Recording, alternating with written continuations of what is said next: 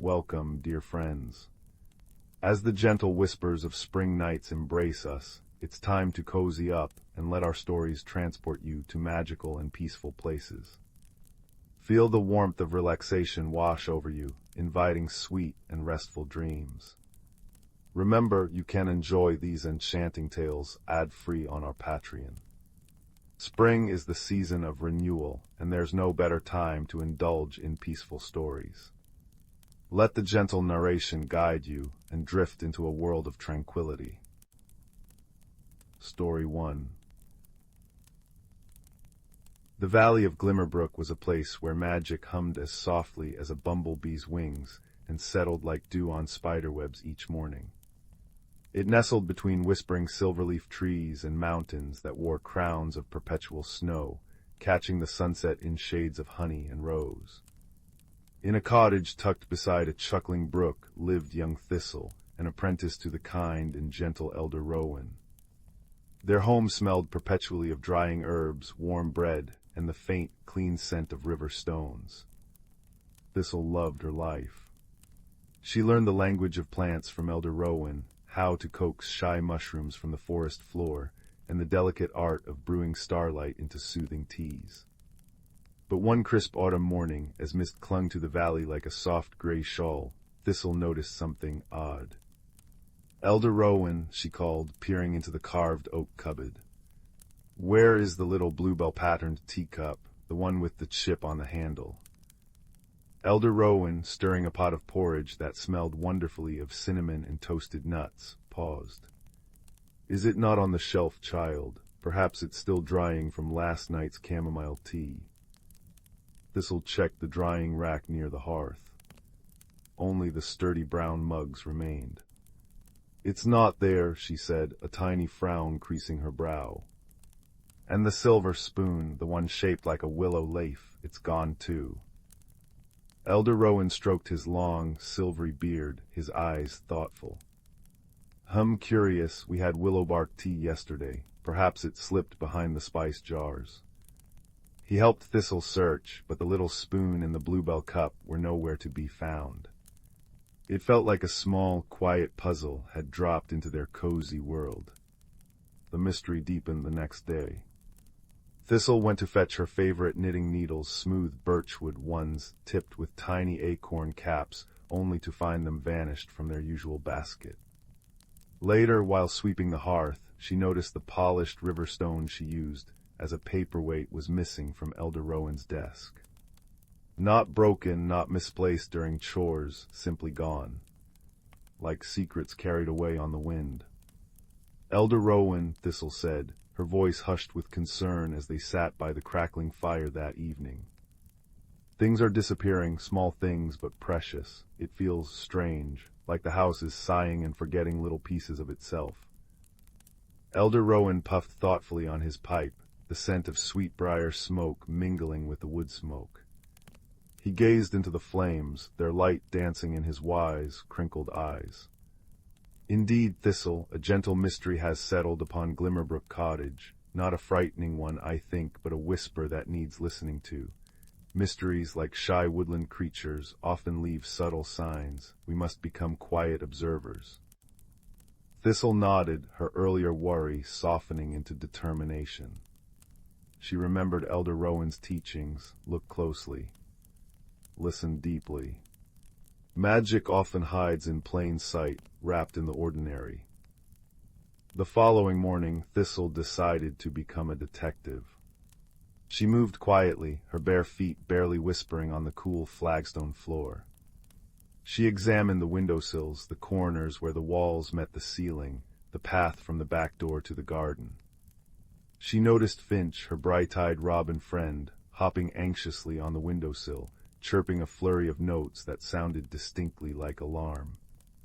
Whiskers, the elderly ginger-striped cat who spent most days dreaming in sunbeams, was unusually alert, his tail twitching as he stared fixedly at a high beam near the cottage roof. "What is it, Finch?" Thistle murmured, offering the bird a crumb of oat cake. "What have you seen?" Finch chirped again, flew a short loop near the ceiling beam. Whiskers was watching, and then darted out the open window. Thistle followed his path. The beam was dark oak, worn smooth with age. At first glance, nothing seemed amiss. But Thistle looked closer. She fetched a small stool and stood on tiptoe. There, tucked into a shallow crevice where the beam met the wall, was a tiny, iridescent blue feather. It shimmered like a captured piece of twilight sky. A feather, Thistle whispered. She carefully plucked it. It was incredibly soft, finer than any bird she knew in Glimmerbrook. It didn't belong to Finch, nor the plump sparrows, nor even the shy wrens. This was something different. She showed the feather to Elder Rowan. He held it up to the window light, turning it slowly. "Ah," he breathed, a spark of understanding lighting his face. A whisper from the sparkle wings, a magpie's feather. But not just any magpie, see how the blue catches the light. That's from the Glimmerbrook azure magpies, shy folk, rarely seen near dwellings. Magpies. Thistle's eyes widened. But they're said to collect shiny things, do you think? It is a possibility, child, Elder Rowan said gently. But why would shy azure magpies come so close, and why take our things? They usually prefer fallen stars or dewdrops on spider silk. There's more to this story, I suspect. Thistle remembered the old tales. Magpies were collectors, drawn to bright, shiny objects. Her knitting needles had acorn caps that gleamed when polished. The willow leaf spoon was pure silver. The river stone paperweight was exceptionally smooth and caught the light. The bluebell teacup had tiny flecks of real silver in the pattern. All shiny, all small enough to be carried. But the why remained. Elder Rowan suggested patience and offering. Perhaps they are in need and our trinkets called to them. Let us see if we can encourage them to reveal their purpose. Thistle placed a small, polished brass thimble, something shiny, but not precious to her, on the windowsill outside. She added a few sunflower seeds, a treat for many birds. Then she and Elder Rowan sat quietly inside, whiskers curled watchfully on Thistle's lap, Finch perched on her shoulder. They waited as the afternoon sun slanted golden through the window, painting warm squares on the floor. Just as Thistle began to think nothing would happen, a flash of brilliant blue darted past the window. Then another. 2 magnificent azure magpies landed on the sill. Their feathers weren't just blue, they were a cascade of sapphire, cobalt, and shimmering turquoise, catching the light like precious gems. Their eyes were bright and intelligent. They eyed the thimble and seeds cautiously. One, slightly larger, hopped forward, its head cocked. With a swift, precise movement, it picked up the thimble in its beak. The other quickly snatched a few seeds. Then in a blur of iridescent wings they were gone, flying not deep into the woods, but upwards towards the very roof beam Whiskers had been watching. Thistle's heart beat faster. They took it, they went up. Elder Rowan smiled. To the roof beam, I think, the crevice. They hurried outside, craning their necks. The roof beam extended just beyond the cottage wall, creating a sheltered nook underneath, hidden from casual view. Thistle carefully brought the taller ladder from the garden shed. With Elder Rowan steadying the base, she climbed up, her hands gripping the cool rungs. Peering into the shadowy space beneath the beam, she gasped. Wedged securely into the angle where the beam met the cottage wall was a nest. But this was no ordinary nest of twigs and mud. It was a masterpiece of collected treasures. Woven intricately with fine silver birch twigs and soft moss were the missing items. The bluebell-patterned teacup lay on its side, forming a cozy inner chamber. The willow leaf spoon was tucked neatly along one edge. Thistle's birchwood knitting needles formed part of the sturdy outer rim, their acorn caps gleaming. The polished river stone anchored one corner. And nestled inside the teacup, cushioned by downy feathers that matched the one Thistle found, were 3 perfect, pale blue eggs speckled with silver. The newly acquired brass thimble sat proudly near the entrance like a tiny sentinel. "Oh," Thistle breathed, her voice filled with wonder, not accusation. "They're building a nest, a safe, warm, beautiful nest for their eggs."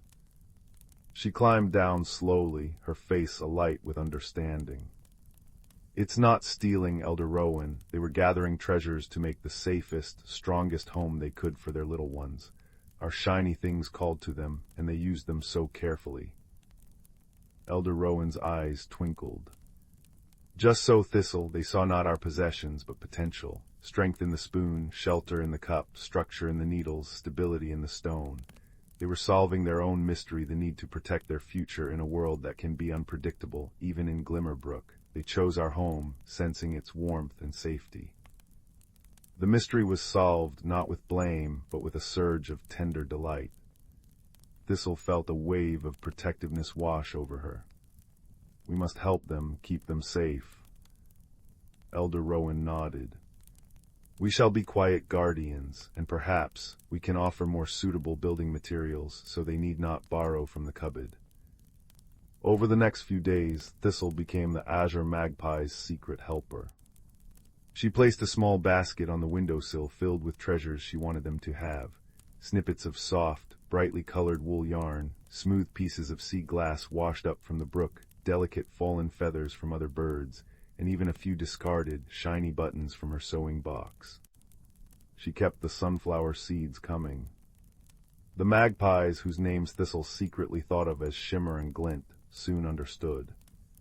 They still investigated the offerings with bright-eyed curiosity, but they stopped venturing inside the cottage.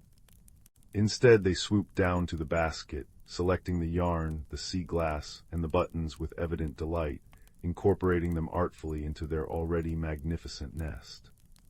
Finch kept watch, chirping softly to Thistle whenever the magpies were busy. Whiskers seemed to approve, resuming his sunbeam naps, though his ears often twitched towards the roof. The whole village of Glimmerbrook heard of the nest. Not through alarm, but through Thistle's excited whispers at the weekly market. Soon villagers started leaving small, shiny offerings near Thistle's garden gate. A polished copper coin, a fragment of iridescent abalone shell, a smooth piece of quartz crystal.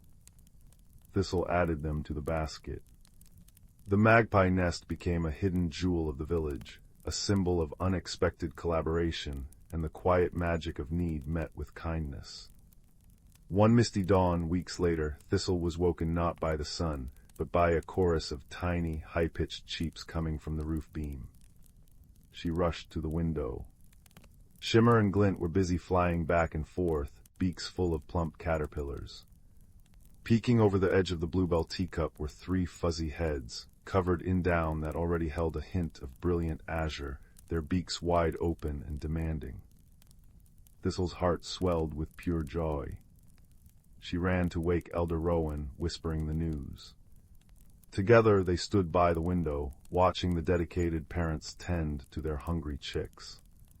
The nest, glittering with sea glass, yarn, buttons, the brass thimble, and yes, the lovingly incorporated teacup, spoon, knitting needles, and river stone, was a testament to resourcefulness and unexpected beauty.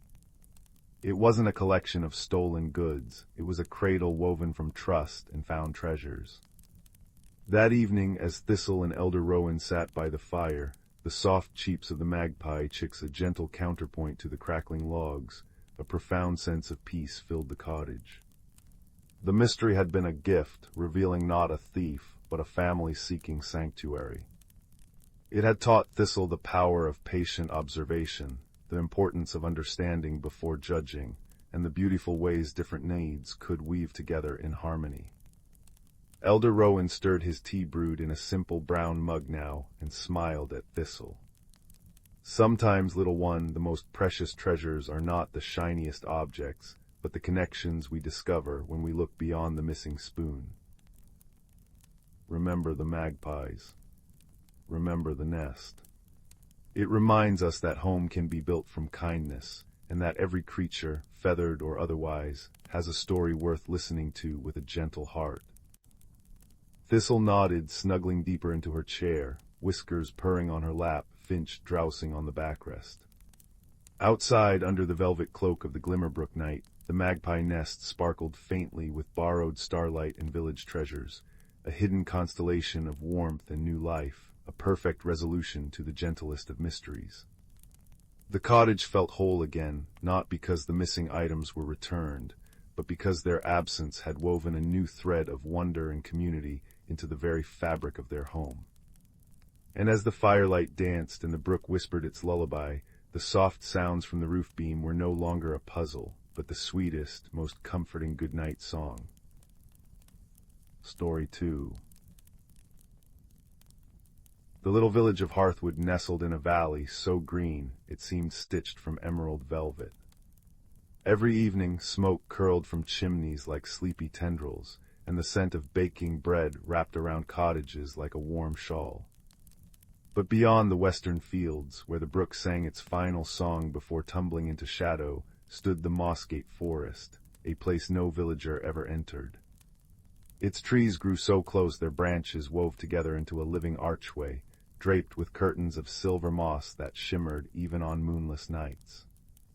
And it was here on a twilight when fireflies danced like scattered stardust that young Finn felt the forest call to him, not in words but in a soft, persistent tug behind his ribs, like the pull of a compass needle toward true north. Finn slipped away quietly, his worn boots barely whispering on the dew-kissed grass. At the Mossgate's entrance the air changed, cooler, sweeter, tasting of damp earth and wild mint. As he stepped beneath the arch, the silver moss brushed his cheeks like cobwebs spun from dreams. Instantly, the familiar world vanished. Before him stretched the Glimmerglade, a meadow where flowers bloomed in impossible colors, petals like liquid sapphire, stems glowing with inner light, and blossoms that chimed softly when the breeze stirred them. Overhead, trees bore leaves of spun copper that clinked together in a gentle, metallic lullaby. Lost little wanderer, a voice chimed beside him. Finn turned to see a creature no taller than his knee, perched on a toadstool. It had moth-like wings dusted with powdered gold, eyes like polished obsidian, and a body woven from living vines. "I'm Thistlewick," it trilled, plucking a note from a nearby flower-stem harp. Guardian of the Glimmerglade's first note. "I'm not lost," Finn said, though his heart fluttered like a trapped bird. "I'm exploring." Thistlewick's wings hummed approvingly. Explorers need courage, and courage needs light. With a flick of its vine fingers, it plucked a petal from a chiming bloom.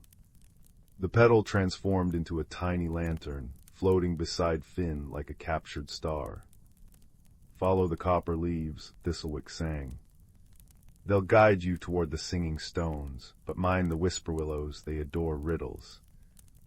The path deepened, winding past pools where water sprites sketched constellations on the surface with their fingertips, and groves where glowing caterpillars inched along branches, leaving trails of soft radiance. Soon the metallic chime of leaves faded, replaced by a low, resonant hum. The trees here grew twisted and ancient, their bark etched with symbols that pulsed faintly. Whisper willows. As Finn approached, their branches swayed like beckoning arms, and voices rustled from their leaves, not unkind but curious. "Step closer, child of sun and soil," the willows murmured in unison. "Answer true, and the way unfolds." The nearest willow bent low, its leaves brushing Finn's forehead. Images bloomed in his mind, a rabbit trembling before a fox, a bird afraid to leave its nest, a ship anchored safe in harbor while wild seas called. "What grows," whispered the willow, "when fear is gently set aside?" Finn thought of the lantern bobbing bravely beside him, of Thistlewick's trust, of the sprites painting stars without hesitation. "Courage," he breathed. "But not the loud kind, the quiet kind that listens first." The willows sighed, a sound like rain on dry soil. Their trunks parted, revealing a path paved with moon-pale stones. Well answered, they rustled. For courage is a seed that blooms in stillness. Beyond the willows, the forest opened into a canyon where towering stones, smooth as polished ivory, rose from a river of liquid light. The singing stones. Each hummed a different note, weaving harmonies that vibrated in Finn's bones. But the river flowed fast and wide, and the stepping stones were slick and far apart. On the opposite bank something glittered, a bridge woven from rainbows, fragile as spun glass. A family of mossbacks, creatures like walking hillocks covered in velvet moss and tiny blue flowers, huddled nearby. Their lantern eyes dimmed with worry. "Our little one," sighed the largest mossback, voice like stones tumbling in a brook. "She chased the sky feather onto the bridge. Now she's too frightened to cross back. The stones, they shift when fear strikes." Finn watched the child mossback, no bigger than a pebble, trembling mid-bridge. The rainbow strands quivered beneath her paws. He remembered the willow's riddle, courage that listens. Closing his eyes, he let the stone's song fill him, deep earth notes, wind whispers, water chimes. They weren't just music, they were a map. Each hum revealed which stepping stones were steady. "Follow my voice." Finn called to the little mossback, his words weaving into the stone's song. "Step where the music feels warm under your paws." Humming the deepest note, he guided her, left to the stone humming like a cello, right to one that chimed like raindrops. Step by trembling step she crossed, tumbling into her family's mossy embrace. The stone's song swelled, triumphant. A path of light solidified across the river. As Finn crossed, the stones pulsed, and their music settled into his heart, a melody he suddenly knew had always been there, waiting to be heard. At the canyon's end, the forest opened into a circular grove. In its center stood the heartwood tree, not of hearthwood, but of the mossgate itself. Its trunk shimmered with embedded crystals, and its branches held nests of woven moonlight. Beneath it sat an elder mossback, her flowers silvered with age. "You've listened well, Finn," she said, though he'd never spoken his name. "The forest sings to those who move with kindness and hear with more than ears." She touched a root, and the earth softened. Crystals from the tree drifted down, settling into Finn's palm as a smooth, warm stone that glowed with inner fire. "This is a forest heart," she murmured. "It holds the Glimmerglade's light, the Whisperwillow's wisdom, the stone's song. Carry it home. When darkness feels heavy, its glow will remind you, true courage is exploring the unknown with an open heart." The journey back was a tapestry of remembered wonders, sprites waving starry farewells, Thistlewick's chime echoing through glades, Whisperwillows bowing as he passed. The mossgate's silver moss parted for him, and he stepped into Hearthwood's familiar embrace just as the first morning star ignited. That night Finn placed the forest heart on his windowsill. Its soft light painted constellations on his walls, and if he listened very closely, he could hear the distant chime of copper leaves, the murmur of wise willows, the deep hum of singing stones. He knew, as sleep wrapped around him like a quilt, that the mossgate hadn't just been a place to explore. It was a mirror showing him the bravery, kindness, and music he carried inside all along. And in dreams, he crossed the Glimmerglade again, this time guiding a trembling rabbit, a hesitant bird, and a ship with sails unfurled toward wondrous seas, the forest heart glowing softly in his hand, lighting the way home. Story 3. The village of Willowbrook nestled in a valley where sunlight danced like liquid gold through maple leaves each morning. At its edge, where cobblestone paths surrendered to wild grasses, lived a quiet boy named Finn. While other children chased butterflies, Finn preferred tracing patterns in creek mud or counting the rings inside fallen logs. He felt most himself in the whispering embrace of the Elderwood forest, a place villagers regarded with wary respect, for its depths held secrets even the oldest timberfolk couldn't name. One crisp autumn afternoon, Finn discovered something peculiar beneath the roots of a lightning-struck oak. It was a stone no larger than his palm, but unlike any river rock he'd seen. Milky white with veins of cobalt blue, it pulsed faintly with warmth against his skin. When Finn held it up to the fading light, intricate symbols shimmered across its surface, a language of spirals and intersecting curves that made his fingertips tingle. Tucking it in his pocket, he felt an odd sense of companionship, as if the stone had been waiting just for him. That night, moonlight pooled on Finn's quilt as he examined his find. Pressing it to his cheek, he whispered, "I wonder where you came from." The symbols flared azure, and suddenly Finn wasn't in his bedchamber anymore. In his mind's eye, he stood in a glimmering cavern where roots cascaded like waterfalls of crystal, and luminescent moths drifted through air smelling of damp earth and honeysuckle. At the cavern's heart grew a tree unlike any in Elderwood, its bark shimmering silver, leaves glowing emerald, and fruits shaped like teardrops that hummed with soft music. Just as he reached toward a low-hanging fruit, the vision dissolved, leaving him breathless in his moonlit room. The stone now glowed steadily, a tiny heartbeat against his palm. Finn knew he'd glimpsed a place beyond ordinary forests. At dawn, he packed oat cakes and a canteen, the stone secure in his pocket. As he crossed into Elderwood, something remarkable happened. Where his shadow fell, moss sprang up in velvety patches, and shy wood violets unfurled toward his boots. The stone's warmth intensified, guiding him off deer trails into thickets where ferns parted like courtiers before a king. He followed a hidden stream until the water turned the color of liquid sapphire, flowing under an archway of intertwined hawthorns. Stepping through, Finn gasped. He stood in the cavern from his vision. Bioluminescent fungi dotted walls like fallen stars, casting dancing light on quartz formations. But the great silver tree was sickly, its leaves dull, fruit silent, and brittle branches weeping amber sap. Beneath it sat a creature Finn might have mistaken for a pine cone, if not for its enormous, liquid dark eyes. Covered in russet fur with leaf-shaped ears twitching nervously, it hugged its knees. "You're human," it rasped, voice like wind through reeds. Humans broke the heartwood before. Finn knelt slowly. "My name's Finn, I mean no harm."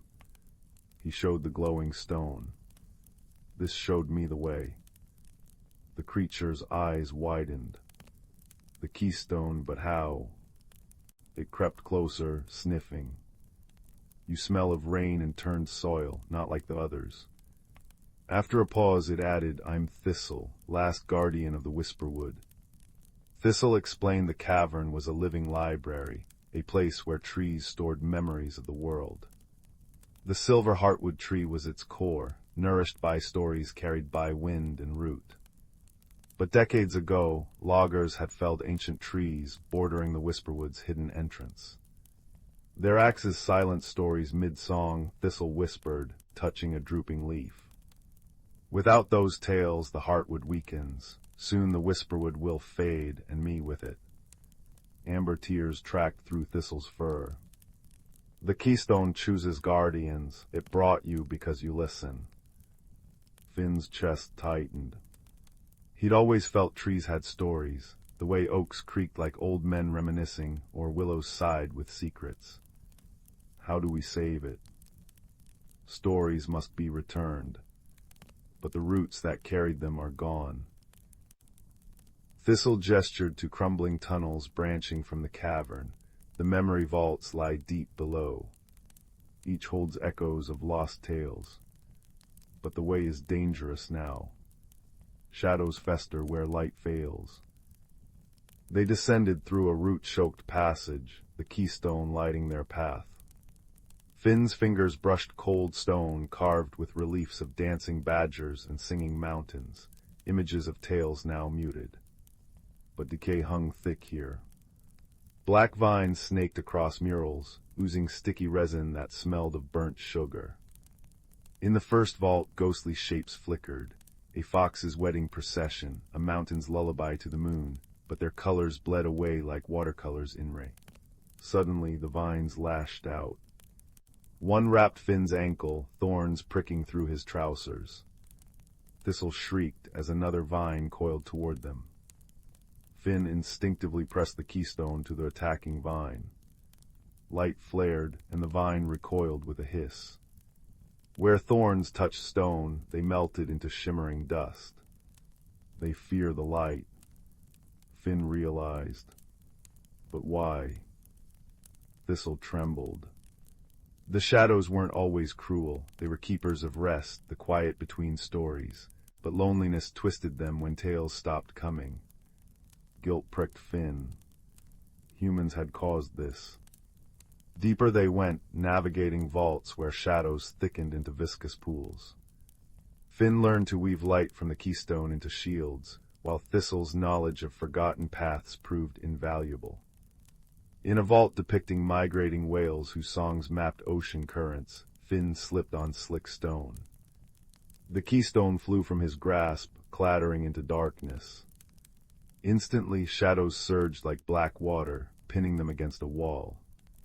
Thistle whimpered as cold seeped into Finn's bones, whispering despair, "Fade with us."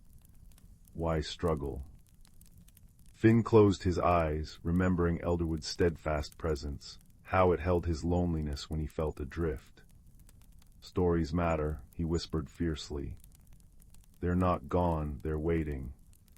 Focusing every ounce of longing for the forest's whispered comforts, he reached. To his astonishment, the keystone responded from the gloom, flaring like a captured star. Shadows shrieked as light exploded, revealing the stone hovering above Finn's outstretched palm. He caught it, warmth flooding him. The shadows retreated, but Finn sensed their anguish beneath the fury. "The vaults are empty not just of stories," he murmured, "but of listeners. Shadows need them too." Thistle stared, then slowly nodded. Even silence has a tale. In the deepest vault they found the source of the corruption, a knot of pulsating black vines choking a crystal pedestal where story echoes once gathered. But instead of attacking, Finn knelt, placing the keystone on the ground. "We're here to listen," he said softly. Thistle joined him, humming a lullaby of rustling grasses. Slowly, the vines stilled. Finn poured memories into the keystone, not grand tales, but quiet moments. The hush of snow on pines, a robin's first flight from its nest, his own small joys in moss and mud. Light bloomed, gentle as dawn. The vines quivered. One tendril extended not to strike, but to brush the keystone. Where it touched, blackness sloughed away, revealing iridescent green beneath. Other vines followed, shedding their thorny skins as Finn and Thistle shared whispered memories, of dew on spiderwebs, of constellations seen through branches. The transformed vines began weaving themselves into living bridges across the vault, blooming with moon-pale flowers that emitted soft chimes. Returning to the heartwood, they found its decay halted, but not reversed. "The stories are waking," Thistle said, pointing to faint glimmers in the branches, "but they are weak." Finn studied the keystone, understanding dawning. Its magic wasn't just for seeing or shielding, it was a conduit. Placing it against the heartwood's trunk, he pressed his palms beside it. "Show them, Thistle, show them your favorite story." Thistle closed its eyes. Into the stillness poured a tale of the first frost, how it painted the world in crystal to protect sleeping seeds, singing a lullaby only roots could hear. As Thistle spoke, the keystone blazed, channeling the story into the tree. Silver bark brightened where Finn touched it. One emerald leaf unfurled, then another. A teardrop fruit swelled, emitting a single pure note that echoed through the cavern. Finn took his turn, recounting the time he'd sheltered a lost fawn during a storm, its heartbeat against his own a story of trust. Light flowed from him through the stone, strengthening the tree. Moths flocked to the newly vibrant branches, their wings dusting the air with prismatic sparks. When the first fully restored fruit dropped into Finn's hands, its melody was a chorus of rustling forests and chuckling streams. "It's enough," Thistle sighed, leaning against the revitalized trunk. The whisperwood remembers how to listen now. It touched Finn's wrist. "You must go. Your world needs listeners, too." At the hawthorn arch, Finn hesitated. "Will you be all right?" Thistle's laughter was a breeze through barley. "Guardians are never alone, the stories are back." It plucked a moonflower from a transformed vine, tucking it behind Finn's ear. "When you listen, truly listen, you'll feel us." Returning to Willowbrook, Finn found the keystone had turned to ordinary stone, its symbols faded. Yet in quiet moments, kneeling by a brook or watching clouds skim hills, he'd feel a familiar warmth in his chest. Where he walked, flowers still bent toward him as if sharing secrets. Villagers noticed a change. The boy who'd always hovered at the edges now spoke of trees with startling tenderness, and children gathered when he described how ferns unfurled like sleepy cats stretching. Years later, Finn became Willowbrook's head gardener. His greatest pride was the memory garden, a patch of rescued elderwood saplings where he'd sit each twilight. Children would bring him fallen feathers or interesting pebbles, and he'd weave tales about them. "Every little thing holds a story," he'd say, "if you learn to listen." One evening, a girl placed a milky white pebble with faint blue veins in his palm. "It glowed in the creek," she whispered. Finn smiled, closing her fingers over it. "Then it chose you, listen well." As dusk deepened, he watched her wander toward the forest, pausing to touch an oak's bark with newfound reverence. Fireflies blinked around her like floating stars, and Finn felt the old warmth pulse in his chest, a silent chorus of roots and wings and whispered tales, weaving a lullaby only the listening heart could hear. High above, a russet-furred shape with leaf-shaped ears watched from the branches, dark eyes gleaming with quiet joy, before vanishing into the leaves like a secret kept safe forever. Story 4. The old stone path winding through Whisperwood always felt like a secret Finn kept from the rest of the sleepy village of Bramblebrook. While others hurried along the main road, bundled against the crisp autumn air, 10-year-old Finn lingered where the cobblestones gave way to mossy earth, his breath puffing like tiny ghosts in the late afternoon light. He felt a familiar tug in his chest, a quiet yearning that the bustling marketplace or his cozy attic room couldn't soothe. It was here, among the ancient oaks whose gnarled roots cradled secrets older than the village itself, that Finn felt most like himself, yet also achingly aware of a loneliness he couldn't name. One such afternoon, as amber sunlight filtered through a canopy of fiery red and gold leaves, a peculiar glint caught Finn's eye near the base of the oldest oak, known locally as Grandfather Tree. Nestled amongst velvety moss and speckled mushrooms was a smooth, oval stone, no larger than a robin's egg. But this was no ordinary stone. It pulsed with a soft, internal light, shifting colors like captured moonlight's silvery white one moment, then cool blues and gentle lavenders the next. It felt warm against Finn's palm, humming with a vibration so faint it might have been his own heartbeat. He tucked it carefully into the pocket of his worn corduroy jacket, a secret warmth blooming against his ribs. That night, unable to sleep, Finn held the stone up to his bedroom window. Moonlight streamed in, striking the stone's surface. Instantly the light within intensified, swirling faster, brighter. Then thin, shimmering beams, like threads of liquid starlight, shot out from the stone, dancing across the wall opposite his bed. They coalesced, forming a luminous, intricate pattern, a map. Not of Bramblebrook, but of Whisperwood itself, marked with paths Finn had never seen, leading deeper into the forest than he'd ever dared venture. At the map's heart pulsed a symbol, a stylized tree encircled by stars. The stone's warmth surged, a silent invitation. The next morning, Finn slipped away before dawn, the moonstone mapstone a comforting weight in his pocket. Guided by its ethereal glow, which now projected the map faintly onto the forest floor before him, he ventured beyond the familiar deer trails and berry patches. The air grew cooler, filled with the rich scent of damp earth and pine resin. Sunlight struggled through denser foliage, painting the undergrowth in dappled patterns. He followed the map's path over a moss-covered log bridge spanning a chuckling brook, around a thicket of brambles that seemed to shift subtly away as he approached, and finally, to a sheer rock face draped in thick curtains of ivy. The mapstone pulsed brighter, its light focusing on a specific section of ivy. Hesitantly, Finn pushed the vines aside. Hidden behind them was a narrow crevice, barely wide enough for him to squeeze through sideways. Taking a deep breath, heart pounding with a mix of fear and exhilarating wonder, he edged inside. The rock was cool and damp against his skin.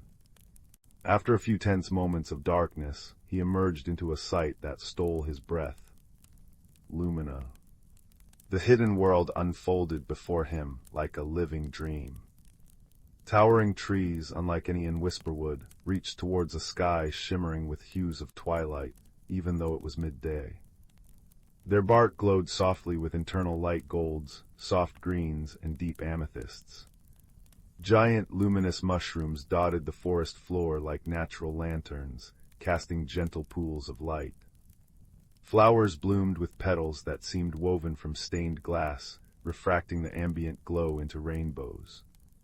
The air hummed with a quiet, harmonious energy, smelling of ozone, crushed mint, and something sweet and unfamiliar. Crystal-clear streams chuckled over smooth, glowing pebbles.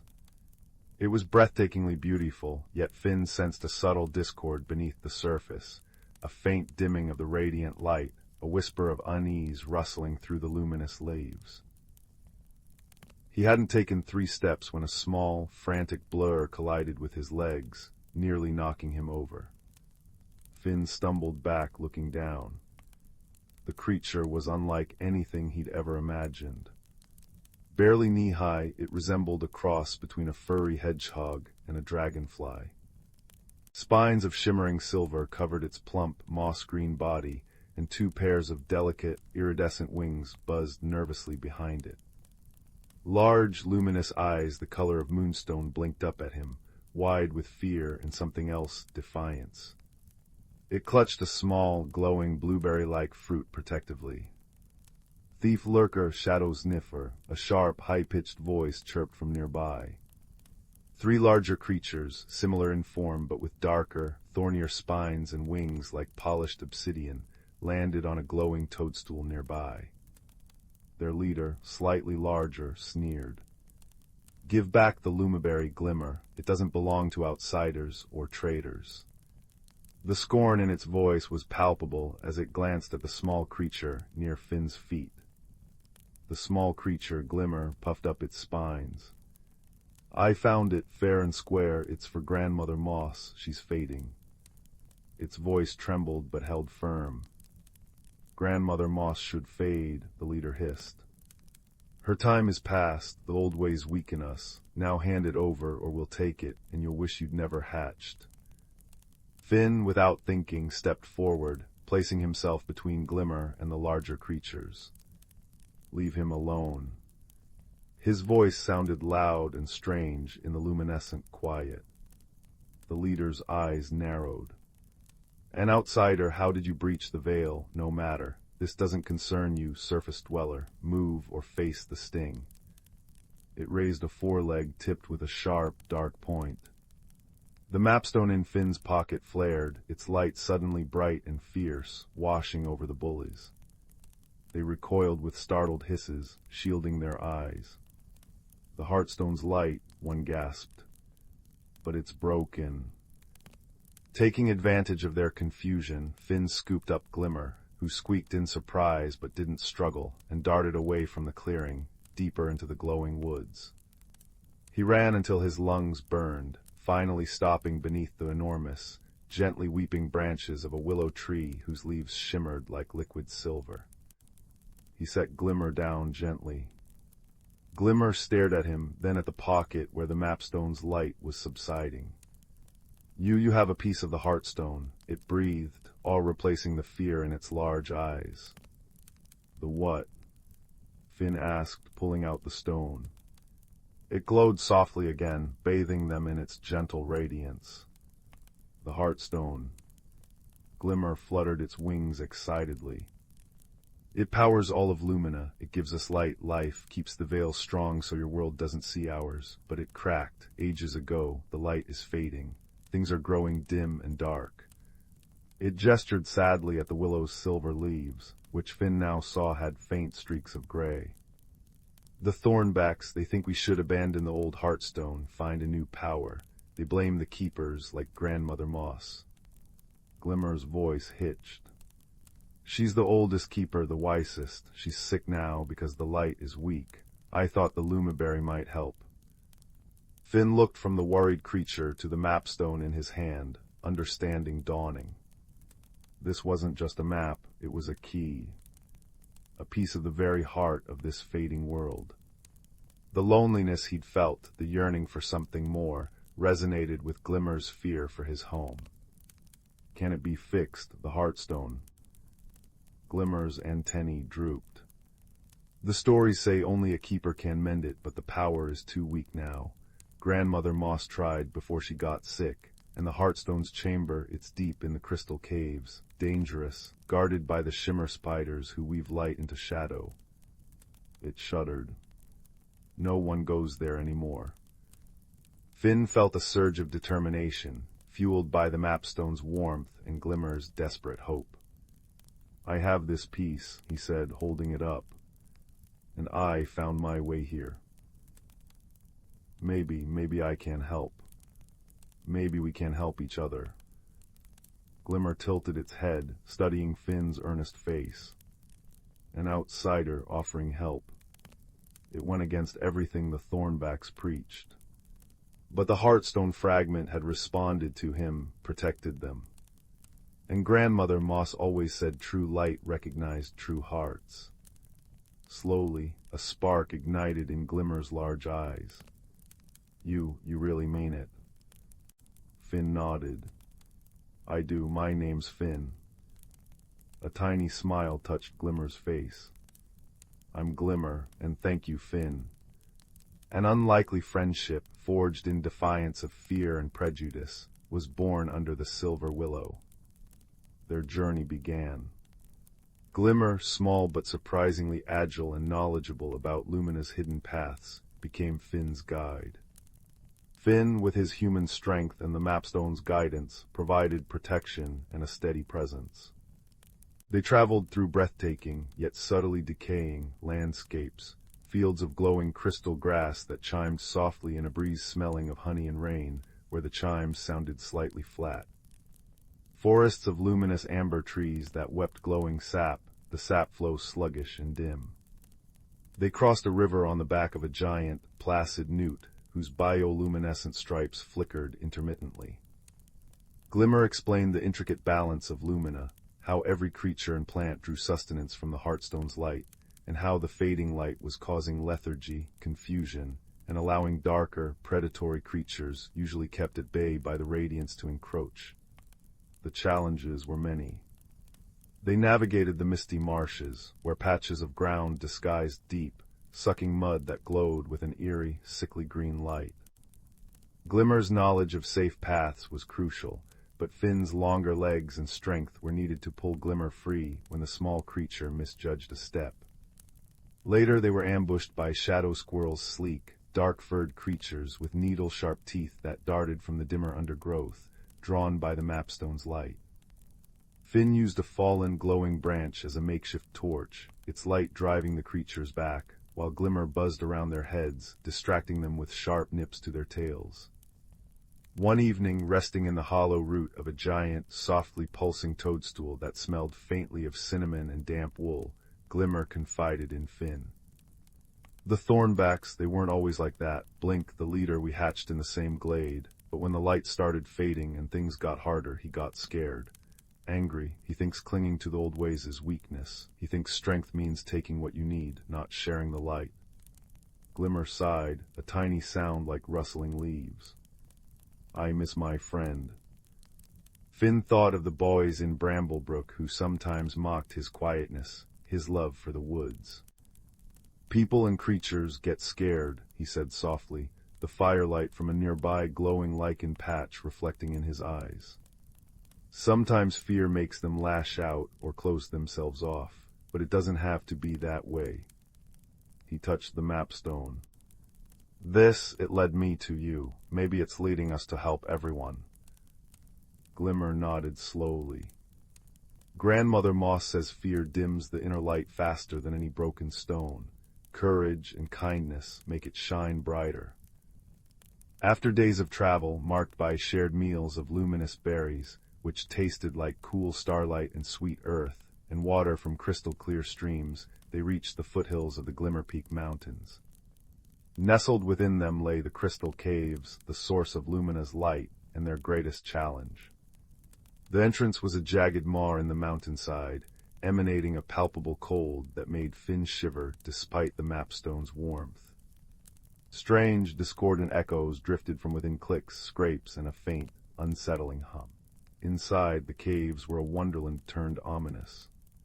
Massive geodes lined the walls, crystals within pulsing with faint, dying light deep amethyst, emerald green, sapphire blue.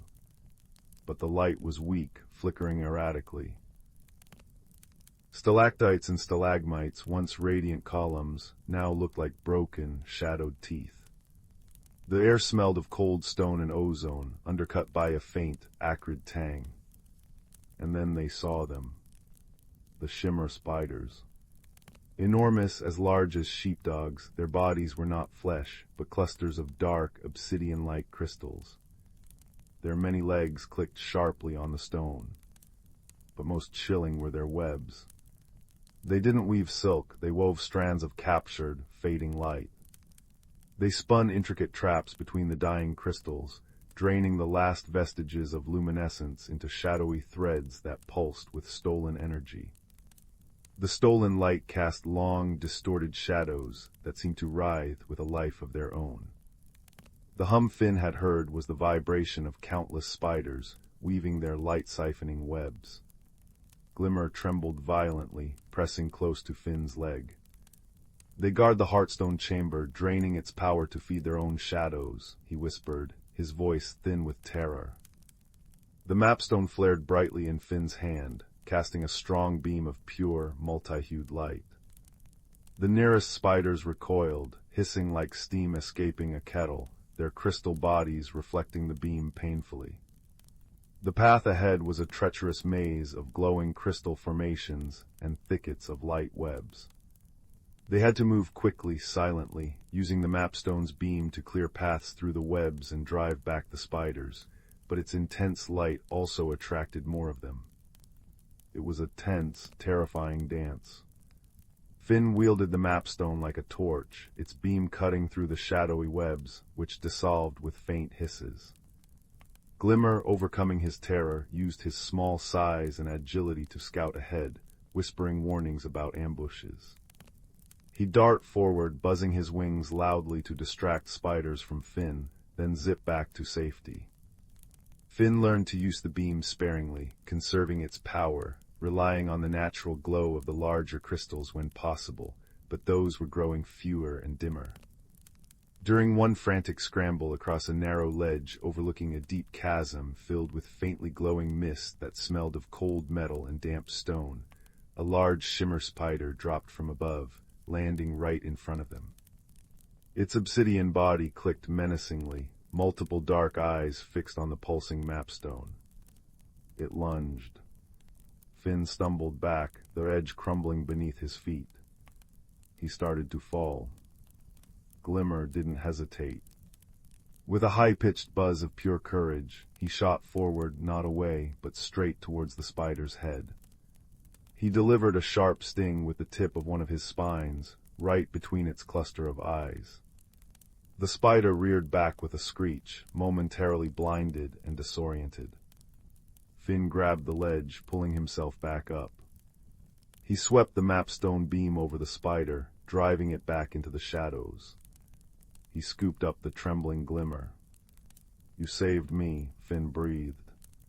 "Friends don't let friends fall into chasms," Glimmer panted, clinging to Finn's jacket. Finally, after what felt like hours navigating the terrifying beauty of the decaying caves, they reached a massive, arched doorway carved into the living crystal of the mountain. It was sealed by a barrier of pure, swirling light, or rather, it had been. Now it was a fractured mess, like a shattered stained glass window, the light leaking out in thin, weak streams. Through the cracks, Finn could see a vast chamber beyond. The mapstone pulsed violently in his hand, pulling him towards the barrier. As he touched the fractured light with the stone, a resonant hum filled the air. The cracks in the barrier flared brightly, then dissolved. The doorway shimmered and vanished, revealing the Heartstone chamber. The sight was awe-inspiring and heartbreaking. The chamber was enormous, its walls and ceiling encrusted with colossal, pure light crystals, though their glow was feeble and intermittent. In the very center, raised on a natural dais of smooth, dark rock, stood the Heartstone itself. Or rather, what remained of it. It was a magnificent, multifaceted crystal pillar, taller than Finn, pulsating with a deep, internal rhythm. But a jagged crack ran down its center, wide enough to fit Finn's hand. From this crack, light bled out weakly, like liquid starlight dripping onto the dais and evaporating into nothingness. The air thrummed with a low, pained vibration. This was the source of Lumina's sickness. Approaching the dais, Finn felt the mapstone grow almost too hot to hold. It vibrated intensely, pulling his hand towards the crack in the Heartstone. Glimmer fluttered anxiously nearby. "It's the missing piece," he chirped. "But how do you mend it?" Grandmother Moss said it takes the light of understanding, of connection. Finn looked at the crack, then at the mapstone in his hand, perfectly shaped to fit the jagged void. He thought of his journey, the loneliness that led him to the woods, the fear he'd felt facing the thornbacks and the spiders, the courage Glimmer had shown, the wonder of Lumina's beauty even in its fading state. He thought of Glimmer's trust, the shared struggle, the unexpected friendship that defied all expectations. He thought of Lumina's creatures, relying on this light. He understood now that the Heartstone wasn't just a crystal. It was the heart of a world, sustained by connection, harmony, and courage, qualities dimmed by fear and fracture. He didn't just place the stone. He held it tightly, pouring all those feelings, the wonder, the friendship, the newfound courage, the deep desire to heal into it. He willed it to mend. The mapstone flared with an intense, pure, white gold light, brighter than anything Finn had ever seen. It illuminated the entire chamber, banishing every shadow, making the surrounding crystals blaze with renewed, hopeful life. He pressed the glowing fragment into the crack. There was no loud sound, only a deep, resonant thrum that vibrated through the stone beneath their feet and up Finn's bones. The light from the mapstone flowed like liquid gold into the crack, sealing it seamlessly. The fracture vanished. The Heartstone pulsed once powerfully, then settled into a strong, steady, rhythmic glow. Pure, potent light erupted from it, flooding the chamber, washing over Finn and Glimmer like warm water. It streamed out through the doorway, down the crystal corridors, filling the caves with radiant life. Outside the mountain, their effect was instantaneous. The twilight sky of Lumina brightened, deepening to a vibrant, star-strewn indigo. The trees blazed with internal fire, their leaves shimmering with renewed vigor. The flowers glowed like miniature suns, the streams sparkled with intense light. The faint discord vanished, replaced by a profound, peaceful harmony that hummed in the very air, smelling suddenly of fresh rain on sun-warmed stone and blooming night-blooming jasmine. The gray streaks vanished from the silver willow leaves, the chimes in the crystal grass rang pure and clear. Finn and Glimmer stood bathed in the Heartstone's restored light, tears of joy and relief welling in their eyes. The impossible had been achieved. Not by might, but by courage, kindness, and the unexpected bond between an outsider and a tiny, spiny keeper. Their return journey was a celebration. Lumina was reborn, vibrant and radiant. Creatures emerged, blinking in the renewed light, their movements energetic, their colors vivid. Word of the outsider who mended the Heartstone with the help of Glimmer, the little keeper apprentice, spread like wildfire. They were greeted with cheers, offerings of the sweetest lumeberries, and songs of gratitude sung by creatures with voices like chiming bells and rustling leaves. Even the thornbacks watched from a distance. Blink met Finn's gaze, his expression unreadable, but the hostility was gone, replaced by a dawning, grudging awe. Finn spent a few more days in Lumina, learning from the now-revived grandmother Moss, a wise, ancient creature formed of living moss and light who radiated gentle power. She thanked him profoundly, confirming that it wasn't just the physical fragment, but the light of his brave, kind heart amplified by his friendship with Glimmer that had reignited the Heartstone's true power. "The strongest magic, young Finn," she murmured, her voice like wind through ancient trees, "is the magic of connection. You brought light back by understanding its true source not in stone, but in spirit." Finally, it was time to go home. The mapstone, its purpose fulfilled, now glowed with a soft, constant light, a warm reminder. Glimmer flew with him to the ivy-covered crevice. There were no grand speeches, just a deep, quiet understanding. Glimmer pressed a small, perfectly round, perpetually glowing pebble from the Heartstone chamber into Finn's hand. "So you remember," he said, his large eyes bright. "So you know you belong here too, always." Finn knelt and gently hugged his small, spiny friend. "I'll never forget Glimmer, never."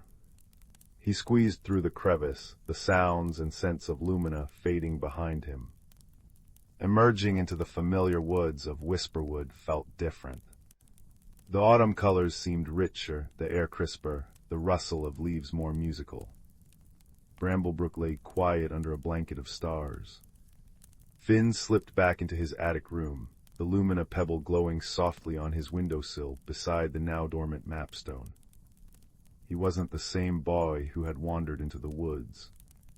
The quiet loneliness was gone, replaced by a warm inner light, a quiet confidence.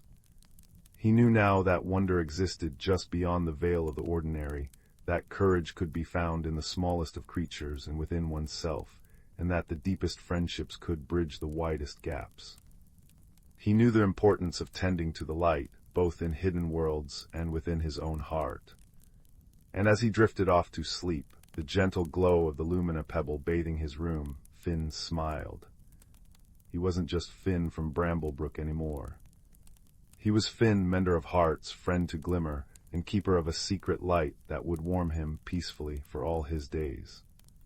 The crackling fire of adventure had settled into the enduring, comforting glow of home, forever changed by the journey. The stars outside his window seemed to twinkle with a knowing light, whispering of a hidden world now safe, where a small creature with shimmering wings looked up at the same sky, thinking of his friend. And in that shared silence, across the veil of worlds, peace reigned. Story 5. The town of Willowbrook nestled between sleepy hills, where chimney smoke curled like lazy question marks against the evening sky. In a small, cluttered attic room overlooking Mrs. Higgins' prize-winning roses lived a quiet boy named Leo. Leo often felt overlooked, much like the forgotten treasures gathering dust in the attic corners. He spent his evenings tracing patterns on the frosty windowpane, wishing for a spark of something extraordinary. One blustery autumn afternoon, while searching for a missing puzzle piece, Leo's fingers brushed against a small, cold object tucked deep inside an old, embroidered sewing box. It wasn't a button or a bead, but a smooth, oval river stone, no bigger than his thumb. It was a peculiar shade of twilight blue, shot through with veins of shimmering silver that seemed to dance when he tilted it. As he held it, a strange warmth spread through his palm, and a faint, melodic hum filled the quiet air, like a distant lullaby played on crystal bells. Leo gasped. This was no ordinary stone. That night, under his patchwork quilt, Leo held the stone close. The humming intensified, soft and soothing. Then, astonishingly, a tiny beam of pure, cool light, like captured moonlight, shot from the stone's surface, painting a shimmering path across his ceiling. It wasn't just light, it seemed to beckon. The path led out the window, across the moonlit garden, and towards the whispering woods that bordered Willowbrook. Leo felt a pull deep in his chest, a yearning he couldn't ignore. The stone had chosen him, and its secret demanded discovery. His journey had begun. His first helper appeared at the edge of the whispering woods. Bramble, a gruff but kind-hearted badger with fur the color of storm clouds and spectacles perched precariously on his snout, was meticulously organizing a pile of acorns under an ancient oak. Harumph, lost are we. Bramble peered over his spectacles, his voice a low rumble. Or chasing moonbeams. He nodded towards the stone in Leo's hand, which pulsed gently, its light pointing deeper into the woods. It led me here, Leo stammered, showing Bramble the stone. It hums and shines. Bramble's eyes widened behind his lenses. Ah, the luminous stone, haven't seen one of those since my great-aunt Gertrude's time. Said they hold the echoes of starlight and guide lost hearts to forgotten truths. Dangerous things to carry alone, boy. The woods get tricky after dark. Need a map reader. His gruffness softened with genuine curiosity. Leo gratefully accepted the badger's company. The woods were a tapestry of velvet shadows and silver moonbeams. The luminous stone's light illuminated a path only Leo could see clearly, winding between gnarled roots and over mossy stones that felt like cool velvet underfoot. The air smelled of damp earth, pine resin, and something sweet and elusive like crushed wild strawberries. Soon they were joined by Pip, a tiny field mouse with fur the color of toasted barley and an infectious giggle. She rode atop a patient, slow-moving snail named Selah's. Ooh, pretty light. Pip squeaked, her button-black eyes reflecting the luminous stone's glow. Are you finding the quiet place? Silas knows the way to quiet places, but he's very slow. I help by telling stories. Pip proceeded to chatter about cloud castles and dandelion fairies, her tiny voice weaving a comforting counterpoint to the forest's deeper sighs. Silas simply blinked his eye stalks in serene agreement. The luminous stone's light grew brighter, its hum more urgent, leading them to the heart of the whispering woods, a hidden glade bathed in ethereal moonlight. At its center stood an ancient, crumbling stone well, choked with weeds and ivy. But the light wasn't pointing to the well, it was pointing down into its dark, silent depths. The melodic hum had shifted, becoming a low, distressed thrumming. The quiet place, Bramble murmured, adjusting his spectacles. But the song, it's fading. The wellspring of the luminous light is down there. Something's wrong. Pip shivered. It's too dark. And Silas doesn't like deep holes.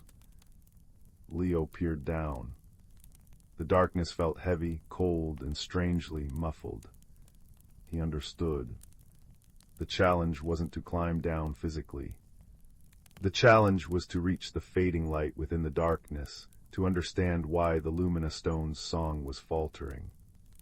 He sat on the cool moss beside the well, the luminous stone warm in his hands. Closing his eyes, he focused not on the dark, but on the stone's gentle thrumming, letting its rhythm fill his mind. Bramble, sensing Leo's need for quiet, meticulously polished his spectacles. Pip curled up beside Silas, humming a soft, comforting tune she'd made up about sleepy stars. As Leo listened, truly listened beyond the fear of the dark, he began to feel something else. A sense of loneliness. A profound, echoing sadness emanating from the depths of the well. It wasn't malevolent but forgotten, like the stone had once been. The luminous stone wasn't just a guide, it was connected to this place. Its light was dimming because the source of wonder below was being choked by neglect and isolation. It wasn't force that was needed, but connection. An idea sparked in Leo's mind, born of his own feelings of being overlooked. It needs to be heard, he whispered. It needs to be remembered. He opened his eyes. Pip, Bramble, Silas, we need to share the song. He held the luminous stone aloft. Sing with it, think of bright, happy things, things full of light. Pip, delighted, immediately launched into her loudest, most joyous squeak, a song about a cheese moon and a river of cream. Bramble cleared his throat and began a deep, resonant hum, a sound like wind through ancient trees. Silas, in his own slow way, rocked gently on his shell, creating a soft, rhythmic scraping sound on the moss. Leo closed his eyes again, pouring his own feelings of wonder at discovering the stone, the beauty of the moonlit glade, and the kindness of his new friends into the luminous stone. He imagined sending that warmth, that light, down into the well. The luminous stone began to vibrate intensely. Its cool light flared, brighter than ever, not as a single beam, but as a radiant aura that pulsed in time with their combined efforts. It streamed down into the well like liquid moonlight. For a moment, nothing happened. Then a deep, resonant chime echoed from the depths, pure and clear, shaking the ivy on the well stones. It was joined by another, and another, building into a harmonious chorus that filled the glade. The oppressive silence shattered, replaced by a symphony of light and sound. From the well mouth, a cascade of shimmering, cool light erupted, not violently, but like a sigh of relief. It swirled upwards, forming intricate patterns in the air-dancing constellations, blooming flowers of pure radiance. The very air in the glade felt warmer, cleaner, buzzing with gentle energy. The weeds choking the well seemed to shrink back, and the ancient stones glowed softly. The quiet place wasn't silent anymore. It was alive with resonant song. The luminous stone in Leo's hand settled into a soft, steady glow, its hum a contented purr. Bramble beamed, his spectacles gleaming. Wisdom over brawn, lad, you listened, you understood its loneliness. Pip danced on Silas's shell. We made the quiet place sing, it's happy now. Silas extended his eye stalks as far as they would go, basking in the gentle light. The journey back felt different. The whispering woods seemed friendlier, the path clearer even without the luminous stone's intense beam, which now pulsed with a warm, reassuring light. Bramble shared stories of star navigation, Pip sang her mouse songs, and Silas offered profound, if slow, observations about the beauty of dew. Leo no longer felt overlooked. He felt connected to the stone, to his friends, to the hidden magic in ordinary things. Back in his attic room, as dawn painted the sky peach and lavender, Leo placed the luminous stone on his windowsill. It glowed softly, a tiny, steadfast star against the waking world. He knew it wasn't just a stone, it was a reminder. A reminder that wonder often hides in forgotten corners, that kindness and understanding are the truest magic, and that even the quietest heart, when it listens and shares its light, can change the world in the gentlest, most extraordinary ways. The melodic hum of the stone blended with the first chirps of waking birds, a lullaby of discovery that lingered as Leo drifted into a deep, peaceful sleep, a small, contented smile on his face, forever changed by the quiet magic of a river stone and the wisdom found in a moonlit glade. Story 6. The air in Rowan's village always smelled of pine needles and wood smoke, familiar and comforting. Yet beyond the tallest hill crowned with ancient oaks lay a place whispered about only in riddles by the elders, the Whisperwood Valley. Rowan, with eyes the color of summer moss and a heart full of quiet curiosity, often stood on that hill, gazing at the thick, shimmering mist that perpetually veiled the valley entrance. Where does the wind sing secrets, the elders would say. Rowan decided one crisp autumn morning to find out. Packing a small satchel with a crusty loaf, a wedge of sharp cheese, and a flask of cool spring water, Rowan slipped past the sleepy village and climbed the hill. At the crest, the mist swirled like liquid silver, cool and damp against Rowan's cheeks. Taking a deep breath filled with the scent of wet earth, and something sweetly unfamiliar like crushed moonflowers and warm honey, Rowan stepped through. Instantly, the world changed. The mist thinned, revealing a valley bathed in perpetual twilight, though the sky above was a clear, deep sapphire scattered with stars that shimmered like dewdrops. Giant luminous mushrooms dotted the landscape, casting soft pools of blue, violet, and gold light. Trees, unlike any Rowan had seen, had bark that glowed faintly amber, and leaves that chimed softly like tiny silver bells with every breath of wind. A warm, gentle breeze carried the sweet scent, and beneath Rowan's feet the moss felt like velvet. This was the Whisperwood. As Rowan ventured deeper, marveling at singing streams that flowed with water clear as crystal and sparkled with its own inner light, a soft giggle echoed. Looking up, Rowan saw dozens of tiny, shimmering lights darting between the glowing mushrooms. They weren't fireflies. Closer inspection revealed they were delicate creatures no bigger than Rowan's thumb, with bodies like dandelion seeds and wings like spun moonlight. Their laughter was the sound of wind chimes and rustling leaves. One, bolder than the rest, zipped down, hovering just before Rowan's nose. It pulsed with a soft, friendly light. "Hello," Rowan whispered, afraid to startle it. "Are you lost?" The tiny creature chimed a merry note and did a loop-de-loop. It wasn't lost, it seemed curious. It zipped a little way down a path lined with softly glowing blue ferns, then paused, pulsing its light expectantly. Rowan understood. "Are you showing me the way?" Another happy chime. And so, guided by the little lumina seed, as Rowan decided to call it, the journey began. The path led to a grove where the trees grew closer, their chiming leaves creating a gentle, constant melody. Here the ground became spongy, and Rowan's foot sank slightly. Suddenly, the mossy earth nearby shifted. A large, round creature, covered in thick emerald moss and speckled with tiny, glowing white flowers, slowly uncurled. It had kind, deep-set eyes like polished river stones, and a mouth that formed a gentle O of surprise. It made a low, rumbling sound, not menacing, but questioning like stones tumbling in a deep brook. Rowan froze, then remembered the elders' tales, listened to the language of the earth. Slowly, carefully, Rowan knelt. "Hello," Rowan said softly, placing a hand flat on the cool, velvety moss beside the creature. "I didn't mean to disturb you." The creature rumbled again, a softer sound. It nudged a large, smooth stone with its mossy head. On the stone were intricate patterns of glowing lichen. Rowan peered closer. The patterns weren't random, they looked like a map or perhaps a puzzle. Part of the pattern near the edge seemed incomplete, missing a specific shape. Looking around, Rowan spotted a fallen branch nearby, its shape oddly familiar. Picking it up, Rowan saw it perfectly match the gap in the lichen pattern on the stone.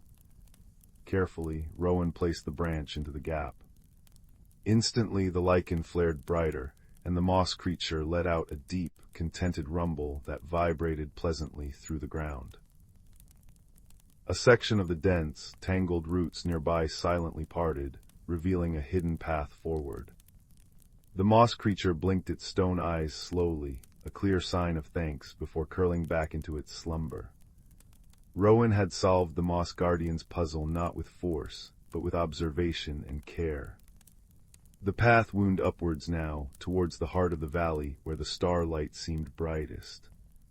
The lumina seed danced ahead, its light a constant, cheerful beacon.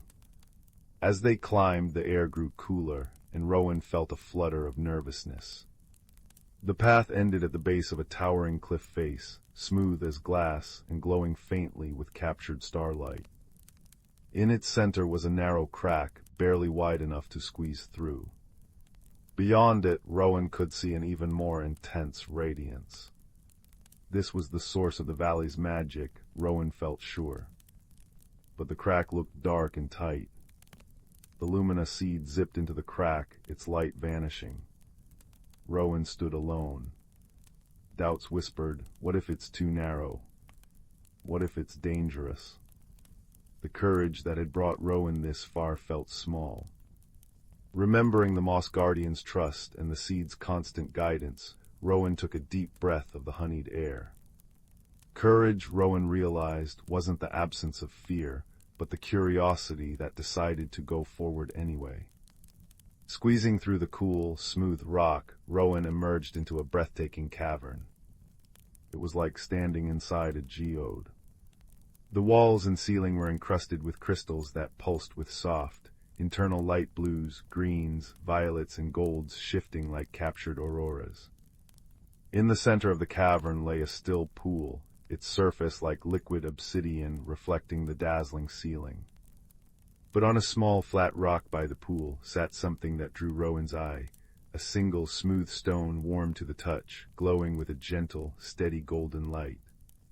It felt welcoming, like a friend found after a long journey. As Rowan picked it up, a wave of pure, peaceful warmth flowed through Rowan's hands. The lumina seed reappeared, chiming softly, its light mingling with the stone's glow. Rowan understood. This wasn't a treasure to be hoarded. It was the heart of the valley's gentle magic, a symbol of warmth and light found through exploration. Holding the warm stone felt like holding courage itself, quiet, steady, and comforting. The journey back felt different. The whisperwood seemed to welcome Rowan as a friend. The chiming leaves sounded like applause, the glowing mushrooms nodded gently, and even the moss guardian gave a sleepy rumble of acknowledgement as Rowan passed. The lumina seed flitted beside Rowan all the way back to the shimmering mist barrier. Stepping back through the mist onto the familiar hill, Rowan blinked in the ordinary afternoon sun. The village rooftops were visible below, smoke curling from chimneys. Everything looked the same, yet utterly changed. Rowan clutched the warm, glowing stone in one pocket and felt a tiny, persistent light hovering near the other. The luminous seed had followed Rowan home. That night, tucked safely into bed, Rowan placed the warm stone on the windowsill. It cast a soft, golden circle of light on the floor. Outside, the little luminous seed danced among the fireflies, a tiny beacon of the magic just beyond the hill. Rowan drifted to sleep, the gentle chime of the seed faint on the breeze, a reminder of the velvet moss, the singing streams, and the kind stone eyes of the moss guardian. The adventure hadn't just been about finding a magical place. It had shown Rowan that the greatest courage often begins with a single curious step into the unknown, and that kindness and observation can open paths where none seem to exist. The Whisperwood Valley was no longer just a riddle. It was a secret warmth held close, a whisper of wonder that proved even the quietest heart holds boundless bravery, and that the world is far more enchanting and far kinder than it sometimes seems. And as sleep claimed Rowan, the warm stone glowed a little brighter, promising that the magic of exploration and the comfort of a friend found in the most unexpected place was always close by. Story 7. The cobblestone streets of Willowbrook always smelled of rain and possibility, especially in the quiet hour just after twilight. Young Finn, who preferred the company of dusty library books to boisterous games, was returning home from Mrs. Thistle's bookshop, clutching a worn volume on cloud formations. His path took him past the ancient, leaning oak tree that guarded the town square. Tonight, something glinted amongst its gnarled roots. Curiosity, that quiet friend Finn trusted above all others, nudged him closer. Nestled in the moss, half-buried like a forgotten secret, lay a key. Not a grand, ornate key fit for a castle, but a small, humble thing made of warm, tarnished brass. It felt strangely comforting in his palm, humming with a faint warmth like a sleepy kitten. Engraved on its bow was a single, tiny feather. Finn slipped the key into his pocket, its gentle warmth a constant, reassuring companion. That night, as he traced the feather engraving by candlelight, the key pulsed softly. A soft whisper like wind through dry reeds filled his mind. Seek the unseen path, find what the sky has forgotten. The whisper wasn't frightening, it felt like an invitation. The next morning, Finn packed a simple knapsack, a water flask, some crusty bread and cheese, his cloud book, and the brass key. He told his parents he was going on a long walk to study the sky. The key felt warm against his chest as he stepped beyond the familiar boundaries of Willowbrook, heading towards the Whispering Woods, a place usually veiled in mist and tall tales. The woods lived up to their name. Ancient trees murmured secrets in rustling leaves, and shafts of sunlight, thick as honey, pierced the canopy, dust motes dancing within them. Finn felt a gentle tug, a pull in his chest, guiding him deeper. It led him to a sheer, moss-covered cliff face, seemingly impassable. Yet, as he approached, the brass key grew warmer. He held it up, and where its light touched the stone, shimmering outlines appeared, narrow footholds and handholds, forming a winding path upwards. The unseen path. Climbing was slow and careful, the stone cool and damp beneath his fingers. Halfway up, perched precariously on a narrow ledge, Finn froze. Below him the woods stretched like a green ocean. Above, the cliff seemed endless. Fear, cold and sharp, pricked his skin. Just then, a gruff voice broke the silence. "Bit high for cloud watching, lad, wouldn't you say?" Startled, Finn looked down. On a lower ledge, peering up with bright, intelligent eyes, sat a badger. He wore tiny, round spectacles perched on his snout and clutched a knobbly walking stick carved with constellations. "Name's Bramble," the badger announced. "Keeper of forgotten footpaths and unappreciated fungi. Saw you activating the old sky key. Haven't seen one of those in an age. Bit rusty on the climbing, are we?" Before Finn could answer, a flurry of iridescent feathers swooped down. A small starling landed beside Bramble, tilting her head. "He doesn't look rusty, Bramble. He looks scared, like when Pip saw the big owl." Her voice was like chiming bells. "I'm Pip. I remember things, especially shiny things and high places. Can I help?" Bramble sighed, adjusting his spectacles. "Wisdom and wings, lad. You'll need both where you're going. That key doesn't light the way for just anyone. What's it telling you to seek?" Finn, heart still pounding but comforted by their presence, explained the whisper. "Find what the sky has forgotten." "Ah," Bramble nodded sagely, tapping his stick. "The sky forgets nothing lightly, but sometimes things fall, get lost in the cracks between clouds and earth." He pointed his stick upwards. "The summit glade. That's where the sky touches the land most gently. But the path gets tricky near the top. Needs a different kind of seeing." With Bramble offering steadying advice, "Plant your foot there, lad, see that sturdy root," and Pip darting ahead, scouting the safest route and chattering encouragement, "Almost there. Ooh, look at that butterfly." Finn climbed higher. The air grew thinner, cooler, smelling of pine resin and distant rain. Finally, they pushed through a curtain of hanging vines into the summit glade. It was a place of breathtaking serenity. Soft, silver-green grass carpeted a natural amphitheater, surrounded by ancient, wind-sculpted pines. In the very center, bathed in pure, liquid sunlight, stood a pedestal of smooth, milky quartz. But instead of a forgotten treasure, the pedestal held only a small, perfectly round hole, about the size of Finn's fist. The air above it shimmered faintly, like heat haze. "The sky's memory well," Bramble whispered reverently. "But it's empty. That can't be right." Pip fluttered nervously. "It feels sad, like a nest without eggs." Finn felt the brass key grow hot in his hand. He approached the well. The shimmering air above the hole wasn't empty. It felt thick, resistant, like trying to push through heavy velvet. He reached out, but his hands simply stopped, meeting an invisible, yielding barrier. He pushed harder, but it only gave slightly before pushing back.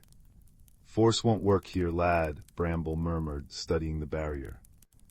"This isn't a lock to be broken. It's a sorrow to be understood." Finn sat cross-legged before the well, the key resting warm in his lap. He closed his eyes, not to see with them, but to feel. He remembered the whisper, "Find what the sky has forgotten." Forgotten implied it was once remembered. Lost. He thought of his cloud book, how clouds changed form but never truly vanished. He thought of the warmth of the key, like captured sunlight. He thought of Pip's sadness. "The sky hasn't forgotten something out there," Finn murmured, opening his eyes, a dawning understanding warming him. "It's forgotten something about itself. The memory well isn't empty, it's holding on to something the sky can't bear to lose, but it's trapped by its own grief, like a tear that won't fall." He looked at the shimmering barrier. It wasn't a wall, it was a held breath. A stifled sigh. The sky was holding its sorrow inside the well. "It needs to let go," Finn whispered. "But gently, to remember that even sadness can be beautiful when it's shared." He didn't try to push through the barrier again. Instead, he took the brass key. Not to unlock, but to connect. He held it up not towards the barrier, but towards the open sky above the glade. The tiny feather engraving caught the sunlight. Finn focused on the feeling of the key, warm, comforting, a small, solid thing holding a promise. He thought of gentle rain after a drought, of mist clearing to reveal the sun, of the quiet comfort of sharing a burden. "It's okay," he said softly, his voice barely a whisper yet echoing in the glade's stillness. "It's okay to remember, it's okay to let it go. The sadness isn't lost, it becomes the rain that feeds the earth, the mist that paints the dawn. It becomes part of everything beautiful again." He poured his understanding, his quiet empathy, through the key. It wasn't magic words, but magic feeling the wisdom of accepting loss as part of the cycle.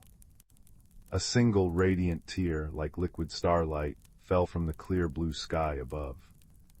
It landed silently on the shimmering barrier above the well. Where it touched, the resistant shimmer softened, dissolved, and flowed like liquid silver down into the hole in the pedestal. The instant the last drop vanished, the summit glade bloomed. Flowers Finn hadn't seen before unfurled in a burst of impossible colors, their scent like moonlight and dew. The air hummed with pure, resonant joy, a sound felt more than heard. Light, brighter and softer than before, filled the glade, painting everything in hues of gold and pearl. Above the memory well where the barrier had been, a small, perfect image shimmered into being, a fledgling starling taking its very first, wobbly flight towards a radiant sunset. It was a moment of pure, fragile joy, preserved forever. The sky hadn't forgotten the beauty, it had only forgotten how to release the pain of its passing. Finn had helped it remember. Bramble removed his spectacles, wiping his eyes. "Wisdom, lad, true wisdom. You didn't force the lock, you understood the heart that held it closed." Pip danced in the air, singing a sweet, wordless song. "It's remembering, the sky is remembering the happy things too." The journey back down the unseen path felt lighter. Finn carried no physical treasure, but his heart felt full, expanded. He understood now that the greatest magic wasn't in grand gestures, but in quiet understanding, in helping something lost find its way home, even if that home was simply acceptance. The brass key had cooled in his pocket, feeling like an ordinary, slightly tarnished piece of brass once more. Yet when he touched it, he felt the echo of the sky's gratitude, a soft warmth like the first ray of dawn. Back in Willowbrook, under a sky now streaked with the gentle pinks and oranges of sunset, Finn stopped beneath the old oak tree. He placed the brass key back amongst the roots where he'd found it. It belonged to the secrets, to the next seeker who listened with their heart. As he walked home, the scent of rain and possibility hung in the air, richer than ever. He looked up at the clouds, no longer just shapes in a book, but part of a vast, feeling sky that remembered, that let go, and that held countless quiet wonders in its embrace. And Finn, the quiet boy who loved books, now carried a different kind of story within him, a story of a key, a journey, and the gentle, enduring magic of understanding. The world felt softer, kinder, and infinitely more full of unseen paths, waiting for a kind heart to find them. The comforting warmth of that knowledge settled over him like a well-loved blanket as the first stars began to twinkle, silent promises in the darkening blue. Story 8. The village of Willowbrook nestled in a valley where mist often clung to the cobblestones like sleepy cats. Young Leo, with eyes the color of moss after rain, lived in a cottage at the edge of the woods, a place filled with the comforting clutter of generations. His favorite spot was the attic, a treasure trove of forgotten things, dusty books with gilded titles, trunks smelling of camphor, and oddities like a music box that played a tune only butterflies seemed to hear. One rainy afternoon, seeking shelter from the downpour, Leo rummaged through an old cedar chest. Beneath a pile of yellowed lace shawls, his fingers brushed against something cool and smooth. He pulled out a teacup. It wasn't grand porcelain, it was simple earthenware, glazed a deep, comforting blue like twilight sky. Its handle was slightly chipped, and around its rim danced a painted pattern of silver leaves and tiny, star-like flowers. It felt different. Not fragile but present, humming with a quiet energy against his palm. Curious, Leo carried it downstairs. His grandmother, busy knitting by the hearth, glanced up. "Ah, the forget-me-not cup," she murmured, a soft smile touching her lips. "Found it, did you? It belonged to your great-aunt Sylvie. She always said it held the quietest kind of magic." "What kind of magic?" Leo asked, turning the cup in his hands. It felt warm now, almost alive. "The kind you have to listen for," his grandmother replied cryptically, her needles clicking a soothing rhythm. That night, unable to sleep, Leo filled the cup with warm milk and honey. As he sipped, a faint wisp of steam curled upwards, not dissipating but shimmering. Within the shimmer, tiny, fleeting images flickered. A glimpse of a winding path through sun-dappled woods, the silhouette of a tall tree on a hill, a flash of silver feathers. Leo gasped, nearly dropping the cup. The steam cleared. He sipped again, focusing. This time the image was clearer, a silver owl perched on a gnarled branch, looking straight at him with wise, amber eyes. A feeling, warm and insistent, bloomed in his chest, a call, a gentle tug towards the woods. The next morning, with the blue cup carefully wrapped in soft cloth and tucked in his knapsack, Leo told his grandmother he was going exploring. "Listen to the cup, Leo," she advised, her eyes kind. "And listen to the world around you. True magic understands both." His journey began where the village path surrendered to the whispering embrace of the ancient forest, the whispering woods. The usual sounds, birdsong, rustling leaves, seemed amplified, layered with faint, melodic sighs Leo couldn't quite decipher. He took out the cup. Holding it, the sighing resolved into soft, distinct whispers carried on the breeze. "Seek the sentinel oak, find what is lost, remember." The path was overgrown and unfamiliar. As Leo pushed deeper, the sunlight filtering through the canopy turned the air green and gold. Doubt began to creep in. Was he just imagining things? He sat on a mossy log, unwrapped the cup, and poured a little water from his flask into it. He sipped. The steam swirled, showing not a path, but a small, worried face peeking from behind a giant fern. It had bright, button-black eyes and a twitching nose. "Hello," Leo called softly. A moment later, a stout badger waddled out. He wore a tiny, frayed waistcoat and peered at Leo with shrewd curiosity. "HMMPH, bit young for wandering the deep woods alone, aren't you? Name's Bramble, saw your cup steam. Powerful little thing, that is. Belonged to Sylvie, didn't it? Knew her, good soul. Always left the juiciest grubs undisturbed." Bramble sniffed the air. "You're looking for the sentinel oak, lost your way." Leo nodded, relieved. The whispers said to seek it, but the path vanished. Paths here have minds of their own, Bramble chuckled, a low, rumbling sound. They like a bit of respect. And company. Come on. I know a way. But mind the thistle patch. Nasty prickles, those. Bramble proved an excellent guide, pointing out hidden animal trails, the best patches of wild strawberries, and warning of a particularly grumpy hedgehog. He told stories about Sylvie, how she'd sit by the old oak, sipping tea from the blue cup, and the woods seemed to sigh with contentment around her. Something precious was lost near that oak long ago, Bramble mused. Not gold or jewels, something quieter. Sylvie tried to find it, maybe the cup remembers. As they climbed a gentle rise, the trees thinned. Ahead stood the sentinel oak, truly ancient, its trunk wider than Leo's cottage, its branches like great, gnarled arms holding up the sky. But the sight that greeted them wasn't peaceful. A dense, swirling mist clung to the base of the tree, thick and gray, pulsing with a faint, discordant hum. It felt cold and unwelcoming, muffling the forest sounds. Leo felt a pang of sadness emanating from it.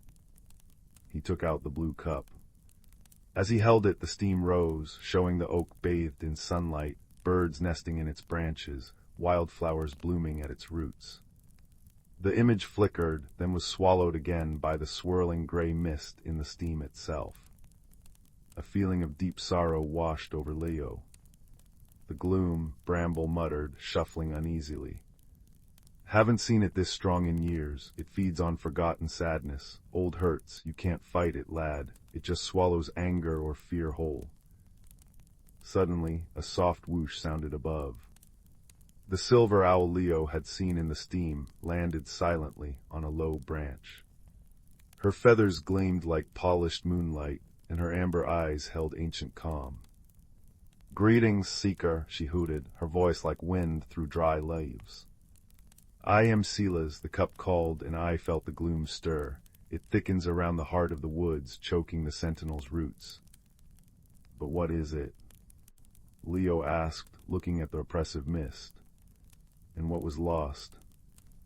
Silas tilted her head. Long ago, before Sylvie's time, a misunderstanding grew between the creatures of the wood and the folk of Willowbrook. Harsh words were spoken, trust was broken. The sadness of that rift, unspoken and unresolved, settled here. It became the gloom. What was lost was harmony, the easy trust between the village and the wild. "How do we get it back?" Leo asked, his heart heavy. Fighting seemed impossible. Bramble looked grim. "Wisdom, lad, not force. Remember what your grandmother said. Listen." Leo looked at the blue cup in his hands. Listen to the cup. Listen to the world. He remembered the feeling of contentment in Bramble's story about Sylvie. He thought of the warm milk, the honey, the steam showing peaceful images. An idea sparked, fragile as a spider's web. "Silas," he asked, "could you find the sweetest wild honeycomb nearby? Bramble, could you gather the freshest, clearest spring water?" The owl blinked. "An unusual request, seeker, but yes." She soared silently into the trees. Bramble nodded. "There's a spring just yonder, clean as crystal." He trundled off. Leo gathered dry twigs and moss at the very edge of the gloom, building a small, neat fire. When Bramble returned with water in a large leaf, and Silas dropped a piece of golden honeycomb glistening with sweetness, Leo carefully poured water into the blue cup. He held it over the small fire until the water steamed gently. He added a generous piece of honeycomb, stirring it slowly with a clean twig, watching the honey swirl and dissolve, filling the air with a warm, comforting scent of flowers and sunshine. He thought of his grandmother's kindness, Bramble's gruff guidance, Silas's serene wisdom, and Sylvie's gentle presence. He poured the warm, fragrant liquid into the cup.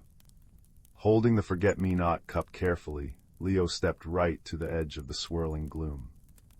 The cold, discordant hum intensified, pushing against him. He closed his eyes for a moment, focusing not on fighting, but on the feeling in the cup: warmth, sweetness, connection. He held the cup out towards the mist. "It's okay," he whispered, his voice steady but gentle.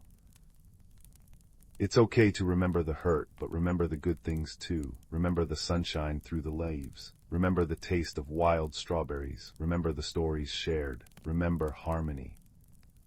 He poured a small stream of the warm honey water onto the ground at the very edge of the gloom.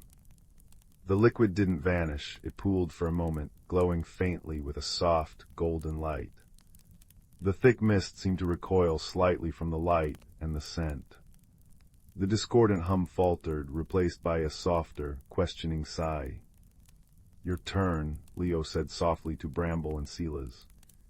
"Remember something good, something kind." Bramble shuffled forward. He cleared his throat. Remember Sylvie sharing her apple pie crust with the field mice on Midsummer's Eve." A small, warm glow, like a fallen autumn leaf, pulsed from him towards the gloom. Silas spread her wings slightly. "Remember the night the lost fawn was guided home by the glowworms, and the whole wood sighed with relief. A soft silver light, like moonlight on snow, drifted from her." Leo poured another small stream of the honey water.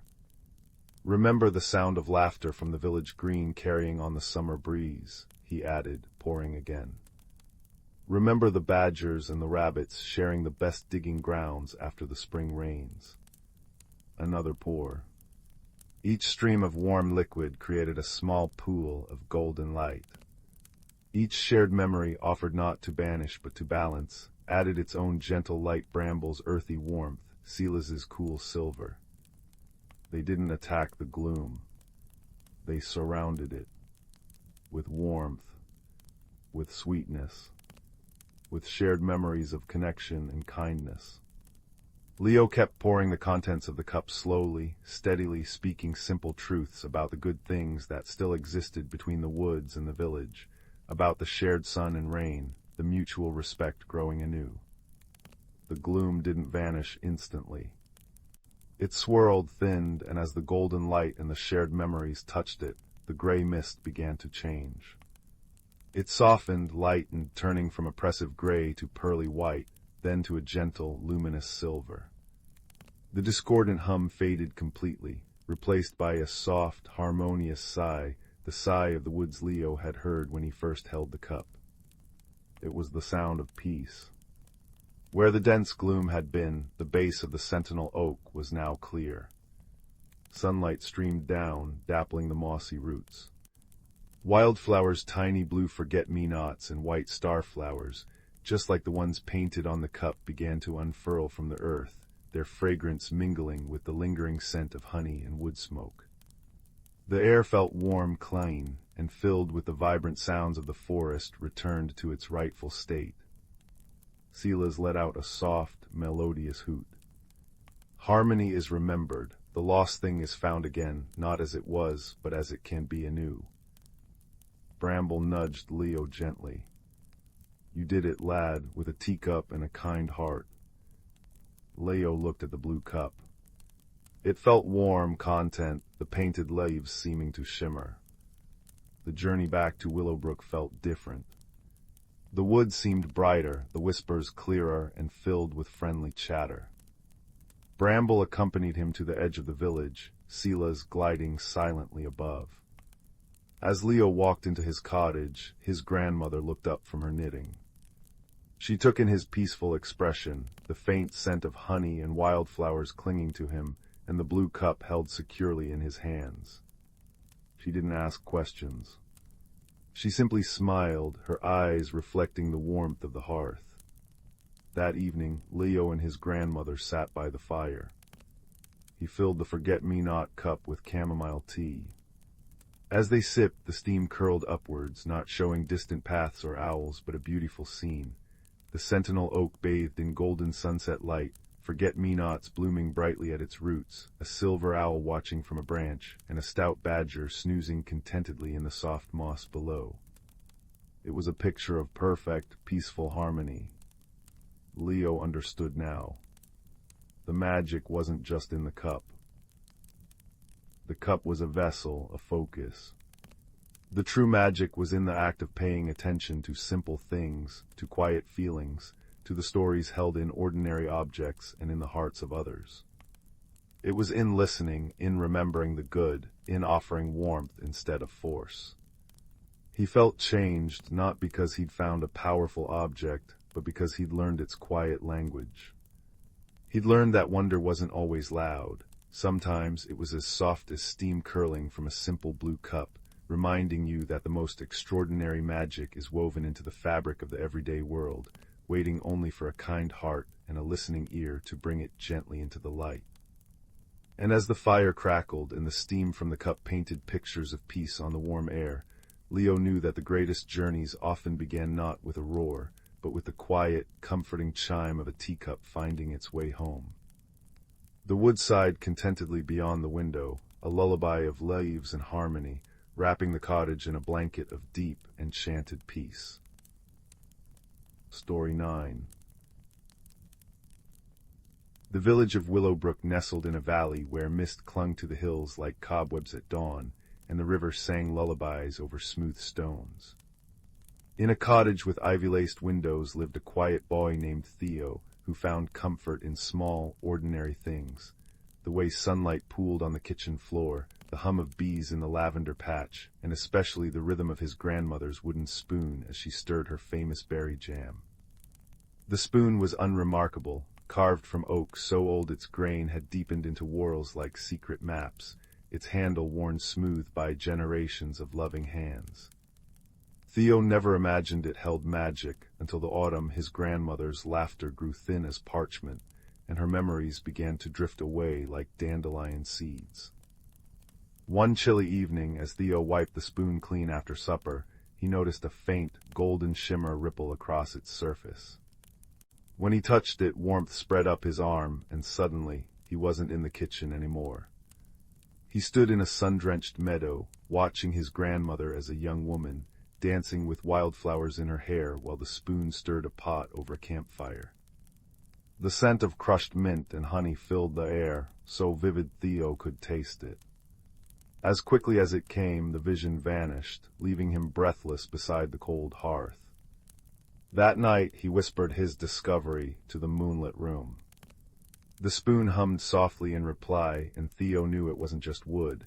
It was a keeper of lost moments, a bridge to the past. But its glow was fading, mirroring his grandmother's fading spirit.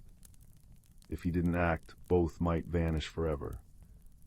So began Theo's journey to the Whispering Woods, where legend said the oldest magic took root. He tucked the spoon into his satchel, its weight a comforting secret against his side. At the forest's edge, he met two unexpected guides. First was Bramble, a tortoise with a moss-dappled shell and eyes like polished river stones, who moved with the patience of centuries. "Lost things find their way home here, little traveler," Bramble rumbled, his voice a slow, earthy cadence that soothed Theo's nerves. "But the woods guard their gifts. You must listen deeper than the wind." Next came Pip, a sparrow with feathers like autumn leaves and a chirp as bright as a bell. "Ooh, a quest, I know every twig and tweet in this place," she trilled, darting around Theo's head. "Follow me, but watch for the thistle shadows. They nip at your heels if you rush." Together, they ventured into the dappled gloom. The woods unfolded like a living storybook, trees with bark etched in silver runes, streams that giggled over quartz, and mushrooms glowing like tiny lanterns. Yet beneath the beauty lurked unease. The deeper they went, the colder the air grew, and the spoon's light dimmed to a feeble pulse. Theo's heart ached, fearing he'd fail his grandmother. At dusk they reached the Gloomroot Hollow, a place where gnarled roots twisted into archways, and the very air tasted of forgotten sorrow. Here the thistle shadows swirled, dark, prickly wisps that whispered doubts. "Turn back," they hissed. "Her memories are gone, the spoon's magic is dying, you're too small to mend what's broken." Theo's hands trembled, but Bramble nudged his ankle. "Wisdom grows in stillness, child, breathe with the forest." Pip perched on Theo's shoulder, her tiny body warm. "Don't listen to those many mists. Your grandma's stories are in that spoon. I know it." Theo closed his eyes, letting Bramble's calm and Pip's courage steady him. Instead of fighting the shadows, he drew the spoon and stirred the chilly air, slow and rhythmic, as his grandmother did when making jam. As he moved it, golden threads unwound from the wood, weaving a tapestry of light. He poured his love into each stir, memories of her singing him to sleep, teaching him to knead dough, her hands guiding his around the spoon's handle. The shadows recoiled not from force, but from the warmth of remembered joy. "Magic isn't in holding tight," Theo murmured, understanding blooming like a flower in his chest. "It's in sharing what's cherished." The hollow brightened, the roots softening into velvet moss, and a single radiant berry, the color of dawn, appeared in the spoon's bowl. It pulsed with the heartbeat of the woods. Their return was swifter, Pip leading them on sunbeam paths, while Bramble shared tales of resilient roots and seasons that always turned. Back in the cottage, Theo found his grandmother staring blankly at the cold hearth. Gently, he stirred the berry into her evening tea. As she sipped, color bloomed in her cheeks. Her eyes cleared and she smiled, a real, deep smile. "Why, Theo," she whispered, touching his face. "I dreamed of dancing in the meadow with your grandfather." The spoon glowed steadily now, nestled in her palm, no longer a relic but a living thread between past and present. Theo learned that magic isn't in grand spells or loud triumphs, but in quiet acts of love. The stir of a spoon, the patience of a tortoise, the cheer of a sparrow, and the courage to face shadows with an open heart. His grandmother's memories didn't all return, but the ones that mattered most. The feel of sunlight, the taste of jam, the sound of laughter, anchored her like roots in good soil. And every evening, as firelight danced on the walls, Theo would stir stories into existence with the spoon, weaving tales of brave helpers and kind wisdom for his grandmother, their cottage brimming with the cozy magic of shared moments. Outside, the river sang on, carrying their peace into the starlit night, a gentle reminder that even ordinary things hold extraordinary light when tended with care. The end. Story 10.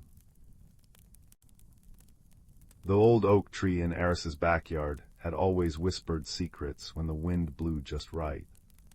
7-year-old Eris heard them best when she was curled beneath its gnarled roots, sketching in her worn notebook.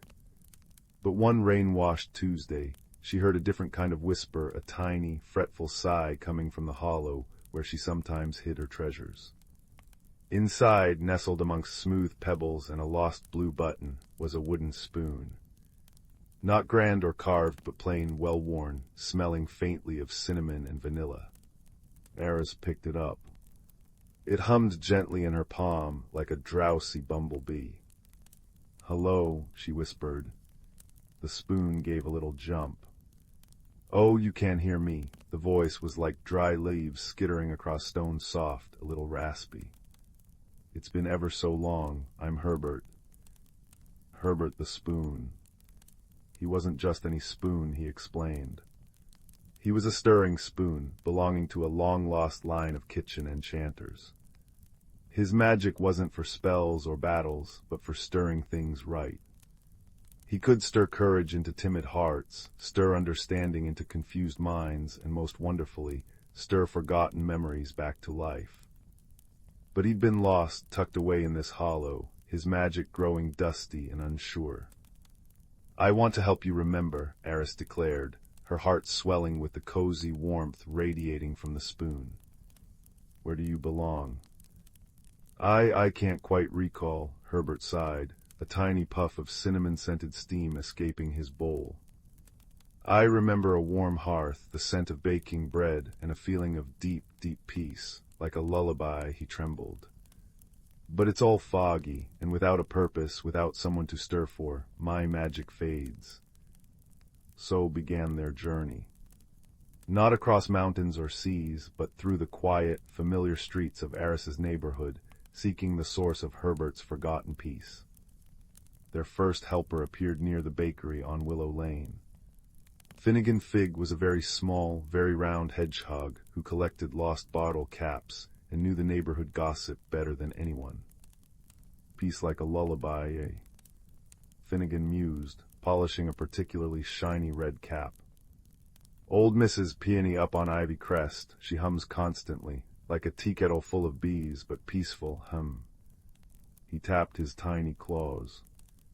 Try the library garden, Bartholomew Thistlewick tends the roses, knows things, that one. The library garden was a haven of scent and stillness. Bartholomew Thistlewick, a gardener with hands like knotted roots and eyes as kind as summer rain, was pruning a climbing rose. He listened gravely as Eris explained Herbert's plight. A stirring spoon, Mr. Thistlewick murmured, his voice as soft as falling petals. A rare and gentle magic. He gently touched Herbert's worn handle. Peace like a lullaby that resonates deeply. It speaks not of noise, child, but of quietude, of a heart at rest. He pointed a gnarled finger towards the highest hill overlooking the town. Sunset Hill, there's an old cottage there, quiet as a held breath, used to belong to a baker long ago. Agnes, she had a way about her, a stillness that calmed even the rowdiest squirrel. He sighed. But she's been gone many years. The cottage stands empty. Hope, fragile as a soap bubble, rose in Eris. Sunset Hill. She knew it a place of long grass whispering secrets, and a view that stretched all the way to the sleepy river. Herbert hummed excitedly, a warm pulse against her skin. The climb was longer than Eris remembered, the sun dipping low, painting the sky in lavender and peach. Finnegan trundled alongside, occasionally finding a particularly interesting acorn cap. As they neared the crest, Eris saw it, a small stone cottage, its windows dark, its garden wild and overgrown with forget-me-nots and lavender. A profound silence hung over it, deeper than mere quiet. It felt waiting. But as Eris pushed open the creaking garden gate, a discordant sound shattered the calm. A frantic, metallic clanging echoed from the overgrown herb patch. A large, rusty garden gnome, its paint peeling, was hammering wildly on an old watering can with a trowel. Its expression was one of utter, bewildered panic. Noise, too much noise, can't remember, can't find the quiet, it shrieked, its voice like nails scraping slate. It wasn't angry, Eris realized with a jolt. It was terrified. The noise it made was a shield against its own confusion. Herbert trembled violently in Eris's hand. Oh dear, that clamor, it hurts, it muddles everything. The peaceful magic Eris had felt radiating from the cottage seemed to recoil from the gnome's frantic energy. Finnegan curled into a tight, prickly ball. Eris felt fear prickle her own skin. She wanted to shout, to tell the gnome to stop. But Mr. Thistlewick's words echoed. It speaks of quietude, of a heart at rest. Shouting wouldn't bring quiet. Force wouldn't soothe fear. Wisdom, Herbert's magic whispered, not force. Taking a deep breath, Eris stepped forward, holding Herbert out. Hello, she said, her voice gentle but clear, cutting through the clanging. My name is Eris, this is Herbert, he's lost. We think he might belong here, are you lost too? The clanging stopped abruptly. The gnome lowered the trowel, its wide, painted eyes filled with a sorrow so deep it made Eris's chest ache. Lost, it rasped, its voice quieter now, rough with disuse. Yes, always lost, the quiet, it was here. Agnes, she knew the quiet, she hummed, then gone, only noise left. Inside, it tapped its rusty chest. Loud noise, scary noise. Understanding washed over Eris. The gnome wasn't causing the disturbance, it was trapped by it. Its internal noise, fear, grief, loneliness had become so loud it echoed outwards, drowning the peace Herbert remembered. Herbert needed to stir here, but the gnome's turmoil was the obstacle. Herbert helped stir things right, Eris explained softly, kneeling in the long grass. He stirs courage and understanding and memories. Maybe he could help stir the quiet back for you, help you remember Agnes. The gnome stared at Herbert, a flicker of desperate hope in its eyes. Stir the quiet, remember, it nodded, a slow, rusty creak. Please. Eris held Herbert out towards the gnome. What's your name? Barnaby, the gnome whispered. Okay, Barnaby, Eris said. Hold still. She gently touched Herbert's bowl to Barnaby's cold, rusty hand. Herbert began to hum, a low, resonant sound like bees in clover, like deep roots drinking rain. Eris moved Herbert in slow, deliberate circles, not touching Barnaby, but stirring the air around him. She wasn't stirring ingredients, she was stirring intention. Stirring peace. Stirring remembrance. As Herbert stirred, cinnamon-scented steam curled gently upwards. Images seemed to shimmer in the air, the scent of baking bread, the soft crackle of a hearth, the low, sweet hum of an old woman's voice singing a lullaby. Eris felt the warmth of Herbert's magic flowing, a gentle current seeking the storm inside Barnaby. Barnaby shuddered. A single tear, like a drop of rainwater, traced a clean path down its rusty cheek. The frantic energy around him began to soften, like dust settling. The internal noise wasn't silenced, but calmed, soothed, stirred into something gentler. Agnes, Barnaby breathed, his voice now like wind chimes on a soft breeze. She hummed Lavender's Blue when the quiet felt too big. She said quiet wasn't empty, it was full. Full of listening, he looked around the wild garden, a peaceful wonder dawning on his face. The listening, it's still here. A profound stillness descended, deeper and warmer than before. It wasn't the absence of sound, but the presence of profound peace. The silence hummed with the memory of lullabies and the scent of lavender. Herbert pulsed with a soft, golden light. Home, he sighed, a sound of pure contentment. This is the peace I stirred for Agnes. The peace that stirs itself.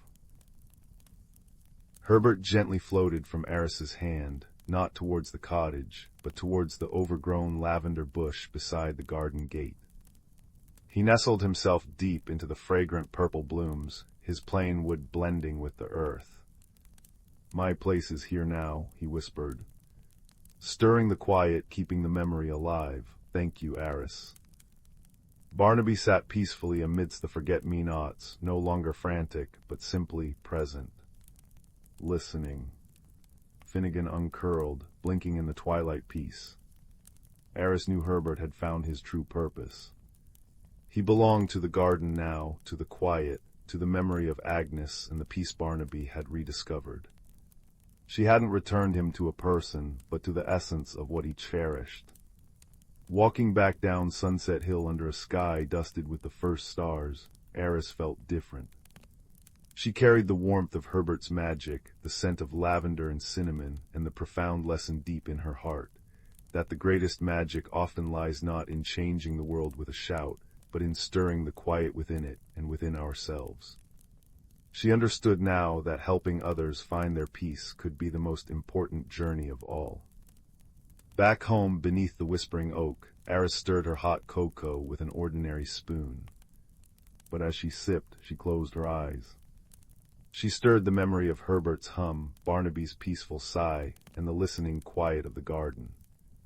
And in her own small heart, warmed by cocoa and wonder, she felt a gentle, cinnamon-scented peace settle, deep and sure, promising sweet dreams and the quiet magic of simply being.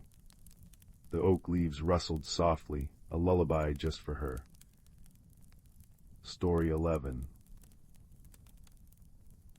The autumn wind whispered secrets through the crackling leaves of the ancient whispering woods, carrying the scent of damp earth and ripening berries to the doorstep of a small, ivy-clad cottage.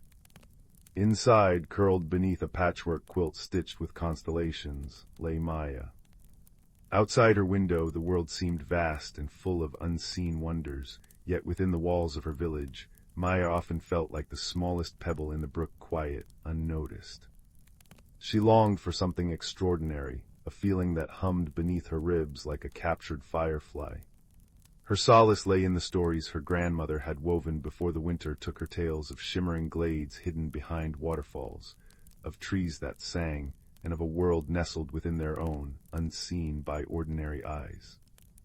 Grandmother had left Maya a single keepsake, a simple locket, cool and smooth as river stone, its surface etched with swirling patterns that seemed to shift in the candlelight. "Guard this, little moonbeam," she'd whispered, her voice as soft as moth wings. "It holds echoes of places where kindness is the brightest magic." One crisp afternoon, restless with the weight of her quiet longing, Maya wandered deeper into the whispering woods than ever before. Sunlight dappled through the canopy, painting the forest floor in gold and amber. She paused by a colossal, gnarled oak, its trunk wider than 3 cottages. Something about it felt expectant. As she leaned against its mossy bark, the locket around her neck, usually cool, pulsed with a sudden, gentle warmth. Startled, she fumbled with the clasp. It sprang open not to reveal a portrait, but a tiny, swirling vortex of light, the color of twilight. Before she could react, the vortex expanded, engulfing her.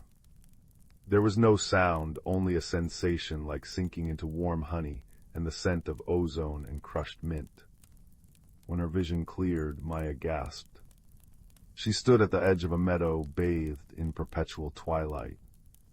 Gigantic, luminous mushrooms glowed like soft lanterns, casting pools of violet, emerald, and gold light. Trees shimmered with bark like polished opal, their leaves singing faint, harmonious chimes in a breeze that smelled of rain-kissed petals and distant stars. Fireflies larger than her hand and glowing with pure, cool light drifted lazily through the air. This was Glimmerhaven, the hidden world from grandmother's stories. Yet the beauty was tinged with sorrow. The vibrant glow of the mushrooms flickered weakly. The singing leaves sounded thin and tired. The very air felt thinner, colder. Maya's wonder was quickly replaced by a pang of concern. As she stepped onto the velvet-soft grass, a shadow detached itself from the base of an opal tree. It was immense, easily twice Maya's height, its form seemingly woven from living moss, tangled roots, and smooth, dark wood. Glowing green eyes like deep forest pools fixed on her. Fear, cold and sharp, prickled down Maya's spine. She froze. The creature moved with surprising grace, a low rumble vibrating from its chest.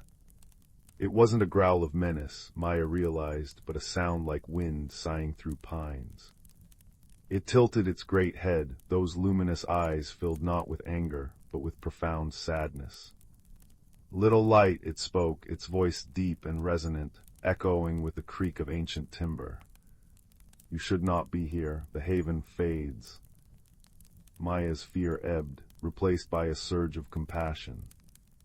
I'm Maya," she stammered, clutching the warm locket. "My grandmother told me of this place, what's happening." The moss-covered being lowered itself, settling like a weathered boulder. "I am Thornwood," it rumbled. Keeper of the glade, the heartstone, the crystal that sang life into Glimmerhaven, was stolen under the last full moon. Without its song, the light dims, the music weakens, the very breath of this world grows thin. Thornwood gestured with a branch-like limb towards the center of the meadow, where a pedestal of pure crystal stood empty, radiating a palpable sense of absence. Without it, Glimmerhaven will fade into mere memory, like morning mist under the sun. Maya's heart ached. This hidden world, so fragile and beautiful, was dying. The locket pulsed again against her skin, a gentle reminder of her grandmother's words, "Kindness is the brightest magic." Can it be found? Can we bring it back? Thornwood regarded her, the green light in his eyes flickering. "The trail is cold, little light. The thief left no scent the forest kin can trace, no footprint the earth remembers. It is a mystery wrapped in shadow." He sighed, a sound like dry leaves scattering. "And I am bound to this glade. My roots are deep, my strength wanes with the haven's light. I cannot journey far. A spark ignited within Maya. The quiet girl, often overlooked, felt a purpose bloom, bright and fierce. "Then I will go," she said, her voice surprisingly steady. "I will find the Heartstone." Thornwood studied her, his mossy brow furrowing. "The paths beyond the glade are strange and perilous, little light. The whispering canyons hold voices that twist thoughts. The shimmering marsh hides illusions. Are you certain?" Maya touched the locket. It felt like holding her grandmother's hand. Glimmerhaven needs its heart, and I need to help. She remembered feeling small and unseen. Now she saw Thornwood, a giant feared at first glance, radiating only sorrow and weariness. She understood being misunderstood. "Will you guide me? Tell me where to look." A low, warm hum resonated from Thornwood, a sound like sunlight warming stone. "Your light is brave, Maya, very well." He extended a large, root-knotted hand. Resting on his palm was a small, perfect acorn that glowed with a soft, internal gold light. "Take this sunseed, it holds a fragment of the glade's remaining warmth. It will light your path in dark places and whisper warnings if danger draws near. Seek the Oracle of Echoes in the whispering canyons. She sees patterns in the wind's song. If any know where the Heartstone was taken, it is she." Maya carefully took the sunseed. It felt warm and comforting, like a tiny hearth against her skin. She tucked it safely into the pocket of her dress. "Thank you, Thornwood. I'll find it, I promise." The journey began at the edge of Glimmerhaven, where the glowing meadow gave way to towering cliffs of striated rock that hummed and murmured. The whispering canyons lived up to their name. As Maya navigated the narrow, winding paths, voices swirled around her, fragments of laughter, sighs, warnings, nonsensical rhymes, all seeming to come from the rock itself. They tugged at her thoughts, whispering doubts. "A little girl, what can she do? Turn back before the shadows take you. The Heartstone is lost forever." The sunseed pulsed warmly in her pocket, a steady anchor. Maya focused on Thornwood's trust, on the fading light of the mushrooms she'd left behind, on the deep sadness in those green eyes. She hummed a tune her grandmother used to sing, a simple melody about courage and starlight. Gradually the distracting whispers faded into background noise, like wind rustling distant trees. Following Thornwood's directions, she climbed higher, the air growing thinner and colder, until she reached a cave entrance partially veiled by shimmering silver moss. Inside, the air was still and cool. The walls sparkled with embedded crystals. At the center sat a being woven from swirling gray mist and starlight, the Oracle of Echoes. Her form shifted constantly, mirroring the canyon winds. "Seeker," the Oracle's voice echoed, sounding like 100 voices speaking in unison, soft yet resonant. "You carry the sunseed's warmth and the keeper's sorrow. The Heartstone's song, it was silenced by loneliness." "Loneliness," Maya echoed, stepping closer. "Who took it?" The Oracle's misty form shimmered, coalescing into an image, not a menacing monster, but a small, hunched creature covered in iridescent, beetle-like scales. It looked fragile, its large, dark eyes filled with a profound, aching emptiness. It stood near the empty pedestal, reaching for the glowing Heartstone. The image shifted to show the creature, vanishing into a shimmering curtain of water at the far edge of Glimmerhaven. The veil falls. "Beyond the shimmering marsh where reflections lie," the Oracle whispered, her voice fading like smoke. "Seek the solitary one in the cavern of cold light. Its needs stole the warmth, but understanding may yet return it." Thanking the Oracle, Maya retraced her steps through the canyons, the whispers less potent now, as if respecting her purpose. Emerging, she faced the shimmering marsh. It was a treacherous expanse of still, mirror-like water reflecting the twilight sky and the glowing flora, interspersed with patches of quicksand, disguised as solid ground and islands of spongy, glowing reeds. Distorted reflections danced on the water's surface, sometimes showing Maya triumphant, sometimes showing her lost and afraid. Illusions shimmered, inviting paths that dissolved into mist, friendly faces that twisted into grimaces. The sunseed glowed brightly, its warmth intensifying whenever Maya neared a patch of deceptive ground or an alluring illusion. It guided her steps, its golden light cutting through the marsh's deceptive glamour. She moved slowly, deliberately, testing each step, her heart pounding. Once a reflection showed Thornwood beckoning her urgently off the safe path. The sunseed burned hot against her leg. Maya closed her eyes, trusting the seed's warning more than the illusion, and stepped the other way, finding solid ground. It was a slow, nerve-wracking journey, teaching her patience and the importance of trusting the quiet, inner light over deceptive appearances. Finally, she reached the thundering Vale Falls. A curtain of water cascaded down a cliff face into a deep, hidden pool. According to the oracle, the thief lived behind it. Taking a deep breath, Maya plunged through the cold, roaring water. She emerged, gasping, into a cavern illuminated by a cold, blue-white light radiating from thousands of bioluminescent crystals embedded in the walls and ceiling. The air was frigid, the silence absolute and heavy. In the center of the cavern, hunched on a rock, was the creature from the oracle's vision. It was smaller than Maya had imagined, barely her size. Its iridescent scales looked dull in the cavern's cold light. It clutched the heartstone against its chest. The stone, which Maya imagined would pulse with vibrant life, glowed with a weak, sickly green light, its usual warm hum replaced by a faint, discordant whine. The creature flinched violently as Maya entered, scrambling back, its large, dark eyes wide with fear and suspicion. It hissed, a sound like cracking ice. Maya stopped, holding up her empty hands. The sunseed pulsed warmly in her pocket, a reminder. She saw not a thief, but a creature radiating profound isolation. The cavern was beautiful, but utterly lifeless, no plants, no companions, just the cold light and echoing silence. "Hello," Maya said softly, her voice gentle, trying to mimic the warmth Thornwood had used. "My name is Maya. I came from Glimmerhaven." The creature hissed again, tightening its grip on the heartstone. "Go away, cold light is mine, warmth stolen, mine now." Its voice was thin and raspy, unused. "It's very cold here," Maya observed, shivering slightly. She didn't move closer. "And quiet, do you live here alone?"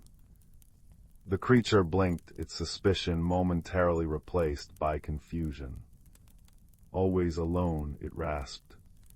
"Light pretty but cold, saw the warm stone, singing stone. Wanted the warmth." It looked down at the heartstone, its expression a mixture of longing and despair. "But warmth gone, stone sick like me." A single tear, shimmering like mercury, traced a path down its scaled cheek. Maya's heart broke. The thief wasn't malicious, it was desperately lonely, drawn to the heartstone's warmth like a moth to flame, not understanding it was stealing the very lifeblood of another world. The lesson crystallized, true warmth couldn't be stolen, it had to be shared. The heartstone, Maya explained gently, its warmth comes from sharing its light with all of Glimmerhaven. The mushrooms, the singing trees, the fireflies, Thornwood, the big mossy keeper, they all need its song. Taking it here away from them made its light fade, just like being alone makes our own light feel dimmer. The creature stared at her, then at the sickly green heartstone in its claws. It seemed to shrink further. "I hurt them, made the warmth go." Its voice trembled. "You didn't know," Maya reassured it. "But Glimmerhaven is fading without it. Thornwood is so sad. The music is almost gone." She took a small step forward, holding out her hand, palm open, not towards the stone, but in a gesture of peace. "My name is Maya. What's your name?" The creature hesitated, then whispered, "Shimmer." It looked from Maya's open hand to her face, searching for deceit. Seeing only kindness, it slowly uncurled its claws from the heartstone. The stone pulsed faintly, a flicker of its true color returning for a moment. Shimmer, sorry, wanted warmth, not hurt. It placed the heartstone gently on the rock between them. Maya smiled, a warm, genuine smile. There's warmth in friendship, Shimmer, in sharing. Thornwood is kind, the fireflies are gentle. Glimmerhaven could be your home too if you wanted. You wouldn't have to be alone in the cold light anymore. She picked up the heartstone. It felt cool but not lifeless, a spark waiting to be fanned. Will you come back with me, help me return this, see the warmth return? Shimmer looked around its cold, silent cavern, then back at Maya, then at the sunseed glowing faintly through her pocket. Slowly, tentatively, it reached out a clawed hand and placed it in Maya's open palm. Its touch was cool, like polished stone, but not unfriendly. Share warmth, it rasped hopefully. Yes, Shimmer, Maya said, squeezing its hand gently. We'll share the warmth. The journey back felt different. Holding the heartstone, Maya felt its pulse strengthen with every step towards Glimmerhaven, responding to the proximity of its home and the burgeoning friendship between the girl and the scaled creature. Shimmer moved hesitantly at first, flinching at sudden sounds, but gradually relaxed as Maya talked softly about the singing trees and thornwood. They navigated the shimmering marsh together, the sunseed guiding them, and traversed the whispering canyons, the voices seeming less intrusive, almost curious. When they finally pushed through the shimmering boundary back into the glade, the sight that greeted them was one of deepening twilight and fading hope. The mushroom lanterns were mere embers. The singing trees were silent. Thornwood sat slumped by the empty pedestal, his mossy form dull, the green light in his eyes barely a flicker.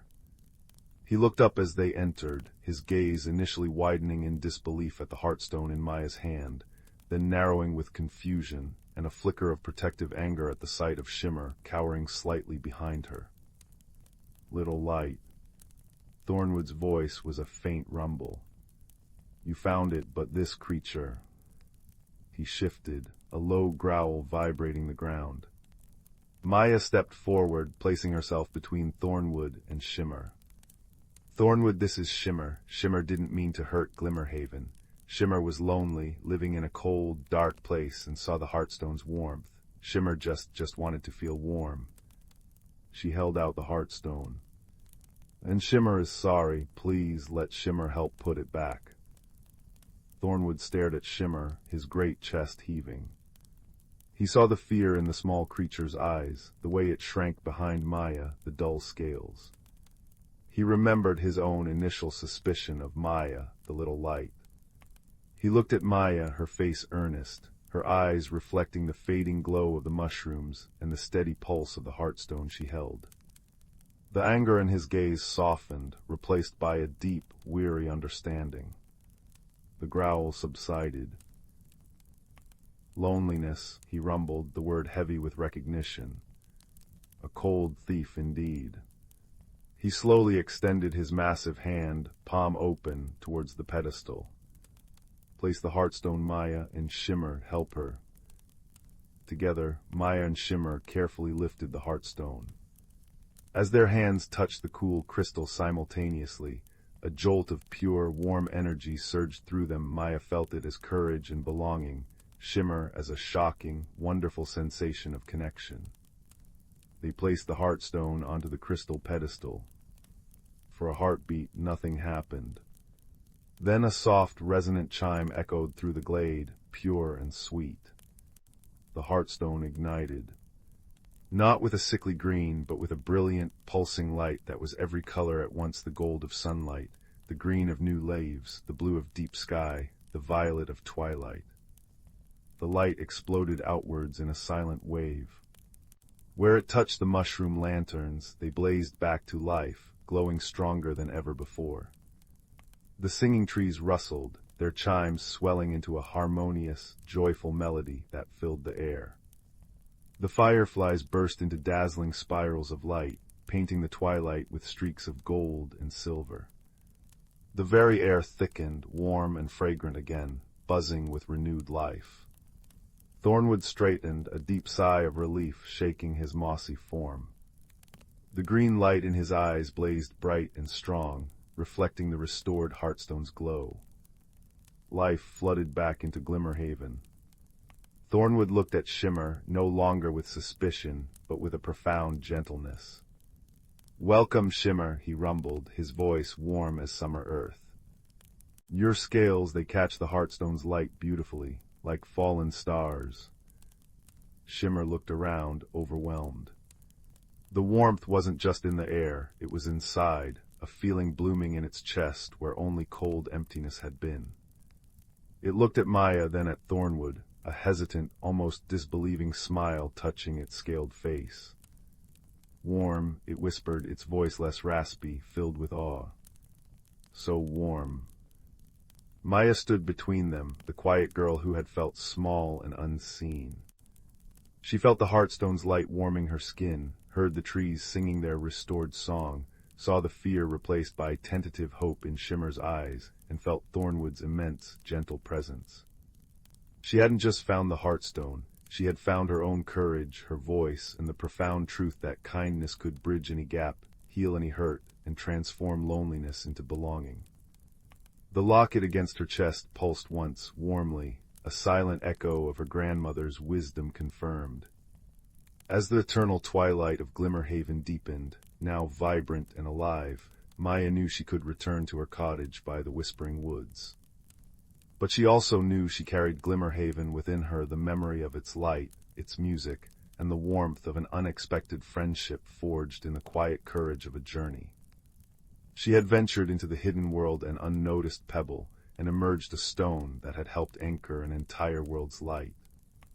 And whenever the world outside felt too large or too quiet, she could close her eyes, touch her locket, and feel the echo of the Heartstone's song, a gentle reminder that even the smallest light, guided by kindness, could banish the deepest cold. The whispering wind outside her window would now carry not just secrets, but the faint, comforting chime of singing trees from a world just beyond sight, a lullaby of warmth and belonging that would forever soothe her to sleep. Story 12. The village of Willowbrook nestled in a valley where twilight lingered a little longer each evening, painting the sky in soft lilacs and dusky pinks. Fireflies delivered messages written in glowing script, and the hedgerows bloomed with moonpetal flowers that hummed gentle lullabies after dark. It was a place of quiet enchantment, where cobblestone streets wound past cottages with thatched roofs and chimneys puffing warm, cinnamon-scented smoke. In this peaceful haven, however, a small mystery had begun to stir, like a pebble dropped into a still pond. It started with the morning dew, or rather, the lack of it. Every dawn the villagers awoke to find the meadows, usually sparkling like scattered diamonds under the rising sun, completely dry. Not a single droplet clung to the spiderwebs strung between fence posts or the velvety petals of the sun-awake blossoms. The grass felt parched, whispering a thirsty sigh. Old Man Hemlock, who tended the whispering willows by the river, shook his head. "Never seen the like in all my days," he murmured, his voice like dry leaves rustling. "The earth feels empty." Then the wind chimes fell silent. Not just one or two, but every delicate glass bell and tinkling seashell ornament throughout Willowbrook. They hung motionless, even when a playful breeze danced through the valley, ruffling hair and carrying the scent of baking bread from the village oven. The silence felt heavy, an absence where cheerful music should have been. Young Theo, whose bedroom window was adorned with a chime made of polished river stones, frowned. "It's like the wind forgot how to sing," he whispered to his stuffed badger, Bartholomew. The third oddity was the most curious. Every evening, just as the last rays of sun vanished behind the Whisper Peak Mountains, a faint, silvery mist would rise from the forest edge. It wasn't the usual cool, damp fog, This mist shimmered with tiny internal lights like captured starlight, and it seemed to drift with purpose, swirling around the village outskirts before vanishing as mysteriously as it appeared. It left behind a scent like cold stone and distant rain. The villagers gathered at the mossy stump tavern, their usual haven of warmth and shared news. Worried murmurs filled the air, thick as the tavern's hot spiced cider steam. "What steals our due?" fretted Mistress Gable, the baker, kneading worry into her bread dough. "Why won't the chimes ring?" wondered Theo, peering out the window at his silent stones. "And that strange mist, it feels watchful," murmured old man Hemlock, stroking his long white beard. Amidst the concern sat a quiet tailor named Silas. He wasn't one for loud pronouncements, but his eyes, sharp and kind, missed little. He noticed things others overlooked, the precise stitch in a seam, the subtle shift in a customer's mood, the way the light caught a particular thread. Silas listened to the worries, his nimble fingers tracing the smooth wood grain of the table. The dew, the chimes, the mist, they felt connected, like threads in a tapestry he couldn't quite see the pattern of yet. Instead of adding to the worry, Silas decided to observe. He rose before dawn, wrapped in a soft, woolen shawl woven with threads that shimmered like twilight. He crept to the edge of the driest meadow and sat very still, his breath puffing faint clouds in the chill air. He watched. He listened. He felt. As the first pale light touched the valley, he noticed something extraordinary. Tiny, almost invisible footprints, barely indenting the thirsty grass, led from the meadow towards the Whisper Peak forest.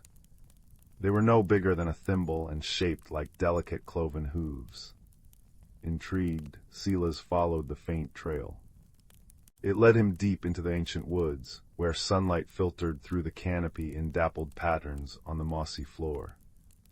The air grew cooler, filled with the scent of damp earth and pine.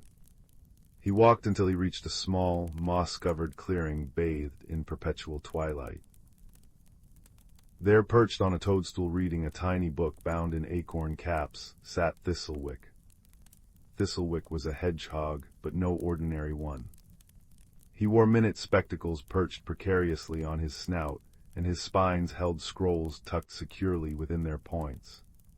He was the keeper of forgotten lore, a wise, albeit slightly absent-minded, guardian of the forest's secrets. He looked up as Silas approached, blinking his bright, black eyes. "Ah, Silas Threadbare," Thistlewick squeaked, his voice surprisingly resonant. "Come about the great thirst and the silent song, have you, and the wandering vale, I presume." He snapped his tiny book shut with a decisive plip. Silas knelt, bringing himself closer to Thistlewick's level. "You know what's happening. The village is worried." "Worried, Pa." Thistlewick adjusted his spectacles. "Merely a matter of displaced necessities, an imbalance, you see." He hopped down from his toadstool and waddled to the edge of the clearing. "Observe." He pointed a tiny claw towards the shimmering mist that was just beginning to gather at the forest edge as dusk approached.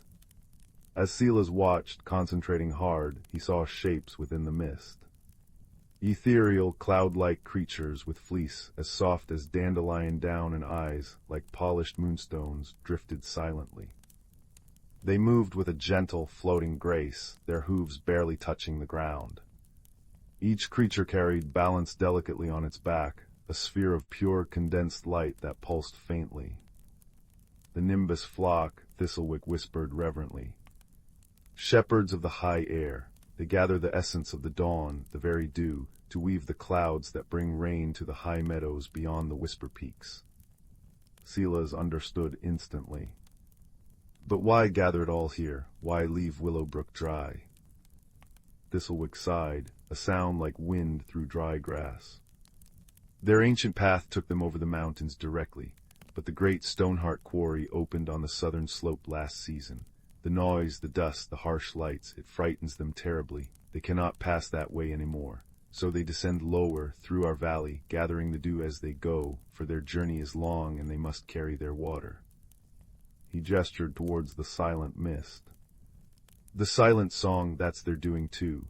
Their passage absorbs the vibrations, dampens the sound. They move in profound quiet. And the wandering veil, that's simply their traveling form, condensed by the cooler valley air at dusk. Silas thought of the tiny hoofprints, the dry grass, the silent chimes, the shimmering mist. It all clicked into place, a pattern as clear as a well-made stitch. But the village needs the dew, Thistlewick, the plant's thirst, and the silence. It unsettles everyone. Indeed, Thistlewick agreed, tapping a claw on his chin. And in balance, the flock needs a safe path. The village needs its morning diamonds and its wind's song. We must find a solution woven with kindness and understanding. Silas thought hard, his mind working like his needle through silk. He remembered a hidden pass high in the northern cliffs, rarely used, winding through a quiet, starlit canyon away from the noisy quarry. It would be longer, but peaceful. Thistlewick, he said slowly, an idea forming. What if we guided them, showed them a different way, a quieter way? The hedgehog's eyes sparkled. A splendid notion, Silas, but how to communicate? They understand the language of light and air, not words. Silas smiled.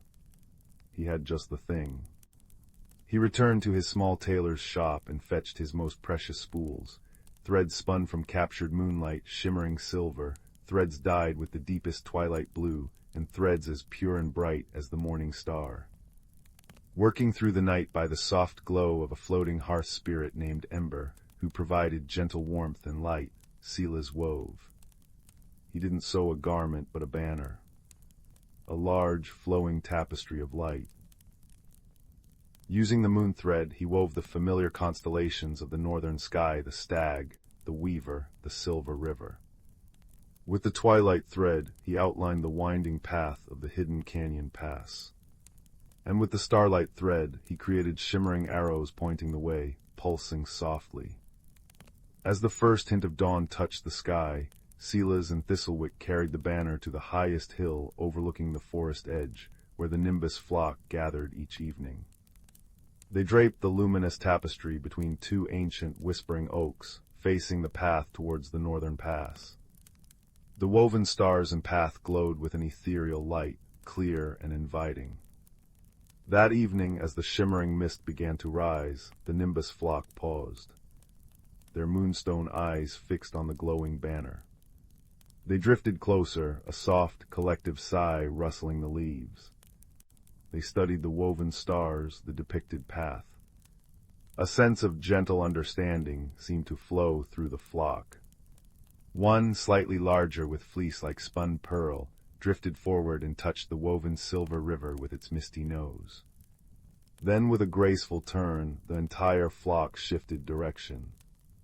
Instead of drifting over the dry meadows of Willowbrook, they floated silently towards the northern cliffs, following the path Silas had woven in light.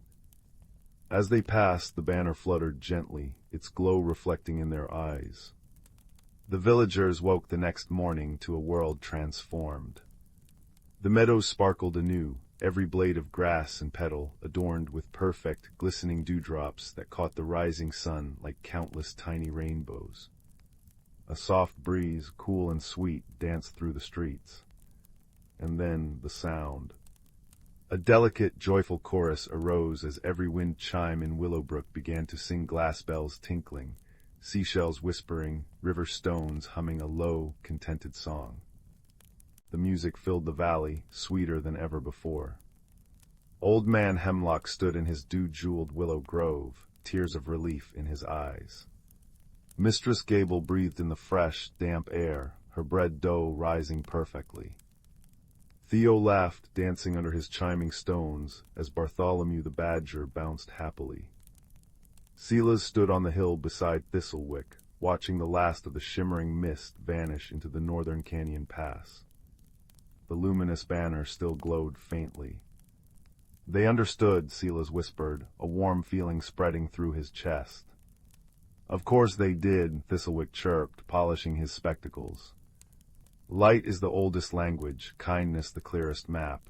You wove them both beautifully, Silas threadbare. The mystery was solved not with force or fear, but with quiet observation, clever thought, the wisdom of a small friend, and a tapestry woven from understanding. The Nimbus flock found their safe path, and Willowbrook regained its dew-drenched dawns and wind-sung melodies.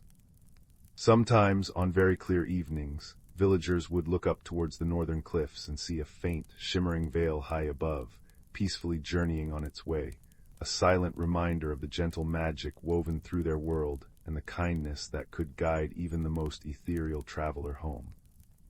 And as the moonpetal flowers hummed their soft lullabies, the whole village settled into a deeper, sweeter peace, wrapped in the comforting resolution of a mystery gently unraveled and set right. The hearth fires crackled, the chimes sang softly, and the world felt wonderfully, cozily whole again. Story 13. The evening sun dipped low, painting the sky in streaks of apricot and lavender, as a young girl named Maya stood at the edge of a place she'd only ever seen in her grandfather's faded sketches, the Whisperwood. Its entrance was an archway woven from ancient, gnarled oaks, their leaves shimmering with an eternal, pale green light. Unlike the familiar woods near her village, the air here hummed softly, like a chorus of distant, contented bees, and carried the scent of damp earth, crushed mint, and something sweet and unfamiliar, like vanilla spun with starlight. Grandfather's stories spoke of its wonders and its gentle secrets, warning only that it asked for quiet courage and a listening heart. Clutching a small, worn notebook and a stub of charcoal, her own heart fluttering like a trapped bird, Maya took a deep breath and stepped beneath the living arch. Instantly, the world transformed. The path underfoot wasn't dirt or stone, but thick, velvety moss the color of emeralds, soft and yielding. It pulsed faintly with each step she took, sending tiny, warm ripples outwards. Sunlight filtered through the canopy above, not in harsh beams, but in dappled pools of liquid gold that seemed to swirl gently on the moss. Trees unlike any she knew rose around her. Their bark was smooth and silver-gray, etched with swirling patterns that glowed faintly blue. Their leaves weren't green, but translucent and shimmering, chiming softly like tiny glass bells with every breath of wind. Bioluminescent flowers, shaped like floating lanterns, bobbed gently on invisible currents, casting shifting patterns of soft blue and violet light on the forest floor. Maya's fear melted away, replaced by wide-eyed wonder. She carefully sketched a glowing flower in her notebook, its light momentarily brightening under her gaze, as if pleased. As she walked deeper, the path began to fork and twist in unexpected ways. She followed a trail of particularly bright lantern flowers, only to find herself in a small clearing where the moss was patterned with swirling constellations that seemed to shift when she blinked. Suddenly, a soft rustle came from behind a cluster of luminous ferns. A creature no larger than a rabbit emerged, but it was woven entirely from shimmering, pale blue light. It had large, gentle eyes like polished moonstones, and long, trailing ears that flickered like candle flames. It tilted its head, regarding Maya with serene curiosity. A soft chime resonated from it, not a sound heard with ears, but felt deep within her chest. Welcome, listener. The thought bloomed clearly in her mind. This grandfather had called a Lumina bunny, a spirit of pure curiosity. Hello, Maya whispered, afraid to break the enchantment. The bunny hopped closer, leaving faint trails of cool light in the air.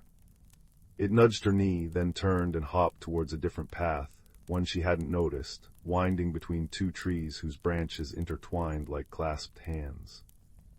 This way, the gentle chime thought urged. Trusting the creature's silent guidance, Maya followed. The path led to a bubbling brook where the water wasn't clear, but flowed like liquid moonlight, singing a soft, burbling melody. Tiny, winged fish made of iridescent bubbles leaped from its surface, dissolving into showers of sparkling mist before they fell back. The Lumina bunny sat by the water's edge, watching the spectacle, then dissolved into a shower of soft blue sparks that drifted upwards and vanished into the canopy. Feeling braver, Maya continued, sketching the singing stream and the bubble fish. But soon the clearly marked paths vanished. She found herself surrounded by tall trees with bark that looked like folded velvet, deep purple and midnight blue. The gentle chime of the leaves grew louder, forming complex, overlapping melodies that were beautiful but confusing. She tried retracing her steps, but every direction looked the same beneath the shifting canopy. A gentle knot of anxiety tightened in her chest. Was she lost? Just as the first flicker of real worry touched her, the largest of the velvet-barked trees nearby seemed to shiver. Its trunk rippled and a face formed in the folds, ancient, wise eyes the color of polished walnut, a long, bark-textured nose, and a mouth that curved into a kind, mossy smile. Its voice wasn't heard but felt as a deep, resonant hum, like the lowest note of a cello played very softly. "Lost, little wanderer," it seemed to ask. "The whisperwood sings its paths. Listen not just with ears, but with stillness." Maya took a deep, calming breath, remembering grandfather's words. Courage isn't the absence of fear, child. It's stepping forward anyway, and listening when the world speaks. She sat down on the soft moss, closed her eyes, and focused. She listened beyond the immediate chime of the leaves. Gradually, she discerned patterns. The chimes directly ahead were sharp, insistent, almost warning. To her left, they were hesitant, flickering. But to her right, they formed a clear, descending melody, gentle and inviting, like a beckoning hand. She opened her eyes and looked towards the right path. The velvet tree's wooden eyes crinkled in a silent smile. Follow the song of ease, the deep hum resonated. Courage finds its way by seeking harmony, not force. Following the harmonious chimes, Maya soon emerged into another breathtaking space, a vast clearing carpeted with moss so soft it looked like green velvet. Towering above were trees with colossal, translucent leaves shaped like open hands. Sunlight streamed through them, projecting intricate, dancing patterns of light onto the moss below, shifting constellations, swirling galaxies, and fleeting images of creatures she'd only glimpsed. In the very center of the clearing stood a magnificent tree, its trunk wide and silver, its branches reaching high and ending in clusters of crystal-like blossoms that refracted the light into rainbows. This, she knew instantly, was the heartwood grandfather had described, the gentle guardian spirit of the whisperwood. As she approached with reverence, a small challenge presented itself. The final stretch to the heartwood was crossed by stepping stones, but they weren't stone. They were large, flat lily pads made of solidified light, floating just above the mossy ground. They pulsed with soft colors: rose, gold, azure, but seemed insubstantial. Maya hesitated. How could she trust something that looked like light to hold her weight? She remembered the Lumina Bunny's trust, the whisper tree's advice to listen, and the moss that had held her so gently since she entered. Courage wasn't about knowing for sure, it was about taking the first step with hope. She placed her foot tentatively on the nearest pad, a soft, rose-colored one. It held firm, warm, and solid beneath her boot. With growing confidence, she hopped from one glowing pad to the next, each color bathing her in its gentle warmth, until she stood before the majestic heartwood. A profound sense of peace washed over her, warm and comforting like a soft blanket. The crystal blossoms tinkled softly, a sound that seemed to resonate within her very bones. No words were spoken, but a deep understanding flowed into her. She felt the whisperwood's ancient joy in her wonder, its appreciation for her quiet courage in facing the unknown, and its gentle reassurance that exploration, done with respect and an open heart, was always worthwhile. The tree wasn't just a place, it was a feeling belonging, wonder, and the comforting knowledge that the world held beautiful secrets for those brave enough to seek them gently. Maya sat at the base of the heartwood, pulling out her notebook. She didn't just sketch the tree, she tried to capture the feeling, the warmth, the light, the profound peace. As she drew, a single crystal blossom detached itself and drifted down, landing softly in her lap. It was cool to the touch and shimmered with inner rainbows. A silent message accompanied it, a piece of the wonder to remember your courage. She carefully placed it in her pocket, a tangible piece of magic. The journey back felt different. The whisperwood seemed to guide her effortlessly. The paths were clearer, the chime leaves sang a welcoming melody, and patches of sunlight seemed to warm her path specifically.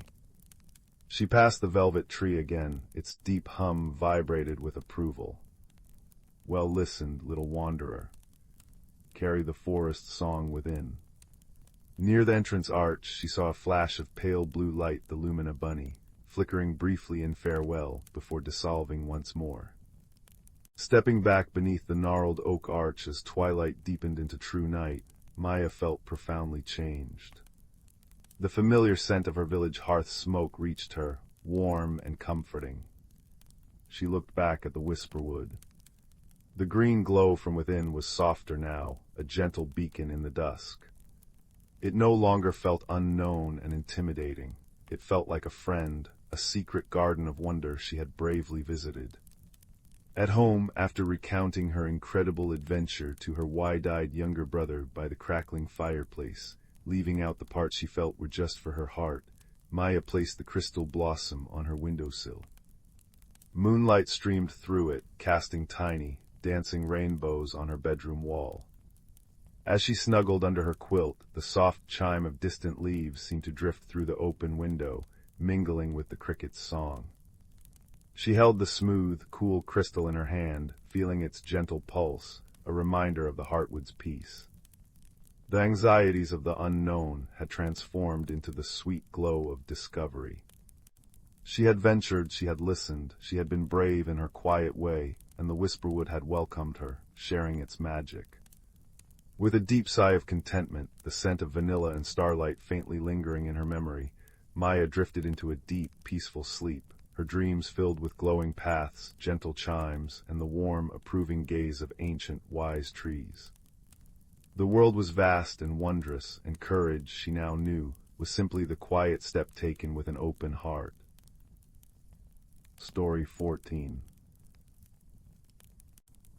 The village of Willowbrook nestled in a valley where cobblestones gleamed like wet river pebbles after rain, and chimney smoke curled into the sky like lazy gray cats. It was a place of comfortable routines, where everyone knew the baker's cinnamon buns were best on Tuesdays, and the blacksmith's hammer rang like a steady clock. Yet in a small cottage draped with honeysuckle vines lived a quiet, watchful boy named Finn. Finn noticed things others missed: the precise pattern of frost on a window pane, the secret language of birdsong at dawn, and the way dust motes danced in sunbeams like tiny, golden fairies. One rainy afternoon, while helping his grandmother tidy the cluttered attic, Finn discovered a box tucked beneath the eaves, forgotten behind trunks of mothballed woolens. It was made of dark, polished wood, smelling faintly of cedar and old secrets. Inside, nestled in faded velvet, sat a single teacup. It wasn't grand or ornate, it was simple porcelain, painted with delicate, faded cornflowers around its rim. But as Finn lifted it, a warmth spread through his fingers, not from the attic's chill, but from the cup itself. It felt alive. Curious, Finn carried it downstairs. He placed it on the worn kitchen table. It looked perfectly ordinary. Yet when his grandmother absent-mindedly poured a splash of cold water into it while preparing tea, something extraordinary happened. The water swirled, shimmered faintly like captured moonlight, and then steam began to curl upwards. Finn blinked. The water hadn't been hot. He touched the cup's side, it was comfortably warm. He poured the water out, it was cool again.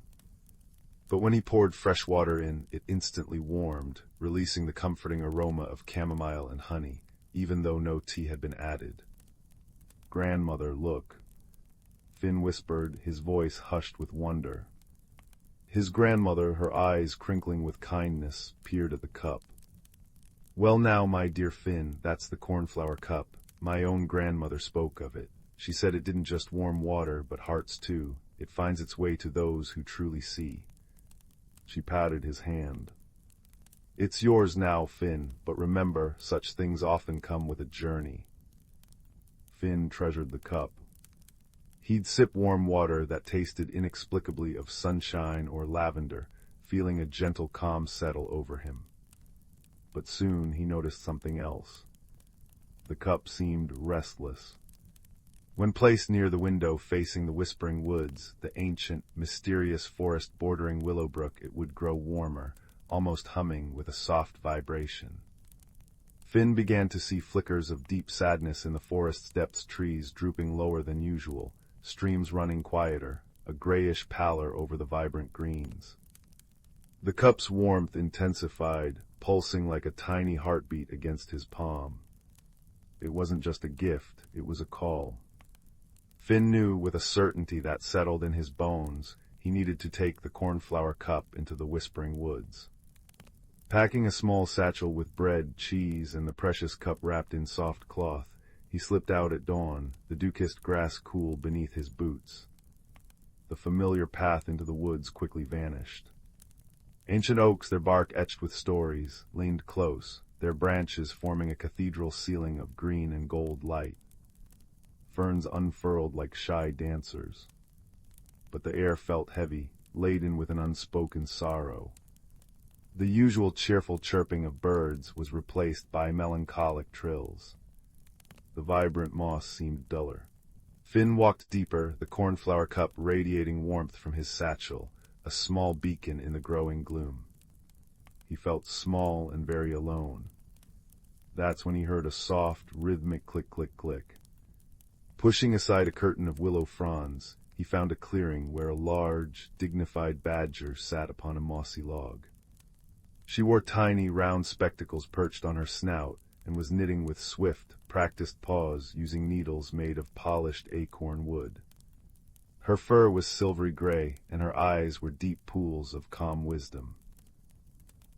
"Lost your way, little observer," she rumbled, her voice like stones tumbling in a gentle brook. She didn't look up from her intricate knitting, which seemed to shimmer with captured raindrops. "Not lost, ma'am," Finn said, bowing slightly. "I'm following the cup." He carefully unwrapped the cornflower cup. Its gentle warmth filled the clearing, making the badger pause her knitting and peer over her spectacles. "Ah," she breathed, her nose twitching. "The heart warmer, I haven't felt its song in many turnings of the leaves. The woods weep, child, deep sorrow has taken root." "What sorrow?" Finn asked, sitting on the soft moss beside her. "The wellspring of whispers," the badger explained, her needles resuming their soft clicking. "Deep in the heartwood where the oldest tree stands, there is a spring where the forest's memories bubble up. It sings the tales of every root, every leaf, every creature that has ever lived here. But its song has grown faint, choked by a heavy sadness no one understands. The forest forgets its own joy, and so it fades." She nodded towards the cup. "That little vessel holds warmth born of kindness. Perhaps it can soothe the spring's sorrow, but the path is tangled and the heartwood guards its grief fiercely. You'll need light where shadows lie thickest." As if summoned by her words, a tiny flicker of light darted nervously from behind a toadstool. It was a firefly, but unlike any Finn had seen. Its light was a pale, anxious silver, fluttering erratically. It zipped close to Finn, then darted away, then hovered near the cornflower cup, drawn to its gentle warmth. "This is Pip," the badger said gently. "He knows the hidden paths, the ones beneath roots and over silent streams, but fear dims his light. He hasn't shone his true gold since the sorrow began." Pip landed tentatively on Finn's outstretched finger. His tiny form vibrated with nervous energy. Finn held the cornflower cup near. Pip crept closer, his silver light pulsing slightly brighter, steadier, as the cup's warmth touched him. He let out a tiny, almost inaudible chirp that sounded like a relieved sigh. With the badger, whose name was Alara, though she insisted Finn call her Auntie Moss, offering quiet guidance, and Pip darting ahead to illuminate shadowed crevices and hidden animal trails with his gradually brightening light. Finn ventured deeper. The woods grew denser, the air colder and thicker with sorrow. Strange, mournful sighs seemed to rustle the leaves. Thorns reached out like grasping fingers, and illusions flickered paths that vanished, voices whispering despair. The challenge wasn't a monster to fight, but a suffocating weight of sadness that pressed down, whispering doubts. You're too small. Your cup is just a cup. The sorrow is too deep. Finn felt fear coil in his stomach. He wanted to turn back. He looked at Auntie Moss, her calm knitting a steady anchor. He looked at Pip, whose light, though still silver, now shone bravely against the oppressive gloom. He felt the cornflower cup, warm and constant, against his chest. Wisdom, Auntie Moss had said, not force. He stopped walking. He sat down on the damp earth, cradling the cup. He poured a little water from his flask into it. Instantly it warmed, releasing a comforting scent of sun-warmed earth and pine needles. Finn didn't drink it. Instead, he held it out. It's okay to be sad, he whispered, his voice small but clear in the heavy silence. We're here. We brought warmth. We brought light. He poured the warm water slowly onto the mossy ground at the roots of a great, weeping willow. The moss seemed to sigh, a soft green shimmer passing through it. Auntie Moss sat beside him, her knitting resting in her lap. Remember the story of the first bluebell, she murmured, not to Finn, but to the forest itself. How it pushed through frozen ground, just to sing its tiny song to the spring sun. Pip landed on the rim of the cornflower cup, his light pulsing a soft, hopeful gold for the first time, casting a small, warm circle around them. Finn poured another little measure, warming it, and offered it to the roots of a gnarled oak. Remember the otter pups playing in the moonlit stream, he offered softly, recalling a story his grandmother told. Auntie Moss spoke of the patient earthworm turning the soil. Pip chirped a memory of tasting the first dew on a clover leaf. They didn't push forward. They sat. They remembered. They shared small, warm offerings from the cup poured onto roots and stones, each sip of warm water carrying a whispered memory of joy, of resilience, of simple being. Finn spoke of the baker's cinnamon buns, of the sound of rain on his cottage roof, of the way starlight looked caught in a spider's web. Auntie Moss told tales of forest births and quiet passings, cycles of life. Pip's light glowed brighter, pure gold now, weaving stories in light about dragonfly dances and moonbeam paths. They shared the cup's warmth and their own small memories, like kindling feeding a tiny flame. Slowly, ever so slowly, the crushing weight of sorrow began to lift, like mist burning off under a gentle sun. The mournful sighs softened. The grasping thorns seemed to recede. The illusions faded. A path, clear and moss-lined, appeared before them, leading to a circle of ancient, towering trees. In the center stood the heartwood tree, immense and ancient, its bark like carved stone. At its base bubbled the wellspring of whispers, but its water was dark and sluggish, barely moving, and its song was a broken, discordant hum.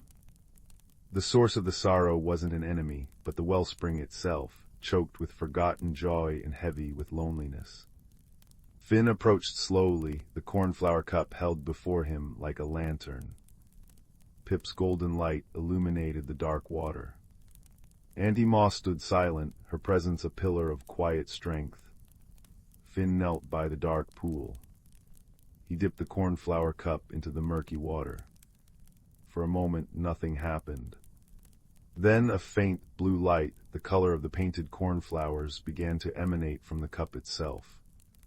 It spread through the water Finn had scooped, swirling and cleansing it. The dark murk dissolved, replaced by clear, shimmering water that glowed with soft inner light. It felt warm in the cup, radiating pure, gentle comfort. Finn didn't pour it back immediately. Instead, he leaned close to the wellspring and whispered, "We remember you. We remember the laughter in the leaves, the strength in the roots, the dance of the seasons. You are not forgotten. He poured the warm, glowing water gently back into the wellspring. The effect was immediate and profound. The dark water where the glowing stream touched began to clear, spreading outwards like ripples of pure light. The wellspring bubbled more vigorously, a clear, musical note rising a single, pure tone of relief. Then another note joined it, and another. The discordant hum dissolved, replaced by a rising, harmonious song, the song of rustling leaves, babbling brooks, bird calls, wind sighs, the heartbeat of the earth itself. It was the forest remembering its own voice, its own joy. The gray pallor lifted from the trees. Leaves unfurled brighter green, flowers bloomed where only moss grew before, birds burst into jubilant song. Pip zipped around Finn's head, his light a dazzling, joyful gold. Auntie Moss nodded, a deep satisfaction in her eyes. The heart-warmer did its work, she said softly, but it was your seeing heart, little observer, and your quiet courage in sharing warmth that truly unlocked the healing. The journey back through the whispering woods was like walking through a dream reborn. Sunlight dappled paths Finn hadn't seen before. Creatures peeked out, their eyes bright with renewed life. The air hummed with vitality and sweet, earthy scents. Auntie Moss walked beside him to the forest's edge. Pip, now glowing with confident golden light, decided to stay, promising to weave stories of light in the newly vibrant woods. Finn returned to Willowbrook as dusk painted the sky in lavender and peach. He placed the cornflower cup on his windowsill. It looked just as it had, simple porcelain with faded cornflowers. But now Finn understood its true magic. It wasn't just about warming water. It was a vessel for kindness, a reminder that even the smallest warmth, shared with a seeing heart and quiet courage, could melt the deepest sorrow. He poured water into it. Steam curled, carrying the scent of the healed forest pine, damp earth, and wildflowers. Finn took a sip. It tasted like resilience, like friendship, like the quiet, powerful magic of simply noticing, caring, and offering warmth. He knew the cup's journey wasn't over, and neither was his. For now, though wrapped in the cozy quiet of his cottage, the gentle warmth of the cornflower cup in his hands, and the distant, joyful song of the whispering woods carried on the evening breeze, Finn felt a deep peace settle over him, as comforting as a soft blanket and as enduring as the ancient stars beginning to twinkle outside his window. The ordinary world held extraordinary secrets, yes, and the greatest magic of all, he realized, sipping the warm, fragrant water, was the kindness one chose to pour into it. Story 15. The village of Willowvale nestled in a valley where the seasons danced with particular grace. Yet young Finn, a boy with thoughtful eyes the color of storm clouds, found the turning of autumn into winter deeply unsettling. While others bundled up with cheerful anticipation for crackling fires and warm cider, Finn retreated. He missed the vibrant greens, the buzzing bees, the predictable warmth. Change felt like a door slamming shut on something precious. Finn lived with his gentle grandmother near the edge of the whispering woods, known for its peculiar magic. His solace was a small, neglected patch behind their cottage. Grandmother called it the Heart Garden, though mostly weeds and stubborn thistles grew there. Finn felt a kinship with its wild, untamed state. One frost-kissed morning, Grandmother placed a small, rough-hewn wooden box in his hands. "Tend to the Heart Garden, Finn," she murmured, her voice like dry leaves skittering. "It needs a little kindness to remember its song, and perhaps so do you." Reluctantly, Finn opened the box. Inside lay 3 smooth river stones, warm to the touch, and a tiny pouch of iridescent dust that smelled of rain and fresh earth. No instructions. Just tend. He sighed, kicking at a clump of frosty weeds. How could a garden sing? How could he find peace in this biting cold? As days passed, Finn's reluctance grew, mirrored eerily by the heart garden. The few remaining leaves curled tighter, brown and brittle. Frost etched deeper patterns on the barren soil. He felt as gray and lifeless as the garden looked.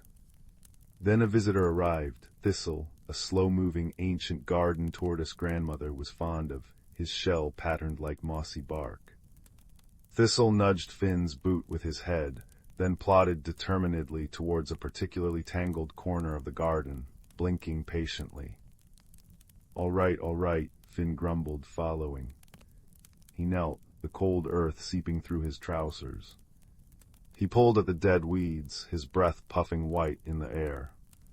It was hard, thankless work. A small, bright-eyed sparrow, whom Finn secretly named Pip, flitted down, chirping encouragement and pecking at tiny seeds Finn uncovered. Thistle settled nearby, radiating a calm, steady presence. Feeling a flicker of something other than cold, Finn remembered the box. He took out one warm stone and placed it near the base of a skeletal rose bush grandmother cherished. He sprinkled a tiny pinch of the iridescent dust onto the frozen earth around it. Nothing happened immediately. Disappointed, Finn almost left. But Thistle nudged him again, and Pip chirped insistently from a bare branch. The next morning, Finn shuffled outside, bracing for more gray. He stopped short. Where the warm stone lay, the frozen earth had softened into a small circle of rich, dark soil. Tiny, impossibly green shoots like emerald stars pushed through the surface near the rose bush. A faint, sweet fragrance like honey and sunlight hung in the crisp air. Finn's heart gave a surprised little jump. He touched the soft green shoots. They felt warm. Day by day, Finn returned. He placed the second warm stone near a cluster of frost-bitten lavender, sprinkling more magical dust. He cleared more weeds, his hands growing less clumsy, his movements less hesitant. Thistle offered silent companionship, his slow pace a comfort. Pip brought him twigs and sang cheerful tunes. Finn talked to the plants, softly at first, then with growing warmth, sharing his fears about the cold, his longing for the lost summer sun. As Finn tended, the heart garden responded. Wherever he focused his care, magic bloomed. The lavender sprouted silvery leaves that shimmered with captured frost, releasing a calming scent. The rose bush grew sturdy thorns that glowed faintly amber in the twilight, protecting delicate buds forming despite the season. Moss, soft as velvet and vibrant green, spread like a carpet where Finn cleared space. The garden wasn't recreating summer. It was singing its own winter song, resilient, quiet, and unexpectedly beautiful. The iridescent dust, Finn realized, wasn't forcing growth. It was amplifying the life already waiting beneath the surface, responding to his attention. The transformation wasn't just in the garden. Finn found himself noticing the beauty in the frost patterns on the window pane, the stark elegance of bare branches against the pale winter sky, the comforting crackle of the fire grandmother kept burning. The biting wind still blew, but he bundled up without dread, feeling the warmth within himself growing stronger. He learned that tending, even when it felt difficult, brought its own quiet joy. He learned that change wasn't an ending, but a different kind of beginning, one that required patience and gentle care.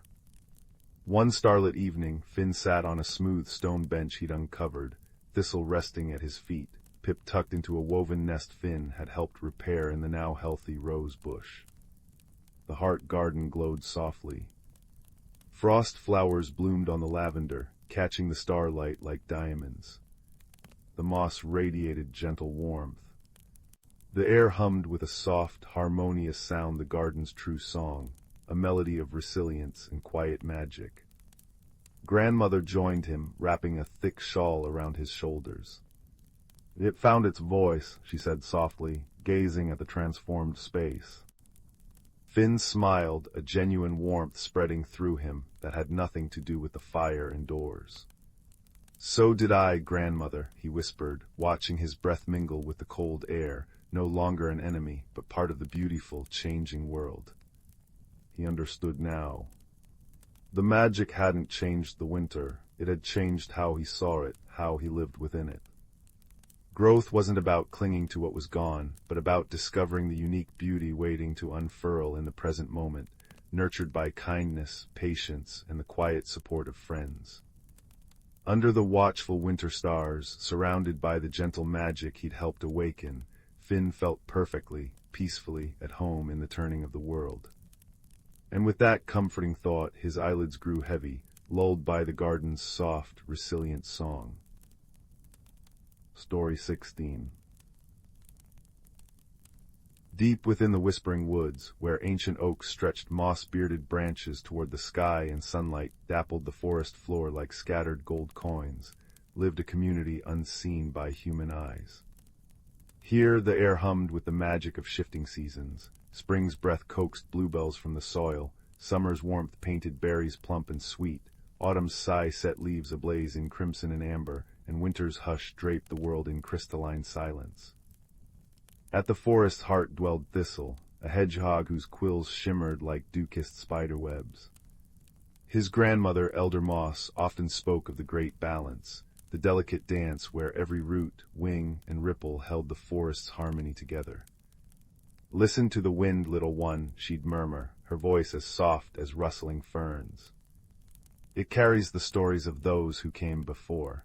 When the balance wavers, the wind grows cold and confused." One crisp autumn morning, Thistle noticed troubling signs. The maple leaves, usually vibrant as sunset, browned at the edges and fell too soon. The creek's song grew thin and reedy, its waters sluggish. Even the fireflies, whose lanterns should have glowed warmly against the twilight, flickered weakly like guttering candles. Worst of all, the wind singers, tiny sprites woven from dandelion fluff and starlight, whirled in anxious circles, their usual melodic hums sharp with discord. "The hearthstone dims," fretted Bramble, a rabbit whose velvet ears twitched at every sigh of the trees. He nudged Thistle near a mossy clearing where a pillar of moon-pale quartz stood. Normally it pulsed with gentle light, syncing with the forest's rhythms. Now fractures spiderwebbed its surface, and its glow faded like a dying ember. Without it, winter will come too harsh and linger too long. The roots will freeze, the burrows flood. Thistle remembered Elder Moss's tales of the sky tears. Rare, enchanted dewdrops formed only when the first frost met the last autumn rain. They alone could mend the hearthstone. But sky tears vanished at dawn's touch, and they nested high in the silver firs, where ice-glazed branches glittered perilously. Gathering courage, Thistle sought companions. Luna, an owl whose feathers held the patina of twilight, agreed to guide him through the treetops. "Trust the wind's whispers," she advised, her amber eyes kind. "It remembers the pathways." Along the way they met Pip, a field mouse with a talent for weaving sturdy grass ropes. "Balance isn't kept alone," Pip chirped, threading vines with nimble paws. "It takes many paws and wings." Their journey wove through the forest's wonders, past waterfalls where rainbows danced in mist, through meadows where mushrooms glowed like fallen stars, and over creeks where koi fish traced liquid constellations with their fins. Yet magic grew strained. Unseasonal frost crisped the ferns, the north wind bit with unusual bitterness. When they reached the silver firs, Thistle's heart sank. The highest branches, where sky tears glistened like captured starlight, were too frail for his weight. Luna soared upward, but the wind buffeted her wings. "It's too wild," she cried. Pip tried scaling the trunk, yet the ice-slick bark sent him tumbling into a snowdrift. Despair loomed until Thistle noticed the wind singers huddling beneath a holly bush.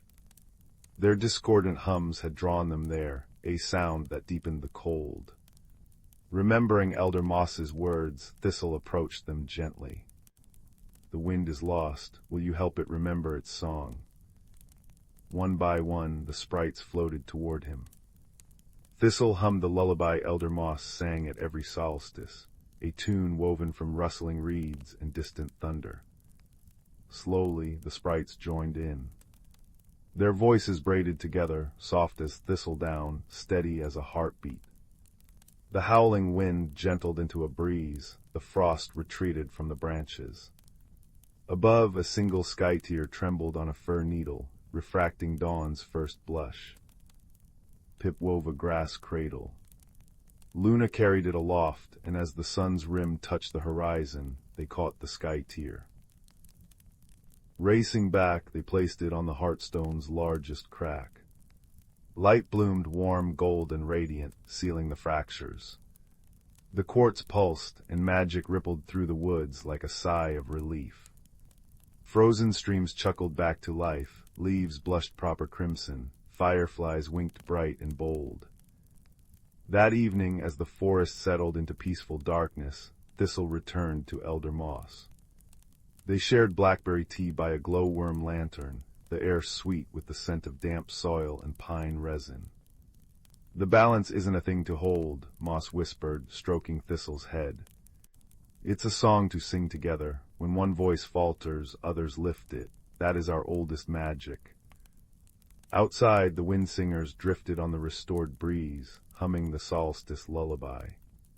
Snow began to fall, gentle, timely, and soft as eiderdown, kissing the world goodnight. And deep in their burrows and nests, every creature slept, dreaming of roots entwined beneath the earth, of stars reflected in still ponds, and of a harmony that would hold, season after season, as long as kindness remembered its tune. Story 17. Deep within the whisperwood, where ancient oaks stretched gnarled fingers towards a sky perpetually dusted with twilight stars, and moss grew thick as emerald velvet over roots older than kingdoms, the boundaries between the seen and unseen world were thin as cobweb. Here the air hummed with a quiet magic, smelling perpetually of damp earth, crushed pine needles, and the faintest hint of wild honeysuckle, even in the deepest winter. It was a place where the rustle of leaves held conversations, the gurgle of the crystal creek sang lullabies, and the creatures who called it home lived lives woven intricately into the tapestry of the seasons. Among them lived Thistle, a young hedgehog whose spines, still soft at the tips, shimmered with dewdrops each dawn.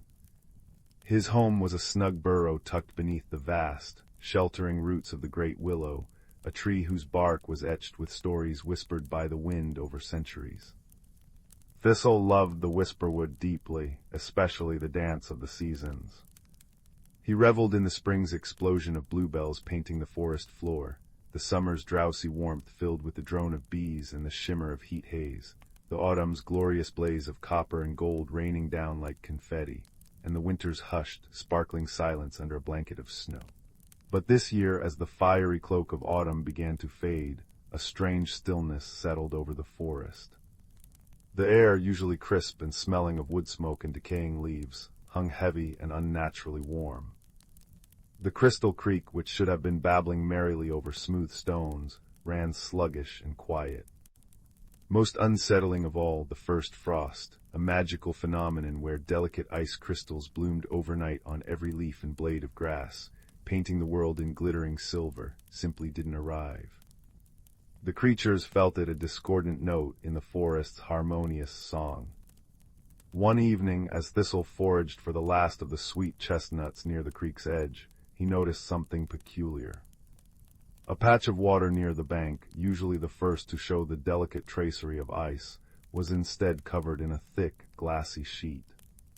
It wasn't the beautiful, lacy frost. It was hard, opaque ice, trapping fallen leaves and small twigs beneath its surface like insects in amber. A chill ran through Thistle, deeper than the missing cold could account for. He nudged it with his snout. It didn't yield. "Grandmother Moss," Thistle murmured later, nestled in the warm, root-bound chamber of Elder Fern, a venerable badger whose silver muzzle and wise, kind eyes spoke of countless seasons witnessed. The chamber smelled of dried herbs, warm earth, and the comforting musk of badger fur.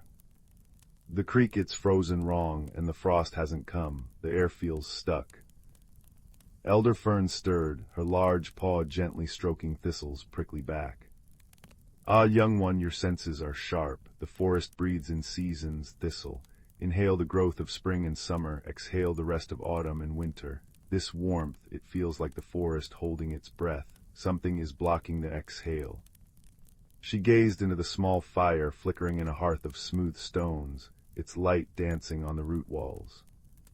The first frost is not just cold, child. It's the forest's sigh of release, a cleansing breath that prepares the earth for slumber. Without it, the balance wobbles. The deep magic tied to the turning year grows sluggish. But what's blocking it? Thistle asked, his small voice filled with concern. He could smell the faint, smoky sweetness of burning applewood from the fire, mingling with the damp earth scent. That, sighed Elder Fern, her voice like dry leaves rustling, is the question. The seasons are tended by ancient forces, spirits woven into the very fabric of the whisperwood. Something has disturbed their rhythm. She looked at Thistle, her eyes reflecting the firelight. Wisdom is often found not just in age, Thistle, but in seeing with fresh eyes. Perhaps you, with your love for the forest's breath, can seek the source of this stillness. But remember, you are not alone. The forest's strength is its togetherness. Emboldened by Elder Fern's words, Thistle set out the next morning. The unnatural warmth pressed down, making the air feel thick and honey gold, yet devoid of the usual autumnal scents. It smelled stale. He decided to follow the Crystal Creek upstream, towards its source high in the mossback hills, reasoning that the wrongness had started with its strange freezing. His journey took him through parts of the whisperwood he rarely visited. He passed the bustling warren of the gentle moles, where the air smelled richly of turned earth and damp clay. Bramble, the eldest mole, her velvety snout twitching, confirmed the unease. The roots whisper of tension, young Thistle, she said, her voice soft and muffled. The deep earth feels restless, the winter dreams are tangled. She gifted him a smooth, cold stone that glowed faintly with an inner light. Moonstone, it remembers the coolness of the night. Hold it when the unnatural warmth presses too close. Further on, near the Whispering Falls, where the creek tumbled over smooth rocks, Thistle met Silas, an old otter whose fur was frosted with silver. Silas was unusually still, perched on a sun-warmed rock, not his usual playful self. The water cascading down smelled fresh and clean, but Silas's whiskers drooped. "The currents feel heavy, lad," Silas rasped, his voice like water over pebbles. Like the water itself is tired, the fish are sluggish, hiding deep. The frost's absence steals the river's sparkle. He dove and surfaced, offering Thistle a perfect, iridescent scale from a rainbow trout. A token of flowing things, water remembers its course, even when blocked. As Thistle climbed higher, the air, though warm, grew thinner. He reached the high meadows where the wind usually sang freely. Here he found Corvus, a large, ancient raven perched on a lightning-struck pine. Corvus's feathers gleamed like polished obsidian, and his eyes held the depth of the night sky. The wind here carried the scent of dried grasses and distant snow, a ghost of the cold that should be here. "Skyfield's bound little quill," Corvus croaked, his voice echoing the vastness he surveyed. The high currents that carry the breath of winter are sluggish. The stars whisper of imbalance. He tilted his head, fixing Thistle with one intelligent, dark eye. "The source of the stillness lies not in the sky, nor solely in the water, but in the heart of the hills. Look where the earth forgets to sigh." With a powerful flap, he dislodged a single, perfect black feather, which drifted down to Thistle's paws. A piece of the high air, it remembers the dance of snowflakes. Guided by the moonstone's cool pulse in his paw, the trout scales faint shimmer at his chest, and the raven feather tucked into his spines, Thistle pressed on towards the mossback hills. The landscape grew steeper, rockier. The scent of pine resin grew stronger, sharp and clean, cutting through the oppressive warmth. Finally he reached the headwaters of the Crystal Creek, a place where clear, cold water should bubble joyously from a moss-covered spring, beneath a large, ancient stone known as the Heartstone. But what Thistle saw made his small heart clench. The Heartstone, usually a warm gray, pulsed with an unhealthy, dull orange light like banked embers. No water bubbled freely. Instead, a thick, viscous ooze, smelling faintly of sulfur and burnt earth, seeped sluggishly from beneath it, coating the moss in a sickly sheen, and flowing down to form the hard, wrong-iced Thistle had seen downstream. The air here was thickest, warm and stagnant, pressing on Thistle's lungs. The vibrant moss around the stone was brown and brittle. This was the blocked exhale, the stifled sigh of the earth. Thistle crept closer, the moonstone in his paw growing colder, a comforting counterpoint. He placed his small front paws against the Heartstone. It wasn't hot, but it vibrated with a low, distressed hum that resonated through his bones. He remembered Elder Fern's words about the forest's togetherness. He wasn't just Thistle, he carried the gifts of the moles, the otters, and the ravens' earth, water, and air. Taking a deep breath, Thistle placed the cool moonstone against the pulsating stone. He pressed the shimmering trout scale into a crevice where the ooze seeped. He tucked the raven feather into a patch of dry moss clinging to the Heartstone's side. Then he began to hum. Not a song he knew, but a sound that rose from the earth beneath him, a low, soft thrumming, like the roots of the great willow sighing, like the gentle flow of the crystal creek should be, like the whisper of wind through high pines. He poured his love for the Whisperwood's true seasons into that hum, the crisp kiss of the first frost, the clean scent of snow, the deep, restful silence of winter. As he hummed, focusing all his gentle will, the moonstone began to glow brighter, its cool light spreading like liquid silver over the Heartstone's surface, chasing away the sickly orange pulses. The trout scale shimmered fiercely, and where its light touched the ooze, it seemed to thin, becoming clearer, losing its foul smell. The raven feather trembled, and a small, cool breeze, smelling of distant mountains and icy stars, stirred around the stone, cutting through the stagnant warmth. Thistle's hum grew stronger, joined by a deeper vibration from the Heartstone itself. It was a slow, reluctant shifting, like a giant turning in its sleep. A crack appeared in the thick ice covering the spring's outlet. Then another. With a sound like 1,000 tiny bells shattering, the hard ice splintered and fell away. Clear, cold, living water burst forth, bubbling over the moss, washing away the last of the foul ooze. The viscous flow ceased instantly. The unnatural warmth shuddered. High above, Corvus let out a triumphant cry that echoed through the suddenly clearer air. Downstream, Silas the otter felt the current quicken and leapt into the water with a joyful splash. Deep in the warren, Bramble the mole felt the deep earth sigh with profound relief. And back at the great willow, Elder Fern closed her eyes, a soft smile touching her muzzle as the first true chill of the season brushed against her fur. Thistle watched, exhausted but filled with awe, as the Heartstone's dull orange glow faded completely, replaced by its natural, steady gray. The water flowed pure and strong, singing its old song. The oppressive warmth dissolved, replaced by the crisp, clean bite of true autumn air. It smelled of wood smoke, damp leaves, and the promise of frost. He looked up.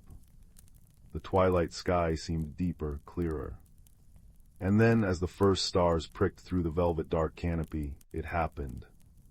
A gentle sigh seemed to move through the entire Whisperwood, rustling the remaining leaves. The sigh carried with it a wave of profound coolness. Thistle gasped as he saw it, starting from the very tip of the Heartstone, spreading outwards like the most delicate lace, a shimmering silver rime began to form. It crept over the moss, sparkling under the starlight. It traced the edges of leaves, turning them into intricate crystal sculptures. It touched Thistle's spines, cool and feather-light.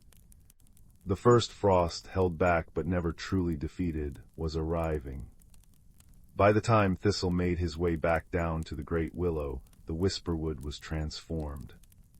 The world glittered under the moon and stars, every surface adorned with the frost's exquisite silver filigree. The air was deliciously cold and clean, carrying the sharp scent of frost-kissed pine and frozen earth. The crystal creek chuckled merrily over its stones, free and clear. Elder Fern was waiting, a cup of steaming rosehip tea beside her. The fire crackled warmly, filling the burrow with the scent of burning cedar. "You found the breath, young one," she said, her voice thick with pride and relief. "You helped the forest remember its rhythm." "I didn't do it alone," Thistle said, curling up gratefully near the hearth, the events of the day washing over him. He told her of the moonstone, the scale, the feather, and the hum that felt like it came from the earth itself. It was the whisperwood breathing together. "Exactly," Elder Fern nodded, her eyes reflecting the frost glitter outside. "The deepest magic isn't force, Thistle, it's harmony. It's the earth remembering its sigh, the water its flow, the air its dance, and all the creatures, great and small, understanding their part in the great turning.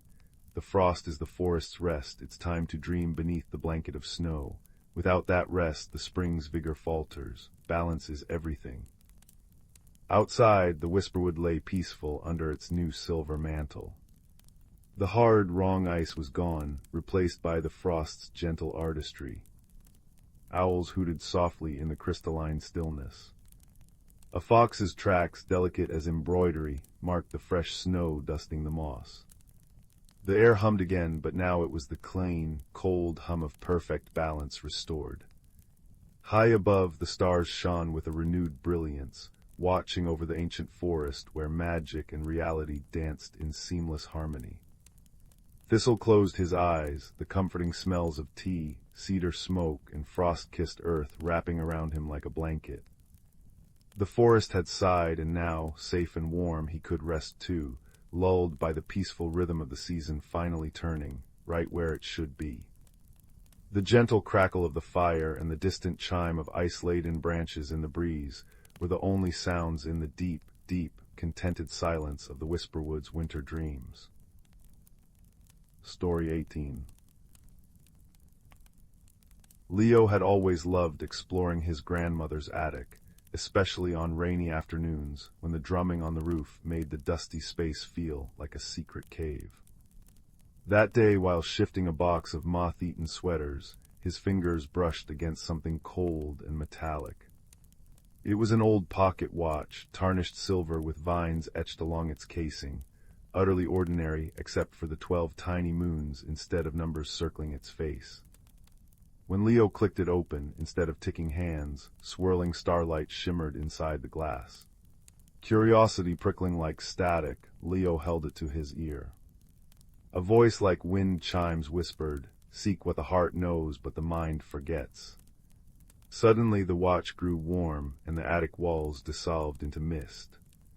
Leo found himself standing at the edge of the whispering woods, where trees murmured secrets and the air smelled of damp earth and wild mint. The watch now glowed softly in his palm, its starlight pulsing toward a path vanishing into the shadows. His journey began with hesitant steps, until a voice rumbled from beneath a toadstool. "Lost, young traveler." A tortoise with moss-speckled shell blinked up at him. "I'm Terrence, you've got the moon watch, rare thing, it guides seekers to forgotten truths." Terrence moved slower than sap down a tree trunk, but his words were steady. "Wisdom tip, listen deeper than your ears can hear." Further along, a squirrel with fur like autumn leaves scampered down. "Ooh, shiny," chirped Saffron, her nose twitching at the watch. "I know these woods, but fair warning, the heartroot tree guards the center, and it hates loud noises." Saffron darted ahead, then back, her energy buzzing like a hummingbird's wings. She helped Leo spot hidden pitfalls and shared blackberries from her cheeks, their tart sweetness bright on his tongue. The woods grew darker, the whispers swelling into overlapping voices. "Turn back, danger, foolish child." Leo's chest tightened until Terrence nudged his ankle. The trees aren't unkind, just lonely. They echo fears left by passers-by. So Leo knelt, pressing his palm to the soil. "We mean no harm," he murmured.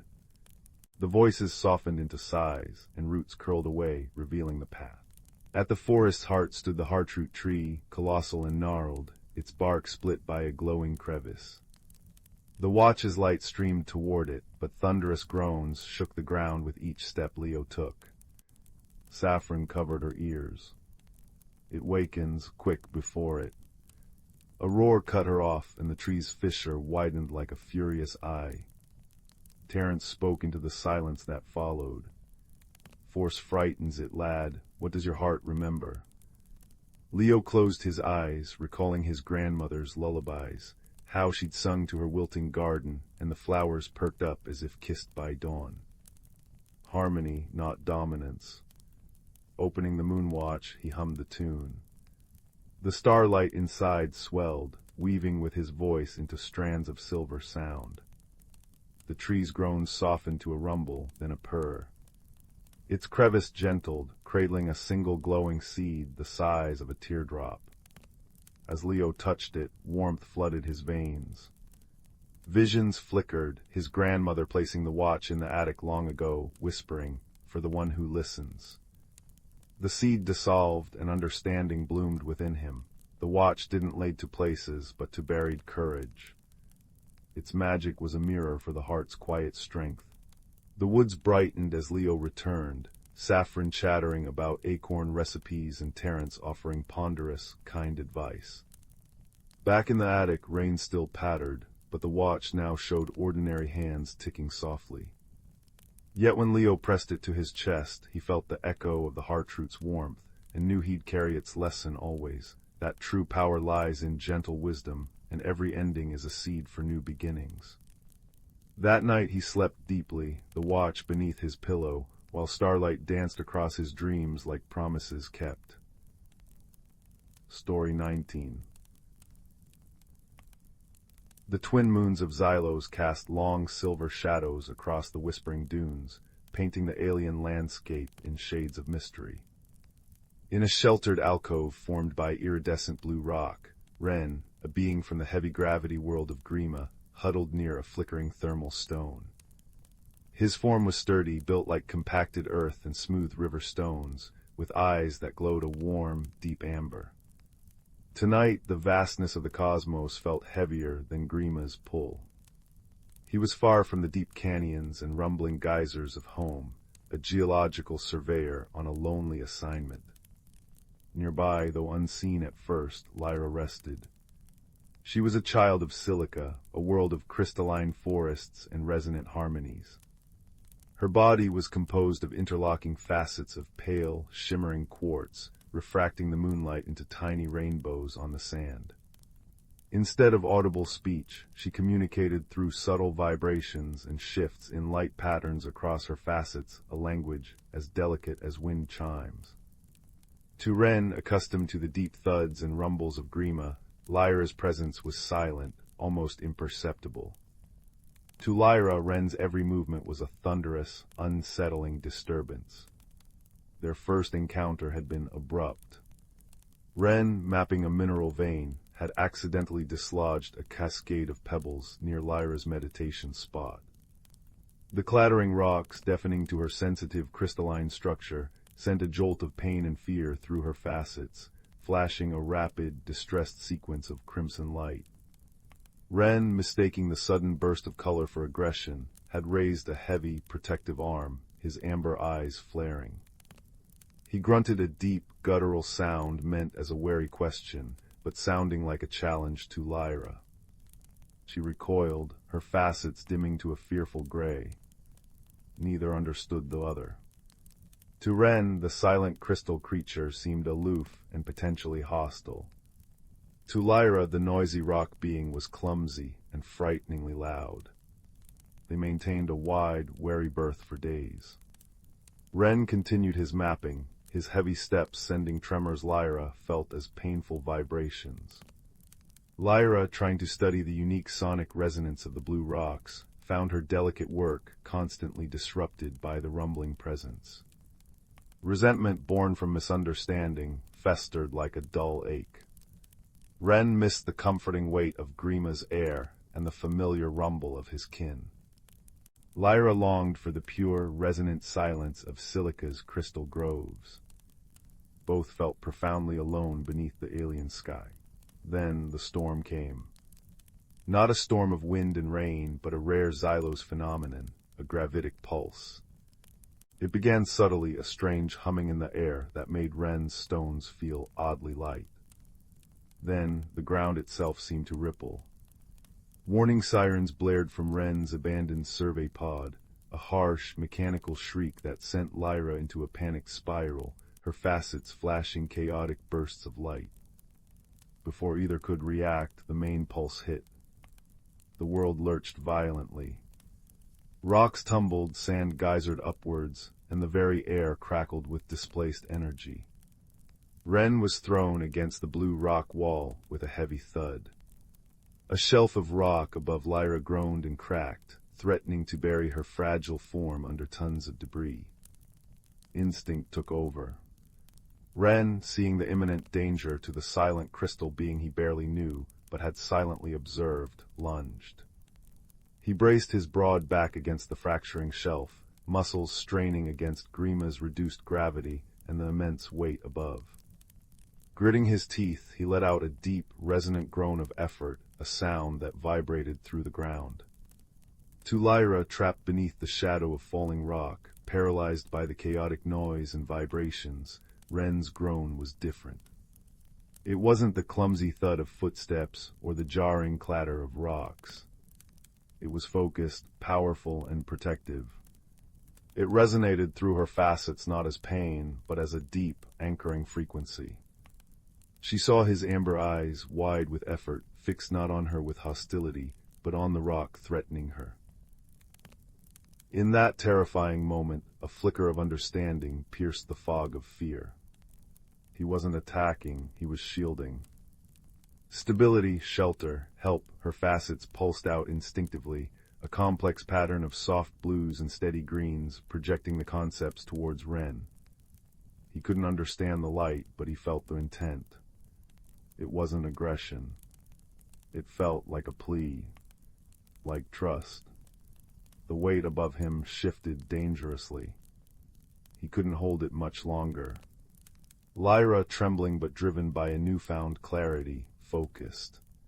She couldn't move heavy things like Wren, but she understood resonance.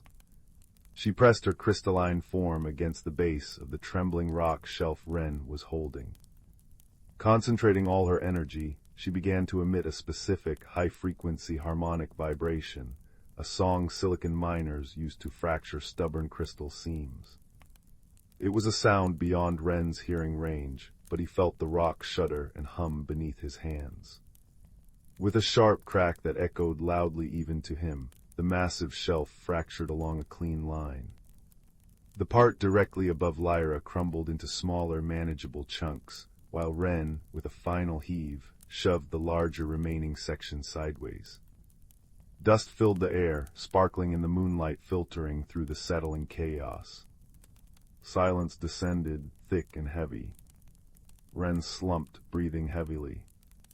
Lyra lay partially covered in dust and pebbles, her facets glowing softly with exhaustion and relief. Their eyes met amber light meeting refracted moonlight. No words, no light patterns could yet bridge the gap, but the shared terror, the mutual act of desperate aid, had built a fragile bridge.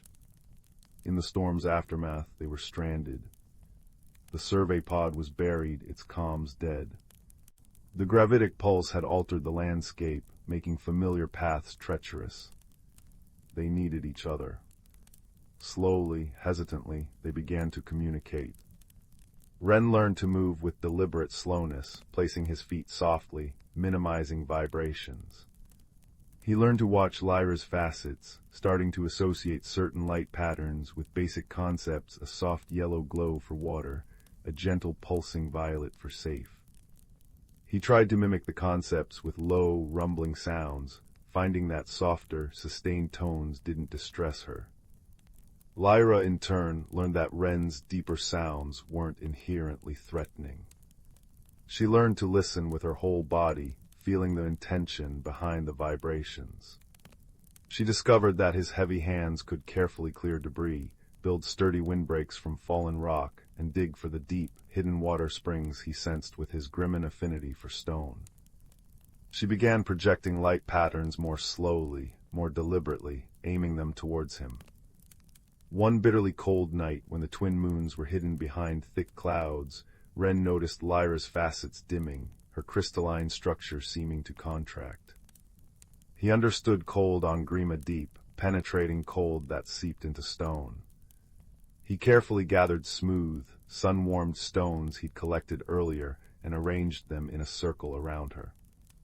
Then, using flint from his survival kit, a sound that made Lyra flinch initially, but she held steady, trusting, he sparked a tiny, contained fire on a flat rock within the circle.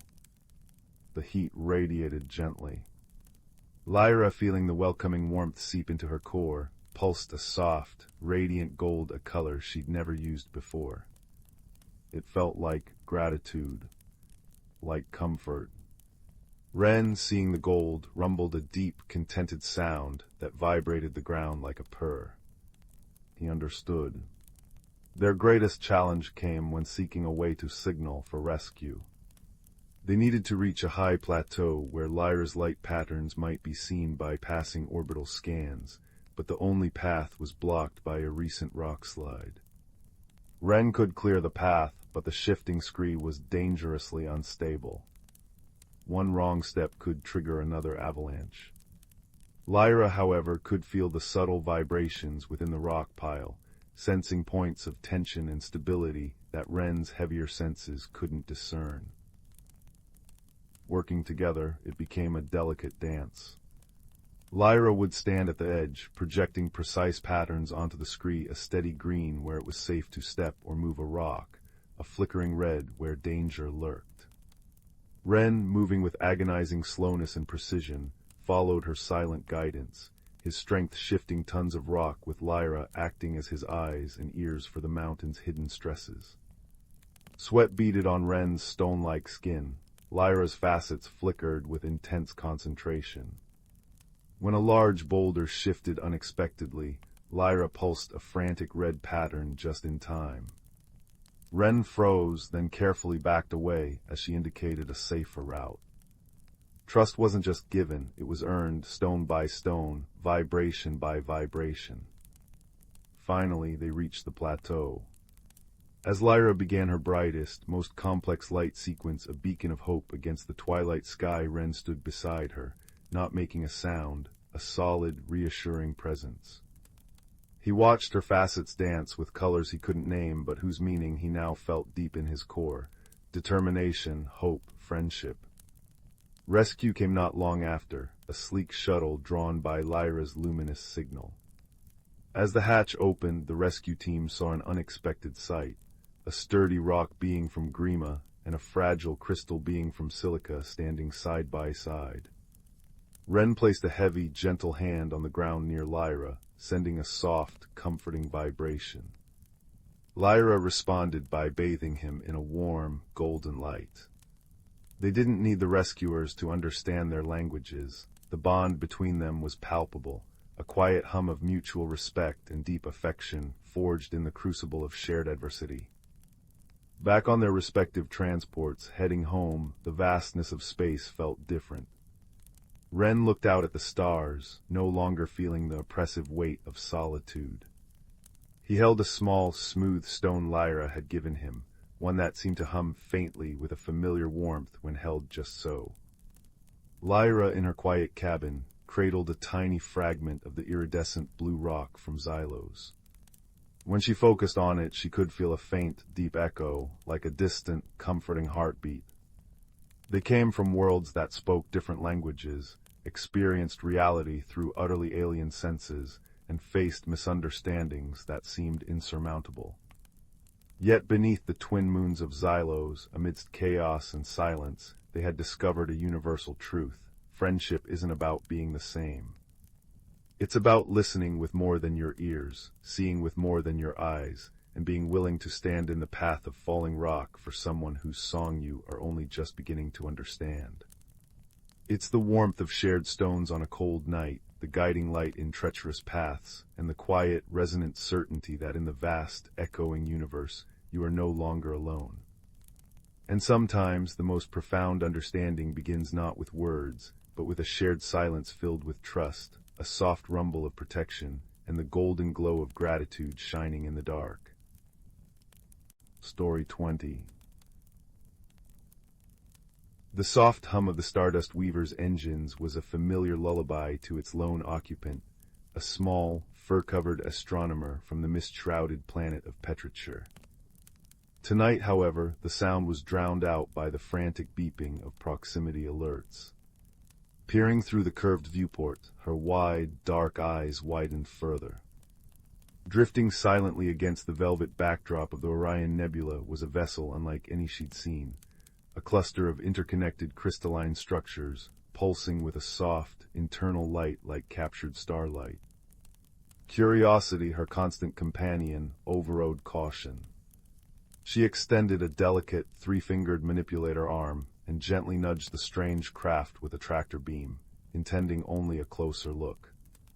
Inside the crystalline vessel, its pilot a being composed of shifting, iridescent light patterns housed within a geometric lattice experienced the tug as a jarring, dissonant intrusion. To the Solari, communication was light and resonant frequency. This sudden, clumsy grab felt like a shout in a sacred library. Fear, a cold, sharp sensation unfamiliar to the usually serene being, flared. Instinctively, it projected a burst of dazzling, disorienting light towards the source of the disturbance, the Stardust Weaver. The astronomer recoiled, blinded, her ship's sensors momentarily scrambled. In her panic, she overcorrected, sending both vessels tumbling towards the uncharted gravity well of a nearby gas giant's moon. Alarms shrieked on both ships. The Stardust Weaver groaned under the strain of atmospheric entry, while the crystalline ship resonated with a sound like shattering glass.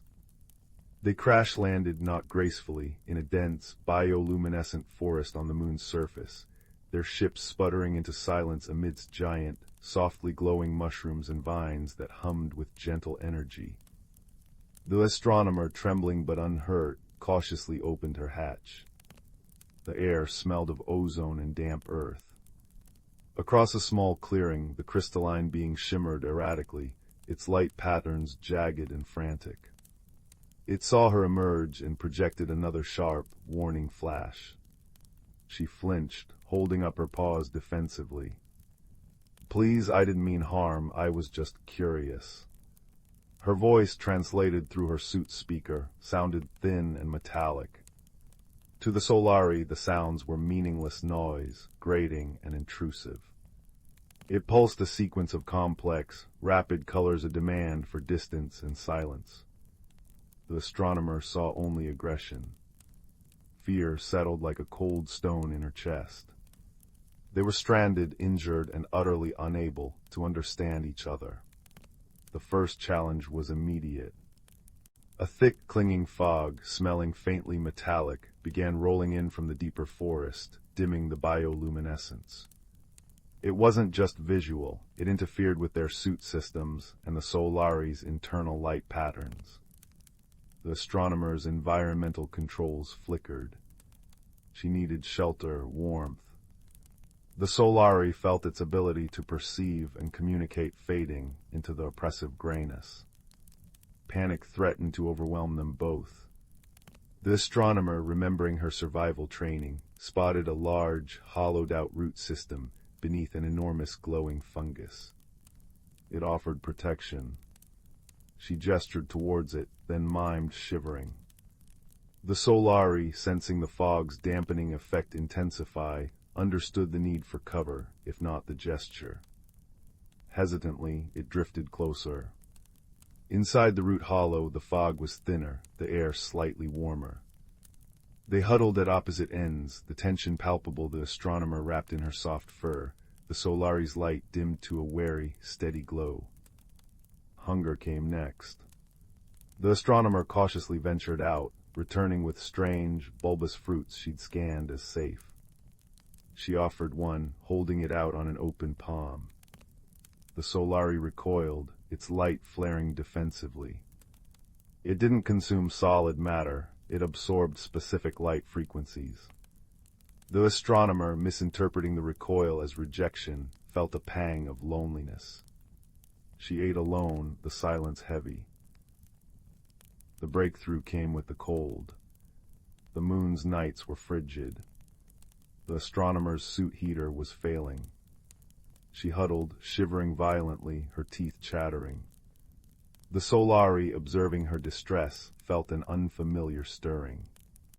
Its own energy was depleting, but it still generated warmth. Tentatively, it drifted closer. The astronomer flinched, but then warmth. A gentle, radiant heat emanated from the crystalline form. It wasn't scorching, it was like basking in sunlight filtered through leaves. She looked up, her dark eyes meeting the shifting patterns of light. There was no aggression there now, only concern. She managed a small, shaky smile, pressing her paws together in the universal gesture of thanks. She hoped it understood. The Solari saw the gesture, felt the cessation of violent shivering. It understood warmth given, distress eased.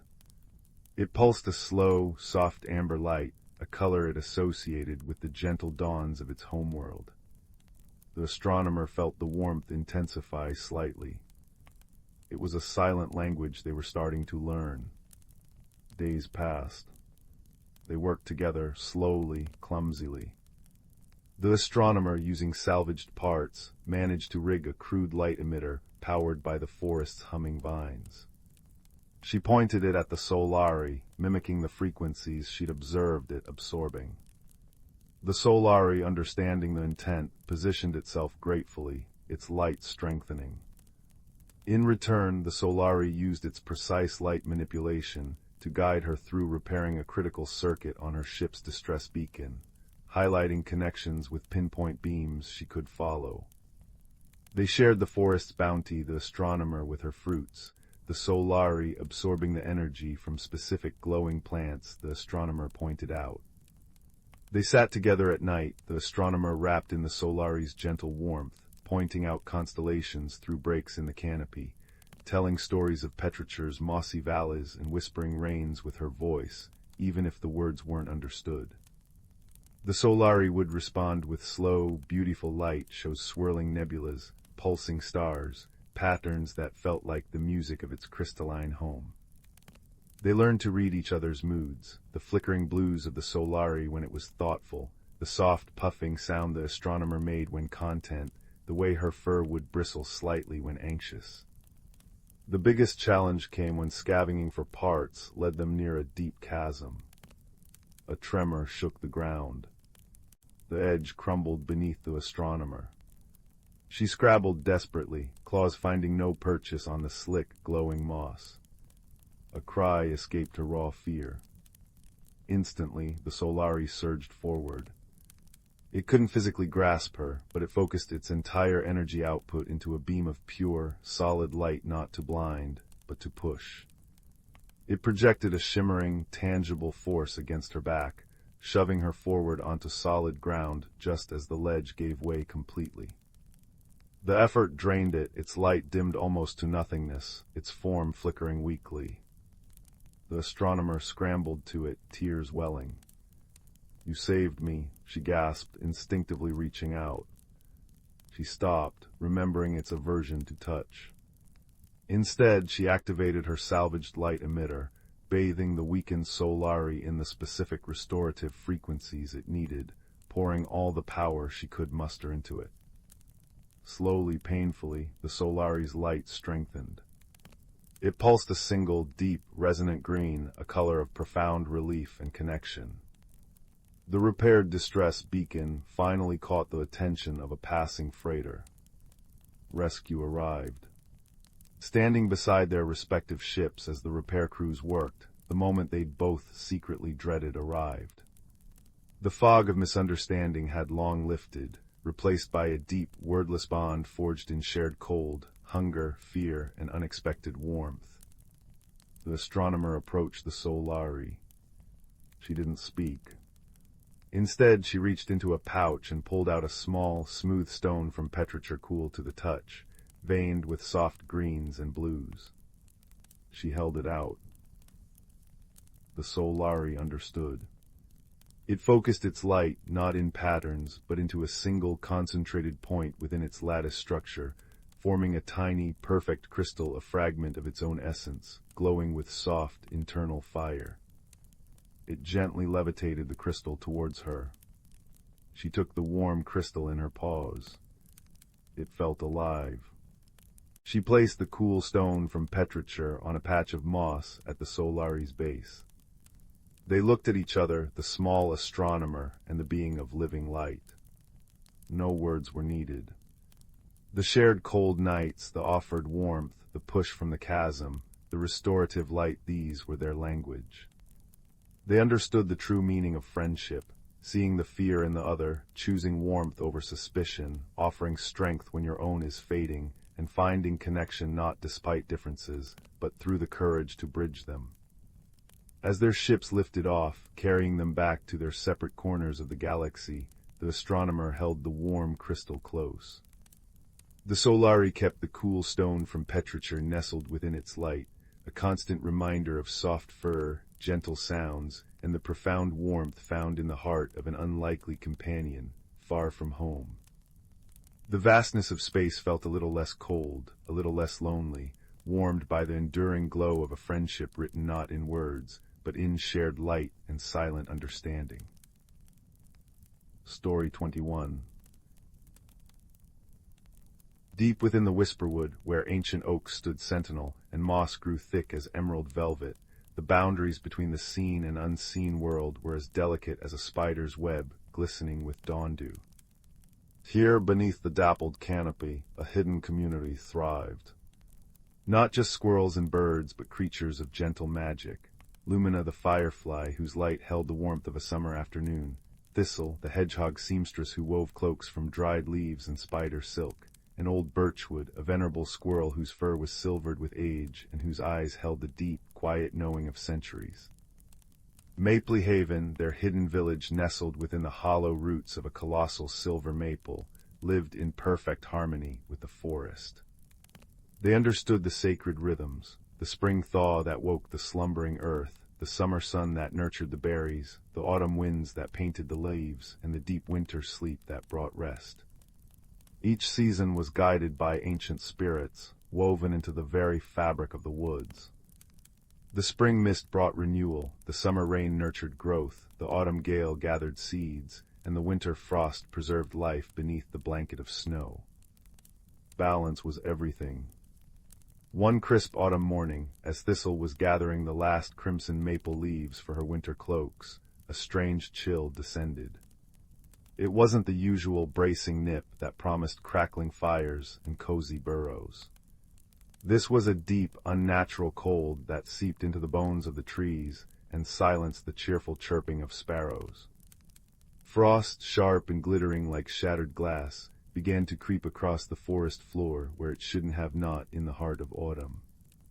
Flowers that moments before had held their final blooms shriveled instantly.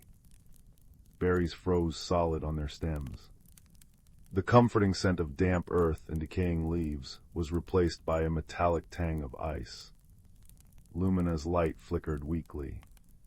Birchwood, she buzzed, her voice thin with worry. The frost. It comes too soon. It feels wrong. Birchwood emerged from his library of hollowed acorn caps and feather quills, his brow furrowed. He sniffed the air, tasting the sharp cold.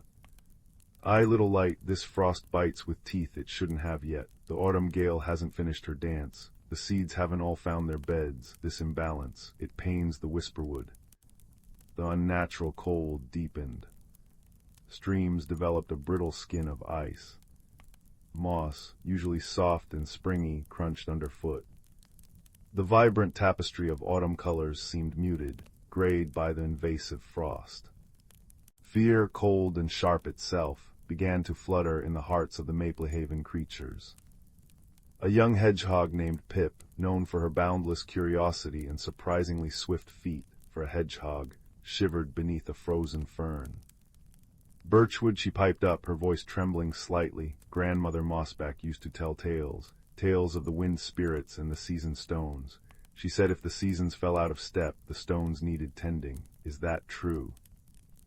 Birchwood's eyes softened, remembering the wise old hedgehog who had taught him much.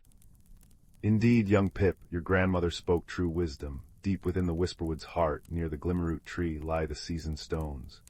Each stone resonates with its season, moss agate for spring, sunstone for summer, amber for autumn, and moonstone for winter.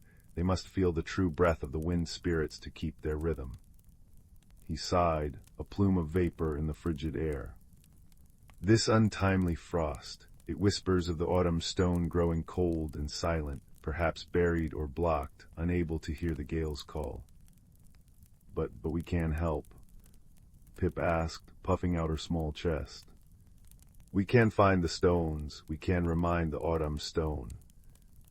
A murmur went through the gathered creatures. It was a perilous journey to the Glimmerroot, through parts of the Whisperwood rarely tread by the small folk. The path is long and the cold deepens, Birchwood cautioned, his voice grave. But the wisdom of generations tells us that harmony must be tended. Courage and kindness are the tools we wield against imbalance. Who will go with Pip? Thistle stepped forward, her needle-sharp quills glinting. I shall weave warmth for the journey. She quickly fashioned tiny hooded cloaks from the softest inner bark and lined them with thistle down. Lumina flickered brightly. I shall light the way, even in this gloom. A burly badger named Bracken, slow of speech but strong of limb, rumbled, I clear the path. And so the unlikely fellowship set out, the swift and curious Pip, the gentle Lumina casting her warm, golden light, the resourceful Thistle, the steadfast Bracken and Birchwood, whose wisdom would be their compass. The Whisperwood felt alien under the invasive frost.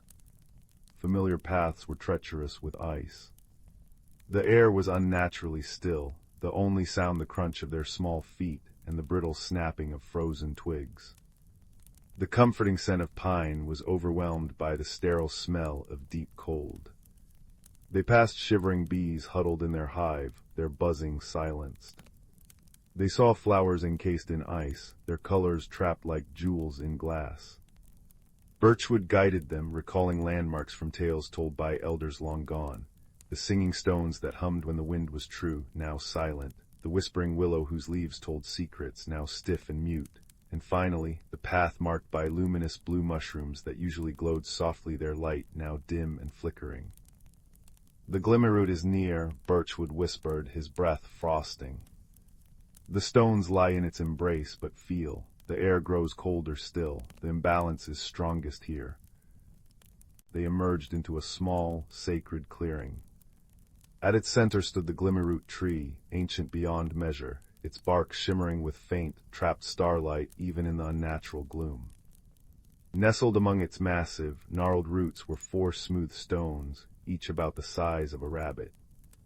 3 pulsed with a soft inner light, green for spring, gold for summer, white for winter. But the 4th, a rich, warm amber, lay dark and cold, covered in a thick rime of the invading frost. There, Pip pointed. The autumn stone, it's frozen. As they approached, the cold became almost unbearable. Lumina's light dimmed. Thistle shivered violently. Even Bracken grunted with the effort to move. The frost clings with unnatural strength, Birchwood observed, peering closely. It needs more than just scraping away. It needs the true autumn. It needs the breath of the gale. But how? Thistle asked, her teeth chattering. The wind spirits, they are far above, in the high branches where the cold is worst. Pip, remembering her grandmother's stories, looked around desperately. Her eyes fell upon the frozen whispering willow at the clearing's edge. Grandmother said, she said the wind spirits listen to the rustling leaves, but all the leaves are frozen stiff. Then she noticed something. A single perfect crimson maple leaf, miraculously unfrozen, clung to a low branch of the glimmerroot itself. It trembled slightly. Pip gasped. "Look, that leaf, it's moving, but there's no wind." Birchwood's eyes widened in understanding. "Not wind, life, the glimmerroot still holds the forest's deep warmth. That leaf trembles with the tree's own slow, ancient breath. It's a tiny echo of the true wind." An idea sparked in Pip's mind, bright as Lumina's light. "Thistle, your cloak, the one you made from the last autumn leaves, they were still warm with the season when you picked them." Thistle understood instantly. She carefully unfolded the small cloak she'd brought, woven from the very crimson, gold, and orange leaves she'd gathered before the frost hit. They still held a whisper of autumn's vibrant energy. "Lumina," Pip said, her voice filled with sudden certainty, "can you warm the leaf, just a little, enough to help it catch the glimmerroot's breath?" Lumina flew close to the trembling crimson leaf on the ancient tree. She focused all her inner warmth, her light glowing brighter, bathing the leaf in a gentle, golden radiance. The leaf quivered more strongly. As it did, Pip, standing on Bracken's sturdy back, held Thistle's leaf cloak high. She waved it gently, mimicking the rustle of wind through autumn branches. Swish, swish, swish. The sound was soft, fragile, but it echoed in the silent clearing. Pip waved the cloak towards the dark autumn stone. Swish, swish, swish, she poured all her hope, all her love for the whisperwood into the simple motion. Thistle hummed a low, soothing tune, an old lullaby of falling leaves. Bracken breathed deeply, a warm puff of air. Lumina pulsed her light in rhythm. Swish, swish, swish. High, high above, in the icy treetops where the great wind spirits dwelled, slumbering under the unnatural frost, a tiny sound echoed. A familiar sound. The sound of autumn leaves dancing. One spirit, the tender spirit of the gentle breeze who carries seeds, stirred. It heard the faint, brave rustling below. It felt the tiny warmth of Lumina's light, the ancient breath of the glimmerroot, the hopeful wave of Pip's cloak. Slowly, tentatively, the gentle breeze spirit began to move. It pushed against the heavy frost, a sigh so soft it was barely a whisper. But it was enough. It drifted down, down into the sacred clearing. It touched the crimson leaf Pip had warmed. The leaf fluttered wildly.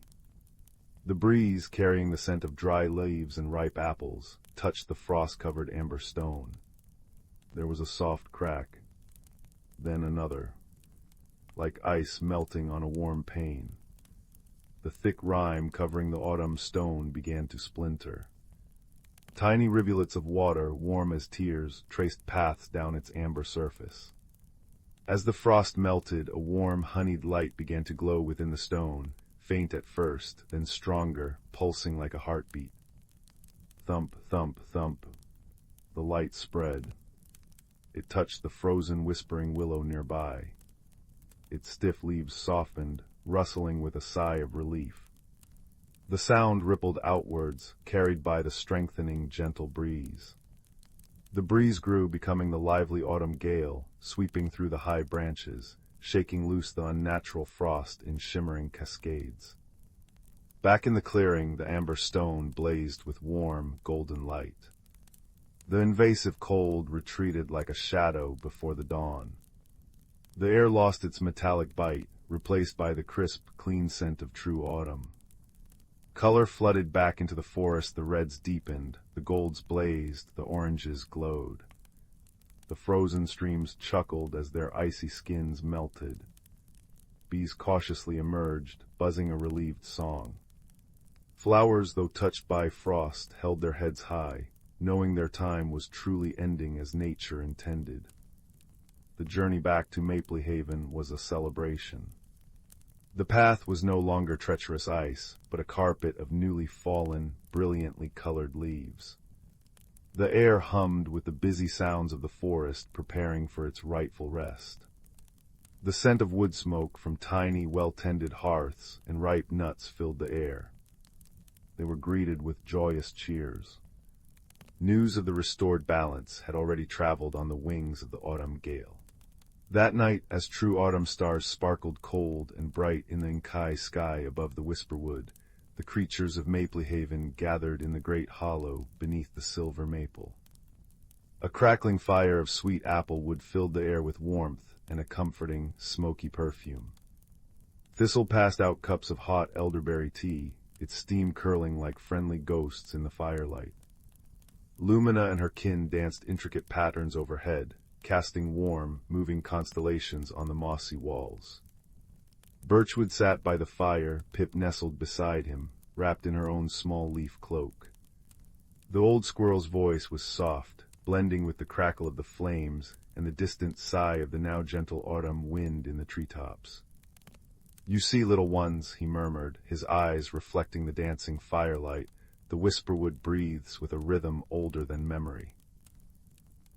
The stones, the winds, the trees, the smallest beetle beneath the bark, we are all threads in the same grand tapestry. When one thread trembles, the whole weave feels it." But he smiled gently at Pip. Wisdom passed down reminds us of the connections. Courage listens to the whispers of the past. Kindness warms the coldest stone.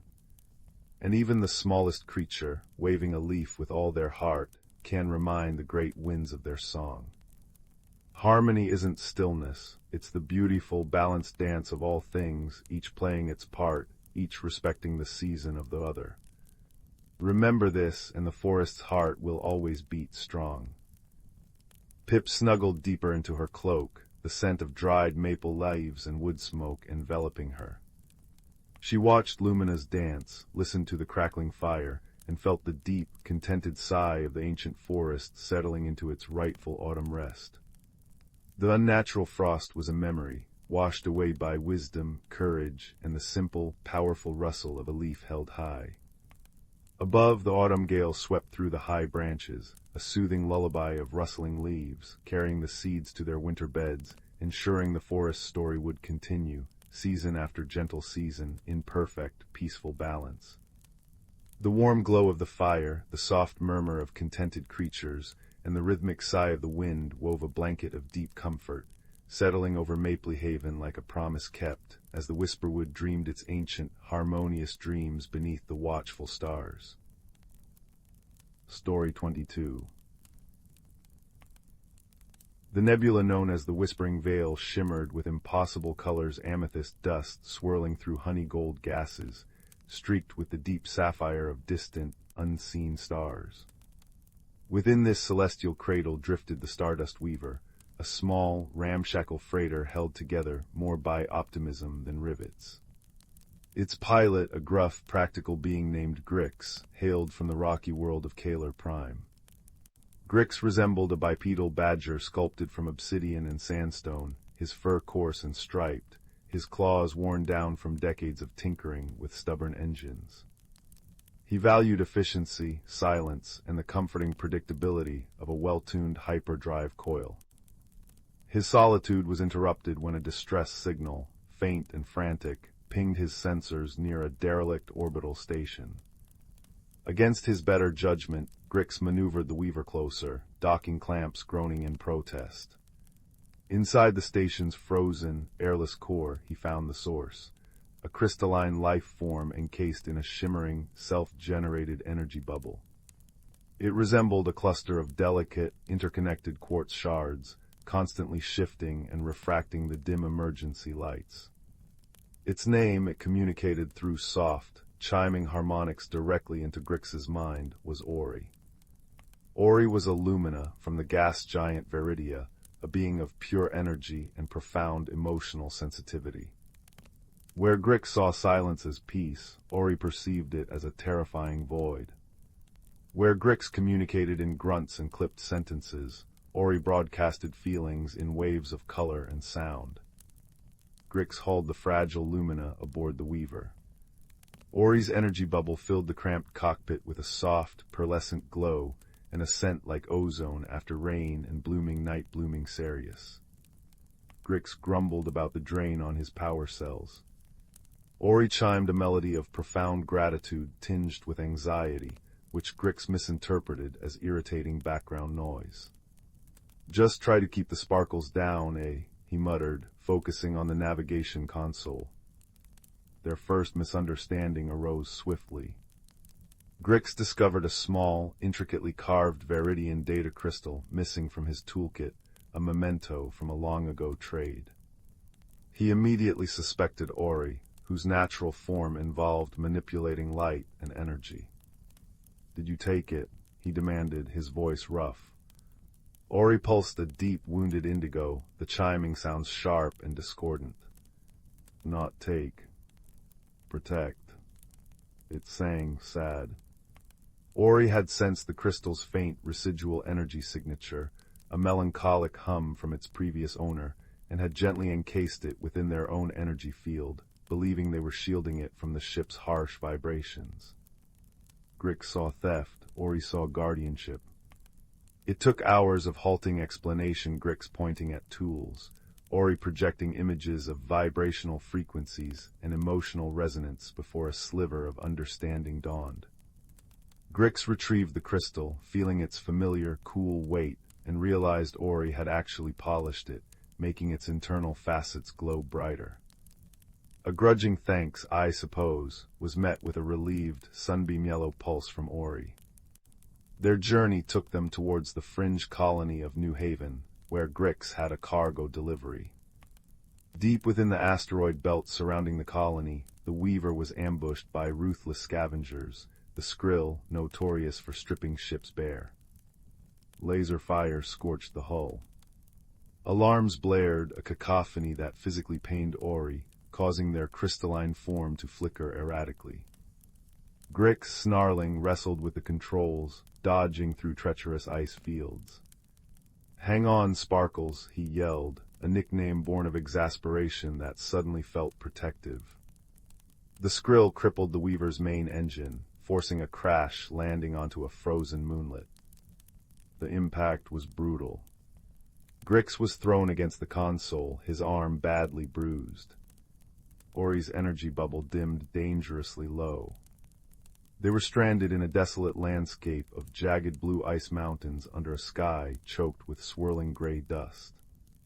Survival became their shared challenge. The moonlet was bitterly cold, its thin atmosphere barely breathable for Grix. The ship's life support was failing. Grix needed to scavenge parts from the wreckage, but the sub-zero temperatures and howling winds were deadly. Ori, weakened but sensing Grix's desperation and pain, did something extraordinary. Focusing their remaining energy, they expanded their protective bubble just enough to envelop Grix as he ventured outside. The bubble provided warmth and breathable air, but it drained Ori immensely. Their light grew faint, their chimes weak and strained. Grix felt the warmth, saw the shimmering shield holding back the lethal frost, and understood the immense sacrifice. "Ori, you shouldn't," he started, his voice thick. Ori pulsed a soft, determined blue. "Friend. Warm." Inside the fractured hull that night, sharing heat from a jury-rigged thermal unit, they truly talked.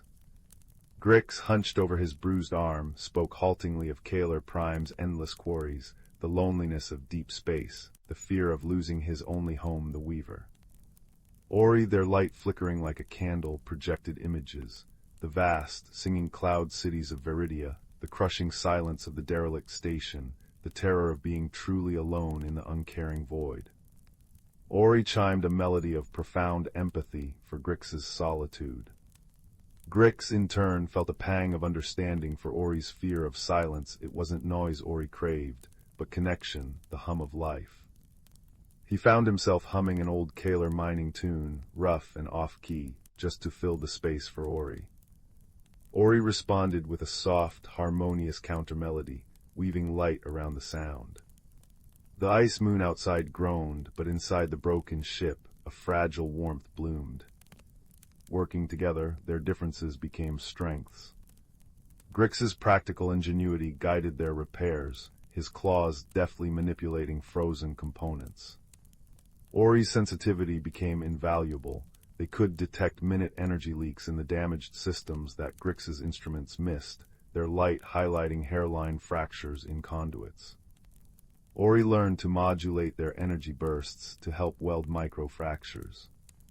Grix learned to interpret the subtle shifts in Ori's light and chimes, a flicker of orange for caution, a steady green for success, a soft violet for reassurance.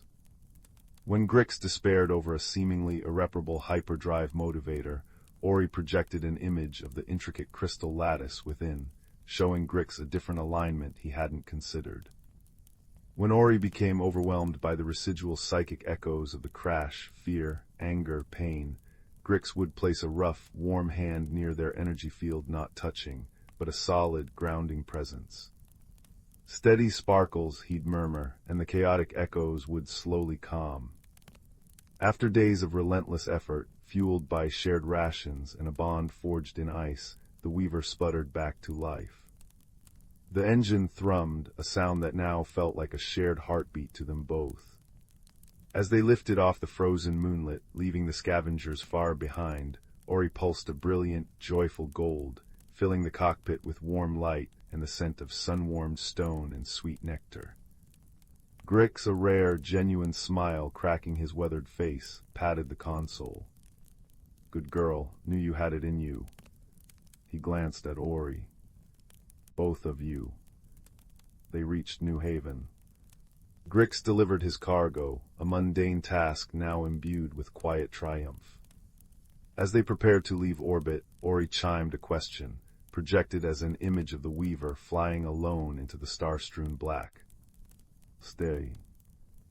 Grix looked at the fragile, brilliant being who had shared his warmth, repaired his ship, and understood his silence. He thought of the empty void he used to crave, now feeling unbearably vast and cold. He thought of the comforting hum of Ori's presence, the shared melodies in the dark, the unspoken language of light and grunts that had become their own. "Heh," Grix rumbled, adjusting the course away from the lonely trade routes, setting coordinates for the shimmering, uncharted depths of the Whispering Vale. "Reckon the weaver could use a bit more sparkle, and someone to remind the engines not to sing off-key." He reached out, not touching, but letting his hand rest near Ori's energy field, feeling its gentle warmth. "Course you stay, Sparkles, long as you want."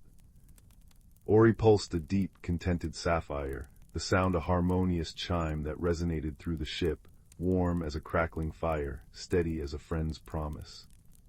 The Stardust Weaver, once a solitary vessel, now carried two hearts, one forged in stone and starlight, the other woven from crystal and song, sailing together into the vast, welcoming unknown, forever friends.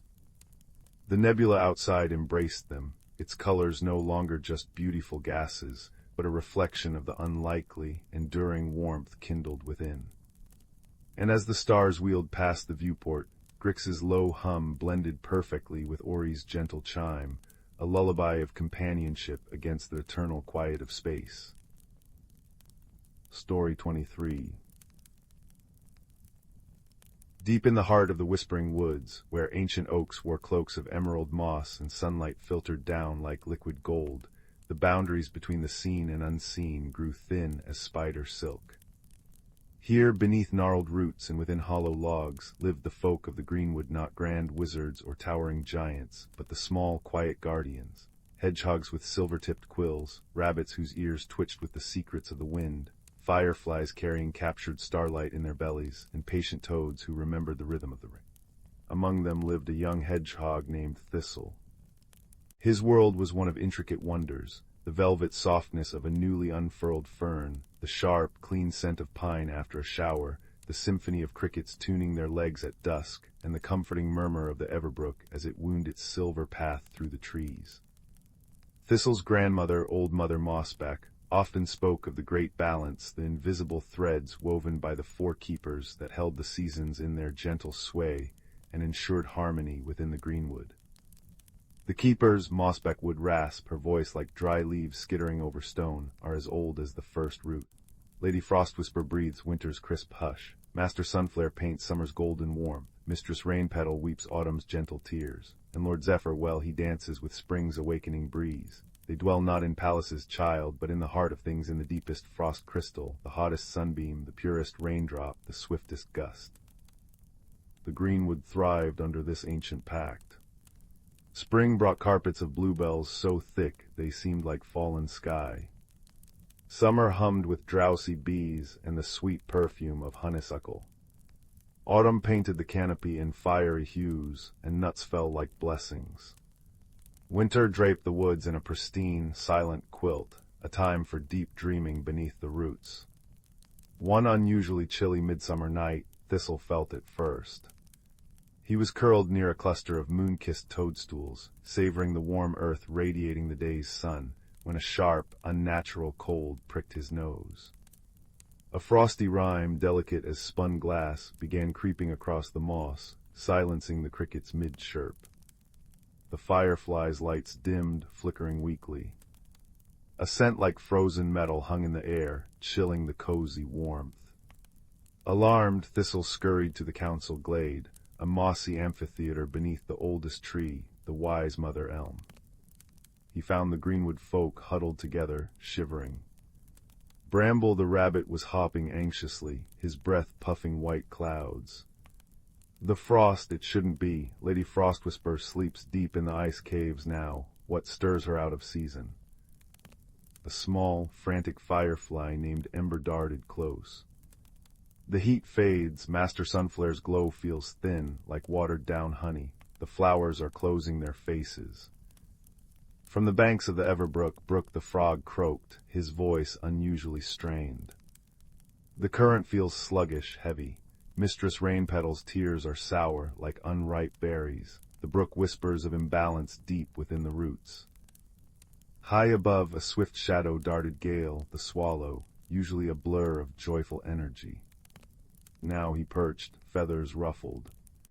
Lord Zephyr's dance is clumsy, wild. He knocks leaves before their time, scatters pollen uselessly. The wind feels lost. Panic, cold and sharp as the unnatural frost, began to spread. The comforting sounds of the night woods were replaced by worried murmurs and the brittle crunch of frozen moss under tiny feet. The great balance was fracturing. Old Mother Mossback shuffled forward, her dark eyes reflecting the pale moonlight. "Hush, little ones," she murmured, her voice a balm against the rising fear. Fear tangles the threads further. Remember the tales. The balance relies on connection. When one keeper falters, the others feel the strain. Something has disturbed their ancient accord. But what, grandmother? Thistle asked, his small form shivering despite his quills. The heart, Mossback said softly, gazing towards the deepest part of the woods, where the trees grew so close their branches intertwined like clasped hands. The heartwood acorn rests there. It is not a seed, but a vessel, a focus woven from the first frost, the first sunbeam, the first raindrop, the first breath of wind. It holds the pact. If it is cracked or cold or dim, the keepers lose their harmony. A ripple of understanding passed through the gathered creatures. The solution lay not in confronting the powerful keepers directly, but in tending to the symbol of their unity. "We must go to the Heartwood Glade," declared Bramble, puffing out his chest bravely. "Through this unnatural frost," croaked Brook, eyeing the icy path nervously. "It is the only way," Mossback said firmly. "But remember the wisdom, strength flows from the joining of differences. Go together, help each other." And so a small band set out, Thistle, his quills catching the weak moonlight, Bramble nimble and alert, Ember, her tiny light a beacon against the encroaching chill, Brook, surprisingly agile on land tonight, and Gale, soaring ahead to scout the path. The forest felt alien and hostile. Familiar paths were slick with ice, the sweet scent of summer flowers replaced by the brittle odor of frozen sap. The gentle murmur of the brook was silenced, its surface a sheet of unnaturally clear, cold glass. Gale swooped down. The frost thickens near the heartwood. It's like walking into winter's breath. Indeed, as they approached the innermost glade, the air grew bitingly cold. Their breath plumed thickly. Bramble's paws slipped on the ice. Brook's skin felt tight and dry. Ember's light flickered precariously. Even Thistle felt the cold seeping into his bones. The Heartwood glade was a small, perfectly circular clearing. At its center, cradled in the gnarled roots of a colossal, ancient oak even older than Mother Elm, rested the Heartwood acorn. It was larger than any ordinary acorn, its cap shimmering with a faint, multi-hued light icy blue, warm gold, soft silver, and vibrant green. But now its light was sickly and dim. A hairline crack ran down its smooth shell, and a layer of thick, unnatural frost encased its lower half, creeping upwards. The frost spreads from the crack. Ember cried, hovering close. It's freezing the light within. Lady Frostwhisper's power leaks out, untamed, Mossback whispered, having followed slowly behind. It chills the others, weakens their hold. What can we do? Thistle asked, his voice small against the oppressive cold. We can't mend magic. Can we not? Mossback's eyes held a deep knowing. The magic is the greenwood. It is in the warmth Bramble carries in his quick blood. It is in the light Ember nurtures in her heart. It is in the life water flowing through Brook. It is in the swift breath that fills Gale's wings. And it is in your quiet courage, Thistle, and your connection to the deep earth. The pact was made by the essence of life itself. You carry that essence. Understanding dawned, fragile as the first spring bud. They needed to offer their own small magics, the gifts inherent in their being, to warm and mend the acorn, reminding the keepers of the harmony they protected. Bramble stepped forward first. He pressed his warm, furry forehead gently against the frost-rimed section of the acorn. He focused, remembering the heat of the summer sun on his back, the comfort of his burrow. A small patch of frost beneath his touch melted, revealing the warm golden hue beneath for a fleeting moment. For Master Sunflare, he whispered. Ember flew close to the crack. She landed delicately on the shell and let her inner light glow as brightly as she could, pouring every ounce of her captured starlight and summer twilight into the fissure. The dim light within the acorn pulsed, a little stronger, pushing back the shadowy cold seeping from the crack. For Mistress Rainpetal's pure light, she chimed. Brook hopped to the base of the acorn where the frost was thickest. He gathered the dewdrops that still clung, unfrozen, to nearby leaves Mistress Rainpetal's tears, however sour they felt now. With great care he let the cool, life-giving droplets fall onto the ice, whispering blessings of growth and flow. Where the dew touched, the frost softened and receded slightly. For the Everbrook's song, he croaked. Gale circled above, then dove low, beating his wings powerfully against the icy air surrounding the acorn. He didn't fight the cold, he stirred it, channeling the swift, playful energy of a spring breeze, scattering the stagnant, biting chill. The oppressive air began to move, becoming lighter, less suffocating. For Lord Zephyr's joyful dance, he chirruped. Thistle approached last. He felt the deep cold radiating from the acorn, the fear of the forest. He pressed his small, cool nose against the shell, right beside the crack. He closed his eyes and thought of the deep, quiet strength of the earth, the resilience of roots, the patient wisdom of the oldest stones, the comfort of his grandmother's stories. He thought of the scent of warm soil after rain, the softness of moss, the unshakable foundation beneath their paws. He offered his quiet steadfastness, his connection to the grounding heart of the greenwood. As Thistle concentrated, a warmth bloomed within him, spreading from his core, through his nose, and into the acorn. It wasn't fire, it was the deep, enduring warmth of the earth itself. Where his nose touched, the crack seemed to shimmer. The faint, multicolored light within the acorn flared, not violently, but with a gentle, steady pulse. It flowed like liquid rainbows, seeping into the hairline fracture, knitting it together with threads of pure, harmonious energy. The unnatural frost encasing the acorn began to melt rapidly, not into water, but into shimmering mist that rose like a sigh of relief. The crack sealed completely, leaving the heartwood acorn whole, smooth, and radiant. Its light pulsed stronger now, warm gold, cool silver, vibrant green, and icy blue swirling together in perfect, balanced harmony. The light spilled out, washing over the glade, warm and comforting as a mother's embrace. The biting cold vanished instantly, replaced by the gentle, fragrant warmth of a midsummer night. The crickets, silenced moments before, resumed their song with renewed vigor. The fireflies' lights blazed like tiny lanterns. The Everbrook's murmur returned, clear and sweet. Overhead, the wind sighed through the leaves, not a wild, lost gust, but the soft, playful whisper of Lord Zephyr restored. The stars seemed to twinkle brighter in the velvety sky. Back in the council glade, the unnatural frost receded as if it had never been. Flowers unfurled their petals, releasing their sweet perfume. The greenwood folk sighed with collective relief, warmth returning to their small bodies. Thistle, bramble, ember, brook, and gale returned, weary but filled with a profound sense of peace.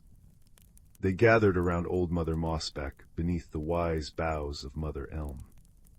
"You see, little ones," Mossbeck said, her voice thick with pride and contentment. "The great balance is not held aloft by giants, but woven by the smallest threads. Each creature, each breath, each drop of dew, each spark of light, each beat of a wing, they are the true magic. When we remember our connection, when we offer our unique gifts not for ourselves alone, but for the whole, harmony returns. The keepers felt your offering, your unity. They remembered their pact." As Thistle curled up later in his cozy nest of dried ferns and fragrant moss beneath a friendly hawthorn bush, the forest sang its lullaby around him. The air was sweet and warm, carrying the scent of night-blooming jasmine. The Everbrook chuckled softly over smooth stones. Fireflies drifted like living stars. The wind rustled the leaves in a gentle, rhythmic shushing sound. High above, the heartwood acorn pulsed its soft, harmonious light deep within the ancient oak, a silent testament to the enduring strength of unity and the quiet magic woven by kindness, courage, and the simple, profound gifts of being part of the living world. The whispering woods breathed easy once more, wrapped in the deep, comforting peace of restored balance, and Thistle drifted into dreams filled with the warm glow of shared light and the deep, grounding comfort of the earth. All was well. Story 24. The fire crackled in the hearth, casting dancing shadows on the walls that seemed to hold secrets of their own. Outside, the wind sighed through the ancient oak tree beside the cottage. Tonight we journey not to distant stars, but to a world hidden within the roots of that very tree, a world waiting for a kind heart to discover it. Our story begins with a girl named Maya, who felt the world was too big and too loud. Maya lived in the cottage with her grandfather, a gentle soul who carved beautiful things from wood and told stories that smelled of sawdust and wisdom. She loved the quiet corners, the smell of old books, and the intricate patterns frost painted on her window pane. While other children chased boisterous games, Maya found solace in tending grandfather's small, sun-drenched garden, especially the patch of velvety moss beneath the ancient oak. It felt like a miniature, perfect world. One crisp autumn afternoon, as golden light filtered through the thinning leaves, Maya was carefully plucking weeds near the moss patch.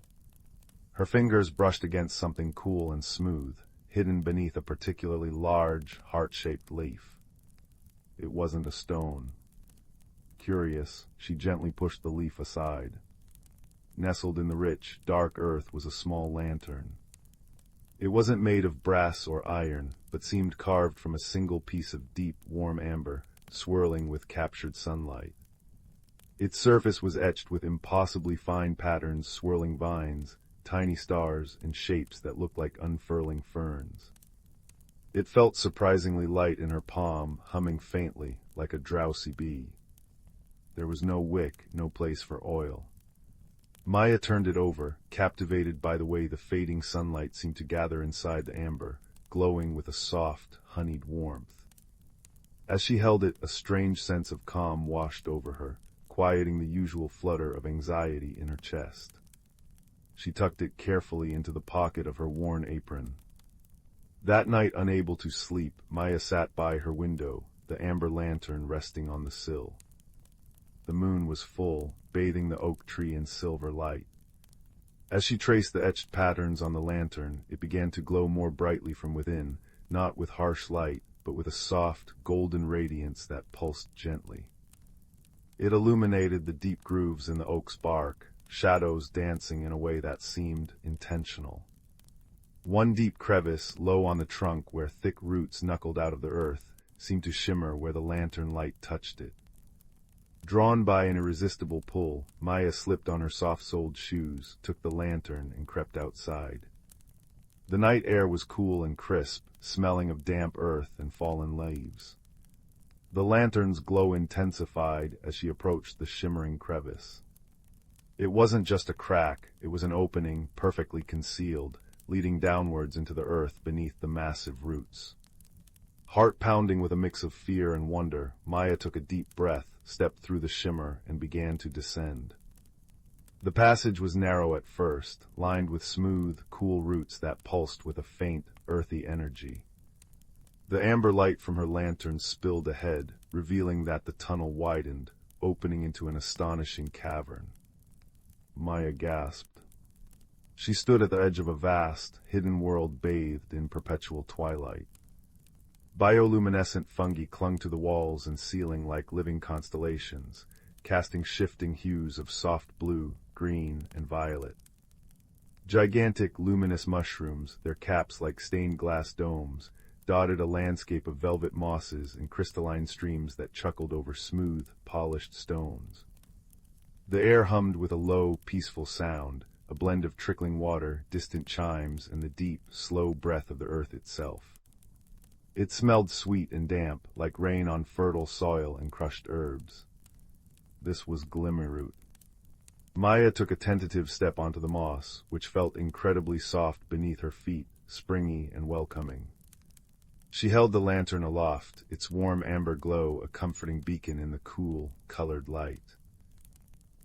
She hadn't walked far when a sharp, indignant voice piped up from near her ankles. "Watch where you're stepping, clumsy giant. You nearly crushed my best thistle." Maya jumped back. Crouched beside a cluster of glowing blue toadstools was a hedgehog. But not like any hedgehog she'd ever seen. Its spines weren't brown and blunt, but shimmering with iridescent blues and greens, like tiny, polished gemstones. It had large, intelligent eyes the color of polished jet, currently glaring at her with remarkable ferocity for such a small creature. It wore a tiny waistcoat woven from dried, fragrant leaves. "Oh, I'm so sorry," Maya whispered, crouching down slowly. "I didn't see you. I'm Maya." The hedgehog sniffed, puffing out its gem-like spines slightly. "HMPH, well, I'm Prickle, and you're trespassing. What's that noisy light you're carrying? It's disturbing the glimmer moths." It gestured with a tiny paw towards delicate, moth-like creatures flitting around the luminous fungi, their wings dusted with the same soft light. Maya lowered the lantern. It's quiet now, it hums sometimes, but softly. I found it." She felt a pang of self-consciousness. Even here, she felt too big, too loud. Prickle tilted its head, peering at the lantern. Its tiny nose twitched. "Found it up top, interesting, smells old, very old, like deep roots and forgotten songs." It shuffled closer, its earlier annoyance seemingly forgotten in curiosity.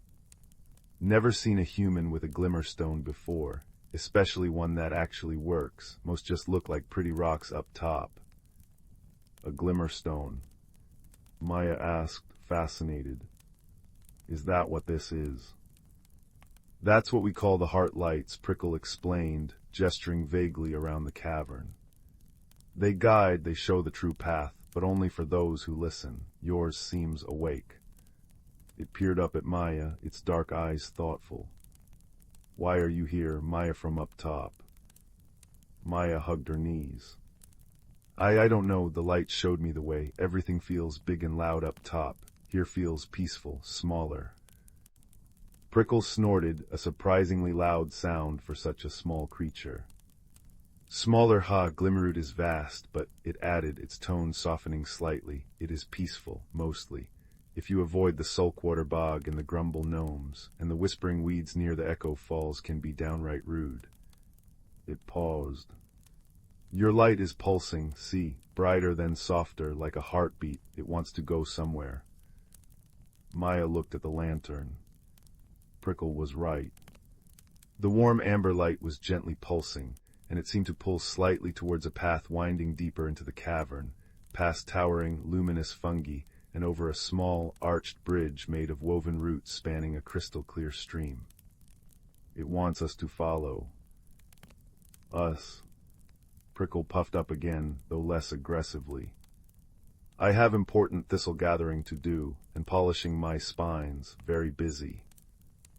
But Maya saw the flicker of curiosity in its dark eyes. Please, Prickle, I don't know this place, you do, and I'd like the company.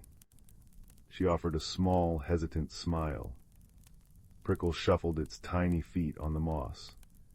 HMPH, well, I suppose I am an expert on Glimmerroot paths, and someone needs to make sure you don't step on anything important, or get lost, or talk to the whispering weeds. They'll give you terrible advice about your hair. It gave a decisive nod. Very well, but mind the moss, it bruises easily, and don't shine that light directly into the glimmermoth nests, they're sensitive.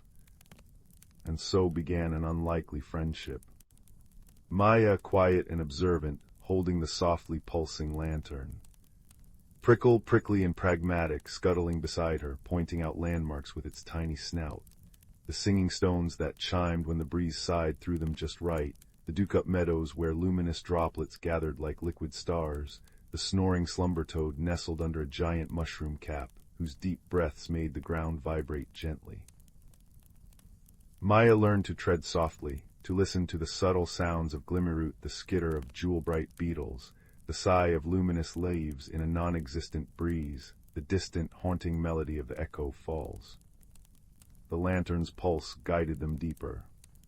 It led them away from the inviting glow of the main caverns, down a narrower path where the bioluminescent fungi grew sparser, casting longer, more mysterious shadows.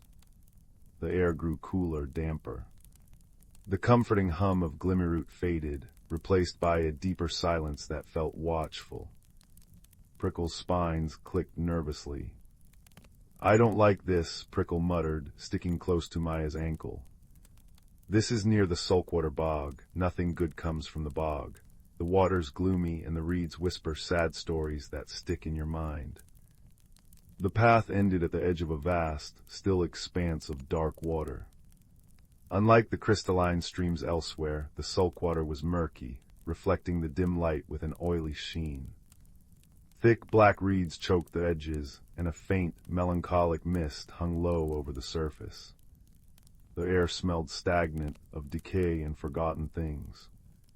The amber lantern pulsed strongly, its light focused intently on a small, dark shape barely visible on a tiny, muddy island in the very center of the bog.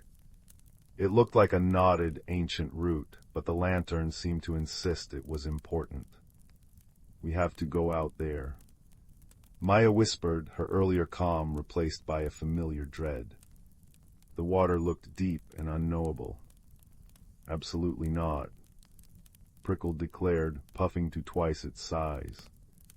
That's the heartroot. Legend says it's the very first root of the great oak up top, but it's sick. See how dull it looks. The gloom from the bog is choking it, and the bog is treacherous. Shifting mud gloomiels its suicide. Maya stared at the distant, sickly root. The lantern's pulse beat steadily in her hands, a warm, reassuring counterpoint to the oppressive gloom. She remembered grandfather's words when she'd been afraid of a storm. Sometimes, little one, the thing that frightens us most holds the key to making things right. She thought of the beautiful Glimmerroot, its peace threatened by this spreading gloom. She thought of the ancient oak up top, its strength perhaps linked to this hidden heartroot. The lantern brought us here, Maya said softly, her voice gaining a thread of strength she didn't know she possessed. "It wants us to help. We have to try, Prickle." Prickle looked at her, then at the heartroot, then back at the murky water.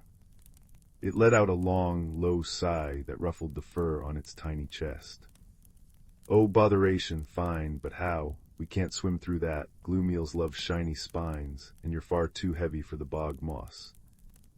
Maya scanned the edge of the bog. Her eyes fell on the thick reeds.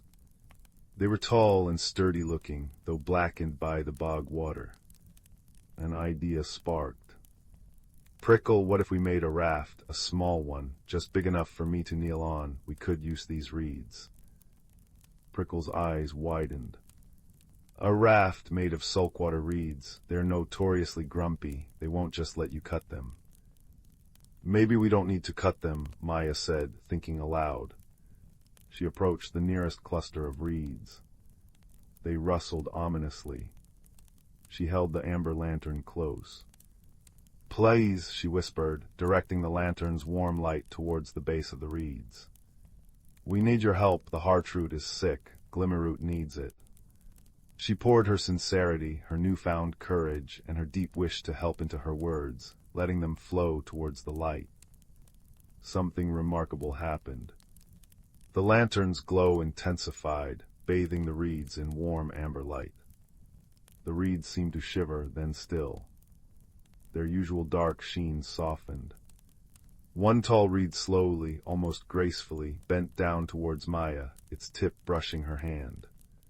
It wasn't grumpy, it felt resigned but willing. "Prickle, look." Maya carefully took hold of the reed. It felt surprisingly strong and flexible. "Can you find others, ones that might be willing?" Prickle, utterly astonished, scurried along the bog's edge, chattering to the reeds in a low, urgent tone Maya couldn't quite understand. Wherever it went and wherever Maya directed the lantern's plea, reeds would bend down, offering themselves. Working together, Maya gently guided the pliant reeds, weaving their stems together with surprising strength as Prickle darted underneath, pulling and nodding with clever paws, using strands of tough, luminous vine it found nearby. The lantern's light seemed to guide their hands and paws, showing them how to interlock the reeds securely. Soon a small, slightly wobbly but sturdy raft lay on the mossy bank. Pushing it into the dark water felt like stepping into cold silence. Maya knelt carefully on the raft, the lantern held high. Prickle perched precariously on her shoulder, its tiny claws gripping her shirt, spines bristling. "Steady, steady," the hedgehog muttered, more to itself than to Maya. The raft moved slowly. Maya used a long, straight reed as a pole, pushing against the unseen bottom. The water was disturbingly opaque. Shapes seemed to move just below the surface, long, dark shadows that slithered past. Gloomeals. One brushed against the raft, making it rock. Maya gasped, her heart hammering. Prickle squeaked and dug its claws in tighter. The lantern's light flickered. "Don't be afraid," Prickle whispered urgently. "Fear feeds the gloom. Think warm thoughts. Think of the Teacup meadows. Think of perfectly polished thistles." Maya took a shuddering breath. She focused on the lantern's warm pulse against her palms. She thought of grandfather carving by the firelight, the smell of wood shavings. She thought of the gentle glow of the glimmer moths. She thought of Prickle's grumpy bravery. She poured these feelings into the lantern. Its light steadied, then flared brighter, pushing back the oppressive darkness around the raft. The slithering shapes retreated, repelled by the warmth. They pushed on, the only sounds the soft dip of the pole and the frantic beating of two hearts. Reaching the muddy island felt like a triumph. The heartroot was indeed ancient and gnarled, but its surface was dull and cracked, covered in a slimy, dark residue. A faint, pained thrum emanated from it, barely perceptible. The lantern pulsed rapidly now, its light focused intensely on the root. "It needs light," Maya breathed. "Real light, warmth." she knelt beside the heartroot, ignoring the cold mud. She placed the amber lantern directly against the root's largest crack. Immediately the dark residue seemed to recoil, hissing faintly like steam. The lantern's light poured into the crack, illuminating the root's core. Maya placed her hands over the lantern, pouring all her compassion, her hope for Glimmeroot, her gratitude for Prickle's friendship into the light. She whispered words of encouragement, of healing, of strength. A shudder ran through the heartroot. The dark residue began to flake away, dissolving where the amber light touched it. Slowly, faintly at first, then stronger, a warm, golden light began to pulse within the heartroot itself, matching the rhythm of the lantern. The cracks seemed to knit together, the surface regaining a deep, healthy sheen. The pained thrumming transformed into a deep, resonant hum of pure vitality. The vibration spread outwards through the water and the earth. Back on the bank, they watched in awe. The murky water of the saltwater bog began to clear, the oily sheen vanishing. The black reeds straightened, their color deepening to a healthy green. The oppressive mist lifted, revealing the cavern roof shimmering with renewed vigor from the bioluminescent fungi. The melancholic whispers ceased, replaced by the clear chuckle of water flowing freely again. Life surged back into the bog's edges, luminous mosses spreading, tiny, glowing flowers pushing through the revitalized earth. Glimmeroot itself seemed to sigh with relief, the air warming, the colors deepening, the peaceful hum returning stronger than ever. The journey back was filled with quiet wonder. The path seemed brighter, the singing stones chimed sweeter melodies. Creatures peeked out from hiding luminous butterflies, shy moss hares, even a family of grumble gnomes who merely nodded gruffly instead of throwing pebbles. Word of their deed, carried by the wind and the water, seemed to have spread. The amber lantern glowed with a serene, steady light, its purpose fulfilled. As they approached the root tunnel leading back up top, Prickle stopped. "This is your path, Maya, from up top." Maya felt a pang. "But will I see you again, Prickle?" The hedgehog shuffled, looking uncharacteristically shy. "The door opened for you once. The heartroot remembers kindness. Perhaps, if you listen very carefully to the moss beneath the oak and hold your glimmerstone." It nudged her ankle gently with its nose. "You brought light where it was needed. Remember that up top, too. Not all giants are clumsy." It gave a final, decisive nod. "Now off you go, dawn stirring up top. Grandfather will worry." Maya stepped through the shimmering root door, emerging into the cool, pre-dawn air beneath the ancient oak. She turned back, but the crevice was just a crevice again, filled with ordinary shadows. In her hand the amber lantern was cool and still, its inner light dormant, though the etched patterns seemed deeper, richer. She slipped back into the cottage as the first birds began to sing. Grandfather found her later that morning, sitting on the porch step, looking at the moss patch beneath the oak. She held the amber lantern in her lap. "Found a treasure, did you?" he asked gently, sitting beside her. Maya looked up, a quiet confidence in her eyes that hadn't been there before. "I found more than that, Grandfather. I found a friend, and I learned that even the smallest light can make a difference in the dark." She told him everything: the hidden door, Glimmeroot, Prickle, the saltwater bog, the heartroot. He listened with his usual quiet wisdom, his eyes twinkling. Life up top continued. The world was still big, sometimes still loud. But Maya carried Glimmeroot within her. She tended the moss patch with even greater care, sometimes whispering greetings to Prickle, hoping he heard. She held the amber lantern often, its quiet presence a reminder of her courage and the power of kindness.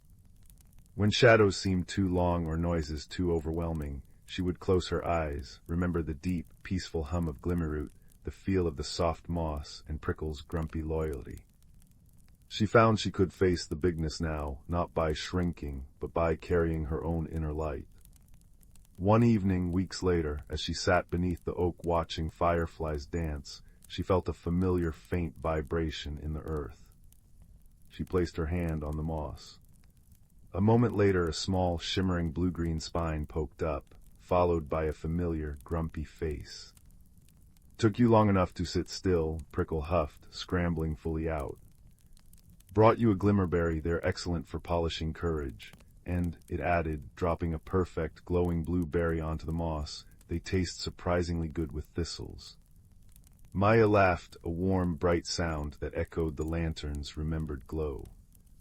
She shared a piece of grandfather's honey cake, and together, under the watchful branches of the ancient oak that bridged two worlds, the girl and the hedgehog sat in comfortable silence, listening to the twilight sounds of both their homes, forever bound by a shared journey, a glowing lantern, and a friendship that proved kindness was the most magical thing of all. And as the first stars appeared, mirroring the glow of the distant glimmer moths, Maya knew that no matter how big the world seemed, she would always carry the light of Glimmerroot and the warmth of an unexpected friendship deep within her heart. The amber lantern sat beside her on the moss, quietly holding the memory of their adventure, a silent promise that wonder was never truly far away. Story 25. The village of Meadowhaven nestled in a valley where morning mist clung to the riverbanks like silver cobwebs, and the scent of cinnamon-dusted apples drifted from cottage chimneys. Young Rowan loved the quiet rhythm of her home until the week the teacups began to dance. It started subtly. Mrs. Thistlewood found her blueberry scones arranged in perfect spirals on her windowsill. Old Man Hemlock's weather vane pointed stubbornly northeast despite westerly winds. But the true puzzle emerged at Rowan's doorstep each dawn, her garden path rearranged into intricate swirls of pebbles and pine cones, glistening with dew as if placed by careful hands. "Grandmother," Rowan whispered one crisp morning, tracing a pebble spiral that hadn't been there at dusk, "who's making these patterns?" Her grandmother, keeper of Meadowhaven's oldest stories, stirred honey into her chamomile tea. Steam curled around her silver braids. "Patterns are nature's first language, child. Listen with your eyes wide open." So Rowan began watching. She noticed the patterns always appeared near patches of moonlace velvety silver flowers that glowed faintly at twilight. She spotted tiny footprints no larger than acorn caps pressed into soft soil. And late one afternoon, she caught a flicker of movement near the old oak tree, a creature the color of twilight shadows with eyes like liquid amber. "Hello," Rowan called softly. The creature froze, then darted behind a mushroom cluster.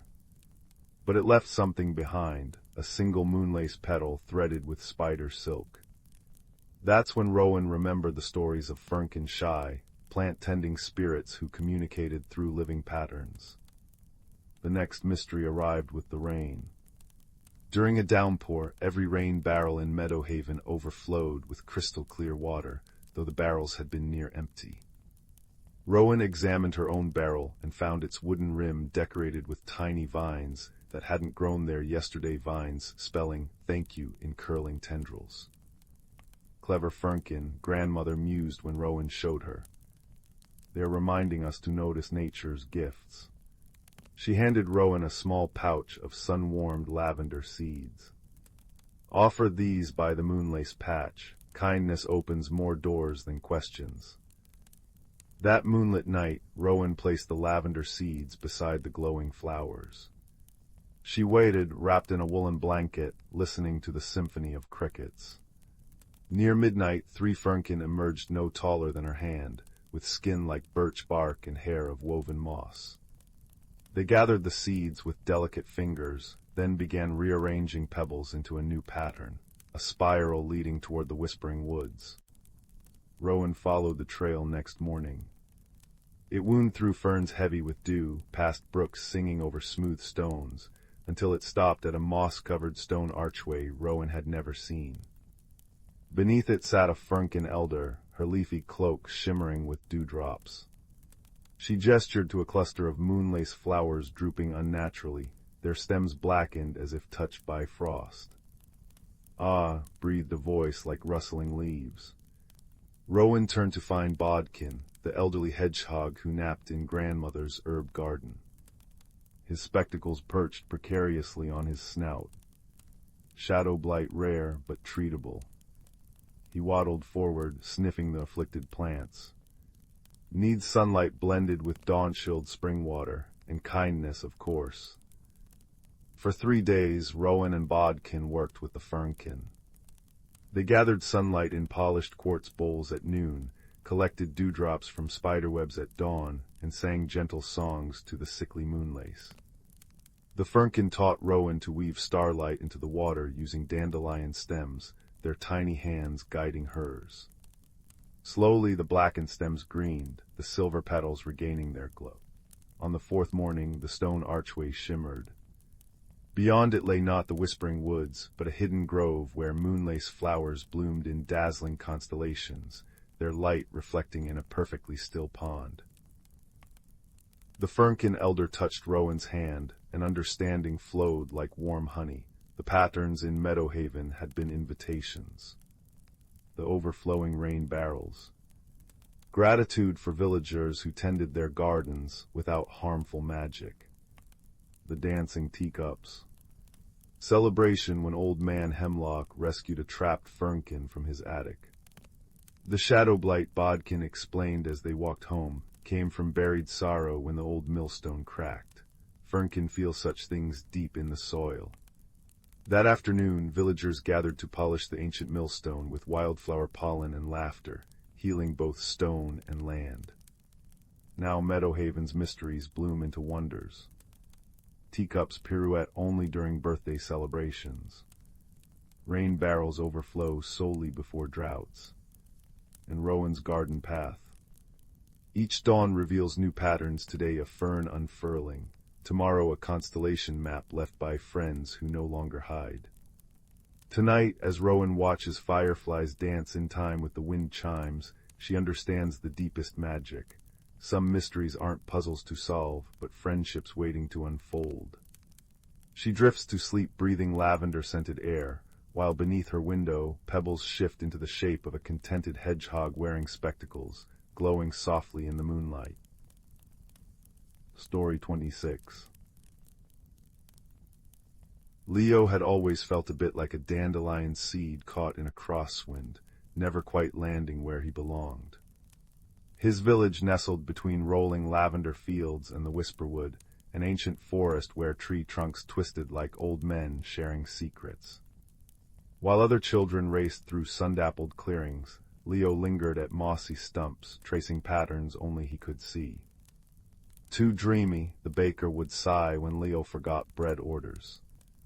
Like a fish trying to climb a tree, the schoolmaster grumbled over his wandering attention. Even the village cats avoided him, as if sensing his quiet dissonance. One blustery autumn evening, Leo's grandmother pressed something cold and heavy into his palm. "For when you're ready to listen," she whispered. It was a compass, but unlike any he'd seen. Its bronze casing bore constellations Leo didn't recognize, and instead of pointing north, its needle quivered toward the whisperwood's deepest shadows. "This finds where your heart hums, child, not where others say you ought to be." That night, as wind rattled the shutters, the needle glowed like captured moonlight, pulling Leo toward the forest's edge. With a knapsack of honey cakes and courage thinner than cobwebs, he slipped into the trees. The whisperwood swallowed daylight whole. Ferns unfurled like emerald trumpets beneath canopies so dense, the sky became a memory. Leo followed the compass past spiderwebs jeweled with dew, over roots that formed staircases for woodland mice. Just as his feet ached and doubt crept in, the needle spun wildly. A wall of ivy shivered before him, parting to reveal the hidden grove, a place spun from pure magic. Crystal-clear ponds reflected upside-down willows, dripping silver leaves. Mushrooms glowed with inner fire, painting the air with liquid gold. And there, weeping into a pool of liquid moonlight, sat Bramble. Leo stifled a gasp. Bramble's body was woven from living thorns, twigs, and petrified oak bark. His eyes were chips of amber, currently overflowing with tears that hissed like raindrops on hot stones when they hit the moss. "Go away," Bramble rasped, thorny shoulders hunched. "Everyone does." But Leo, heart pounding like a trapped bird, sat beside him. "Why are you crying?" Bramble gestured to the grove's western edge. A creeping blight stained the moss black, withering luminous flowers into brittle ash. "The heart spring is dying," he whispered. "It feeds the grove's magic. Without it we fade." He pointed to his own thorny arm, where patches of bark grayed and crumbled. "I'm the grove's keeper, and I'm failing." Thus began an unlikely alliance. Bramble knew every whispering root and starlit pool, but couldn't touch the blight without his thorns withering. Leo, guided by the compass's gentle pulse, discovered he could sense the grove's pain, a discordant hum beneath its beauty, like a snapped harp string. The compass needle led them to the heartspring, not water, but a wellspring of liquid light bubbling from an ancient tree stump. Its glow flickered weakly, choked by inkai tendrils. Shadowvine, Bramble groaned. "It feeds on doubt and loneliness. My sorrow must have let it in."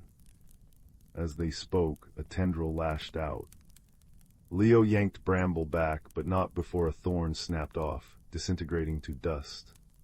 Their quest unfolded like a tapestry of peril and wonder.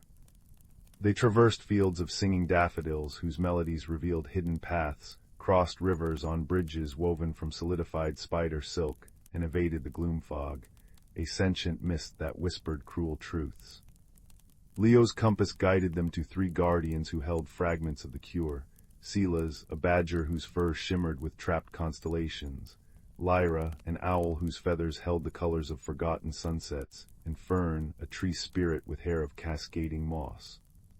Each gave a gift born from their essence: a claw-scraping of stardust, a molten sunset tear, a sigh of ancient forest breath. Yet the closer they got to the heartspring, the louder the shadowvine hissed, echoing Leo's deepest fears. "Useless," it crooned as thorns snagged his tunic. "Even the village cats knew you didn't belong." Bramble snarled, shielding Leo with his thorny body. "He belongs here. His compass chose him." In that moment, Leo understood. The compass didn't point to a place, but to purpose, to connection. He knelt, pouring Silas's stardust onto the blight. It recoiled. Lyra's tear sizzled against it, clearing a path. Fern's breath carried Leo's whispered resolve. "You feed on loneliness. Well, we're not alone anymore." He plunged his hands, glowing with the combined magic, into the heartspring. Light exploded. Not blinding, but warm and golden, flooding the grove. Shadowvine shrieked, dissolving into harmless smoke. The blight vanished, replaced by moss softer than rabbit fur and flowers blooming in impossible colors. Bramble gasped as new, vibrant thorns sprouted across his body, stronger and greener than before.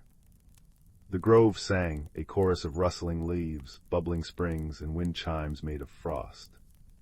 Leo's return to the village was quiet. The compass now hung still and warm against his chest, its journey complete.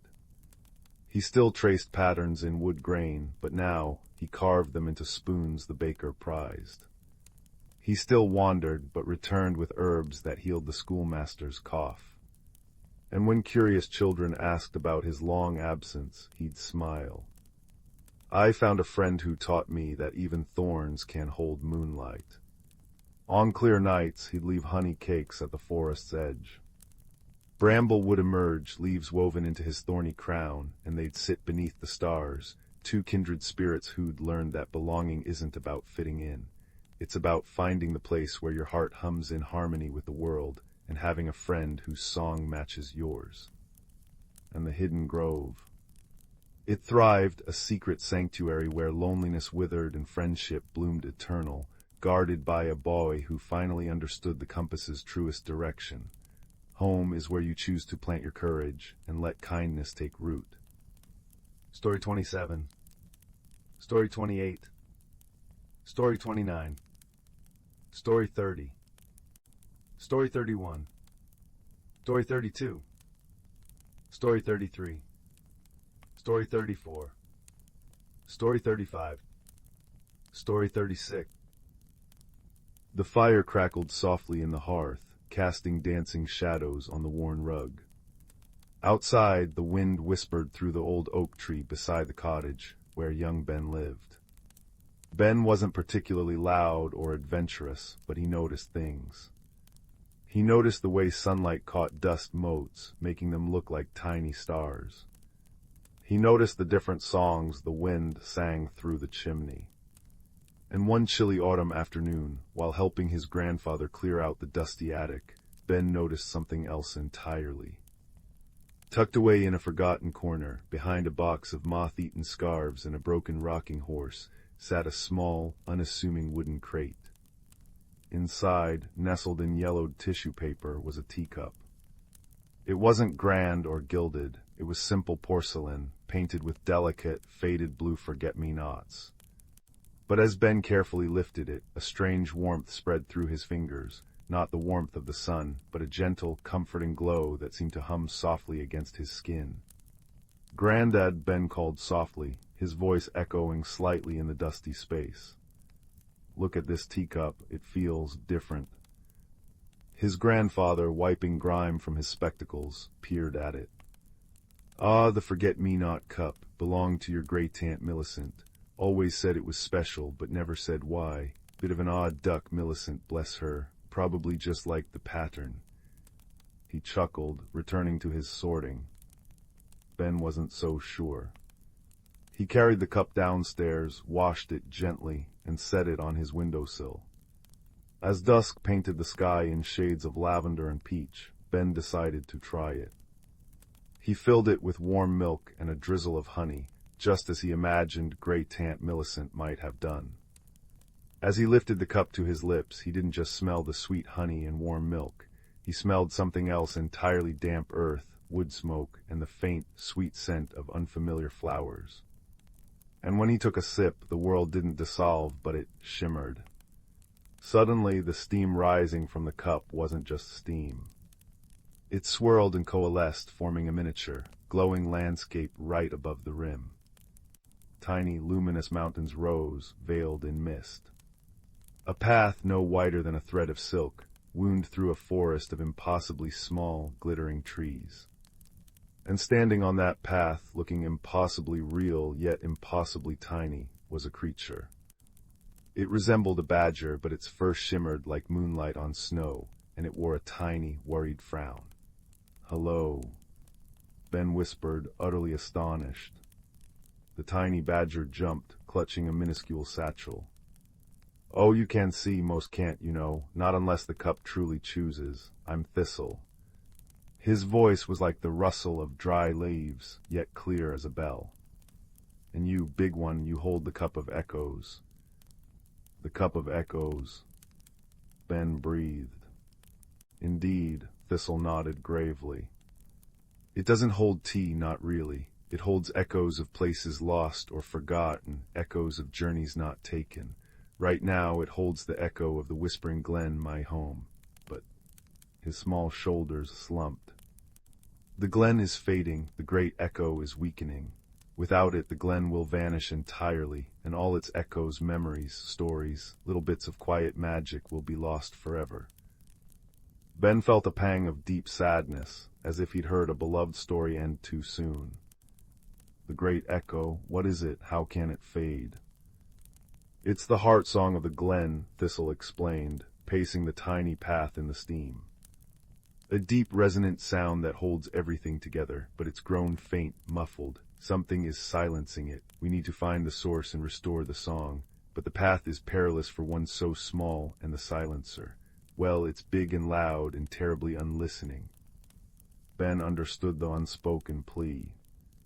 "Can I help? Can I go there through the cup?"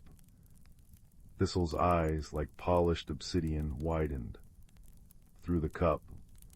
Only if the cup allows it. But you felt its warmth. You saw the echo. Perhaps you are allowed." Take another sip, Ben. Think of the glen, think of helping. Ben closed his eyes, picturing the tiny mountains, the glittering trees, the worried badger. He took another sip of the honeyed milk. This time the warmth wasn't just in his hands, it spread through his whole body.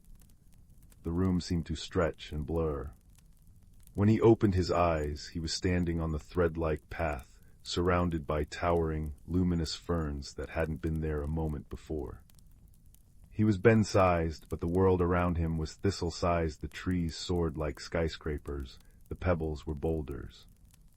Thistle, now reaching Ben's knee, beamed. "You did it, oh splendid. Welcome to the Whispering Glen, Ben." The glen was breathtaking. Light didn't just shine, it danced soft blues and greens, filtering through leaves that chimed like crystal bells when touched. The air hummed, but it was a faint, strained hum, like a distant choir singing through wool. Ben could feel the sadness Thistle had spoken of, a gentle melancholy clinging to the shimmering moss and the glowing mushrooms. "We need to follow the fading song to its source," Thistle said, leading the way down the winding path. "But we shouldn't go alone. Echo places are tricky. We need friends." Their first helper appeared near a brook that sang with the voices of 1,000 tiny chimes. A creature like a large, iridescent dragonfly perched on a glowing reed. Her wings were stained glass mosaics, and her large, multifaceted eyes sparkled with curiosity. "Greetings, Thistle, and a very large greeting to you, stranger. I am Zephyr. Are you lost or found?" "Both, perhaps, Zephyr," Thistle chuckled.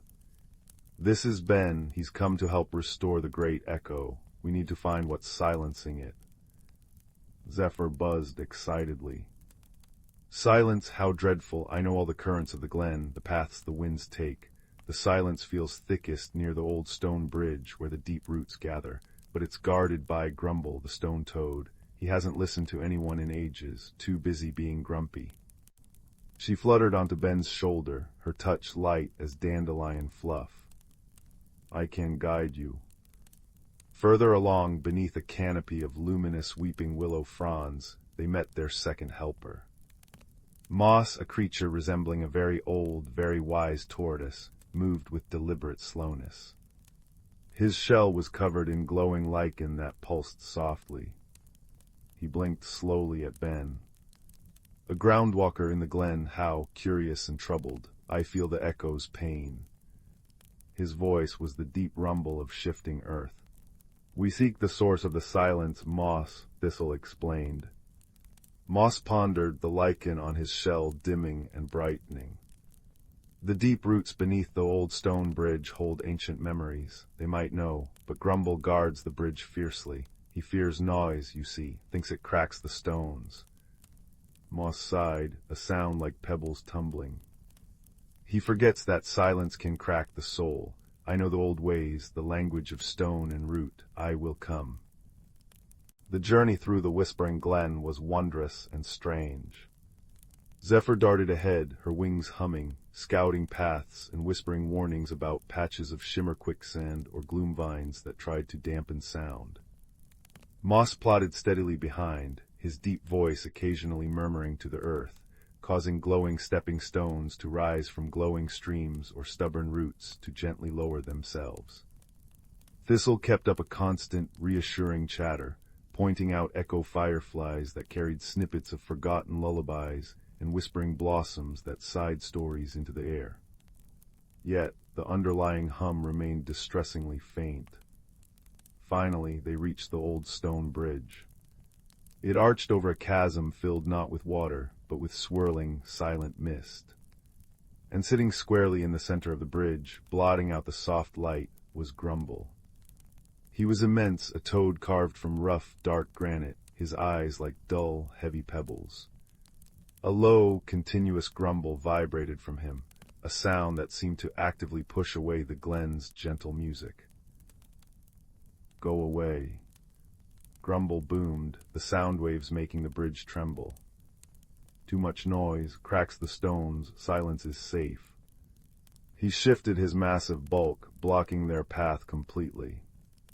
Ben felt the grumble in his bones, a physical pressure trying to force him back. Fear prickled him. How could they move this mountain of grumpiness? Zephyr buzzed anxiously near Ben's ear. See, told you, all boom and no listen. Moss slowly moved forward, placing a gentle, clawed foot on the bridge stone. Grumble, old friend, he rumbled, his voice a counterpoint to Grumble's harsh tone, deep but soothing.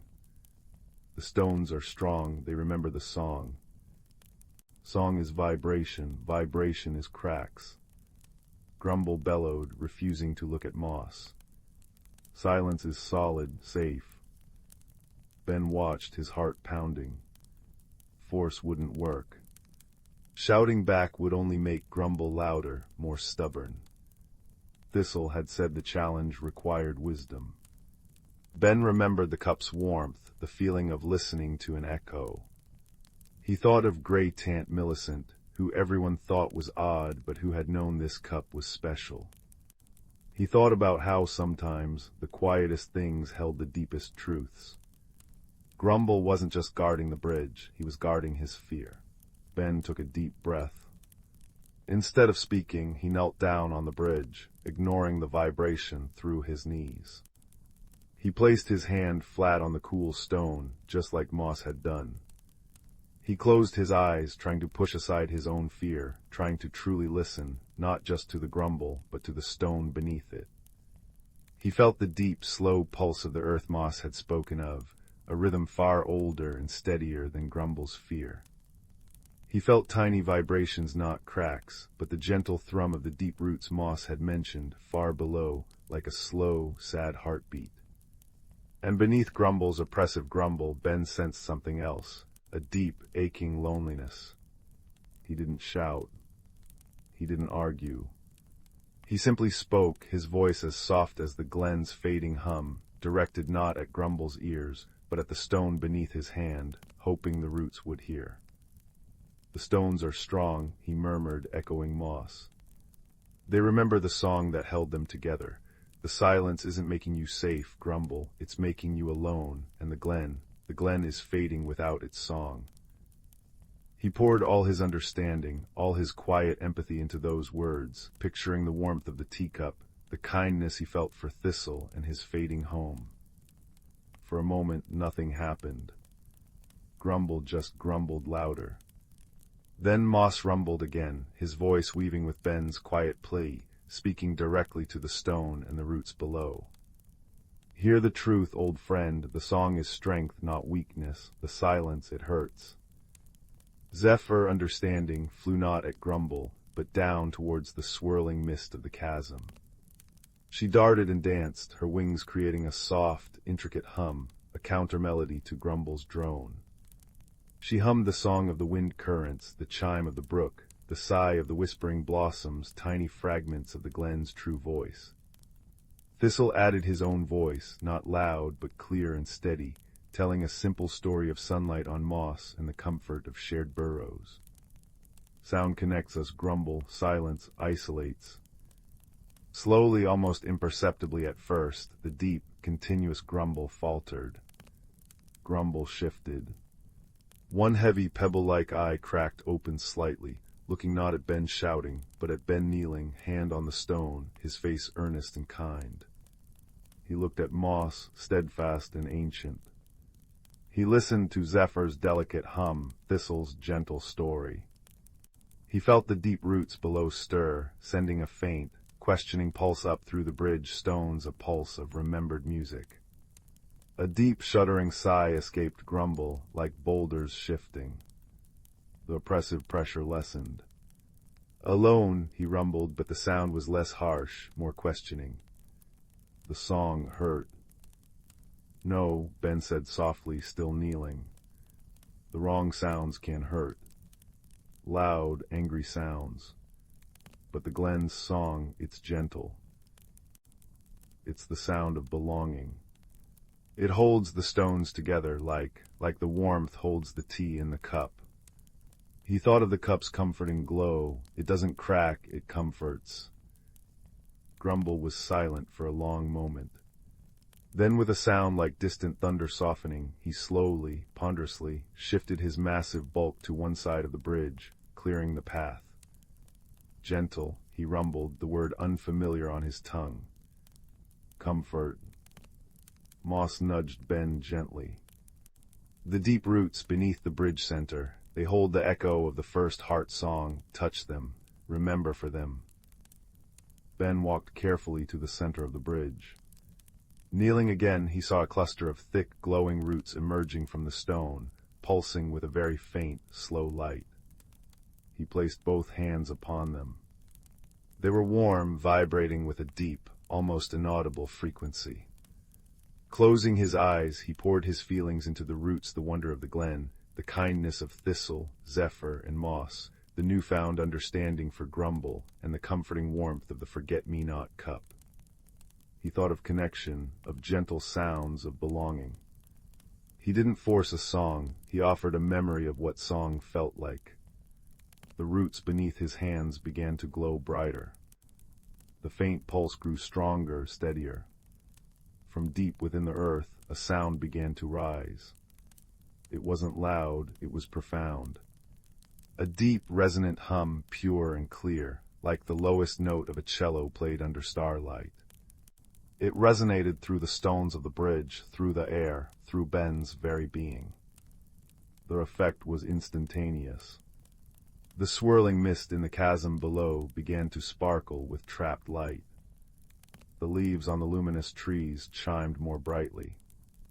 The faint melancholy lifted, replaced by a profound sense of peace and wholeness. The great echo, the heart song of the whispering glen, had been remembered. Zephyr danced in the air, her wings creating joyous harmonies with the renewed echo. Moss let out a deep, contented rumble that harmonized perfectly.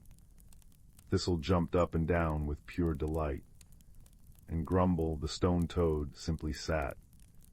But his grumble had ceased. He tilted his head, his heavy-lidded eyes half closed, listening.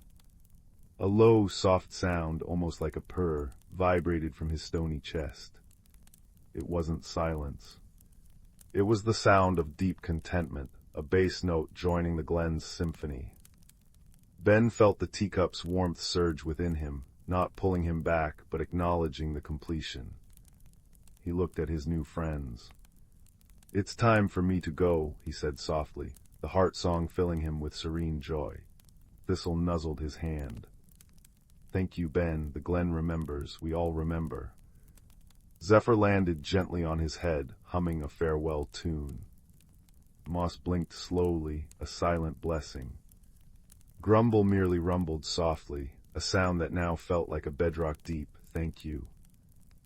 Ben closed his eyes, holding the image of the singing glen, the feeling of the heart song, and the warmth of friendship. He felt the world shimmer once more. When he opened his eyes, he was back in his room, the empty forget-me-not cup cool in his hands on the windowsill. The last sip of honeyed milk was gone. Outside, the wind in the old oak tree sounded different, richer, deeper, as if carrying an echo of a faraway song. He carefully placed the cup back on the sill.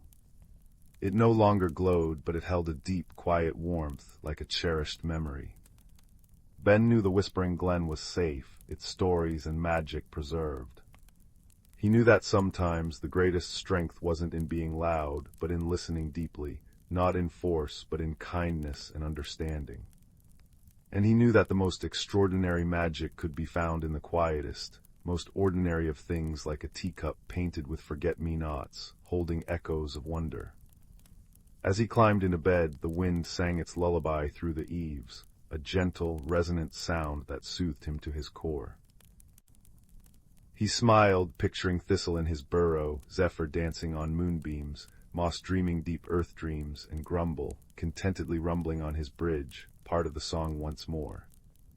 The cup sat on the sill, a silent guardian of echoes, and Ben drifted into a sleep filled with the peaceful hum of a world where kindness had mended what fear had silenced.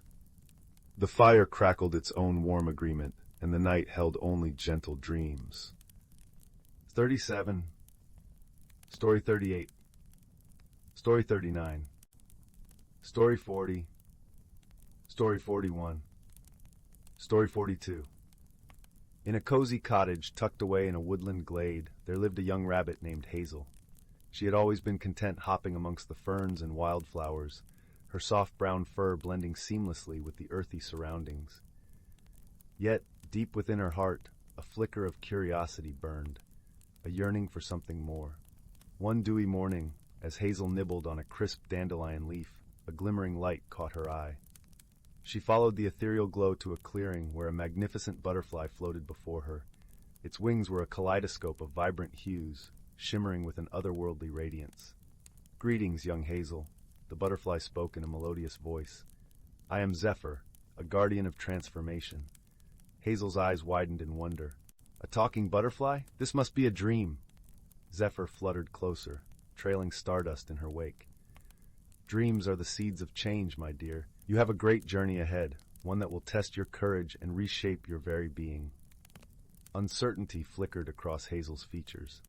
Change was a daunting concept, and she had always found solace in the familiar. "But I'm just a simple rabbit," she protested. "What journey could possibly await me?" With a warm chuckle, Zephyr replied, "The most wondrous transformations often begin with the smallest of seeds. Look within, and you will find a spark waiting to be fanned into a brilliant flame." Before Hazel could respond, a rustling came from the undergrowth, and two of her dearest friends emerged, Oakley the wise old oak tree, and Flutter the hummingbird. "Do not fear, little one," Oakley rumbled, his bark rough yet comforting. "We will be with you every step of the way." Flutter zipped excitedly around Hazel's head. "Oh, this is going to be such an adventure. You'll see. It will be simply dazzling." Reassured by her friend's presence, Hazel turned to Zephyr. "What must I do?" The butterfly's wings shimmered with magic. "Seek the enchanted grove, where the veil between worlds grows thin. There, you will undergo a transformation that will reveal your true self." With a deep breath, Hazel nodded. Though apprehensive, she knew this was a journey she must embark upon. And so, with Oakley and Flutter by her side, Hazel set off into the unknown, her paws treading paths she had never dared explore before. The forest seemed to come alive with each step, whispering secrets in the gentle whispers of the wind. After many twists and turns, they arrived at the Enchanted Grove, a vibrant meadow where moonbeams danced across a shimmering stream. Hazel gazed in awe at the ethereal beauty surrounding her. Suddenly, a warm glow emanated from within her, and she felt her body beginning to shift and change. Her fur transformed into downy feathers of the richest brown, and her paws melded into delicate wings. Oakley and Flutter watched in wonderment as their friend emerged from her cocoon, reborn as a magnificent owl. Hazel stretched her wings, reveling in her newfound form, and took to the skies with a joyous hoot. As she soared above the treetops, bathed in the soft moonlight, Hazel realized that the spark Zephyr had spoken of was her own inner strength and resilience. The journey had been one of self-discovery, revealing the beauty and grace that had been within her all along. With a grateful heart, Hazel descended to her friends, her eyes shining with wisdom. "Thank you," she said, her voice now a gentle coo. "Without your guidance and unwavering support, I may never have found the courage to spread my wings." Oakley and Flutter beamed with pride, for they knew that their friend had blossomed into her truest, most radiant self. From that day forth, Hazel took to the night skies, her keen eyes ever watchful for those in need of guidance. And whenever a fellow creature felt lost or uncertain, she would share the lessons she had learned. That change, though daunting, can be an opportunity for growth and transformation, and that true beauty lies not in physical form, but in the courage to embrace one's authentic self. Story 43, Story 44, Story 45, Story 46, Story 47, Story 48, Story 49, Story 50, Story 51, Story 52, Story 53, Story 54, Story 55, Story 56, Story 50. Title: The Whisper of the Willow. In a quaint village nestled between rolling hills and the edge of a vast, whispering forest, lived a gentle young girl named Leora.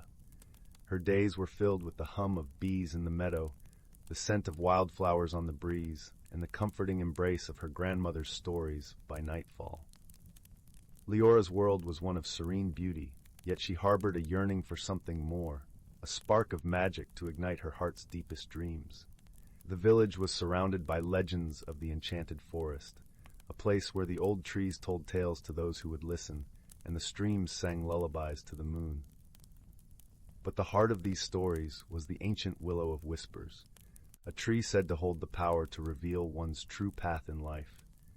Many sought its wisdom, but few returned unchanged, for the forest had a way of showing each visitor not only who they were, but who they could become. Leora often wandered to the forest's edge, her fingers brushing the soft moss that clung to the trunks of the trees. Her grandmother's stories painted images in her mind, of brave explorers and wise creatures, but the Willow of Whispers remained an enigma, a mystery she longed to unravel. It was on one such day, with the sun dappling through the leaves and a gentle breeze rustling the branches, that Leora felt the forest calling to her more strongly than ever before. With a heart full of anticipation and a small satchel packed with essentials, bread, cheese, and her grandmother's knitted shawl, Leora stepped into the forest. The air was cool and filled with the earthy scent of pine and damp earth. As she ventured deeper, the trees seemed to lean closer, their boughs whispering secrets that only the forest knew. Leora felt a tingling at the back of her neck, a sensation both thrilling and comforting, as if the forest was welcoming her into its embrace. As the path wound deeper into the forest, Leora met a curious friend, a small, bright-eyed squirrel named Pip. His fur was a tawny gold, and he chittered merrily as he bounded from branch to branch beside her. "Where are you headed, young traveler?" Pip asked, his voice a soft, musical note in the forest's symphony. Leora smiled, her heart lightened by the squirrel's friendly demeanor. "I'm seeking the Willow of Whispers," she replied, her eyes alight with determination. Pip twitched his whiskers thoughtfully. "Ah, the willow," he said, nodding. "Many have sought its wisdom, but it is not easily found. The forest has a way of testing those who desire its secrets." "I am ready," Leora declared, her voice steady with resolve. "I believe the willow will guide me." With Pip scampering alongside her, Leora continued her journey. The forest was a tapestry of colors and sounds, each step revealing new wonders. Birds sang sweetly in the canopy above, their songs weaving through the leaves like a gentle lullaby. The sunlight danced across the forest floor, painting patterns of light and shadow that seemed to shift with every breath of wind. As they walked, Pip told Leora tales of the forest's inhabitants. A wise old owl who knew the stars by heart, a family of foxes who danced under the moon, and a mischievous sprite who played tricks on unwary travelers. Leora listened with delight, her imagination painting vivid pictures of these magical creatures. Yet, as the day wore on, the path grew more tangled and overgrown. Vines draped like curtains across their way, and the underbrush thickened, whispering against Leora's legs as she pushed forward. The air grew cooler, and the forest seemed to hold its breath, waiting. "Do not be discouraged," Pip chirped, sensing her unease. "Every journey worth taking has its trials." Leora nodded, brushing aside a strand of ivy. Her determination was unwavering, her heart guided by the stories her grandmother had woven, a tapestry of courage, kindness, and the endless potential within. At last, as the sun began to dip below the horizon, casting the forest in hues of gold and amber, they arrived at a clearing. In its center stood the Willow of Whispers, its trunk wide and gnarled with age, its branches sweeping gracefully to the ground like a curtain of leaves. The air around the tree shimmered softly, as if infused with magic. Leora approached the willow with reverence, her steps slow and deliberate. She felt the weight of the forest's silence, a sacred hush that enveloped the clearing. Pip perched on a nearby rock, watching with bright, curious eyes. With a deep breath, Leora reached out to touch the willow's bark, her fingers brushing against its rough, ancient surface. As her hand made contact, a gentle warmth spread through her, and she closed her eyes, allowing the magic to wash over her. In the stillness, Leora heard the whisper of the willow, a soft, melodic voice that seemed to come from the very heart of the tree. It spoke not in words, but in feelings and images, a tapestry of memories and dreams. She saw herself as she was, a young girl filled with wonder and longing. But she also saw glimpses of what could be, a future shaped by choices and courage, by kindness and discovery. The willow showed her paths that twisted and turned, each leading to a different version of herself. As the visions faded, Leora opened her eyes, her heart brimming with understanding. The willow had not given her clear answers, but it had shown her the possibilities, the power of choice, and the strength within her to forge her own path. Pip hopped to her side, his eyes gleaming with approval. "You have the heart of a true adventurer," he said, his voice full of warmth. Leora smiled, her heart light with newfound clarity. "I see now," she said softly. "The journey is as important as the destination.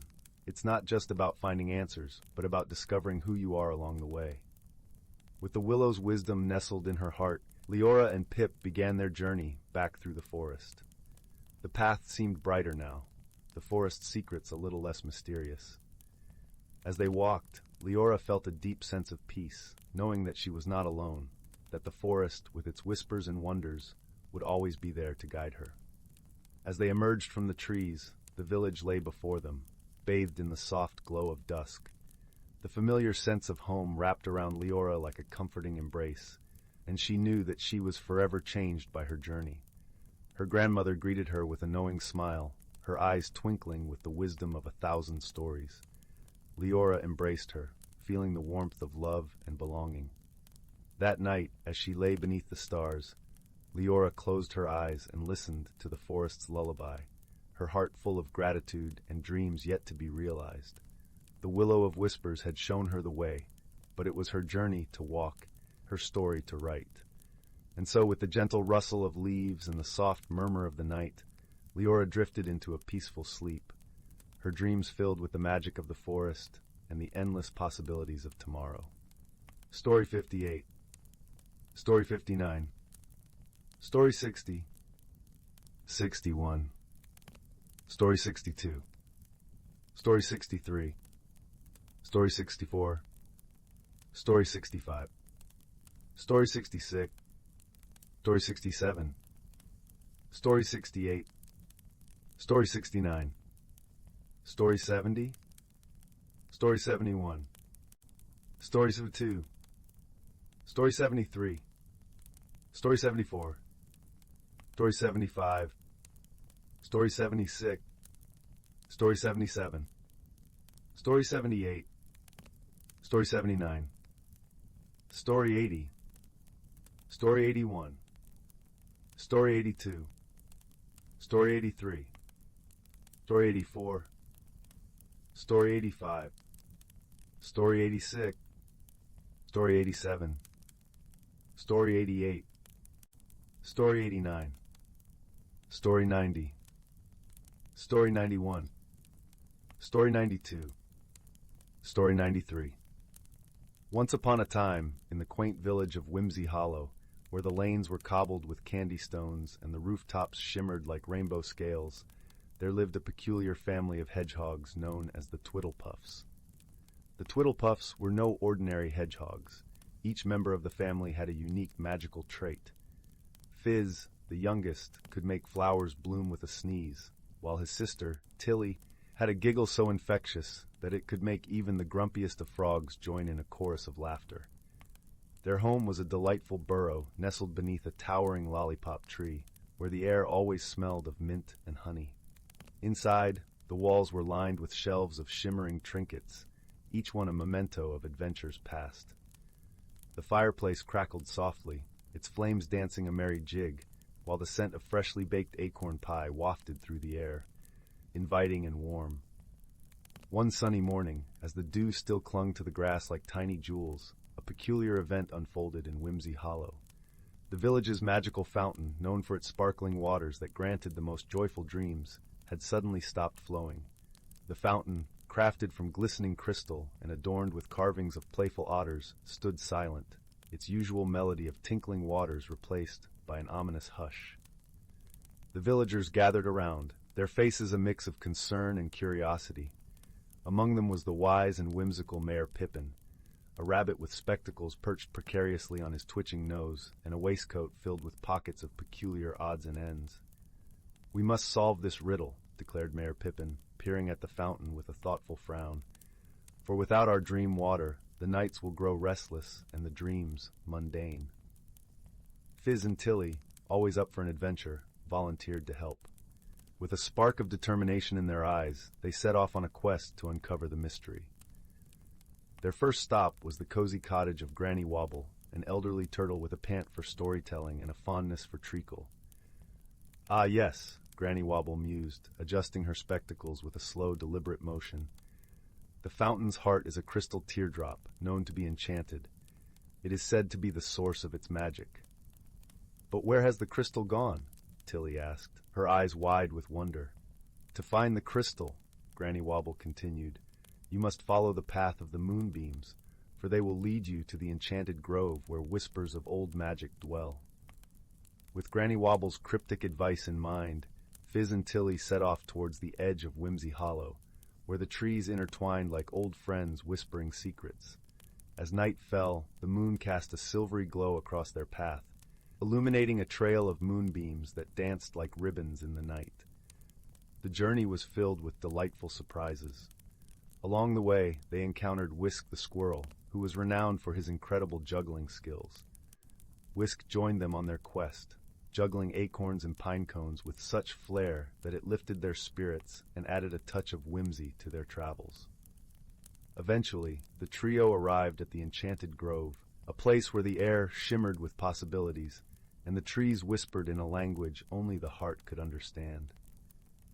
In the heart of the grove stood a magnificent tree, its bark etched with ancient runes that glowed softly. Just as they approached, a small, mischievous sprite named Glimmer appeared, her wings sparkling like diamond dust. "I know what you seek," she chimed, her voice like the tinkling of tiny bells. The crystal teardrop was borrowed by the wind, who wished to compose a melody unlike any other. "Can we get it back?" Fizz inquired, his nose twitching with excitement. "Of course," Glimmer giggled. "All you need is a song of friendship, for the wind loves nothing more than the harmony of kindred souls." And so, beneath the canopy of the Enchanted Grove, Fizz, Tilly, and Whisk began to sing. Their melody was a lilting tune that spoke of laughter and dreams, of adventures shared and dreams fulfilled.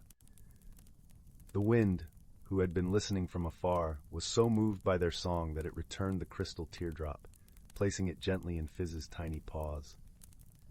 With the crystal in hand, the trio made their way back to Whimsy Hollow, where a crowd of villagers greeted them with cheers and hugs. Mayor Pippin beamed with pride as he placed the crystal back in the fountain, and with a joyous gurgle, the waters began to flow once more, sparkling like 1,000 stars.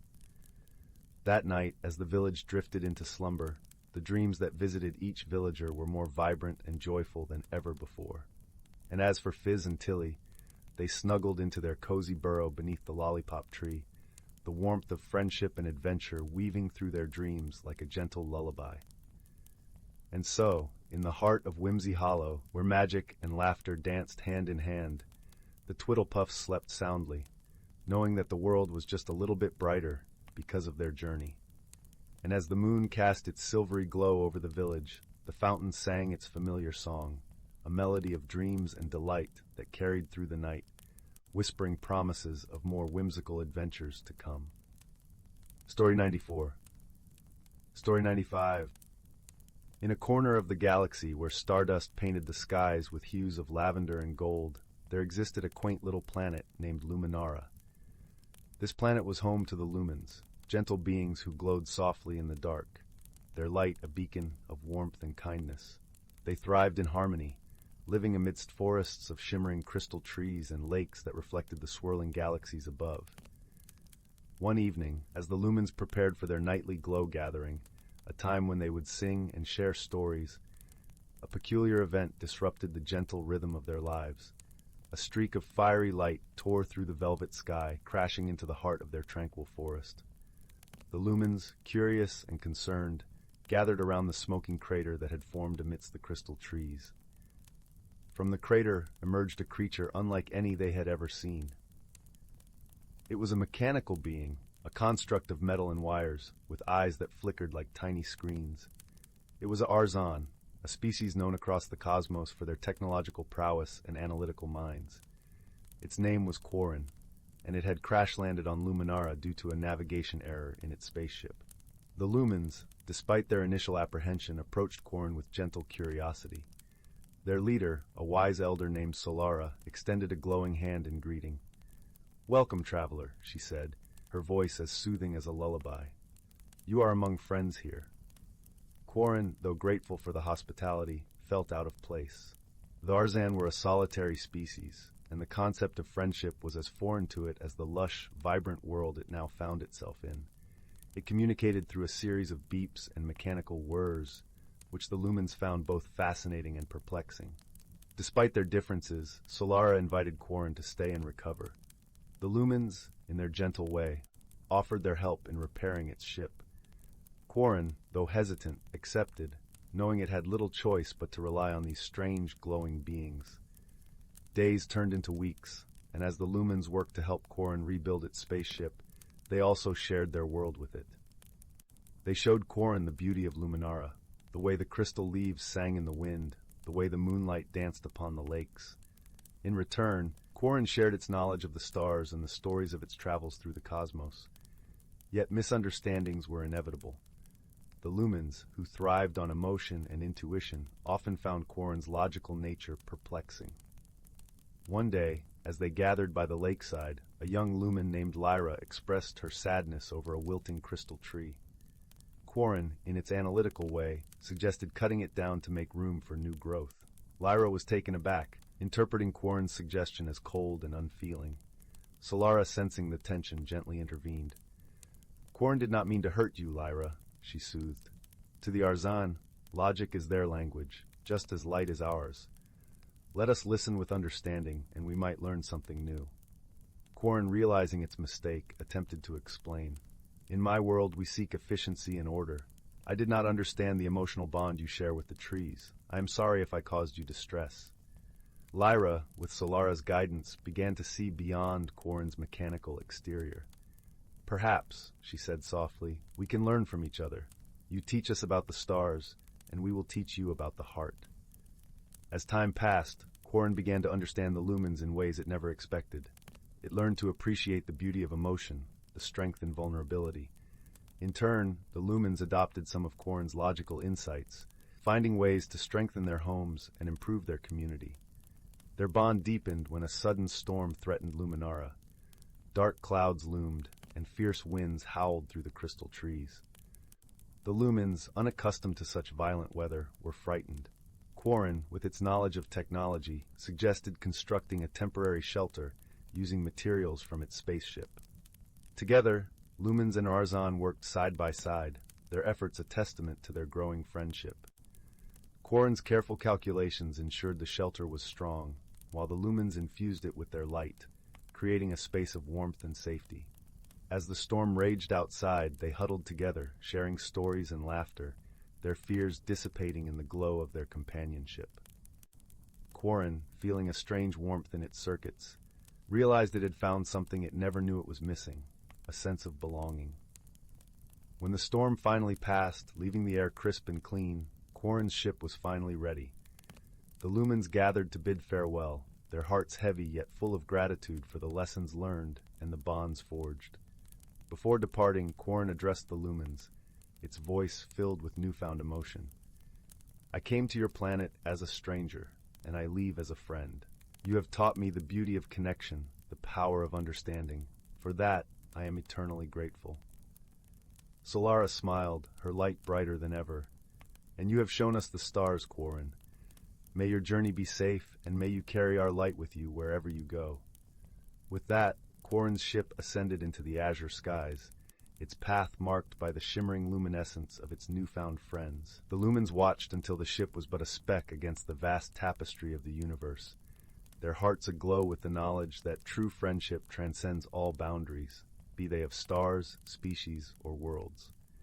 And so, in the gentle embrace of Luminara's nights, the Lumens continued their glow gatherings with stories of a mechanical being who taught them to see the stars and themselves anew. Story 96. Story 97. Story 98. Story 99. In the velvet hush of twilight, when the last honey-colored rays of sun cling to the horizon like shy children reluctant to bed, there exists a cobblestone path behind old Mrs. Willoughby's rhododendron bushes that wasn't there yesterday. This is where we find our protagonist, a girl with a lantern of curiosity always lit behind her eyes, standing at the edge of what sensible folk called the ordinary woods.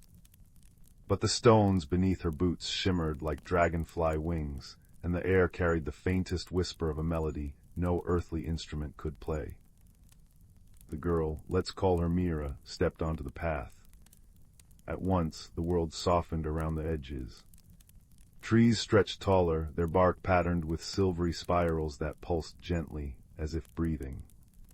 The ground became springy with moss the color of limes dipped in moonlight, and fireflies the size of apricots bobbed lazily, their light shifting between gold and violet. It was the Glimmerwood, though Mira didn't know its name yet. All she knew was the scent of cinnamon and rain, and the feeling that the very air was welcoming her. Her first companion appeared as she crossed a bridge made of interwoven roots, arching over a stream where the water sang in glassy notes. A creature no taller than her knee perched on the rail, its fur a cascade of autumn leaves, crimson maple, amber oak, russet elm, all rustling softly even without wind. It had eyes like twin hearth fires, and a tail that flickered like a candle flame. "You're the leaf ox," Mira breathed, recalling a half-forgotten tale her grandmother once told. The creature inclined its head, leaves chiming like distant bells. "And you're the girl who's forgotten her mittens," it replied, voice crackling pleasantly. Mira looked down at her hands, suddenly aware of the evening chill.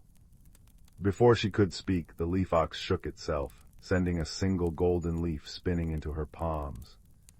It grew warm, soft as rabbit fur, and shaped itself into perfect mittens. "Every wanderer needs protection," said the leaf ox. "Even from small discomforts, follow the singing stones when the path forks, and mind the ink-bloom flowers, their dreadful gossips." With that, it dissolved into a swirl of leaves, scattering into the darkening wood. Mira walked on, the mittens humming with gentle warmth. Soon the path split around a hillock crowned with flowers whose petals were deepest indigo, their centers glowing like bottled starlight. As she approached, they began to quiver. "She's wearing fox gifts," one bloom trilled. "No hat, though," sighed another. "Her ears must be chilly." "Do you think she knows about the thistle key?" piped a third. Mira knelt. "What's a thistle key?" The flowers stilled. Then in unison they turned toward a nearby oak, where a single silver thistle hung from a low branch, its surface etched with tiny, swirling symbols. "Opens the chamber of whispers," the largest flower confided. "But it's ever so tricky to reach. The ivy argues with strangers." True enough, the oak's trunk was wrapped in thick ivy, each leaf edged in copper. As Mira reached for the thistle, the vines shifted like a nest of snakes, hissing, "No admittance, no bare ears." Remembering the flower's chatter, Mira untied her scarf, patterned with embroidered owls, and fashioned it into a makeshift hat. The ivy rustled approvingly and parted. The thistle key fit snugly in her palm. At the hill's peak, she found a door carved into the side of an ancient stump, no taller than her shoulder. The key slid into a knot-hole, and with a sound like a sighing cello, the door opened. Inside, the chamber of whispers was neither large nor small, but exactly the size of a held breath. Floating orbs of light drifted like dandelion seeds, each containing a voice, some laughing, some murmuring, one reciting a recipe for mushroom pie. In the center sat a stone basin filled with liquid moonlight. "Look inward," the chamber seemed to whisper. Mira gazed into the basin.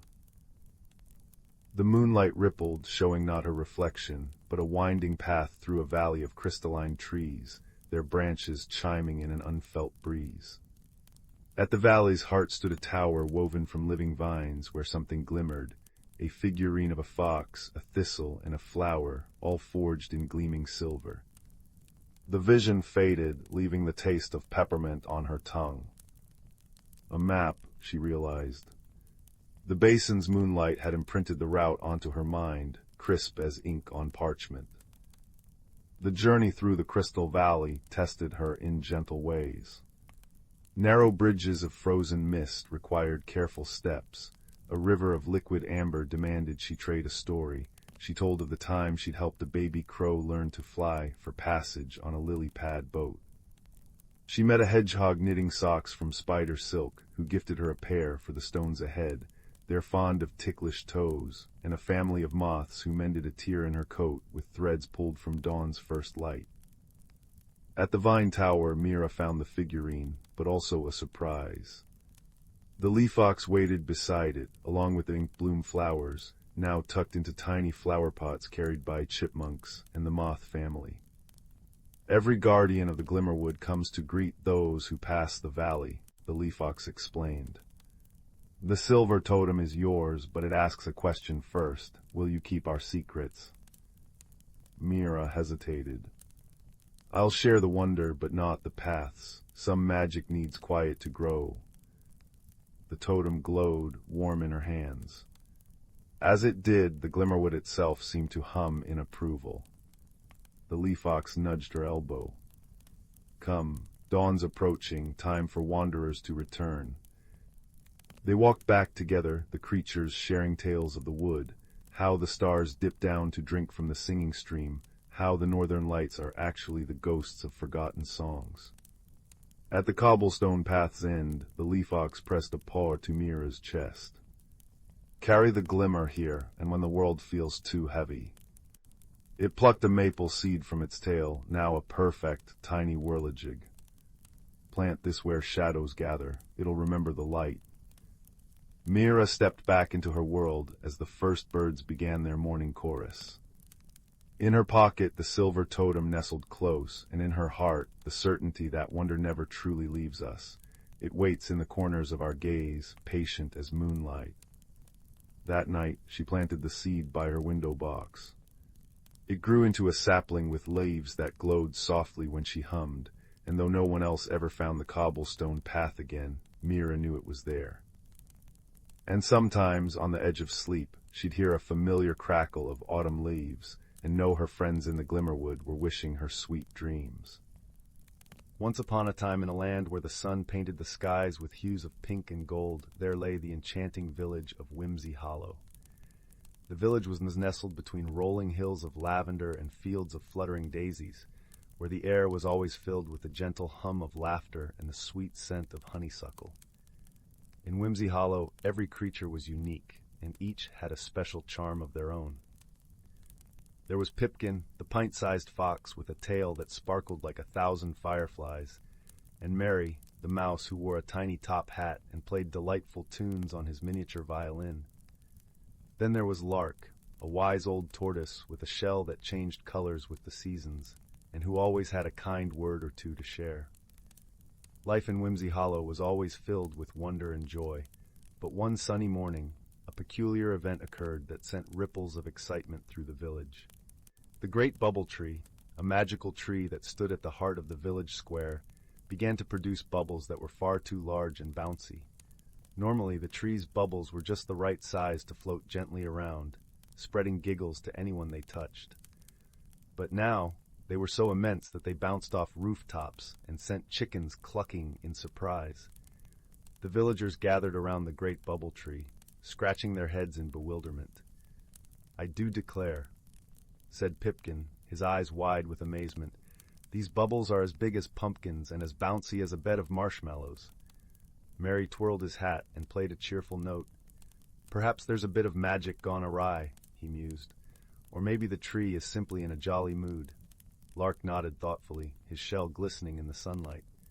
"It seems to me," he said in his deep, soothing voice, "that we must discover the cause and find a way to help our dear tree return to its usual self." The villagers agreed, and so began their whimsical adventure. Pipkin, Mary, and Lark decided to seek the advice of the village's resident enchantress, a whimsical old woman named Flora, who lived at the edge of the village in a cottage made entirely of gingerbread. As they made their way through the fields, the air was filled with the fragrance of freshly baked cookies, and the sound of Flora's laughter danced on the breeze. Her garden was a riot of colors, with flowers that sang when tickled by the wind and trees that swayed in rhythm to the songs.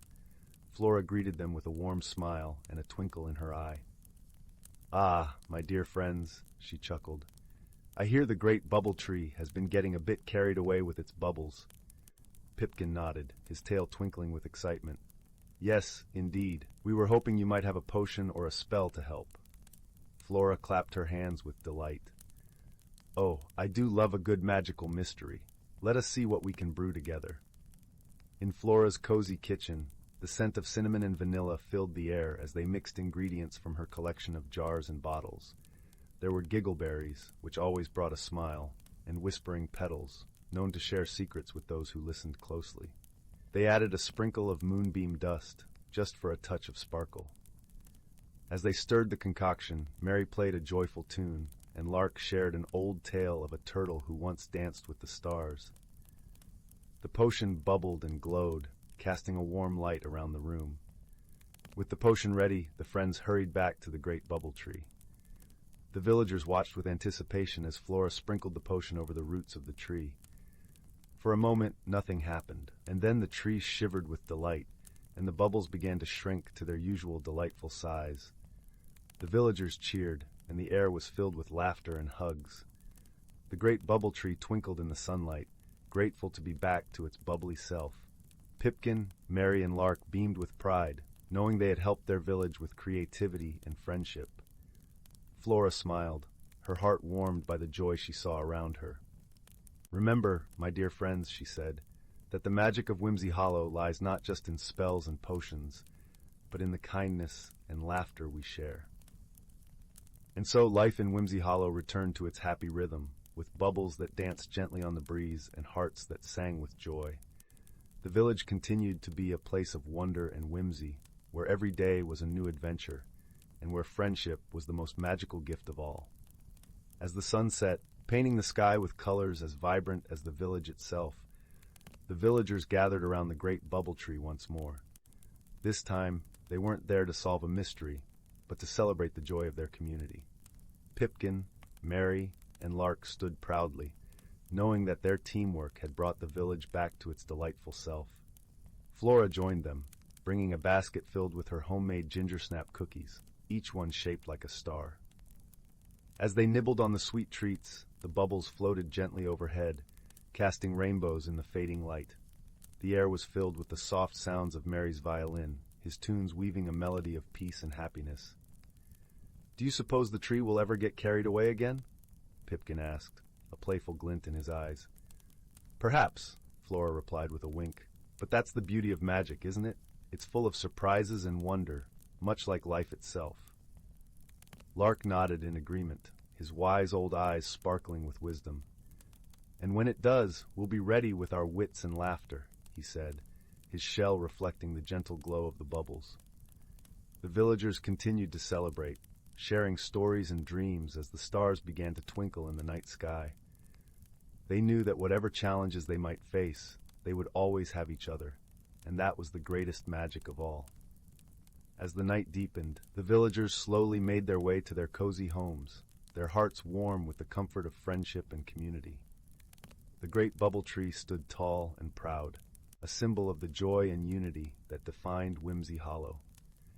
And so, under the watchful gaze of the moon and stars, Whimsy Hollow drifted into a peaceful slumber, dreaming of the adventures yet to come and the laughter that would always fill their days. In the quiet hush of the night, the gentle rustle of leaves and the soft murmur of bubbles filled the air, a lullaby of magic and love. And as the first light of dawn began to peek over the hills, Whimsy Hollow awoke once more, ready to embrace the new day with open hearts and cheerful spirits. For in Whimsy Hollow, every day was a celebration of life, a testament to the power of friendship, and a reminder that with kindness and creativity, any problem could be solved. And that, dear listener, is the true magic of Whimsy Hollow, a place where dreams come to life and every heart finds its song. In a valley cradled between mountains that wore clouds like woolen caps, there lived a girl named Leela with hair the color of walnut shells and eyes that held the sparkle of creek water catching sunlight. Each evening she'd sit at her bedroom window watching fireflies trace secret messages above the meadow, little knowing how soon their flickering code would brush against her destiny. One crisp autumn afternoon, while hunting for crimson maple leaves to press in her grandmother's iron-bound book, Leela stumbled upon a curious sight beneath an ancient oak. A tarnished silver chain peeked through mossy stones, its pendant shaped like a teardrop moon, cradling a milky stone that pulsed faintly as her shadow fell upon it. When her fingers closed around the cool metal, the world rippled like a pond disturbed by a falling acorn. The forest breathed differently now, richer, deeper, as if the air had turned to honey. A red fox emerged from the ferns, its coat gleaming like polished copper. What startled Leela wasn't its sudden appearance, but the fact that when it opened its mouth, words emerged in a voice like wind through barley fields. "Took you long enough," it said, flicking a ear adorned with 3 silver rings. Thus began Leela's tutelage under Ember, the fox who revealed that the whispering pendant allowed its bearer to cross the veil, the shimmering boundary between ordinary reality and the old wood where sentient creatures kept ancient rhythms. But all was not well in this hidden realm. The Everpool, source of the forest's magic, was silting over. Seasons tangled like mismatched yarn snowdrops blooming in autumn, maple keys sprouting mid-flight. Their quest to restore balance led them first to the moonlit market, where hedgehog vendors sold dewdrop elixirs in acorn cups and badgers in embroidered waistcoats debated philosophy over clover tea. There a silver-whiskered owl named Thurea gifted them a vial of starlight with instructions to follow the sorrow where roots drink deep. The clue guided them to the caves of echoing moss, where underground rivers sang forgotten ballads and luminous fungi mapped constellations on cavern ceilings. In those dripping chambers they discovered the source of decay, a wounded earth spirit, its rocky hide cracked where greedy hands had tried to mine its crystalline heart. Leela's pendant glowed as she pressed it against the fracture, pouring forth memories of children's laughter, morning birdsong, and the quiet strength of oaks enduring storms. The spirit rumbled to life, quartz veins knitting together as it bowed its great head. "Your compassion mends what force could not," it intoned, gifting them a seed wrapped in bioluminescent moss. Their journey wove onward across rivers where water nymphs wove liquid melodies, through valleys where willows played harpist with their trailing branches, and up slopes where mountain spirits rolled thunder like children bowling stone hoops. Each challenge demanded not strength but attentive kindness, untangling a wood sprite's knotted hair, mediating a dispute between quarrelsome sparrows, composing lullabies for a restless wind. The final test came at the Everpool itself, now choked with ghostly pale weeds. As Leela lowered the glowing seed into murky waters, the pendant grew warm against her chest. Visions flooded her mind not just of the forest's past glory, but of its fragile connections to the human world. She understood then that the magic wasn't dying but waiting for hearts willing to listen rather than take. When the seed took root, shooting forth a tree that bloomed summer blossoms and winter berries simultaneously, Leela felt the change ripple through both worlds. Back in her village, elders marveled at suddenly abundant orchards, while children giggled at unusually bold deer nibbling apple cores from open palms. On the last night of her adventure, Ember walked her to the boundary stone. "The pendant chooses keepers who feel the threads between all living things," he said, nuzzling her hand. Though the silver chain dissolved into moonlight as she crossed back, Leela knew the true magic remained in the fox tracks beside her garden wall, the owl feather on her windowsill, and the quiet understanding that wonder walks softly where respect blooms.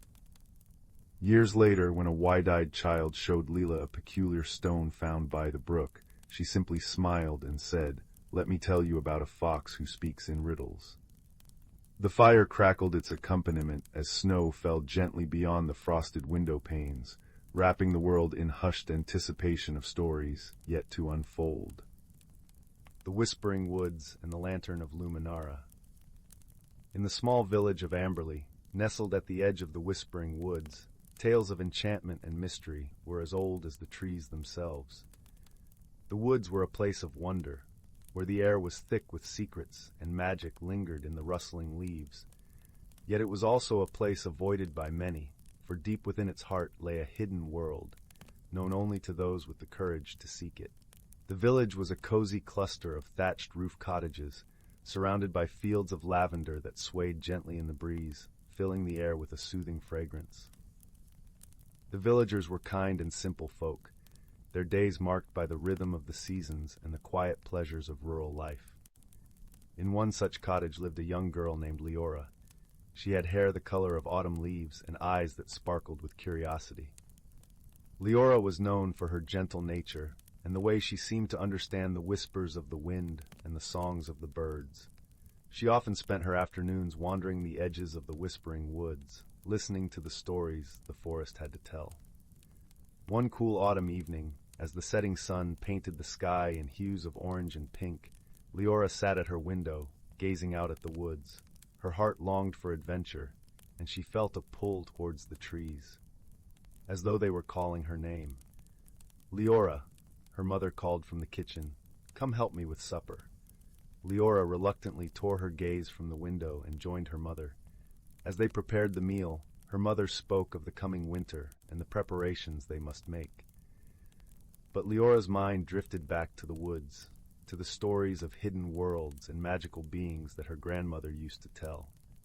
That night, as the village lay quiet under a blanket of stars, Leora lay awake in her bed, listening to the gentle rustle of the leaves outside. Unable to resist the call of adventure any longer, she quietly slipped out of bed, wrapped a warm cloak around her shoulders, and tiptoed out of the cottage. The moon cast a silvery glow over the landscape as Leora made her way towards the Whispering Woods. The air was crisp and carried the scent of pine and earth. As she entered the woods, the trees seemed to lean in, welcoming her into their embrace. The deeper she ventured, the more the forest came alive. The leaves whispered secrets, and the branches formed intricate patterns against the sky. Leora felt a sense of wonder and awe, as though she were stepping into a dream. After walking for what felt like hours, Leora came upon a clearing bathed in moonlight. In the center stood an ancient oak tree, its twisted branches reaching towards the heavens. Beneath the tree lay a small, flickering light, like a star fallen to earth. Curious, Leora approached the light and discovered it was a lantern, crafted from delicate glass and metal, its surface etched with intricate patterns. The lantern glowed with a soft, warm light that seemed to pulse with life. As she reached out to touch it, a voice, gentle and melodic, echoed through the clearing. "The Lantern of Luminara," it said, "a beacon for those who seek the hidden world." Leora looked around, but saw no one. "Who are you?" she asked, her voice barely a whisper. The voice replied, "I am the spirit of the forest, and I have watched over these woods for centuries. The lantern is a gift for those with pure hearts and the courage to seek the truth." Leora felt a thrill of excitement mixed with apprehension. She had heard of the Lantern of Luminara in her grandmother's tales, a magical object that could reveal the hidden world within the Whispering Woods. "Will you accept the lantern and embark on a journey of discovery?" the voice asked. Leora nodded, her heart pounding with anticipation. "Yes, I will." As she lifted the lantern, its light grew brighter, illuminating the clearing with a warm, golden glow. The air shimmered, and the world around her seemed to shift and change. The trees swayed gently, their leaves whispering secrets in a language she couldn't quite understand. With the lantern in hand, Leora began her journey deeper into the woods. The path before her was bathed in light, and she felt a sense of peace and purpose guiding her steps. As she walked, Leora encountered creatures she had only heard of in stories. A family of fireflies danced around her, their tiny lights twinkling like stars. A wise old owl perched on a branch, its eyes gleaming with wisdom. And a gentle deer with antlers like branches nodded in greeting as she passed. Each encounter filled her with a sense of wonder and belonging, as though she were part of a world she had always known in her heart. The forest seemed endless, a labyrinth of trees and shadows, but Lyora felt no fear. The lantern's light guided her, and she trusted in its magic to lead her to the hidden world. As she journeyed deeper, the air grew cooler and the shadows longer. The forest was silent now, save for the gentle rustle of leaves. Lyora felt a sense of anticipation, as though she were on the brink of discovering something extraordinary. Finally, she reached a glade where the moonlight danced upon a shimmering pool. The water was as clear as glass, reflecting the stars above. At the center of the pool stood a small island, and on it, a stone altar, ancient and weathered by time. Lyora approached the water's edge, her reflection rippling in the surface. The lantern's light cast a golden glow over the pool, revealing a path of stepping stones that led to the island. With each step, Lyora felt the weight of the forest's magic surrounding her, a tangible presence that filled her with awe. When she reached the altar, she placed the lantern upon it, the light casting intricate patterns over the stone. In that moment, the air shimmered, and a figure appeared before her, ethereal and radiant. It was the spirit of the forest, its form shifting like the wind through the trees. "Welcome, seeker of truth," the spirit said, its voice a melody of the earth. "You have come far, guided by the light of Luminara. What do you seek?" Lyora took a deep breath, her heart filled with the courage of her journey. "I seek to understand the world hidden within these woods, to learn its secrets and share its wonders." The spirit smiled, its light flickering like the lantern. "You have shown courage and kindness, and the forest has embraced you as one of its own. The hidden world is within you, a place of wisdom and magic that can only be found by those who seek with an open heart." As the spirit spoke, Lyora felt a warmth spreading through her, a connection to the forest and all its creatures. She understood now that the hidden world was not a place to be found, but a state of being, a way of seeing the world with wonder and love. "You are part of the forest, Lyora," the spirit said, "and its magic will be with you always. Go forth and share its light with the world." With those words the spirit faded, leaving Lyora standing by the altar, the lantern's light still glowing brightly. She returned to the village, her heart filled with the magic of the whispering woods. She knew that her journey had changed her, that she carried the hidden world within her. And so, Lyora became a storyteller, sharing the tales of her adventures with the villagers. Under her guidance, they learned to see the magic in the everyday, to find wonder in the world around them. The Whispering Woods remained a place of mystery and enchantment, a source of inspiration for all who dared to listen to its whispers. And Lyora, with the Lantern of Luminara as her guide, continued to explore its secrets, her heart forever open to the magic of the hidden world. Once upon a time, there was a curious little girl named Lily, who loved nothing more than discovering new wonders in the world around her. One night, as she gazed out her bedroom window at the twinkling stars, she noticed a strange flickering light in the distance, dancing among the trees of the enchanted forest that bordered her village. Filled with a sense of adventure, Lily slipped out of her cozy cottage and followed the enchanting light deep into the woodland realm. The forest seemed to come alive around her, with towering trees that whispered ancient secrets and a carpet of mushrooms that glowed like tiny lanterns, illuminating her path. As she ventured deeper, Lily encountered the most peculiar sights. A family of miniature rabbits hopped by, their fur shimmering like moonlight, and a swarm of fireflies swirled around her, their lights flickering in a mesmerizing pattern. Even the air seemed to sparkle with magic, carrying the sweet scent of wildflowers and the faint sound of tinkling bells. Suddenly, a tiny creature fluttered before Lily's eyes, a fairy no bigger than her thumb, with delicate wings that shimmered like rainbows. The fairy introduced herself as Gwendolyn, and explained that the flickering light Lily had followed was a trail of pixie dust, leading to a secret gathering deep within the forest. Despite her initial trepidation, Lily found courage in her curiosity, and she eagerly followed Gwendolyn deeper into the enchanted realm. Along the way, they encountered whimsical obstacles that tested Lily's resourcefulness and bravery. A babbling brook required her to construct a tiny bridge from fallen twigs, while a maze of thorny vines challenged her to find the path that led through without a scratch. With each challenge, Lily grew more confident in her abilities, learning to trust her instincts and embrace the wonders around her. And at every turn, Gwendolyn and the other forest creatures offered gentle guidance and encouragement, reminding Lily that true courage often lies in embracing the unknown with an open heart. Finally, they arrived at a breathtaking clearing, where hundreds of fairies and other mystical beings had gathered for a celebration. Lily watched in awe as they danced and sang under the stars, their laughter and joy filling the air with a magical warmth. As the night drew to a close, Gwendolyn approached Lily with a parting gift, a tiny vial filled with the shimmering pixie dust that had led her on this extraordinary journey. "Keep this close to your heart," the fairy whispered, "and let it remind you that even in the darkest of times, there is always magic and wonder to be found, if you have the courage to seek it out." With a grateful smile, Lily made her way back home, her heart brimming with the memories of her enchanting adventure. And from that day on, whenever she felt lost or uncertain, she would gaze at the twinkling pixie dust and remember the valuable lessons she had learned in the whimsical forest, to embrace the unknown with curiosity, to face challenges with bravery, and to always keep her sense of wonder alive. Once, in a small village cradled between emerald hills and a golden sea of daisies, there lived a curious young girl named Lila. Her eyes, sparkling like the morning dew on a spider's web, often wandered far beyond the horizon, where she imagined lands of untold wonders. Her favorite place was the edge of the whispering woods, where trees stood so tall and thick that their tops seemed to tickle the heavens.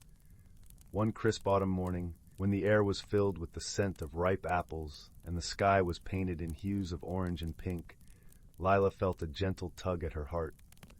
It was as if the woods themselves were calling out to her, whispering secrets through the rustling leaves. With a deep breath of courage and a heart full of wonder, she decided to venture into the unknown. As she stepped past the familiar boundary of the village, the forest enveloped her in a cool embrace. The path was lined with moss that felt like the softest velvet beneath her feet. Sunlight streamed through the branches in playful patterns, and Lila felt as though she was walking through a living cathedral of nature. The air was alive with the symphony of chirping birds and the gentle babble of a hidden brook nearby. A little way into her journey, Lila stumbled upon a clearing where the ground was carpeted with mushrooms of all shapes and colors. Sitting atop one of the largest mushrooms was a peculiar creature with fur the color of twilight and eyes that sparkled with the light of 1,000 stars. It was a wisp fox, a creature as rare as it was wise, known for guiding lost travelers.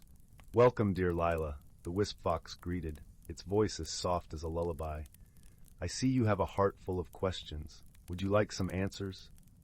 Lila, though surprised that the creature knew her name, nodded eagerly.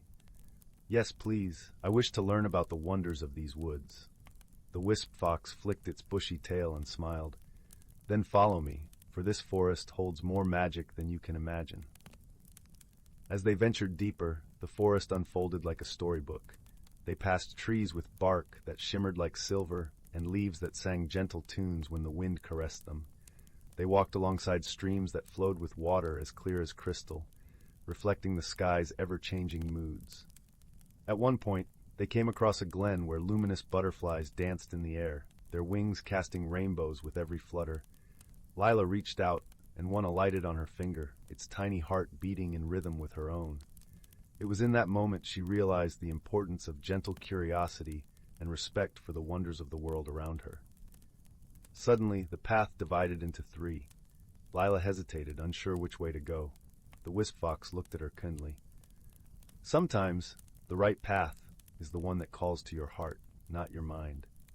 Remembering the gentle tug she felt that morning, Lila chose the path to the right, which was lined with glowing fungi that lit up under her steps like warm, welcoming lights. The path led them to a serene pond, its surface like a mirror reflecting the sky. By the water's edge sat an elderly turtle, wise with the weight of centuries. The turtle looked up and spoke slowly. "Every journey brings new lessons, young one. It's the courage to take the first step that shapes who we become." Lila pondered the turtle's words, feeling a warmth spread through her.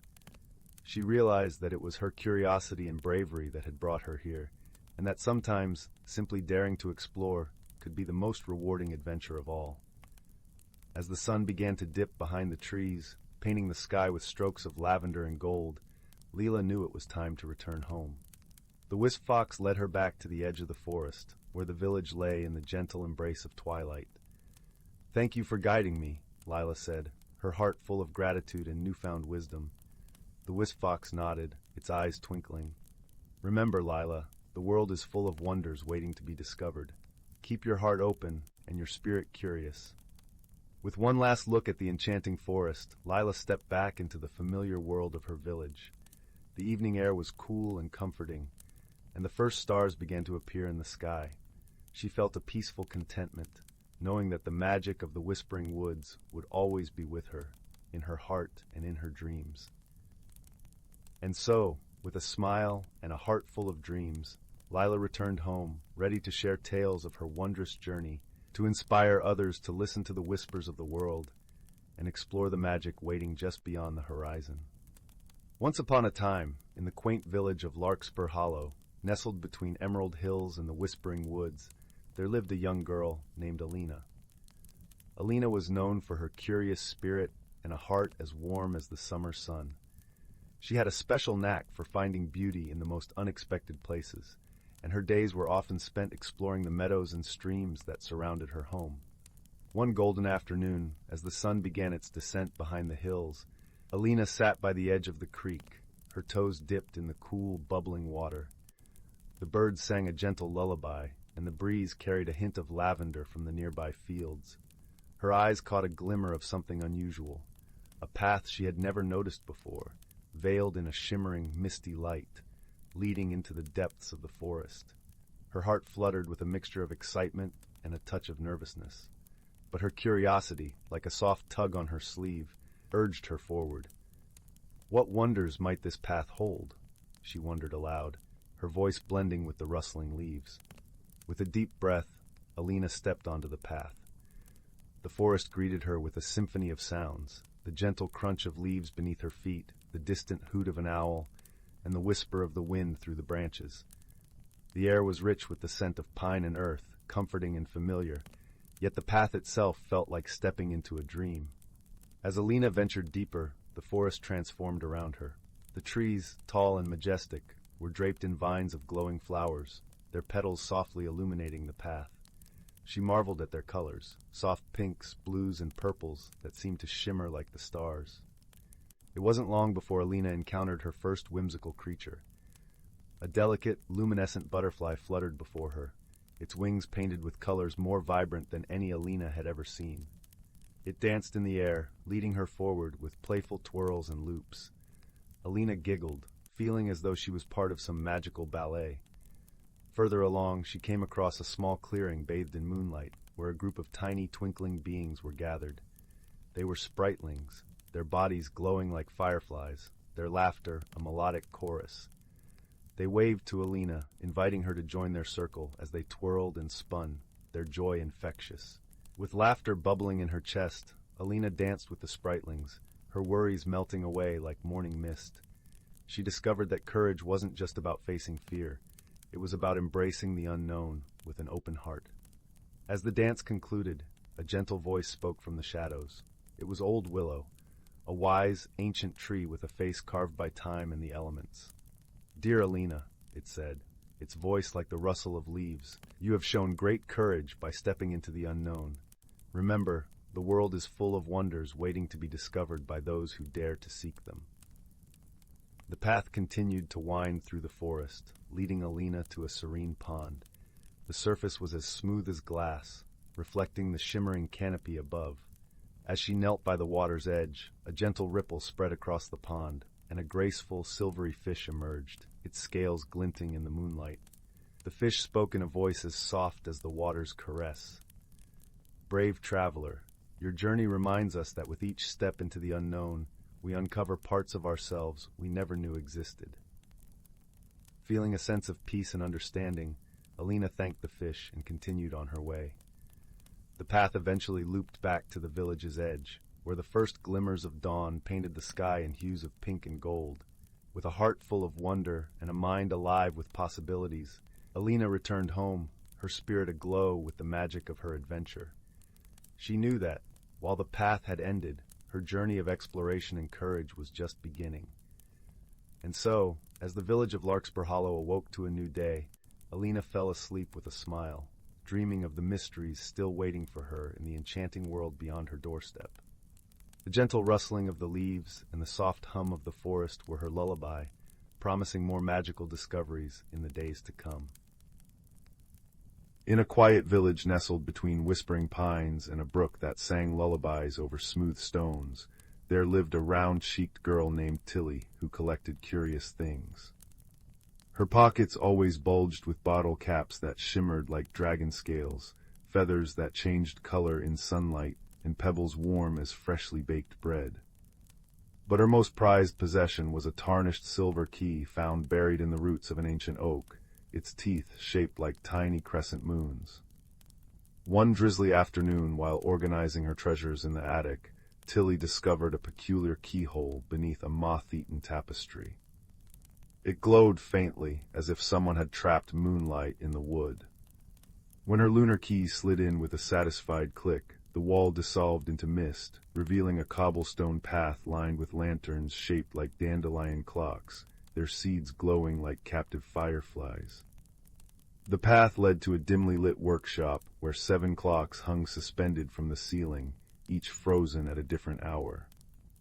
In the center stood a workbench cluttered with curious tools, scissors that snipped shadows into lace patterns, a thimble overflowing with liquid starlight, and an enormous book bound in what looked like dragonfly wings. A voice like creaking floorboards startled her. "You're early for the mending, but just in time for tea." From behind a grandfather clock emerged a badger in a patched waistcoat, balancing a tray of lavender shortbread and steaming chamomile tea in a pot that swirled with galaxies. "I'm Horatio," he said, brushing flour from his whiskers, "keeper of lost moments. That key of yours isn't for doors, child. It wins the clocks of forgotten memories." As Tilly sipped tea that tasted like grandmother hugs and rainy day stories, Horatio explained how unremembered joys escaped as silver dust collected by the clocks. But the 7th clock, its face cracked, hands dangling limply, had stopped absorbing memories long ago. "Without it, the village will lose its laughter, its secret kindnesses, its quiet courage," he sighed, the constellations in his teacup dimming. Their quest began in the velvet hollows, where memories rolled like fog through valleys of memory moss. A chatty sparrow named Pippin, who wore acorn caps as hats, joined them. "Lost things find me whether I like it or not." She navigated using a compass needle that pointed not north, but toward what matters most. Through fields of frozen tears that chimed like wind chimes when stepped on, and past rivers where fish made from whispered secrets jumped over their canoe, they collected glowing memory fragments in Horatio's starry teapot. The true challenge came at the obsidian bridge guarded by the absence, a shadow creature formed from forgotten fears. It loomed like storm clouds given form, its voice the screech of unoiled hinges. "No light may cross," it roared, tendrils of darkness extinguishing their lanterns. Tilly's fingers trembled against the memory-filled teapot, now pulsing warm as a heartbeat. Remembering how her mother once calmed her night terrors by naming 3 good things, Tilly whispered, the cinnamon scent of Horatio's workshop. Pippin chirped, watching sunrises from my birch tree perch. Horatio added, the click when a memory fits where it belongs. As they spoke, the teapot overflowed with light, not blinding but gentle as dawn. The absence shriveled like mist under morning sun, revealing the bridge now carpeted in starlight blossoms. Mending the 7th clock required not tools, but truth. Tilly placed the teapot's memories into the clock's cracked face as Horatio hummed a lullaby older than rivers. The final fragment, a memory of Tilly herself placing the key back under the oak for her future self to find, clicked into place. Clocks chimed in unison, showering the workshop in snowflake-shaped memories that dissolved into the air like sugar in tea. Returning home, Tilly found her key now warm to the touch, its teeth gleaming. The village seemed unchanged, yet Baker missed her. Bramble suddenly recalled his wife's favorite song, Old Miss. Ivy found her long-lost recipe for Honeycrisp apple pie, and children's laughter lingered in twilight like fireflies. In her attic the keyhole remained, a faint silver smile in the wood. Years later, when a wide-eyed boy showed Tilly a compass that pointed to second chances, she served him starberry tea in a familiar galaxy-swirled pot, the seventh clock ticking contentedly above them. And if sometimes, when the world seems too quiet, you might hear the soft chime of memory clocks drifting through dreams, reminding us all that what we cherish never truly fades, so long as we share it with kindred spirits under the same velvet sky. The Whispering Woods, a tale of friendship and magic. Once upon a time, nestled on the edge of a sleepy village, lay a forest unlike any other. Known as the Whispering Woods, it was a place where the trees stood tall and ancient, their branches twisting like gnarled fingers reaching towards the heavens. The forest floor was a soft carpet of moss, dotted with clusters of wildflowers that released a sweet fragrance into the air. A narrow, winding path cut through the woods, inviting those with curious hearts to explore its mysteries. In the village lived a young girl named Lily. With hair the color of chestnuts and eyes as bright as the morning sky, she was known for her inquisitive nature and a heart that brimmed with kindness. Though she was beloved by her village, Lily longed for adventure beyond the familiar cobblestone streets and quaint cottages. One golden afternoon, as the sun began its descent and painted the sky with hues of orange and pink, Lily stood at the edge of the Whispering Woods. Her heart fluttered with excitement and a touch of trepidation, for she had decided that today would be the day she ventured into the forest.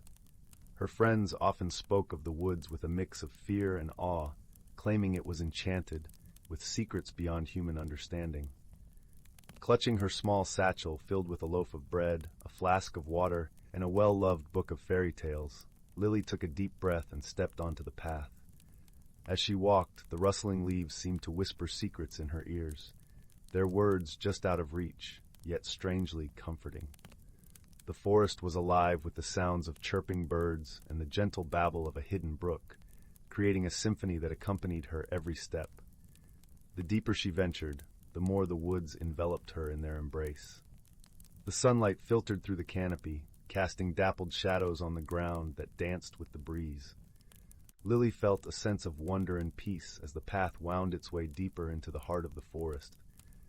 After walking for what felt like hours, Lily came upon a small clearing, bathed in the soft glow of the setting sun. In the center stood an ancient oak tree, its trunk wide and strong, with branches that spread out like a protective canopy. At the base of the tree was a small wooden door, intricately carved with symbols that seemed to pulse with a gentle, inviting light. Curiosity piqued, Lily approached the door. She traced her fingers over the carvings, feeling the warmth they radiated. As if sensing her presence, the door creaked open, revealing a spiral staircase that wound down into the earth. Hesitant but intrigued, Lily descended the steps, her heart beating a steady rhythm of anticipation. At the bottom of the staircase, she emerged into a hidden world that took her breath away.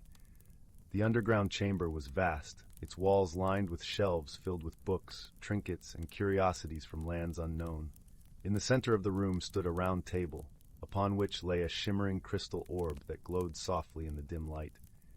As Lily approached the table, she was greeted by a soft, melodic voice. "Welcome, dear traveler," it said. "I am Eliana, the guardian of the Whispering Woods."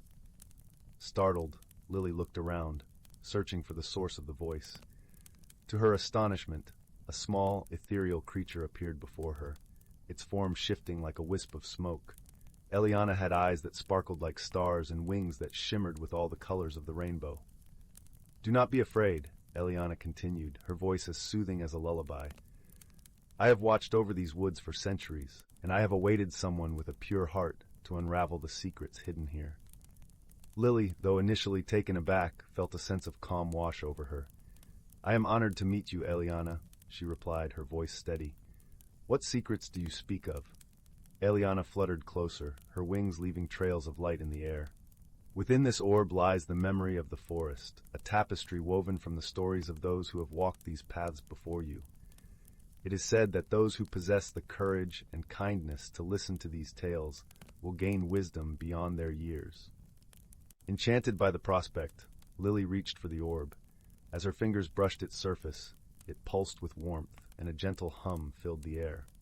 The room faded away, and Lily found herself standing in a meadow filled with vibrant wildflowers and the sound of laughter echoing in the breeze.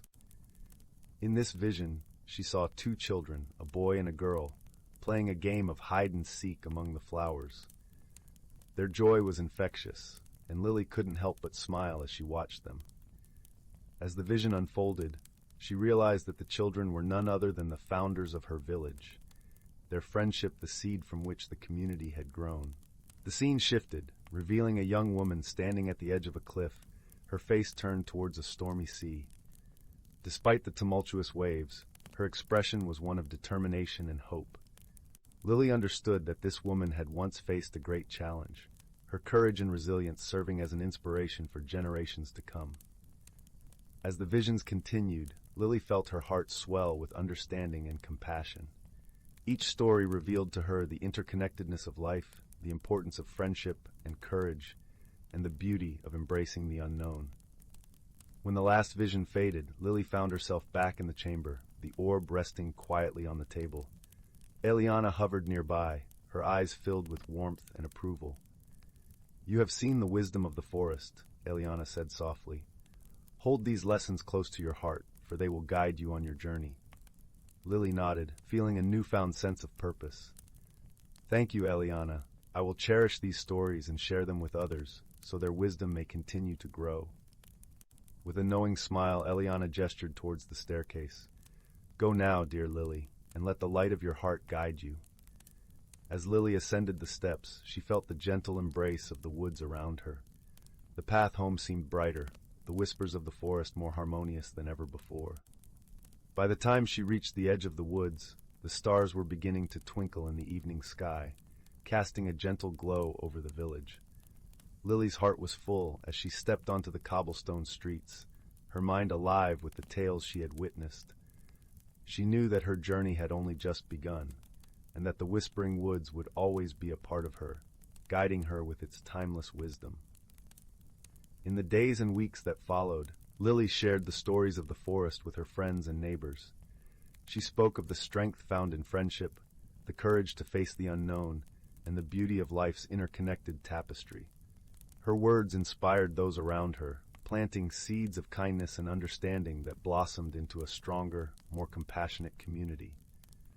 As the seasons passed, the Whispering Woods continued to stand as a silent guardian over the village, its secrets shared with those who dared to listen. And Lily, with her heart full of wonder and wisdom, knew that the magic of the forest would forever be a part of her story. And so, beneath the watchful gaze of the ancient trees and the twinkling stars above, the Whispering Woods and its tales lived on, a testament to the power of friendship, courage, and the ever-turning wheel of life. The forest whispered secrets on the wind that ruffled the curtains of the little cottage. Inside, bathed in the amber glow of the hearth, young Clara traced the intricate carvings on an old wooden box resting in her lap. It wasn't large, just big enough to hold both her small hands, but it felt heavy with unspoken history. Her grandmother, before she vanished like morning mist, had called it the Heartwood Music Box. "It doesn't just play tunes, my little sparrow," she'd said, her voice like dry leaves rustling. "It remembers the pathways between worlds." Clara's fingers trembled as she lifted the lid. Inside, nestled in velvet the color of twilight, lay a delicate mechanism of brass and polished oak. A single smooth river stone, glowing faintly with an inner warmth like captured moonlight, sat where the dancer should be. Hesitantly, she turned the tiny key protruding from the side. With a soft click whir, the box began to hum. Not a melody Clara recognized, but a sound like wind sighing through ancient pines, water chuckling over smooth stones, and the distant chime of ice crystals falling. It wasn't heard just with her ears. It vibrated in her bones, resonating with a deep, forgotten ache inside her chest. As the ethereal music swirled around her, the room seemed to soften. The dancing firelight cast longer, more fluid shadows. The worn rug beneath her feet felt suddenly like thick moss. And then she saw it. On the wall opposite the fireplace, where a painting of sunflowers usually hung, the wallpaper shimmered. The pattern of faded roses and vines began to move. Tendrils uncurled, petals unfurled, weaving together into a luminous archway framed by living wood and blooming night-blooming jasmine. Beyond it, Clara glimpsed not the familiar garden, but a path dappled with starlight filtering through impossibly tall, silver-barked trees. The air wafting through carried the scent of damp earth, wild honeysuckle, and something wild and sweet and utterly unknown. Grandma was out there. Clara knew it. The music box had shown her the way, just as Grandma had always promised it would if she truly needed it. Fear, cold and prickly, skittered down her spine. The forest beyond her garden gate was already vast and mysterious. This hidden path felt infinitely more so. But beneath the fear was a longing so sharp it hurt, a longing for Grandma's warm hugs, her stories by the fire, the safe feeling of her presence. Gripping the humming heartwood box tightly, its music a steady pulse against her palms, Clara took a deep breath scented with forest magic and stepped through the archway. The change was instantaneous. The cozy warmth of the cottage vanished, replaced by the cool, moist air of deep woods.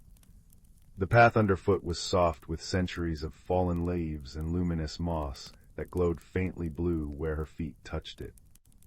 The trees were giants, their trunks wider than cottages, their canopy so high it seemed to brush the stars themselves, which glittered like scattered diamonds in the deep purple sky. Bioluminescent moths, like living scraps of moonlight, flitted between enormous, fragrant flowers that bloomed in impossible colors, deep indigo, shimmering gold, and soft, pulsing rose. The music from the box wove seamlessly into the symphony of the hidden valley, the chirrup of unseen insects, the gurgle of a nearby stream, the deep, resonant hum of the ancient trees. Clara walked, her heart pounding a rhythm against the music box's hum. She followed the path as it wound between colossal roots and over bridges made of living vines. The beauty was breathtaking, but it was also vast and strangely silent beneath the natural sounds. She felt very small. After walking for what felt like hours, the path opened into a clearing carpeted with glowing moss. In the center stood a magnificent willow tree, its long, silver leaves shimmering like a waterfall of light. And curled beneath it, fast asleep, was a creature unlike anything Clara had ever imagined. It was about the size of a large dog, but its form was sinuous and graceful, covered in sleek, russet fur that seemed to shift color in the starlight, from deep copper to warm amber. Large, tufted ears twitched slightly, and a long, bushy tail, tipped with a plume of pure white, curled around its body. Its face was fox-like but kinder, wiser, with large, intelligent eyes currently closed in sleep. Clara froze. It was beautiful, but undeniably wild. What if it was dangerous? The music box, still cradled in her hands, seemed to sense her hesitation. The melody shifted subtly, becoming softer, gentler, like a lullaby. The creature stirred. One large, golden eye blinked open, then the other. They weren't fierce eyes, but deep and ancient, holding the wisdom of countless seasons. They fixed on Clara, then on the glowing stone within the music box. The creature didn't snarl or flee. Instead, it tilted its head, a curious, almost puzzled expression on its face. It stretched languidly, revealing powerful limbs and delicate paws, then padded silently towards her, stopping a respectful distance away. It lowered its head in a gesture that felt like a bow. "Greetings, Keeper of the Heartstone," a voice echoed in Clara's mind, rich and resonant like wind through reeds. It wasn't spoken aloud, but felt directly, a warm brush against her thoughts. The song has been silent for many turnings of the moon. Why does it awaken now? Clara gasped, clutching the box tighter. You can talk in my head. The creature blinked slowly, amusement sparkling in its golden eyes. We speak with the wind's song and the root whisper, little one. The heartstone allows you to hear. It nudged its nose gently towards the glowing stone. I am Ember, guardian of the whispering willow. Who are you, and why do you walk the star moss path? My name is Clara, she stammered, finding courage in the creature's Ember's calm presence. My grandmother, she lived in the cottage by the edge of the great wood. She had this music box. She disappeared weeks ago. I turned the key and the box showed me this path. I think she's here. I need to find her. Tears welled in her eyes, blurring the luminous beauty around her. Ember's ears flattened slightly, a ripple of concern passing through its fur. The keeper before you, Alara. The name resonated with warmth and sorrow in Clara's mind.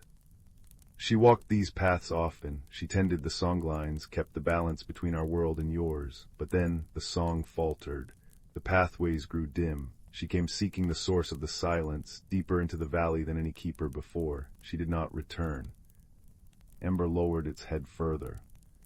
We searched, but the shadowed glade holds its secrets close. Shadowed glade. Clara whispered, fear returning. A place where the ancient music has faded, Ember explained, its mind voice grave. Where silence has taken root, twisting the growth, feeding on the stillness. It is dangerous, little Clara. The silence there, it can steal your own song, make you forget why you came. It looked at the heartwood box. The heartstone remembers. Its song is the only light strong enough to pierce that gloom, but even it grows weaker the deeper one goes. Clara looked down at the box, its gentle hum a constant reassurance against the terrifying prospect Ember described. Grandma was in that dark place. Lost. Alone. The thought was unbearable. I have to try, Ember. She's my grandma. I have the heartstone. I have the song. Her voice, though small, held a newfound steel. Ember studied her, its golden gaze seeing deep into her resolve. Then it gave a slow nod. The heartstone has chosen to sing for you, and the star moss path led you to me. Perhaps the valley itself wills this. It turned, gesturing with its muzzle towards a path leading away from the luminous clearing, deeper into the ancient woods where the starlight seemed thinner, the colors less vibrant. The way to the shadowed glade is long and the path treacherous. Will you accept a guide, keeper's kin? Relief washed over Clara, warm as the hearth fire she'd left behind. She wasn't alone. Yes, please, Ember, I would be honored. Their journey began. Ember moved with silent grace, a russet shadow flitting between the colossal trees. Clara followed, the music box held close, its song a fragile shield against the growing unease. The vibrant life of the star moss path gradually faded. The glowing moss became patchy, then vanished entirely. The air grew colder, stiller, devoid of the insect cheer-ups and distant bird calls. The trees here were twisted, their bark blackened as if by an old fire, their branches skeletal fingers clawing at the oppressive gray sky that had replaced the starlight. An unnatural hush descended, broken only by the crunch of dead leaves underfoot and the ever-present, vital hum of the heartwood box. The silence wasn't just the absence of sound, it felt heavy, hungry. It pressed in on Clara's ears, making them ring. Whispers seemed to coil at the edge of her hearing, not words, but insidious suggestions. Turn back. You are too small. She is lost forever. Sleep. Forget. Doubt, cold and slick, began to seep into her thoughts. Why had she come? Was Grandma really worth this suffocating darkness? She stumbled, her legs feeling leaden. A warm pressure nudged her side. Ember was there, its fur radiating a surprising warmth. Listen, Clara, its voice resonated directly into her mind, bypassing the oppressive silence. Listen beyond the quiet, listen to the heartstone, listen to your own heart song. The silence feeds on fear, feed it courage instead. Clara focused. She closed her eyes for a moment, shutting out the skeletal trees and the gray gloom. She felt the smooth wood of the music box, the gentle vibration of the heartstone humming against her skin. She listened to its song, the wind in pines, the chuckle of water, the chime of ice, the essence of the vibrant valley she'd left behind. She thought of Grandma's laughter, the smell of her cinnamon cookies, the safe feeling of her hand holding hers. A spark of warmth ignited in her chest, pushing back against the cold doubt. She opened her eyes, meeting Ember's steady golden gaze. "Okay," she breathed. "I'm listening." They pressed on. The path became more treacherous, choked with thorny vines that seemed to writhe towards them, and the ground sometimes gave way into hidden sinkholes filled with a clinging, cold mist. Ember guided her with uncanny precision, sometimes nudging her away from an unseen pitfall, sometimes leaping ahead to test the stability of a crumbling stone bridge over a chasm filled with swirling, silent fog. Clara learned to trust not just her eyes, but the subtle vibrations of the heartstone in Ember's silent warnings. She learned to move quietly, to step lightly, to conserve her strength. The journey was changing her, hardening her resolve, teaching her a quiet resilience she hadn't known she possessed. They stopped once by a stagnant pool, its surface like dark, oily glass. Clara's reflection stared back, pale and wide-eyed. But as she looked, the reflection shifted. She saw herself older, stronger, standing confidently in a sunlit meadow within the hidden valley, Ember by her side. It was a fleeting image, gone in an instant, but it left her with a strange sense of comfort. Hope, fragile but persistent, flickered within her. Finally, after what felt like days in the timeless gloom, they reached the heart of the shadowed glade. It was a vast circular depression, ringed by the tallest, most twisted black trees yet. In the center stood a single, massive monolith of obsidian rock, jagged and imposing. And chained to the base of the monolith by tendrils of solidified shadow was a figure. Grandma. Clara cried out, her voice shockingly loud in the oppressive silence, instantly swallowed but carrying her desperation. Alara looked frail, ethereal. Her hair, usually a vibrant silver, seemed dull, almost transparent. Her eyes were closed, her face peaceful but terribly still, as if carved from alabaster. The shadowy chains pulsed with a sickly, dark light, seeming to drain the very color from her. Around her the silence was absolute, a physical weight pressing down. Clara started forward, but Ember blocked her path, a low growl vibrating in its chest, unheard but felt. "The chains are made of stolen song," Ember's mind voice was urgent. "They feed on the keeper's connection to the valley. If you touch them directly, they will try to take your song too. Only the Heartstone's pure melody can break them." Clara nodded, her hands trembling but determined. She lifted the heartwood box, holding it towards the monolith, towards Grandma. She focused all her will, all her love, all her desperate hope into the tiny key. She turned it, pouring her heart into the mechanism. The box responded. The humming intensified, rising from a murmur to a clear, pure chime that cut through the silence like a knife. The faint glow of the heartstone blazed, becoming a beacon of warm, golden light in the oppressive gray. The song swelled no longer just wind and water, but now filled with the chirping of sparrows from Grandma's garden, the crackle of her hearth fire, the sound of her own laughter as a child, and the deep, resonant hum of the ancient valley trees. It was Clara's love, Grandma's memories, and the valley's own enduring spirit woven into a single, defiant melody. The shadowy chains reacted violently. They writhed like living smoke, hissing silently as the light touched them. Tendrils lashed out towards Clara, seeking to snuff out the source of the painful song. Ember moved like lightning, a russet blur intercepting the shadows, batting them away with powerful paws that shimmered with a faint, protective light of their own. "Hold the song, Clara, hold it steady." Ember's voice urged in her mind, strained but resolute. Clara stood her ground, tears streaming down her face as she poured every ounce of her being into the music box. She thought of Grandma teaching her to bake bread, of reading stories under the willow tree in their garden, of the fierce, protective love she always felt. She thought of Ember's courage, of the beauty of the hidden valley, of the wonder that still existed. The song grew brighter, louder, filling the glade with cascading notes of pure, golden sound.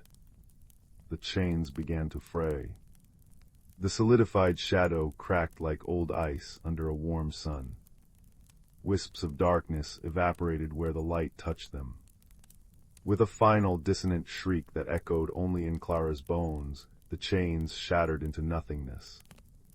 The oppressive silence shattered with them. Sound rushed back into the glade, the sigh of wind, a real wind, not the memory of one, the distant call of a bird from the healthier woods, the soft thud as Alara slumped forward, free. Clara ran to her, dropping to her knees. "Grandma, Grandma, wake up." She gently cradled the older woman's head. Alara's eyelids fluttered. Slowly, with immense effort, they opened. Her eyes, once faded, now held a spark of their familiar warm amber light. They focused on Clara's face, filled with disbelief, then overflowing with profound love and relief. "My little sparrow," she whispered, her voice raspy but unmistakably hers. You found the song, you found me." A weak, trembling hand reached up to touch Clara's cheek. Behind them, the obsidian monolith groaned. Deep fissures appeared on its surface. With a sound like a mountain sighing, it began to crumble, collapsing inwards into a pile of dark, inert rubble. As it fell, a wave of pure, vibrant energy pulsed outwards. Color flooded back into the shadowed glade. The twisted black trees softened, their bark turning a healthy gray-brown, new buds of vibrant green appearing on their skeletal branches. The stagnant pool cleared, reflecting the now visible stars above. Luminous moss began to spread from the edges of the clearing, reclaiming the dead ground. The silence was gone, replaced by the tentative, joyful sounds of a world healing. Ember padded over, its golden eyes shining with pride as it looked at Clara. "The silence is broken, the songlines flow freely again. You have done what no other could, keeper's kin. You have brought back the light singer." Alara smiled weakly, her gaze shifting to Ember. "And you, old friend, you guided her." She looked back at Clara, her eyes filled with awe. "You journeyed through the shadow. You wielded the Heartstone's true power, the power of memory, love, and courage." She touched the music box Clara still held. "It doesn't just remember pathways, Clara. It remembers us, our connections, our heart songs." Exhaustion, deep and profound, washed over Clara, but it was a clean exhaustion, mixed with overwhelming relief and joy. She helped Grandma to her feet, surprised at how light she felt now that the shadow chains were gone. Ember pressed close, offering its warmth and strength as a support on the other side. The journey back through the healing shadowed glade was different. Color bled back into the world with every step. By the time they reached the border where the star moss path began, the glade was already filled with the chirping of newly awakened crickets and the soft hooting of an owl. The path back to the whispering willow and then to the shimmering archway in the cottage wall felt shorter, filled with shared silence that was comfortable, peaceful, and brimming with unspoken understanding. They stepped back through the archway just as the first rays of dawn painted the sky peach and gold outside the cottage windows. The shimmering portal dissolved behind them, leaving only the familiar wallpaper with its faded roses. The fire in the hearth had burned low to embers, casting a warm, cozy glow. The heartwood box rested on the rug, its lid closed, the Heartstone's glow dimmed to a soft pulse, like a contented heartbeat. Alara sank into her favorite armchair by the fire, a deep sigh escaping her. Clara curled up at her feet, resting her head on Grandma's knee, embers settling like a warm, russet rug beside her. The creature wasn't leaving. This, Clara realized with a surge of pure happiness, was its home now too. "You were so brave, my little sparrow," Alara murmured, stroking Clara's hair, her voice regaining its familiar strength. "Braver than I ever knew." "I was scared," Clara admitted softly, looking up at her. "So scared, but the music box and ember, they helped me remember. Remember you, remember home." "That's the Heartstone's true magic," Alara said, her eyes warm. "Not just showing paths, but reminding us of the light we carry inside and the connections that make us strong. Even in the deepest silence, love has its own song." She looked at Ember, a deep understanding passing between them. "And true friendship can light the darkest path." Clara snuggled closer, the warmth of the embers, Grandma's hand, and Ember's soft fur surrounding her. The adventure had been terrifying, vast, and wondrous. She had faced the silence and sung it back into light. She had found her grandmother and gained a loyal, magical friend. She felt older, wiser, filled with a quiet strength she hadn't possessed before. The world, she now knew, held hidden wonders and hidden dangers, but it also held immense beauty, deep magic, and bonds that could defy even the deepest shadow. As sleep finally began to claim her, safe and loved in the familiar cottage, the faint, comforting hum of the heartwood box was the last thing she heard, a gentle reminder of the song within her own heart, the enduring power of love, and the extraordinary hidden valley waiting just beyond the veil of the everyday world. And curled beside her, Ember's soft breath was a steady rhythm, a silent promise of adventures yet to come, and a friendship that would forever bridge the worlds. The embers crackled softly, painting dancing shadows on the wall, shadows that now held only the promise of stories, not secrets, as Clara drifted into a deep, peaceful sleep, dreaming of starlit paths and golden eyes full of ancient wisdom. Once upon a time, in the far reaches of the Andromeda Galaxy, there existed a small, vibrant planet known as Viridia. Viridia was renowned for its lush emerald forests and skies that danced with hues of azure and amethyst. It was here, amidst this verdant splendor, that the first of our companions resided, a gentle creature named Leora. Leora was a Viridian, a species known for their ability to communicate with flora and fauna. Her long, silvery tendrils, which cascaded down her back like a waterfall of moonlight, allowed her to tune into the whispers of the forest. Her eyes, a deep shade of jade, sparkled with an understanding beyond her years. She lived in harmony with the world around her, tending to the needs of the forest with a nurturing touch. One day, as Leora wandered through the sun-dappled glades, she stumbled upon something quite peculiar, an object unlike anything she had ever seen. It was smooth, metallic, and shaped like a small vessel. As she approached, a curious sound caught her attention, a soft hum, like a distant lullaby carried on the wind. From within the vessel emerged a being unlike any she had encountered. He was Zin, a traveler from the distant planet of Athura. The Etherians were a technologically advanced species, their bodies composed of shimmering, translucent energy. Zin's form glowed with a gentle iridescence, his eyes a kaleidoscope of colors that shifted with his emotions. At first, Leora and Zin regarded each other with cautious curiosity. Their worlds were so vastly different, their ways of life seemingly incompatible. Leora, with her connection to nature, found Zin's reliance on technology bewildering. Zin, on the other hand, marveled at Leora's ability to converse with the natural world, a skill that seemed as foreign to him as his technology did to her. Their initial encounters were riddled with misunderstandings. Leora's attempt to offer Zin a fruit from the forest was met with hesitation, as he was unsure if it was safe for him to consume. Zin's efforts to show Leora his holographic projections of the stars were met with confusion, as she struggled to comprehend the intricate devices he used. Yet, despite these initial challenges, a bond began to form between them. They found themselves drawn to each other's differences, intrigued by the chance to learn and grow. Leora was fascinated by the stories Zin shared of his travels across the galaxy, tales of far-off worlds and wondrous civilizations. In turn, Zin was captivated by Leora's gentle wisdom, her ability to listen and understand the world in ways he had never considered. One day, as they sat beneath the sprawling branches of an ancient viridian tree, Leora and Zin faced a shared challenge that would bring them closer than ever before.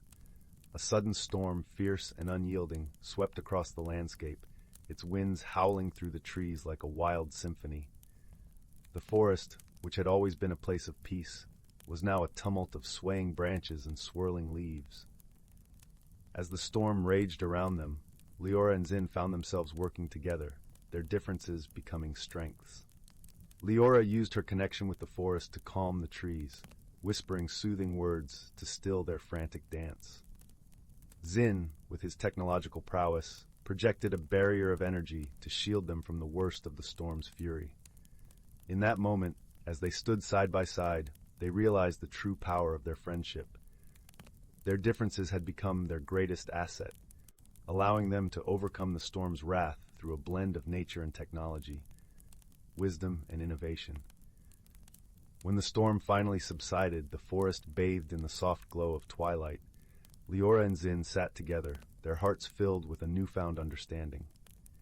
They had learned that friendship transcended the boundaries of species and worlds, that it was a bond forged through shared experiences and mutual respect. In the days that followed, Leora and Zin continued to explore the wonders of Viridia together, their friendship a beacon of warmth and light. They taught each other the songs of their worlds, shared the stories of their people, and discovered the beauty in their differences. And so, in the heart of the Andromeda Galaxy, beneath the sheltering canopy of Viridia's ancient trees, Leora and Zin found not only a friendship that defied the stars, but a home in each other's hearts. They learned that true friendship was like a garden, a place where differences could bloom into understanding, where challenges could be overcome through unity, and where the seeds of kindness and compassion could grow into something beautiful and enduring. As the nights grew longer and the stars shone brighter, their laughter echoed through the forest, a melody of joy and companionship that would forever be remembered as a testament to the power of unlikely companions discovering the true meaning of friendship. In the heart of the ancient forest, where the air was perpetually sweet with the scent of pine and earth, and sunlight filtered gently through a canopy of ancient oaks, there existed a world untouched by time. This was a land where the whispers of the wind carried secrets from one generation to the next, and every creature, from the smallest ant to the mightiest stag, played a role in the grand tapestry of life. The forest was alive with colors and sounds that danced through the senses, leaves rustling in a gentle breeze, streams murmuring over smooth stones, and the distant calls of birds that painted the sky with their graceful arcs. Here, nature was both the stage and the storyteller, weaving tales of harmony and balance that had been passed down through countless seasons. At the heart of this forest stood a great oak, its branches stretching wide as if to embrace the sky. It was known as the Elder Tree, the guardian of the forest, and beneath its boughs, creatures of all kinds gathered to share their stories and learn from its ancient wisdom. The Elder Tree had seen the birth of stars and the passing of ages, and its deep, resonant voice was a soothing balm to all who listened. One cool autumn morning, as the sun began its lazy ascent, painting the sky with strokes of amber and gold, a gentle squirrel named Fern scurried through the fallen leaves. Her fur was the color of warm chestnuts, and her eyes sparkled with curiosity. Fern had long been enchanted by the stories told by the Elder Tree, and she often found herself drawn to the gatherings beneath its expansive branches. That morning, as the forest awoke in a symphony of sound and color, Fern noticed something unusual. The leaves, usually vibrant in their autumnal hues, seemed to be shimmering with a soft, golden light. It was as if the forest itself was glowing, breathing with a life more vivid than ever before. Intrigued, Fern quickened her pace, eager to reach the Elder Tree and uncover the mystery of this magical dawn. As she arrived, she found a small assembly of forest creatures already gathered. Wise old badgers, graceful deer, and a family of rabbits huddled close together. They all gazed up at the Elder Tree with a mix of awe and anticipation. The air was filled with a gentle hum, a melody that seemed to emanate from the tree itself, resonating with the heartbeat of the forest. The elder tree, sensing the presence of its attentive audience, began to speak in its deep, melodious voice, rich with the wisdom of ages. "Dear friends," it intoned, "today you witness a rare and wondrous phenomenon, the dance of the seasons. It is a time when the essence of the forest shifts, a sign of balance and renewal, as one season makes way for another." The creatures listened with rapt attention, their hearts swelling with a sense of unity and purpose. Fern, perched on a low branch, felt a warmth spread through her, as if she were part of something far greater than herself. The elder tree continued, "Each season brings its own gifts and challenges, teaching us lessons of patience, resilience, and harmony. We must cherish these gifts and learn from them, for they are the threads that weave the fabric of our world." As the elder tree spoke, the shimmering light intensified, enveloping the forest in a gentle glow. It was as if the very soul of the forest was singing, a melody of life and light that filled every corner of the ancient woods. Fern closed her eyes, letting the music wash over her, feeling a deep connection to the earth and sky, to every leaf and creature that called this place home. In that moment, Fern understood the true meaning of balance, the delicate dance between the changing seasons, each one a vital part of the greater whole. She realized that just as the forest embraced the cycle of life, so too must she embrace the changes in her own journey, trusting in the wisdom of the ages and the power of friendship and community.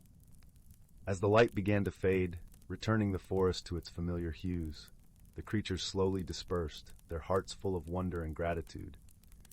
Fern lingered a moment longer, her eyes turned skyward, silently thanking the elder tree for sharing its wisdom and the beauty of the dance of the seasons. With a newfound sense of purpose, Fern bounded back through the forest, her heart light and her spirit renewed. She knew that whatever challenges lay ahead, she would meet them with courage and grace, drawing strength from the lessons of the forest and the enduring bonds of friendship.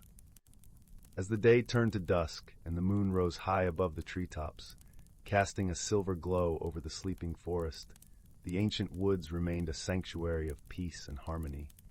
And beneath the watchful gaze of the elder tree, the creatures of the forest dreamt of the endless cycle of seasons, each one a testament to the beauty and balance of nature. In the quiet of the night, the wind carried the promise of a new dawn, whispering tales of hope and renewal to all who listened. And so the forest lived on, a timeless realm where magic and reality danced hand in hand, a gentle reminder of the enduring power of nature and the wisdom found in every leaf and stone.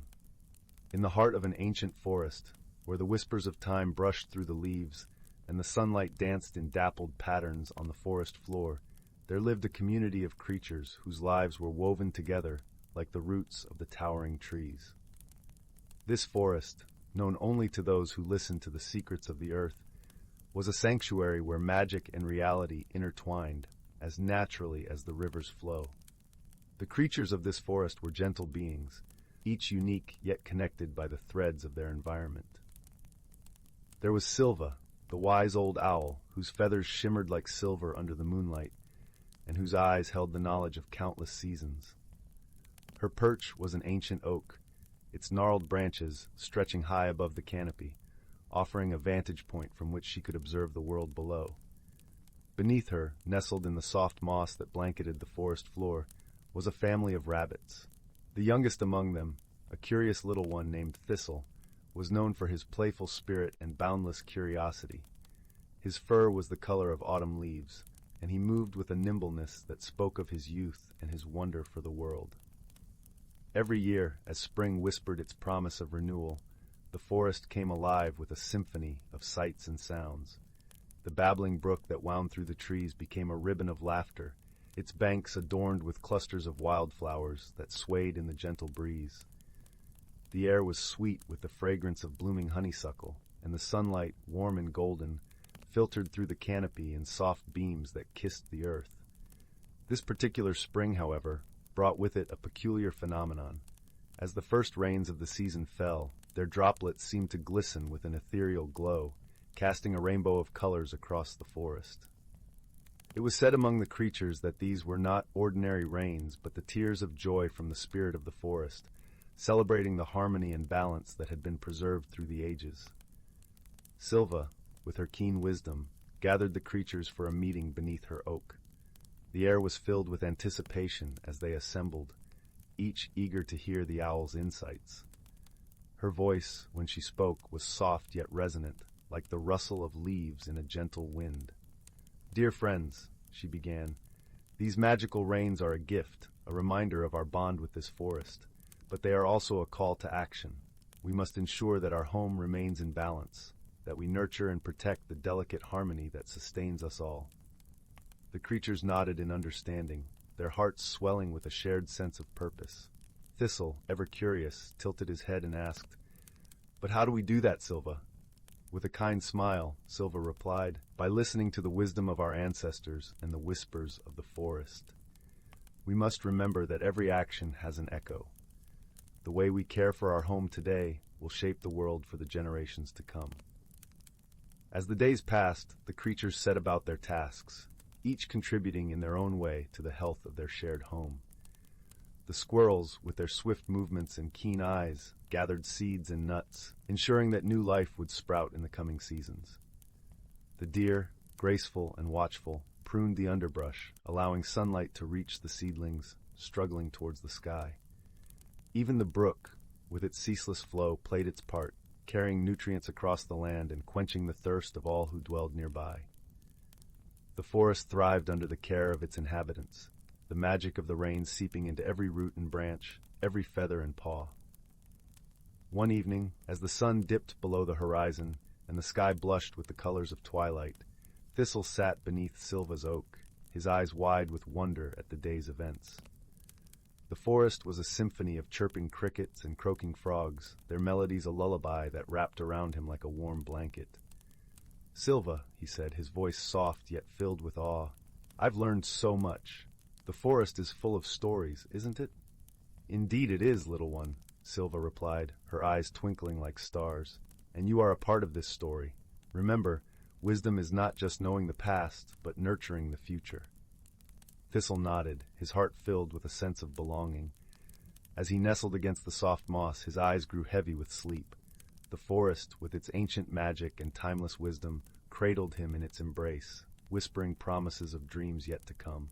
And so the ancient forest continued to thrive, its creatures living in harmony with the land and each other. Through their gentle care and shared wisdom, the balance was preserved, and the magical rains of spring became a cherished legend, passed down through the generations. As the moon rose high above, casting its silver glow across the land, the forest sighed in contentment. For in this hidden world where magic and reality danced together, the heart of nature beat strong and true, a testament to the power of friendship, wisdom, and the enduring beauty of life. In the tranquil village of Willowbrook, where the chimneys always puffed gentle wisps of smoke and the cobblestone streets hummed with the whispers of history, lived a young girl named Lyra. Her heart thrummed with curiosity, and her eyes sparkled with the light of 1,000 unspoken questions. Each day she would sit by the old stone bridge, watching the brook bubble and dance over smooth, mossy stones, dreaming of adventures beyond the horizon. One crisp autumn morning, as the sun peeked over the horizon, painting the sky in hues of amber and rose, Lyra's grandmother told her of the Enchanted glade, a place whispered about in hushed tones, said to be alive with magic and mysteries. The glade lay beyond the forest that bordered their village, past the towering oaks whose leaves whispered secrets to the wind. With a heart full of wonder and a satchel packed with her favorite apple tarts, Lyra set out on a journey to find the Enchanted glade. The forest greeted her with its symphony of rustling leaves and the gentle crunch of twigs beneath her feet. Sunlight filtered through the canopy, casting playful shadows that danced like fairies upon the forest floor. As she ventured deeper, the air grew sweet with the scent of wildflowers, and the sound of a distant melody tickled her ears, a song without words, yet rich with emotion. It was here, in a clearing bathed in dappled sunlight, that Lyra encountered her first companion, a small, plump rabbit with fur as white as winter's first snow and eyes like polished onyx, hopped onto her path. With a twitch of its whiskers, it seemed to beckon her to follow. Intrigued, Lyra followed the rabbit as it led her through a maze of towering ferns and over a bubbling brook. The world around her shimmered with an otherworldly glow, as though the very air was woven with threads of magic. Suddenly, the rabbit paused at the edge of a glistening meadow, where the grass swayed like a sea of emerald waves. In the center of this meadow stood a grand, ancient tree, its trunk gnarled and wise, with branches that stretched toward the heavens. Nestled in its roots was a doorway, small yet inviting, with a knocker shaped like a laughing fox. As Lyra reached for the knocker, the door creaked open of its own accord, revealing a spiral staircase that wound downward into the earth. With a deep breath and a flutter of excitement in her chest, Lyra descended the staircase. The walls glowed softly with the light of luminescent moss, guiding her way until she emerged into a cavern unlike any she had ever imagined. The ceiling sparkled with crystalline stalactites, reflecting the gentle glow of a pool at the cavern's heart. Floating above the water were tiny, luminescent creatures, their wings whispering secrets of the ages. Lyra stepped closer, her breath taken by the sheer beauty of it all. It was here she met her second guide, a wise turtle with a shell adorned in colorful patterns that seemed to shift and change with each movement. The turtle spoke in a voice like a summer breeze, inviting her to sit and listen to the stories of the land. As she listened, Lyra learned of the courage that lived within the heart of every explorer and the beauty that awaited those who dared to seek it. The tales woven by the turtle spoke of unity and the strength found in friendship, leaving an imprint on Lyra's heart. With newfound resolve, Lyra thanked the turtle and continued her journey. The path led her through shimmering tunnels, where the very walls sang in harmony to her footsteps, and out into the glade itself. It was a place of unparalleled wonder, where the trees were crowned with blossoms that glowed like stars, and streams of liquid light flowed like rivers of dreams. In this magical place, Lyra found the true treasure of her adventure. It was not the magic that surrounded her, but the courage within her that had guided her to this moment. She had ventured beyond the familiar, faced the unknown, and discovered not only a wondrous world, but also the depths of her own heart. As the sun began to set, painting the sky in shades of violet and gold, Lyra retraced her steps back toward Willowbrook. The rabbit and the turtle accompanied her to the edge of the forest, where they bid her farewell with smiles and promises of future adventures. Lyra returned home with stories that danced in her mind and a peace that warmed her soul. As she lay in bed that night, the gentle glow of the moon casting silver patterns across her room, she knew that the glade would always be there, waiting for her next visit.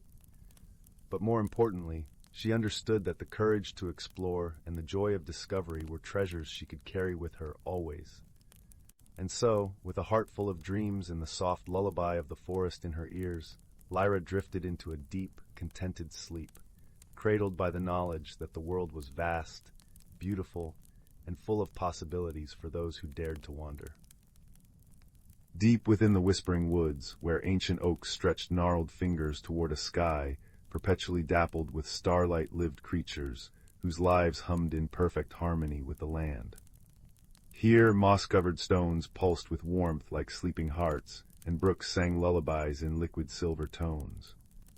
The air always carried the scent of pine resin, damp earth, and the faintest hint of wild strawberries, a perfume that changed with the seasons, woven by magic as old as the roots beneath the forest floor. Young Bramble, a badger with fur the color of twilight shadows, often explored the fern-carpeted glades. His paws sank into velvet moss as he listened to the trees. They didn't speak in words, but in rustles, a language of creaking branches and sighing leaves passed down through generations. Every rustle is a story, Elderwood the owl had taught him, perched high in his hollow of the grandmother tree. Elderwood's feathers were the soft gray of wood smoke, his eyes holding the patience of centuries. The forest breathes, Bramble, inhale the spring mists, exhale the autumn gold, that is balance. One crisp morning, as frost painted lace patterns on spiderwebs, Bramble noticed something amiss. Winter's chill lingered like an unwelcome guest. Icicles hung heavy even as the first snowdrops should have pushed through the soil. the brook's song grew sluggish, its melody muted. Worst of all, the tree's rustles turned anxious, a sound like dry bones rattling. The hearthstone dims, Elderwood confided, his voice a low hoot in the stillness. Deep within Crystal Cavern, a geode pulsed with the forest's magic, tied to the turning seasons. If its light faded, the whispering woods might never bloom again. Bramble's heart thumped like a trapped moth. He gathered his friends, Pip, a quick-witted squirrel with a tail like autumn fire, and Fern, a doe whose steps were so light they scarcely stirred the dew. "We must find why the hearthstone weakens," Bramble urged. Pip scampered ahead, her nose twitching at the sour tang of decaying leaves, where new growth should scent the air.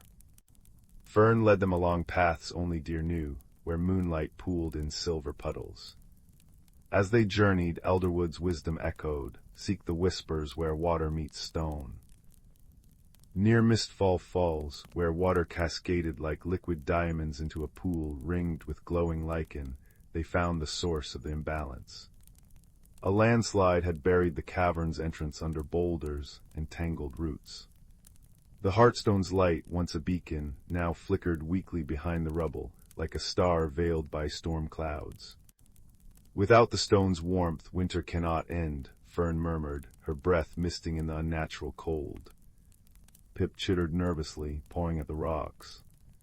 "It's too heavy, we're too small." But Bramble remembered Elderwood's stories of the moss weavers, tiny, luminous beetles who mended cracks in the earth with threads of iridescent silk. "Balance needs all voices, even the quietest," he whispered. Calling out in the soft, churring language of badgers, he summoned them. One by one, beetles emerged from crevices, their carapaces shimmering like captured rainbows. They scurried over the rubble, spinning bridges of light between stones. Pip darted up the newly woven paths, gnawing through stubborn roots with teeth sharp as pine needles. Fern used her strong legs to nudge smaller rocks aside, her movements gentle as a breeze. Bramble dug with determined claws, the soil cool and yielding beneath him. As they worked, the forest rallied. Birds dropped seeds into cracks, where they sprouted instant tendrils to bind the stones. Earthworms churned the soil, making it soft. Even the wind helped, carrying away dust in soft gusts. Hours blurred into a tapestry of shared effort, the air filling with the scent of crushed mint and wet stone. Finally, as the last rock shifted, the hearthstone's glow burst forth, a warm, amber radiance that flowed through the cavern like melted honey. It touched the frozen waterfall, and the ice shattered into 1,000 singing droplets. Outside, the frost retreated, replaced by the tender green of unfurling ferns. Seasons spun back into rhythm. Spring arrived in a rush, cherry blossoms snowed pink petals over the paths, and the brook's song swelled, clear and bright. That evening, the creatures gathered beneath Elderwood's tree. Fireflies drifted like living stars, and the air hummed with the contented buzz of waking bees. Elderwood gazed at the restored harmony, his feathers ruffled by a warm breeze carrying the scent of rain and blossoms. "Strength lies not in size," he said softly, "but in the weave of many threads. Remember this when the wind grows cold again." Bramble curled beside Fern, Pip dozing on his back.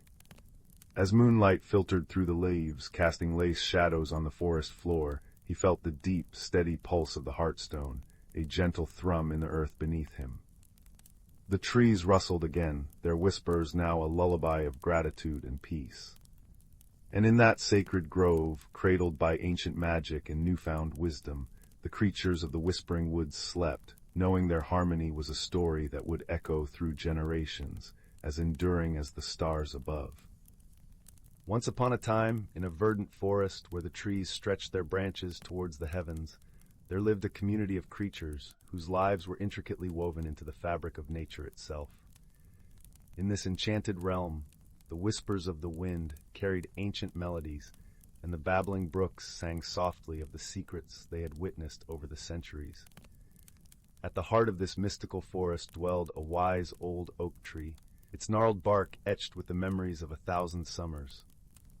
Perched among its branches was a family of owls, guardians of the woodland lore.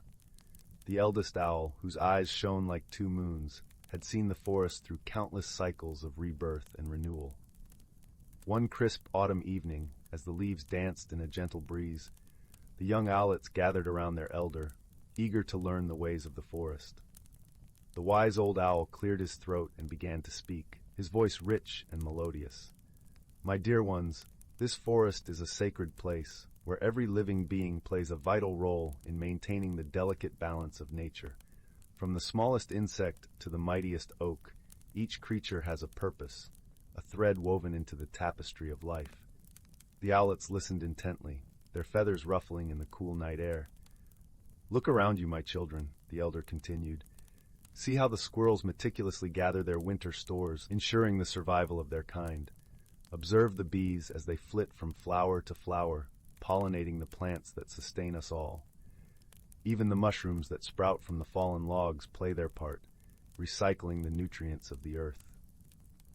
As the wise owl spoke, the forest seemed to come alive with a symphony of sounds, the rustling of leaves, the chittering of insects, and the distant call of a nightingale. The owlets marveled at the intricate tapestry of life that surrounded them. "But our forest is not merely a place of survival," the elder added, his eyes twinkling with ancient wisdom. "It is a realm where magic breathes life into every season, where the cycles of nature are celebrated with reverence and wonder." With a sweep of his wing, the old owl gestured towards the distant horizon, where the first hints of autumn's fiery hues were beginning to blaze across the treetops. As the leaves turn crimson and gold, the forest prepares for its annual slumber, embracing the chill of winter with grace and acceptance. It is during this time that the fairies gather, spinning their gossamer threads to weave blankets of warmth for the slumbering creatures. The owlets gasped in delight, for they had heard tales of the elusive fairies, but had never glimpsed their enchanting presence. "And when the first snowflakes drift down from the heavens," the elder continued, "the spirits of the forest awaken, their icy breath painting intricate patterns upon the frozen ponds and streams. These spirits are the guardians of winter, ensuring that the forest rests peacefully until the first buds of spring emerge." As the night deepened, the old owl's voice grew softer, lulling the owlets into a state of tranquil wonder. He spoke of the magical renewal of springtime, when the earth awakened from its slumber, and the forest was alive with the songs of nesting birds and the gentle unfurling of new leaves. He described the vibrant energy of summer, when the forest basked in the warmth of the sun, and the air was thick with the fragrance of wildflowers. Throughout his tales, the wise old owl wove a tapestry of interconnectedness, reminding his young charges that every creature, every plant, and every element of the forest played a vital role in maintaining the delicate balance of nature. "Remember, my dear ones," he whispered as the first rays of dawn peeked through the canopy. "The wisdom of the forest has been passed down through generations, a sacred trust that we must honor and protect. For it is only through our reverence for the natural world that we can ensure its beauty and magic will endure for centuries to come."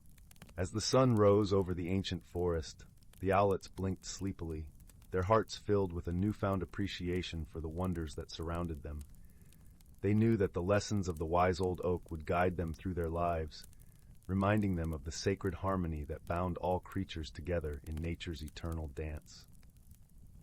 In the quaint village of Willowbrook, nestled between rolling hills and whispering woods, the air was always filled with the sweet scent of blooming lilacs and the gentle hum of nature's lullaby. It was a place where time seemed to slow, and the days drifted by like lazy clouds across a summer sky. The villagers were a tight-knit community of kind-hearted souls, each with tales of old passed down through generations, tales that spoke of magic and wonder, hidden secrets, and the mysteries of the woods that framed their idyllic world. In the heart of this village lived a young girl named Lila, with eyes the color of a moonlit lake and hair spun from the golden rays of the sun.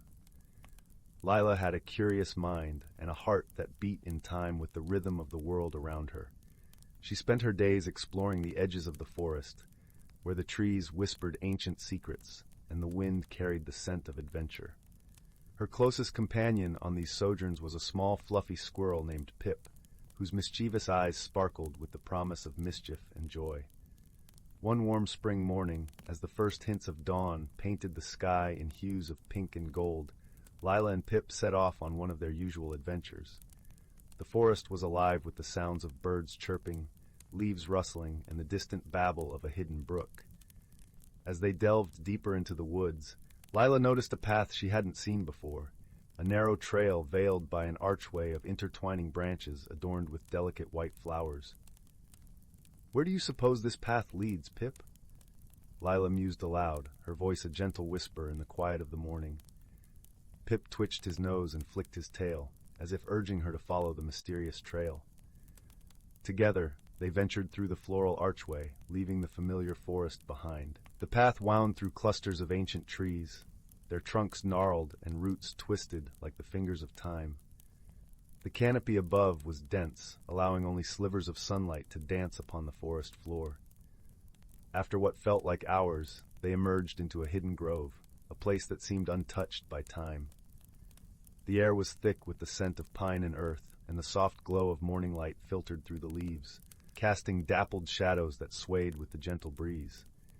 In the center of the grove stood an ancient oak, its massive branches reaching out like welcoming arms. As Lila approached the grand tree, she noticed something unusual nestled among its roots. A small, intricately carved wooden box, adorned with swirling patterns that seemed to shimmer with a faint, otherworldly light. Her heart skipped with excitement and a touch of apprehension. "Look, Pip, a treasure!" she exclaimed, her voice filled with wonder. Carefully, Lila picked up the box, feeling a tingling sensation as her fingers traced the delicate carvings. The box was surprisingly light, and as she opened it, a soft glow emanated from within, revealing a small, iridescent stone that pulsed with a gentle, rhythmic light, like a heartbeat. It was a stone of unimaginable beauty, capturing the colors of the forest and the sky, holding them within its crystalline depths. "What do you think it is, Pip?" Lila asked, her voice hushed with awe. Pip chattered excitedly, his tiny paws reaching out to touch the stone, and as he did, a warm, comforting sensation washed over them both, like a gentle hug from the sun. Lila closed the box and tucked it safely into her satchel, a sense of purpose settling over her like a warm blanket.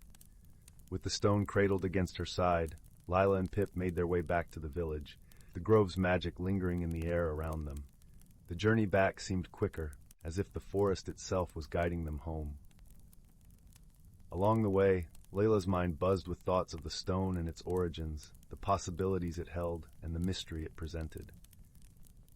As they reached the edge of the village, the sun hung high in the sky, casting long shadows that stretched across the cobblestone streets.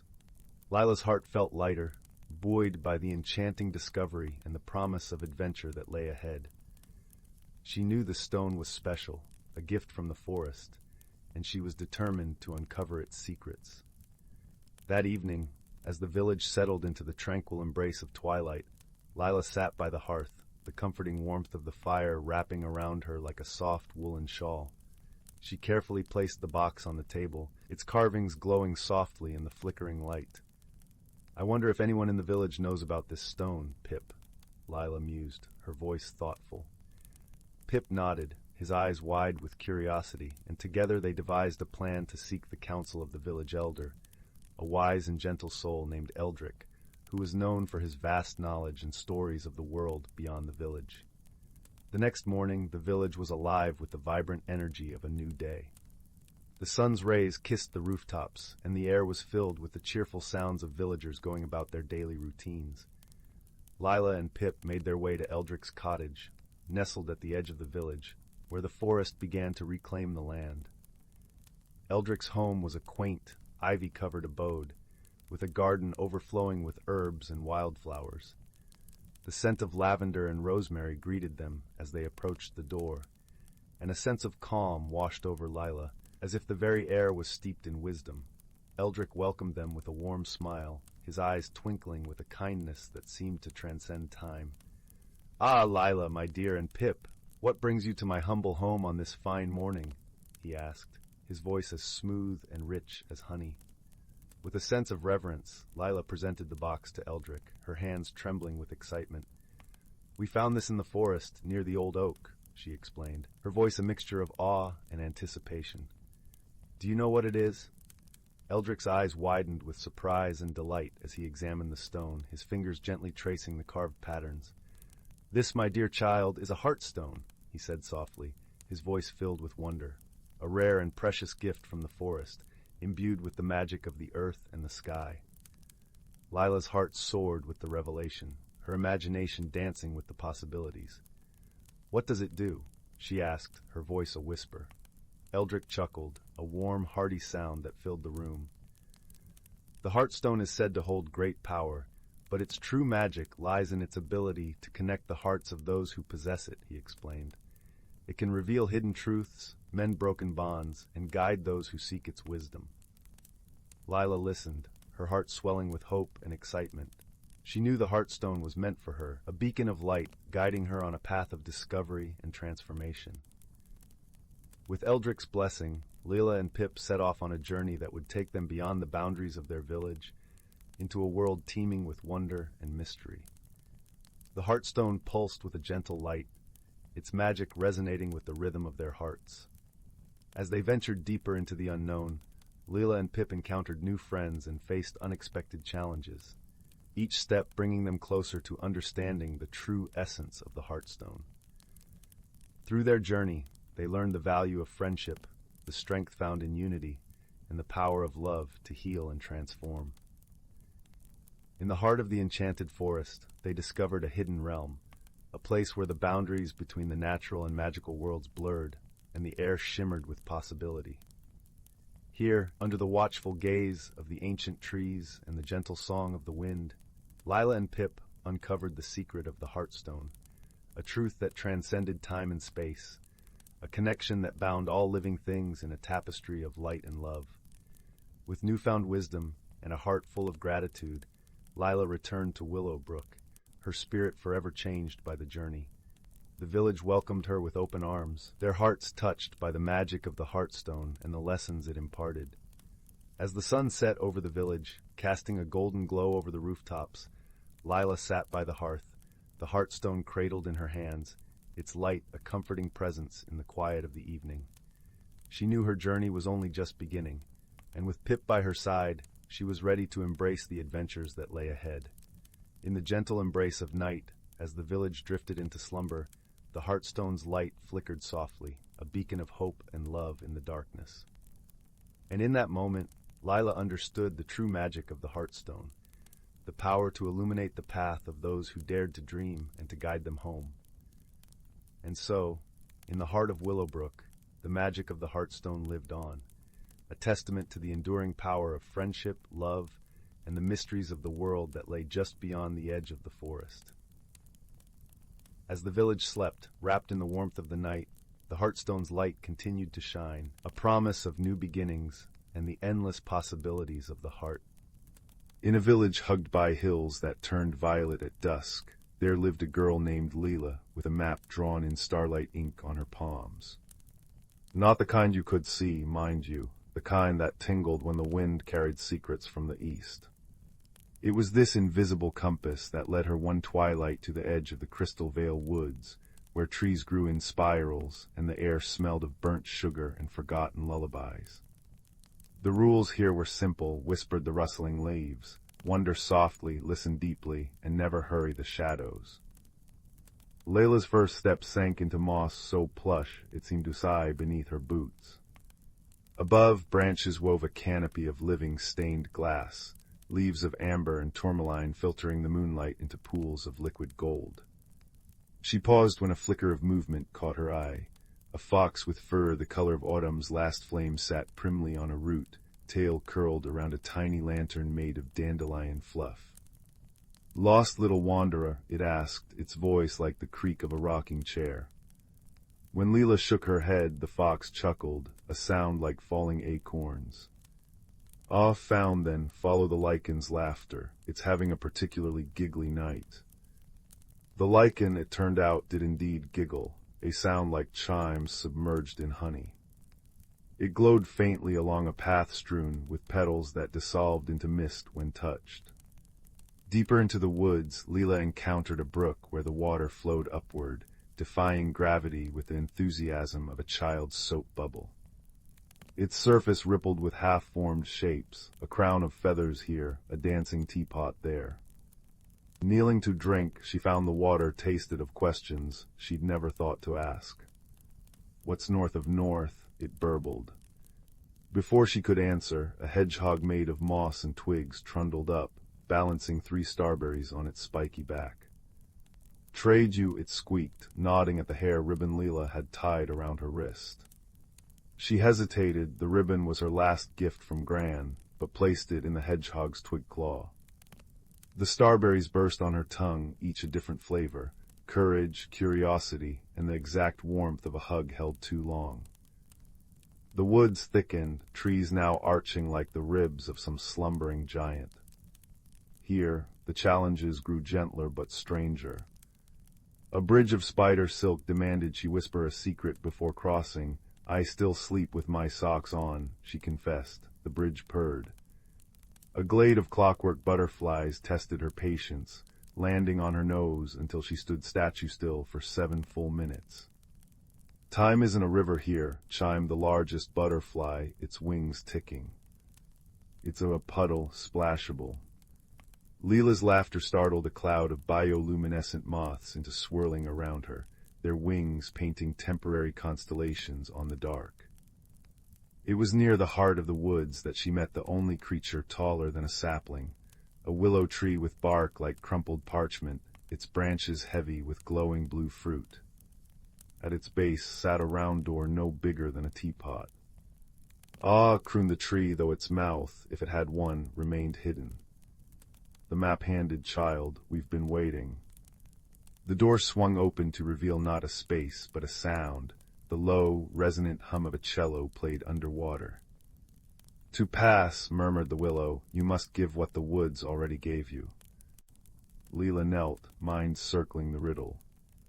The starberries. The moth light. Then she noticed her hands. The star map was gone from her palms.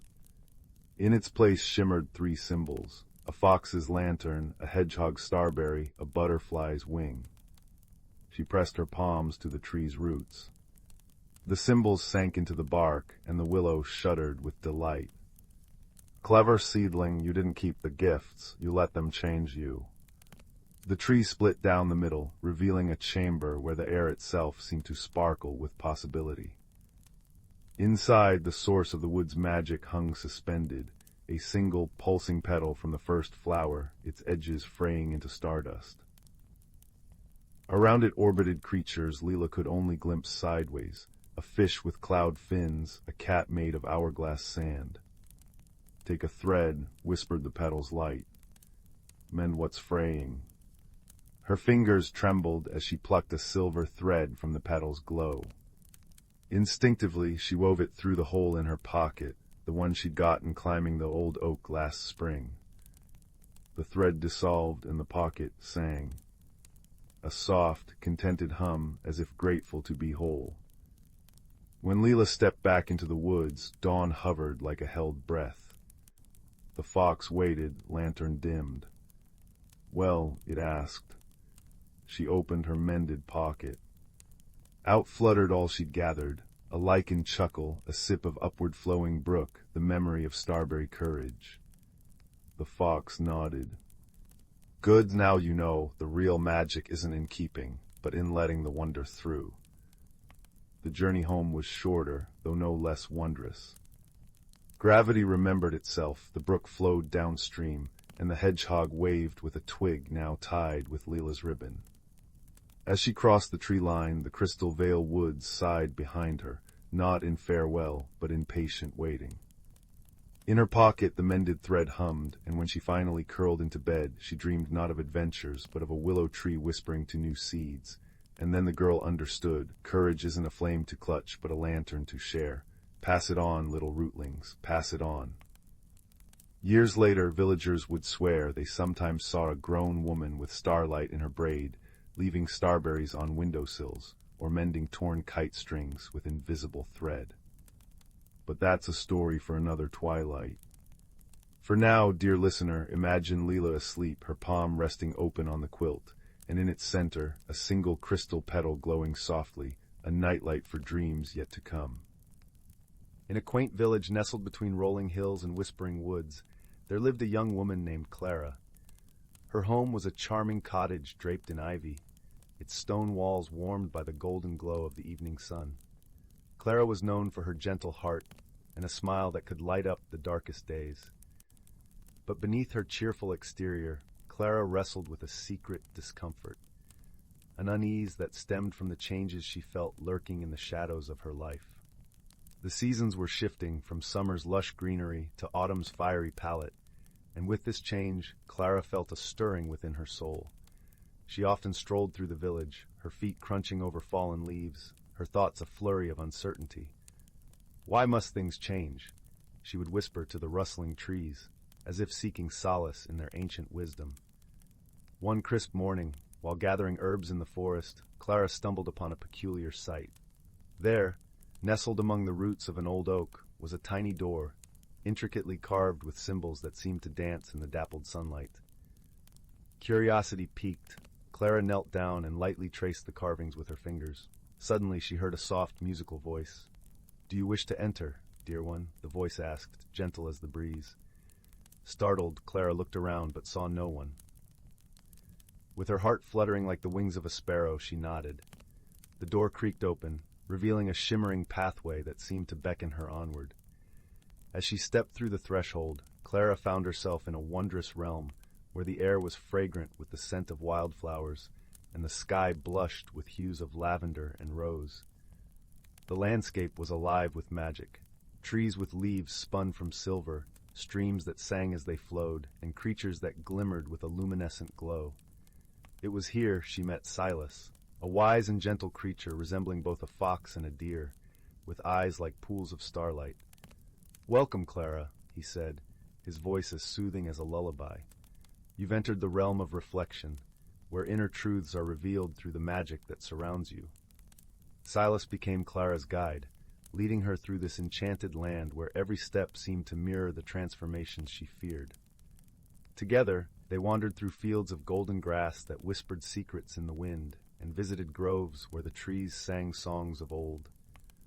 One afternoon, as they rested by a crystal-clear pond, Silas spoke gently.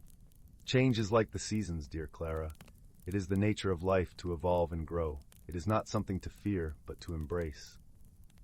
Clara watched her reflection ripple in the pond, noticing how the water distorted and reshaped her image.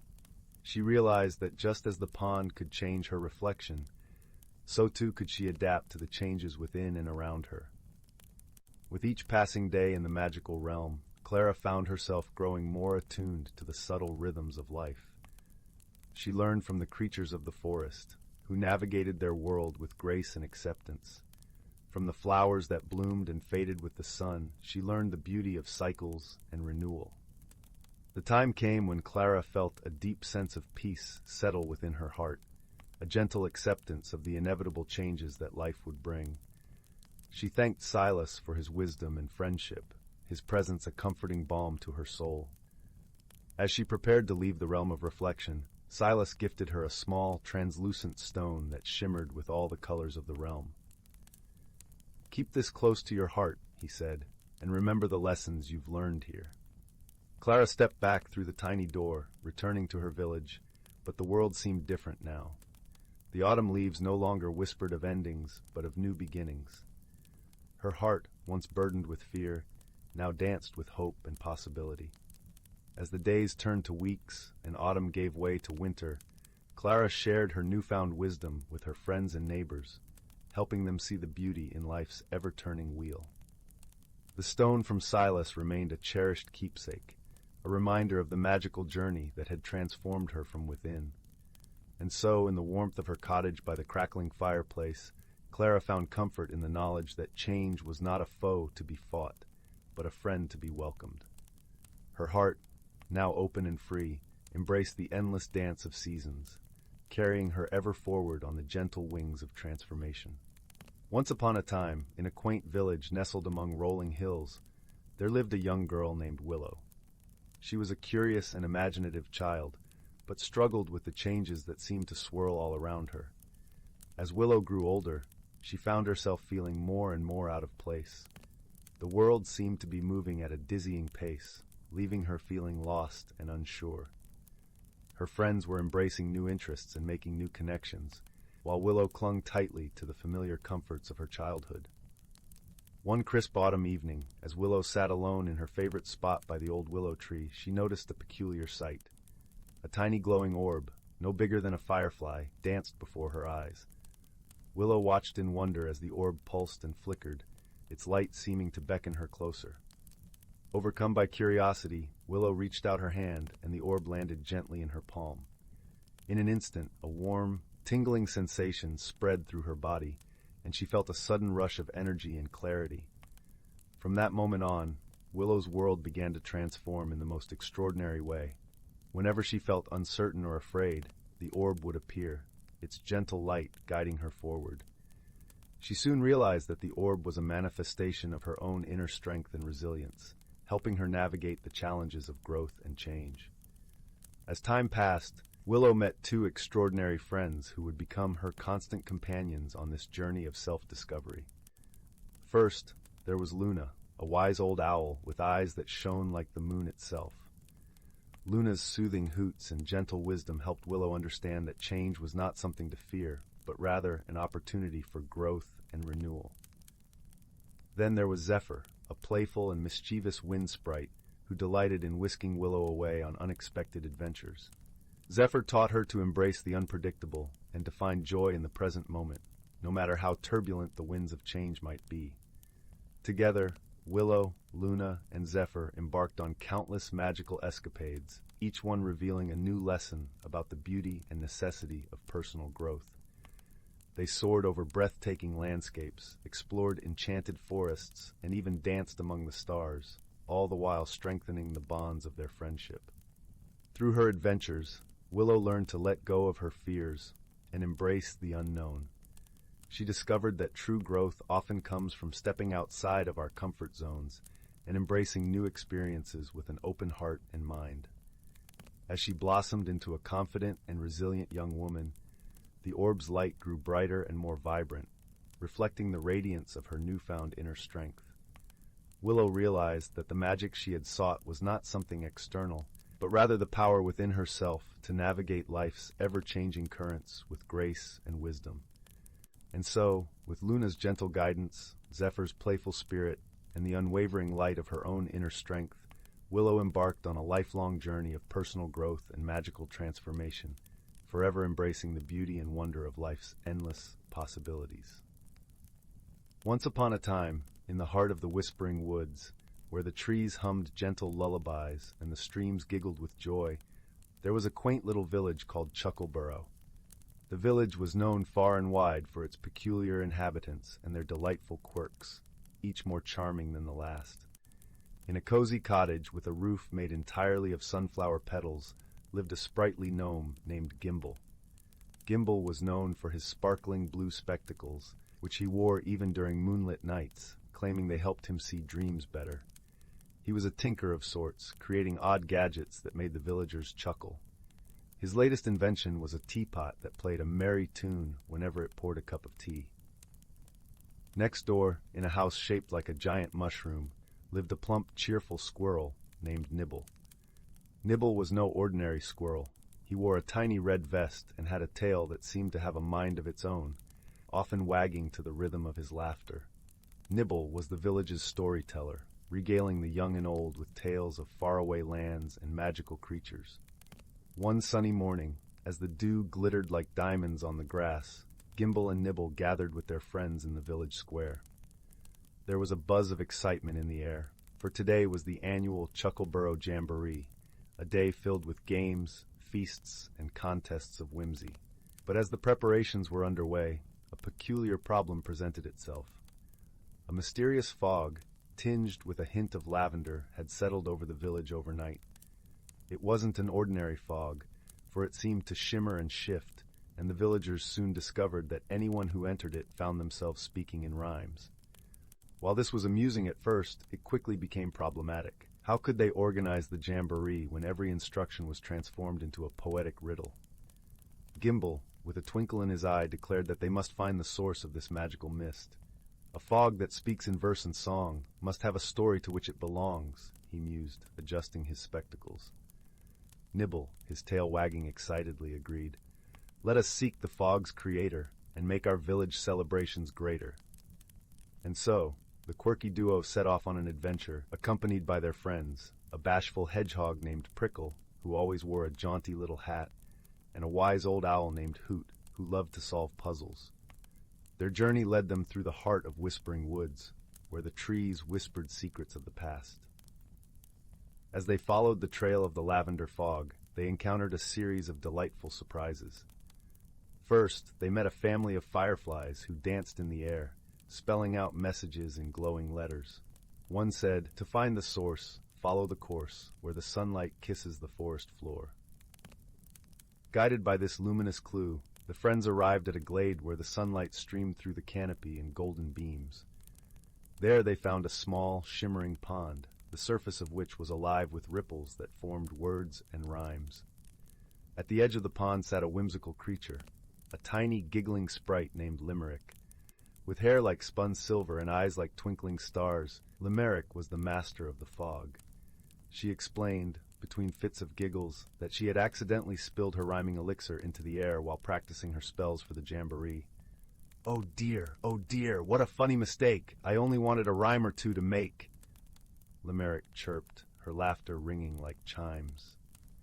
Gimble and Nibble, both chuckling at the serendipity of it all, assured her that all was well.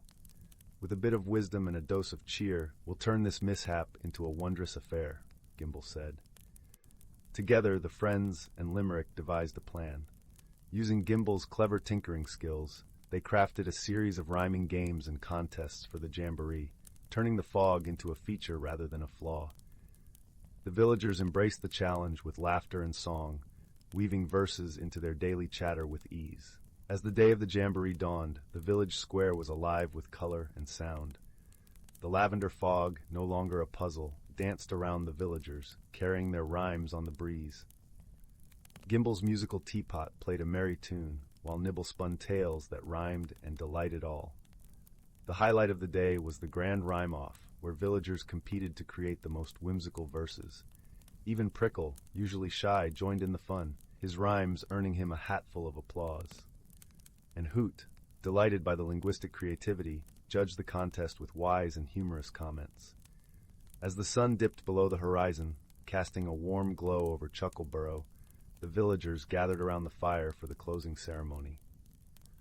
Limerick, grateful for the friends who had turned her mistake into magic, gifted each of them a vial of her rhyming elixir, with a wink and a promise of future fun. And so, with hearts full of joy and laughter, the villagers of Chuckleborough drifted into dreams, cradled by the gentle rhymes of the Whispering Woods. Gimble adjusted his blue spectacles one last time, content with the day's adventures, while Nibble's tail wagged happily in his sleep. For in Chuckleborough, even the quirkiest of problems could be solved with friendship, creativity, and a touch of whimsical magic. And they all lived happily ever after, in a world where rhymes danced on the breeze, and joy was found in the most unexpected places. The Whispering Woods, a tale of friendship and magic. In the heart of the serene village of Elderglen, nestled amidst rolling hills and sparkling streams, there lay a secret known only to the children who dared to imagine beyond the mundane. Elderglen was a place where time seemed to amble along at its own gentle pace, where the air was always sweet with the scent of blooming wildflowers, and the hum of bees created a melody that lulled its inhabitants into tranquility. It was here, beneath the shade of the ancient oak trees, that a hidden world whispered its secrets to those who would listen. The village itself was a quaint tapestry of cobblestone paths, thatched roof cottages, and gardens bursting with marigolds and daisies. The people of Elderglen were simple folk, their lives intertwined with the rhythm of nature, celebrating harvests and moonlit nights with equal fervor. But it was the children, with their wide eyes and curious hearts, who held the key to the village's most enchanting secret, the Whispering Woods. The Whispering Woods bordered the northern edge of Elderglen, a dense forest that seemed to breathe with life. The trees were ancient sentinels, their trunks twisted with time, their branches forming a canopy that filtered sunlight into a mosaic of greens and golds. It was said that the woods were alive with magic, a place where the mundane and the mystical danced in harmony. Among the children of Elderglen was a boy named Finn, whose heart was as boundless as the sky. Finn was a dreamer, with hair as wild as the wind and eyes that sparkled with the promise of adventure. His best friend, Lila, was his opposite in many ways, her demeanor calm and her laughter a gentle melody. Lila's kindness was like a warm embrace, her wisdom often far beyond her years. Their friendship was a tapestry woven with shared secrets and whispered dreams, and together they spent countless hours exploring the hidden nooks of the Whispering Woods. They would lie on the soft forest floor, listening to the rustle of leaves and the crooning of the breeze through the branches, imagining stories of mythical creatures and daring quests. One afternoon, as the sun dipped low in the sky, painting the woods in hues of amber and rose, Finn and Lila stumbled upon something extraordinary. They had ventured deeper into the forest than ever before, drawn by a faint melodic chiming that seemed to beckon them forward. As they pushed through a thicket of ferns, they found themselves in a small clearing, bathed in the soft glow of twilight. In the center of the clearing stood an ancient stone archway, its surface etched with intricate runes that glimmered faintly in the fading light. Hanging from the archway was a small, delicate bell, crafted from a metal that shimmered like the stars. It was this bell that sang the enchanting melody, a sound so pure it seemed to resonate within their very souls. "What do you think it is?" Lila whispered, her voice tinged with awe. Finn stepped closer, his eyes wide with wonder. "I think it's magic," he replied, reaching out to gently touch the bell. As his fingers brushed against it, the bell rang out with a clear, sweet note that echoed through the clearing. In that moment, the air around them shimmered, and the forest seemed to hold its breath. The runes on the archway glowed brighter, casting a warm light that enveloped Finn and Lila. They could feel the magic of the woods coursing through them, a sensation both exhilarating and comforting. "Do you feel that?" Finn asked, his voice barely more than a whisper. Lila nodded, her eyes alight with wonder. "It's like the woods are speaking to us," she said softly. As the light from the runes gradually faded, the world around them seemed to settle into a gentle stillness. The bell continued to chime softly, its melody weaving through the air like a tender lullaby. From that day forward, the clearing and its magical bell became a sanctuary for Finn and Lila.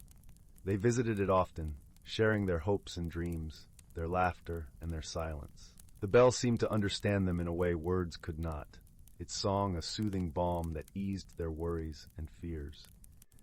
One crisp autumn morning, as the leaves turned to gold and crimson, Finn and Lila made their way to the clearing. The air was cool and invigorating, carrying the earthy scent of fallen leaves. As they approached the archway, they noticed something different. The bell's melody was tinged with a note of urgency, as if calling out to them. Curious and a little apprehensive, they hurried forward, their footsteps crunching on the carpet of leaves. As they reached the clearing, they saw that the runes on the archway were glowing brightly, casting a warm, inviting light. "What's happening?" Finn asked, his heart racing with a mixture of excitement and unease. Lila studied the archway, her brow furrowed in concentration. "I think the woods are trying to tell us something," she said thoughtfully. With a shared glance of determination, they stepped closer to the archway, feeling the familiar warmth of its magic enveloping them. The bell's song grew louder, its melody weaving around them like a protective embrace. Suddenly, the light from the runes flared brightly, and the world around them seemed to shift. They found themselves standing in a place both familiar and new, a hidden world within the Whispering Woods, a realm where magic was woven into the very fabric of existence. The air here was alive with energy, shimmering with colors that defied description. The trees were taller, their leaves sparkling with iridescent hues. Creatures of all shapes and sizes flitted through the branches, their eyes bright with curiosity and mischief. Finn and Lila stood in awe, their hearts swelling with the wonder of it all. They had stepped into a world where the impossible was possible, where dreams and reality intertwined. "This is incredible," Finn breathed, his eyes wide with amazement. Lila nodded, her gaze sweeping over the enchanted landscape. "It's like a dream come true," she said softly. As they explored this magical realm, they discovered a community of gentle, kind-hearted beings who called the woods their home. These creatures, known as the Elder fairies, were as old as the forest itself, guardians of its secrets and its magic. The fairies welcomed Finn and Lila with open arms, recognizing in them the same love for the woods that they themselves held dear. They shared stories of the forest's ancient history, tales of bravery and friendship, of challenges overcome through wisdom and compassion. Among the fairies was a wise elder named Thistle, whose presence was as calming as the forest's embrace. Thistledown took a special interest in Finn and Lila, seeing in them the potential to become protectors of the Whispering Woods. "You have a rare gift," Thistledown told them one evening, as they sat beneath the branches of a great willow tree. "The woods have chosen you to be its guardians, to protect its magic, and share its secrets with those who would cherish it." Finn and Lila listened intently, their hearts swelling with pride and responsibility. They understood the importance of their newfound role, the trust that the woods had placed in them. Over time, they learned the ways of the forest, guided by the wisdom of the fairies and the magic of the woods themselves. They discovered how to listen to the whispers of the trees, to feel the pulse of the earth beneath their feet. They learned to see the beauty in every leaf and stone, to hear the music in the rustle of the breeze. Their friendship, too, deepened and grew, rooted in the shared bond of their magical journey. They learned to lean on each other, to draw strength from their differences and find comfort in their shared dreams. But as with all tales of magic and wonder, challenges arose that tested their resolve. One stormy night, as thunder rumbled through the sky and rain lashed against the trees, a dark shadow crept into the Whispering Woods, a shadow that threatened to unravel the very fabric of the enchanted realm. The shadow was a creature of malice, drawn to the forest's magic with a hunger that knew no bounds. It sought to consume the light and wonder of the woods, to turn it into a place of fear and darkness. The fairies were powerless against such a force, their magic unable to repel the creature's malevolent presence. It was then that Finn and Lila, guided by the bell's urgent song, stepped forward to protect the woods they loved. With the wisdom they had gained and the strength of their friendship, they devised a plan to confront the shadow. They knew that only by working together, by combining their unique gifts, could they hope to banish the darkness and restore the forest's light. The battle was fierce, the air crackling with energy as the shadow writhed and howled in defiance. But Finn and Lila stood strong, their hearts united in purpose, their determination unwavering. With each step they took, the forest rallied around them, lending its magic to their cause. The trees whispered words of encouragement, the fairies sang songs of hope, and the bell's melody wove through it all, a beacon of light in the darkness. In the end, it was not brute strength that vanquished the shadow, but the power of their friendship and the love they held for the Whispering Woods. As the first light of dawn broke through the clouds, the shadow dissolved into nothingness, leaving the forest bathed in a golden glow. The woods sighed with relief, its magic restored, its beauty undimmed. The fairies rejoiced, their songs filling the air with joy and gratitude. And Finn and Lila, though weary from their ordeal, felt a deep sense of fulfillment, a knowledge that they had done something truly meaningful. From that day forward, they continued to protect the Whispering Woods, their bond with the forest and its inhabitants unbreakable. They shared their story with the villagers of Elderglen, inviting those with open hearts to discover the magic that lay hidden within the woods. As the years passed, Finn and Lila grew into wise and gentle souls, their lives intertwined with the rhythms of the forest. They carried with them the lessons of their journey, the importance of friendship, the power of love, and the magic that could be found in the most unexpected of places. And so, the Whispering Woods remained a place of enchantment, a haven for dreamers and believers, its secrets whispered on the breeze for those who dared to listen. And Finn and Lila, the guardians of its magic, stood watch over it all, their hearts forever entwined with the forest they called home. In the cozy glow of the village hearths, where stories were told and dreams took flight, the tale of Finn and Lila and the whispering woods lived on, a gentle reminder that in the heart of nature, true magic could always be found. The whispering locket and the guardian of Glimmerwood. Beneath skies painted in twilight lavender, where chimney smoke curled like sleeping cats above thatched roofs, there lived a girl named Lila whose footsteps fell softer than dandelion fluff.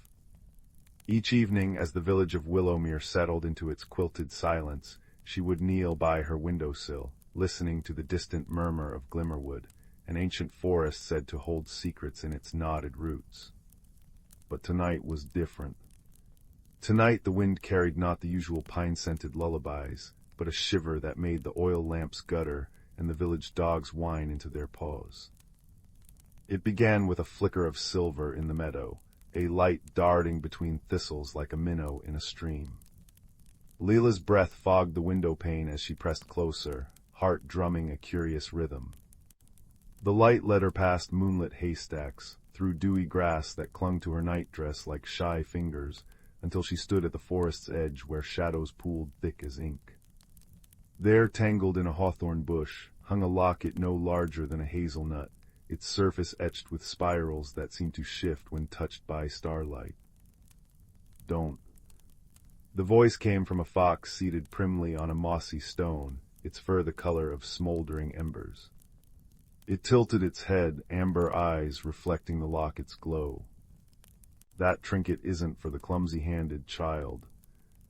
Lila froze, one hand hovering near the thorny branches. You talk. And you gawk," the fox sniffed, twitching a whisker. "Names are currency here. Mine's Ember, yours." Lila, why shouldn't I touch it?" Ember's tail curled tight. "Because that's no mere bauble, it's a whisperstone, last of its kind. Choose wisely, leave it be, or wake the old magic and see this forest as it truly is." The locket pulsed warmly, and suddenly Lila understood the hum she'd heard all her life. The creak of oaks, the chuckle of brooks, was a language half-remembered. Her fingers closed around the chain. The world unraveled.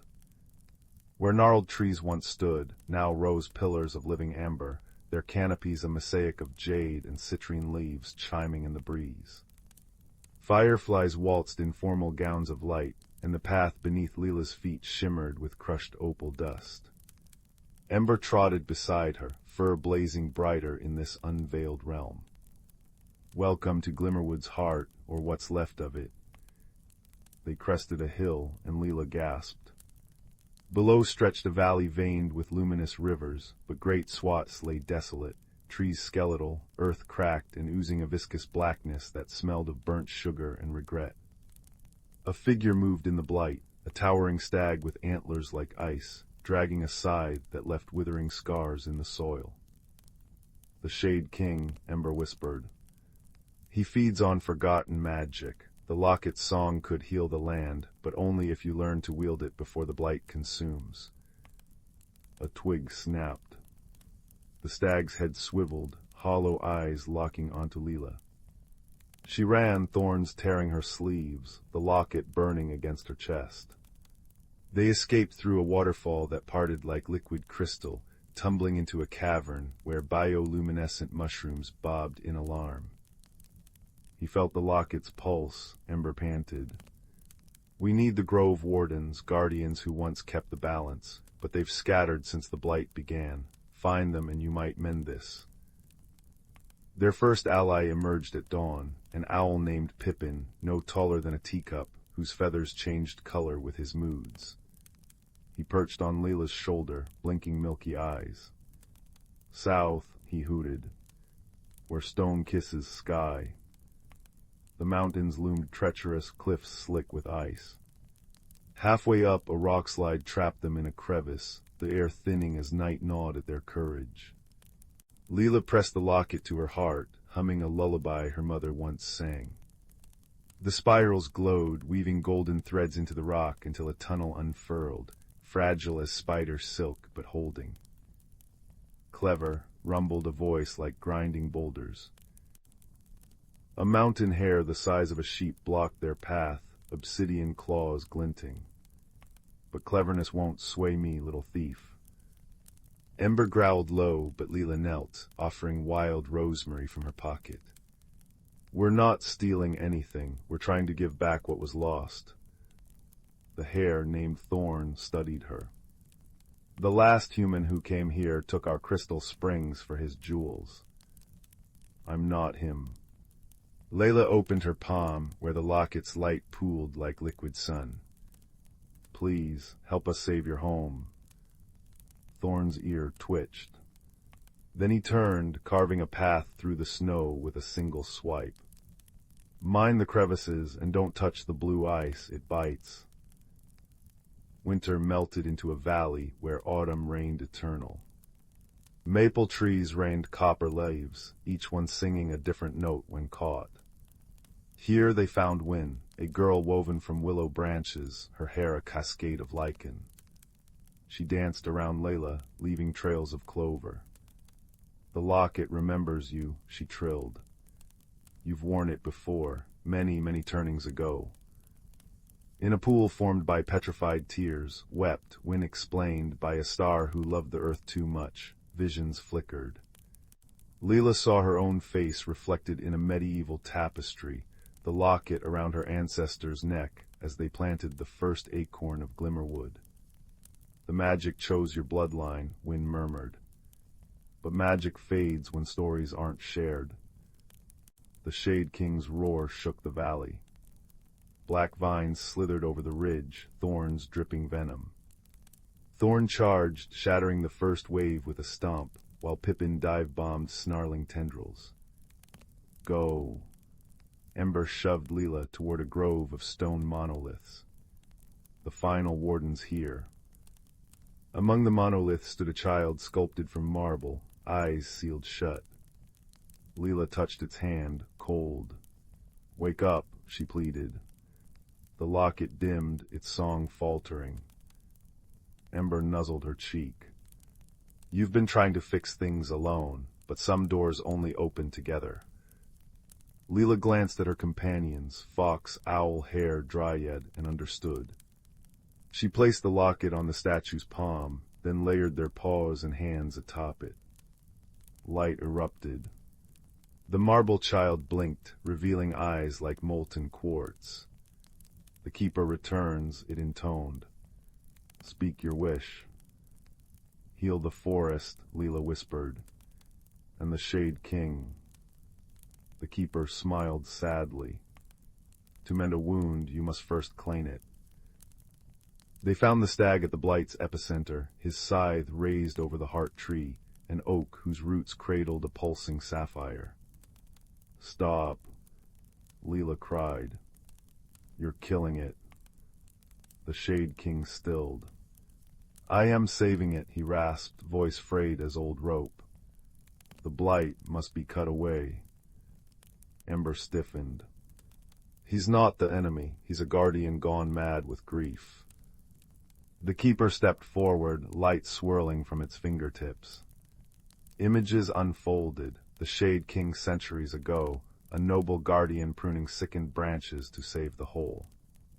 But as villages grew and magic waned, his purpose twisted. You tried to protect, Leela realized. But the blight isn't the sickness, it's the cure gone wild, like fever-fighting infection. The stag trembled. I forgot the balance. Leela approached, unafraid. Let us remember together.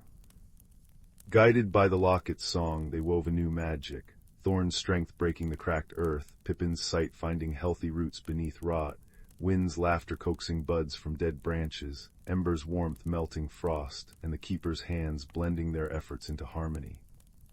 The Shade King's scythe dissolved into fireflies that settled on the blight, not destroying, but transforming it into rich loam where white lilies bloomed. In the village, dawn broke with birdsong sweeter than any in memory. Leela stood at her window, the locket now a simple silver shell against her chest.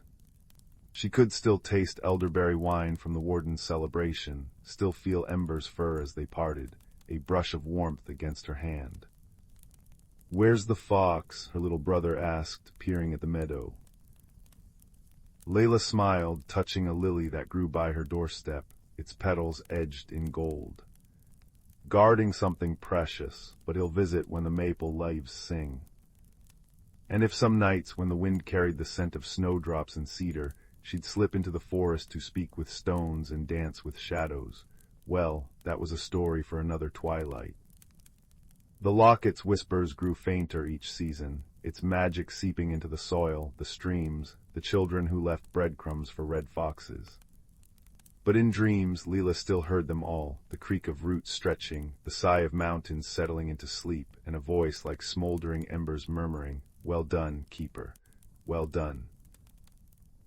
The old apothecary shop at the edge of Willowbrook village had always smelled of forgotten things, dried lavender clinging to cedar shelves, cinnamon sticks whispering secrets to jars of tarnished buttons, and the faint metallic tang of rain-soaked copper pipes. It was here, beneath a drift of cobwebs in the attic, that 12-year-old Mira discovered the teacup that changed everything.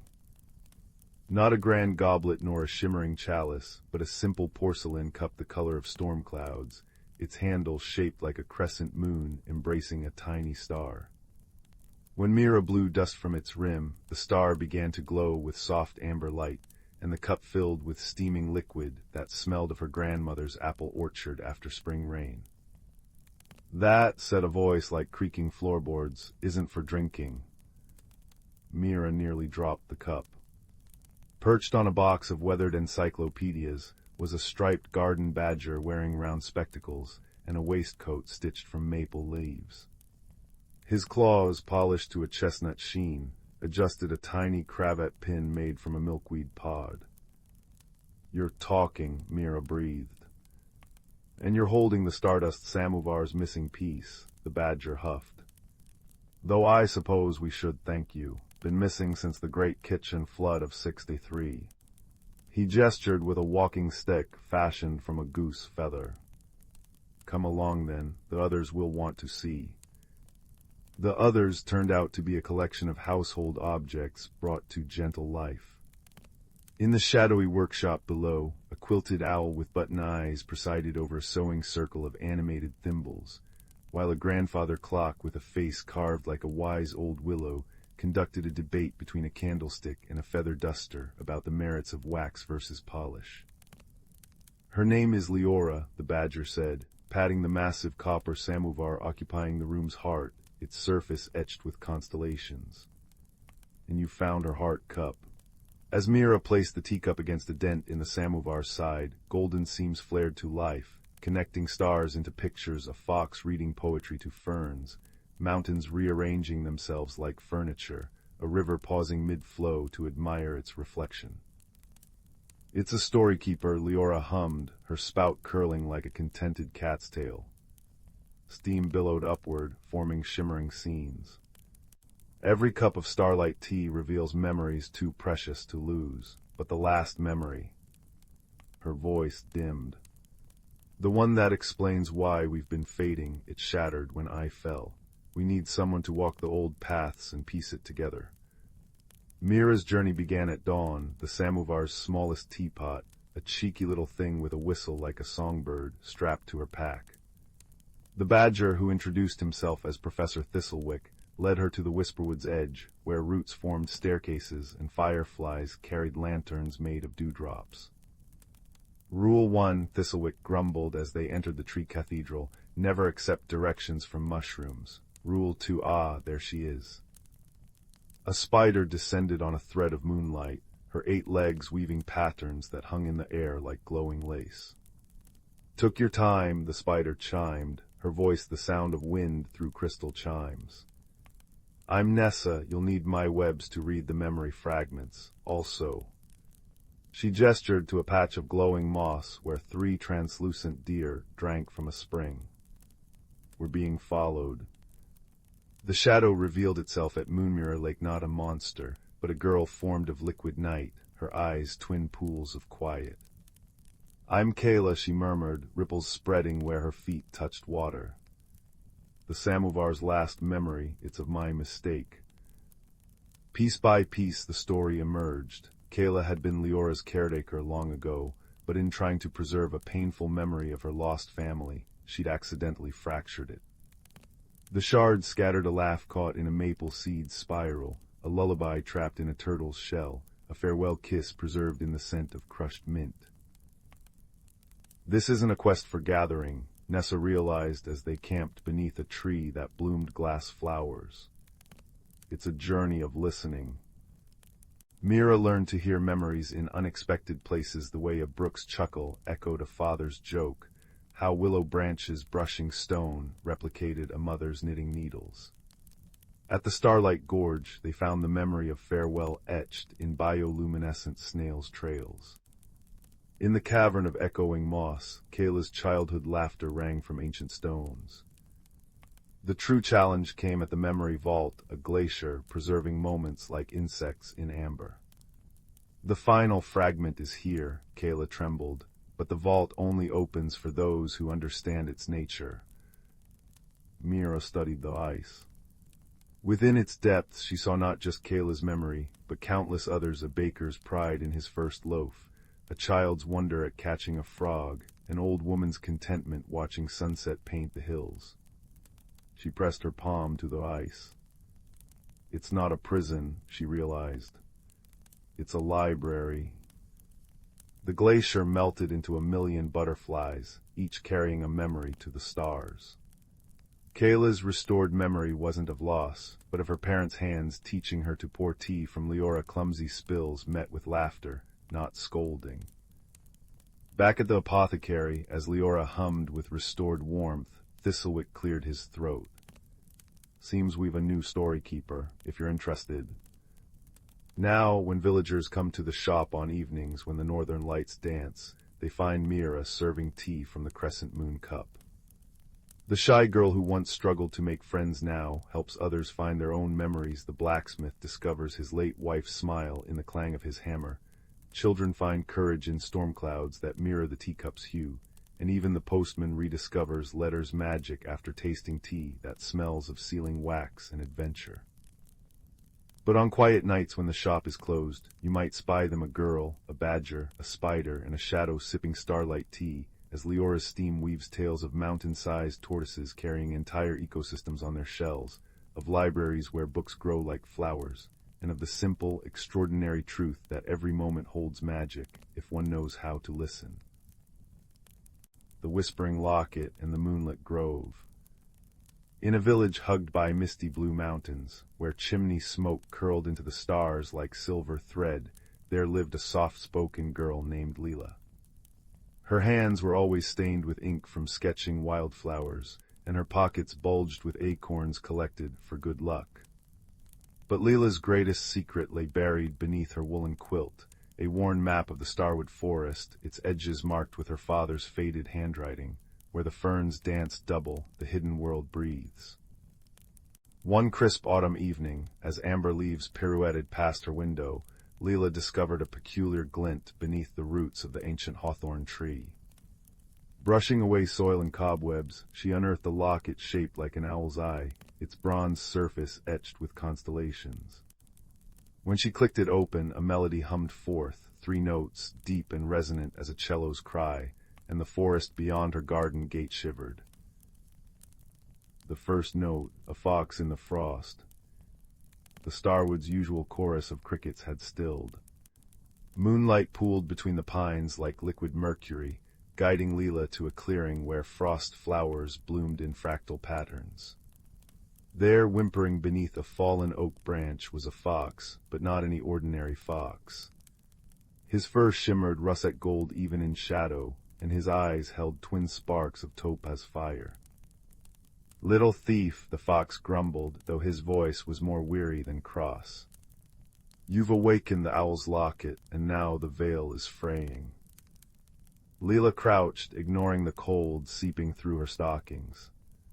"You can talk." "All creatures can talk," he huffed, nudging his trapped paw. "Most humans just forget how to listen." Now, unless you'd like the shadow root to poison this entire forest by dawn, please lift this accursed timber. Together they freed his leg, strangely unbroken, revealing a scar shaped like a crescent moon. "I'm Tobin," he said, shaking frost from his coat. "Keeper of the Between, and you, ink-fingered child, have just volunteered to mend what your curiosity tore." The second note, the veil and the shadow root. Tobin led her to a birch grove where the air rippled like pond water. With a flick of his tail, the locket's second note rang out, a clear, high chime, and the trees parted. Beyond lay the veil, a mirror world where willows wept amber sap and mushrooms glowed periwinkle. But creeping through this wonder was the shadow root, a thorned vine oozing black smoke, withering everything it touched. "It's spreading faster," Tobin muttered. "The locket's song usually keeps it dormant, but when you opened it tonight..." Guilt prickled Layla's throat. "How do we stop it?" "By reaching the heart tree before moon high, but the path's grown dangerous." His ears flattened. "The shadow root twists minds. It'll show you fears, doubts, old sorrows. Stay close, and whatever you do, don't let go of the locket." The crossing, trials in the between.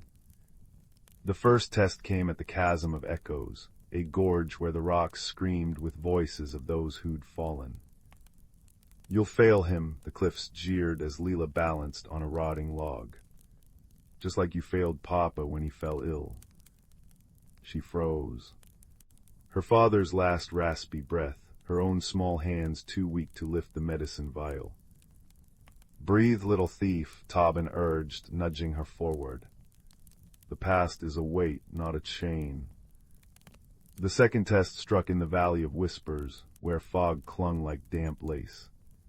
Shapes emerged, Leela's mother, face gaunt with worry, burning her map of Starwood. "Foolish girl, wandering where you don't belong." Tobin nipped her sleeve. "Illusions, remember why you came." "Why did I come?" she whispered. His tail brushed her wrist, warm, real. "Because some hearts are born listeners. Now listen, there's the true path." A cricket's chirp, faint but unwavering, pulsed through the mist. They followed it to a stream, glowing with minnows like swimming opals. The third note, the heart tree's lament. When they reached the heart tree, an oak wider than a village square, its branches cradling nests of sleeping owls, Leela gasped. The shadow root had strangled its trunk, leaching color from its leaves. The locket's third note, a mournful hum, echoed through the hollow. "Place the locket in the roots," Tobin instructed. "But beware." The shadow root struck. Thorned tendrils yanked Leela into visions, her mother's empty chair by the fire. Tobin lying motionless, fur dull as ash. The starwood reduced to skeletal trees. "You did this," the vine hissed. "All for a pointless adventure." Tears blurred Leela's vision until she glimpsed the locket's glow. Not just bronze, bioluminescent like fireflies. Her father's voice surfaced, gentle as always. "Courage isn't the absence of fear, my dove. It's love refusing to surrender." With a cry, she slammed the locket into the heart tree's core. Light erupted, golden starburst, scorching the shadow root into ash. Epilogue, the songs we carry. At dawn, Leela woke in her bed, the locket cool against her chest. Had it been a dream? But through her window, the starwood's leaves now blazed crimson gold, and on her sill sat a single topaz feather. Tobin visited often after that, visible only to her. They'd wander the vale, mending fragile places, a cracked turtle shell here, a wilting moonflower there. Her mother, though still wary, began leaving berry tarts on the windowsill for that skinny orange cat you're always talking to. Years later, when Leela's daughter found the locket beneath the hawthorn tree, the child marveled at how its constellations shifted into new stories. And if villagers sometimes glimpsed a girl with ink-stained hands walking beside a fox made of twilight, well, they simply smiled and said the starwood loved its listeners best. The locket's song endures, as all true magic does, not in grand explosions, but in quiet moments. A friend's nudge, a mother's tart still warm from the oven, the courage to whisper, "Try again tomorrow," and somewhere in the between, the heart tree blooms, its roots humming with the music of 1,000 rescued worlds.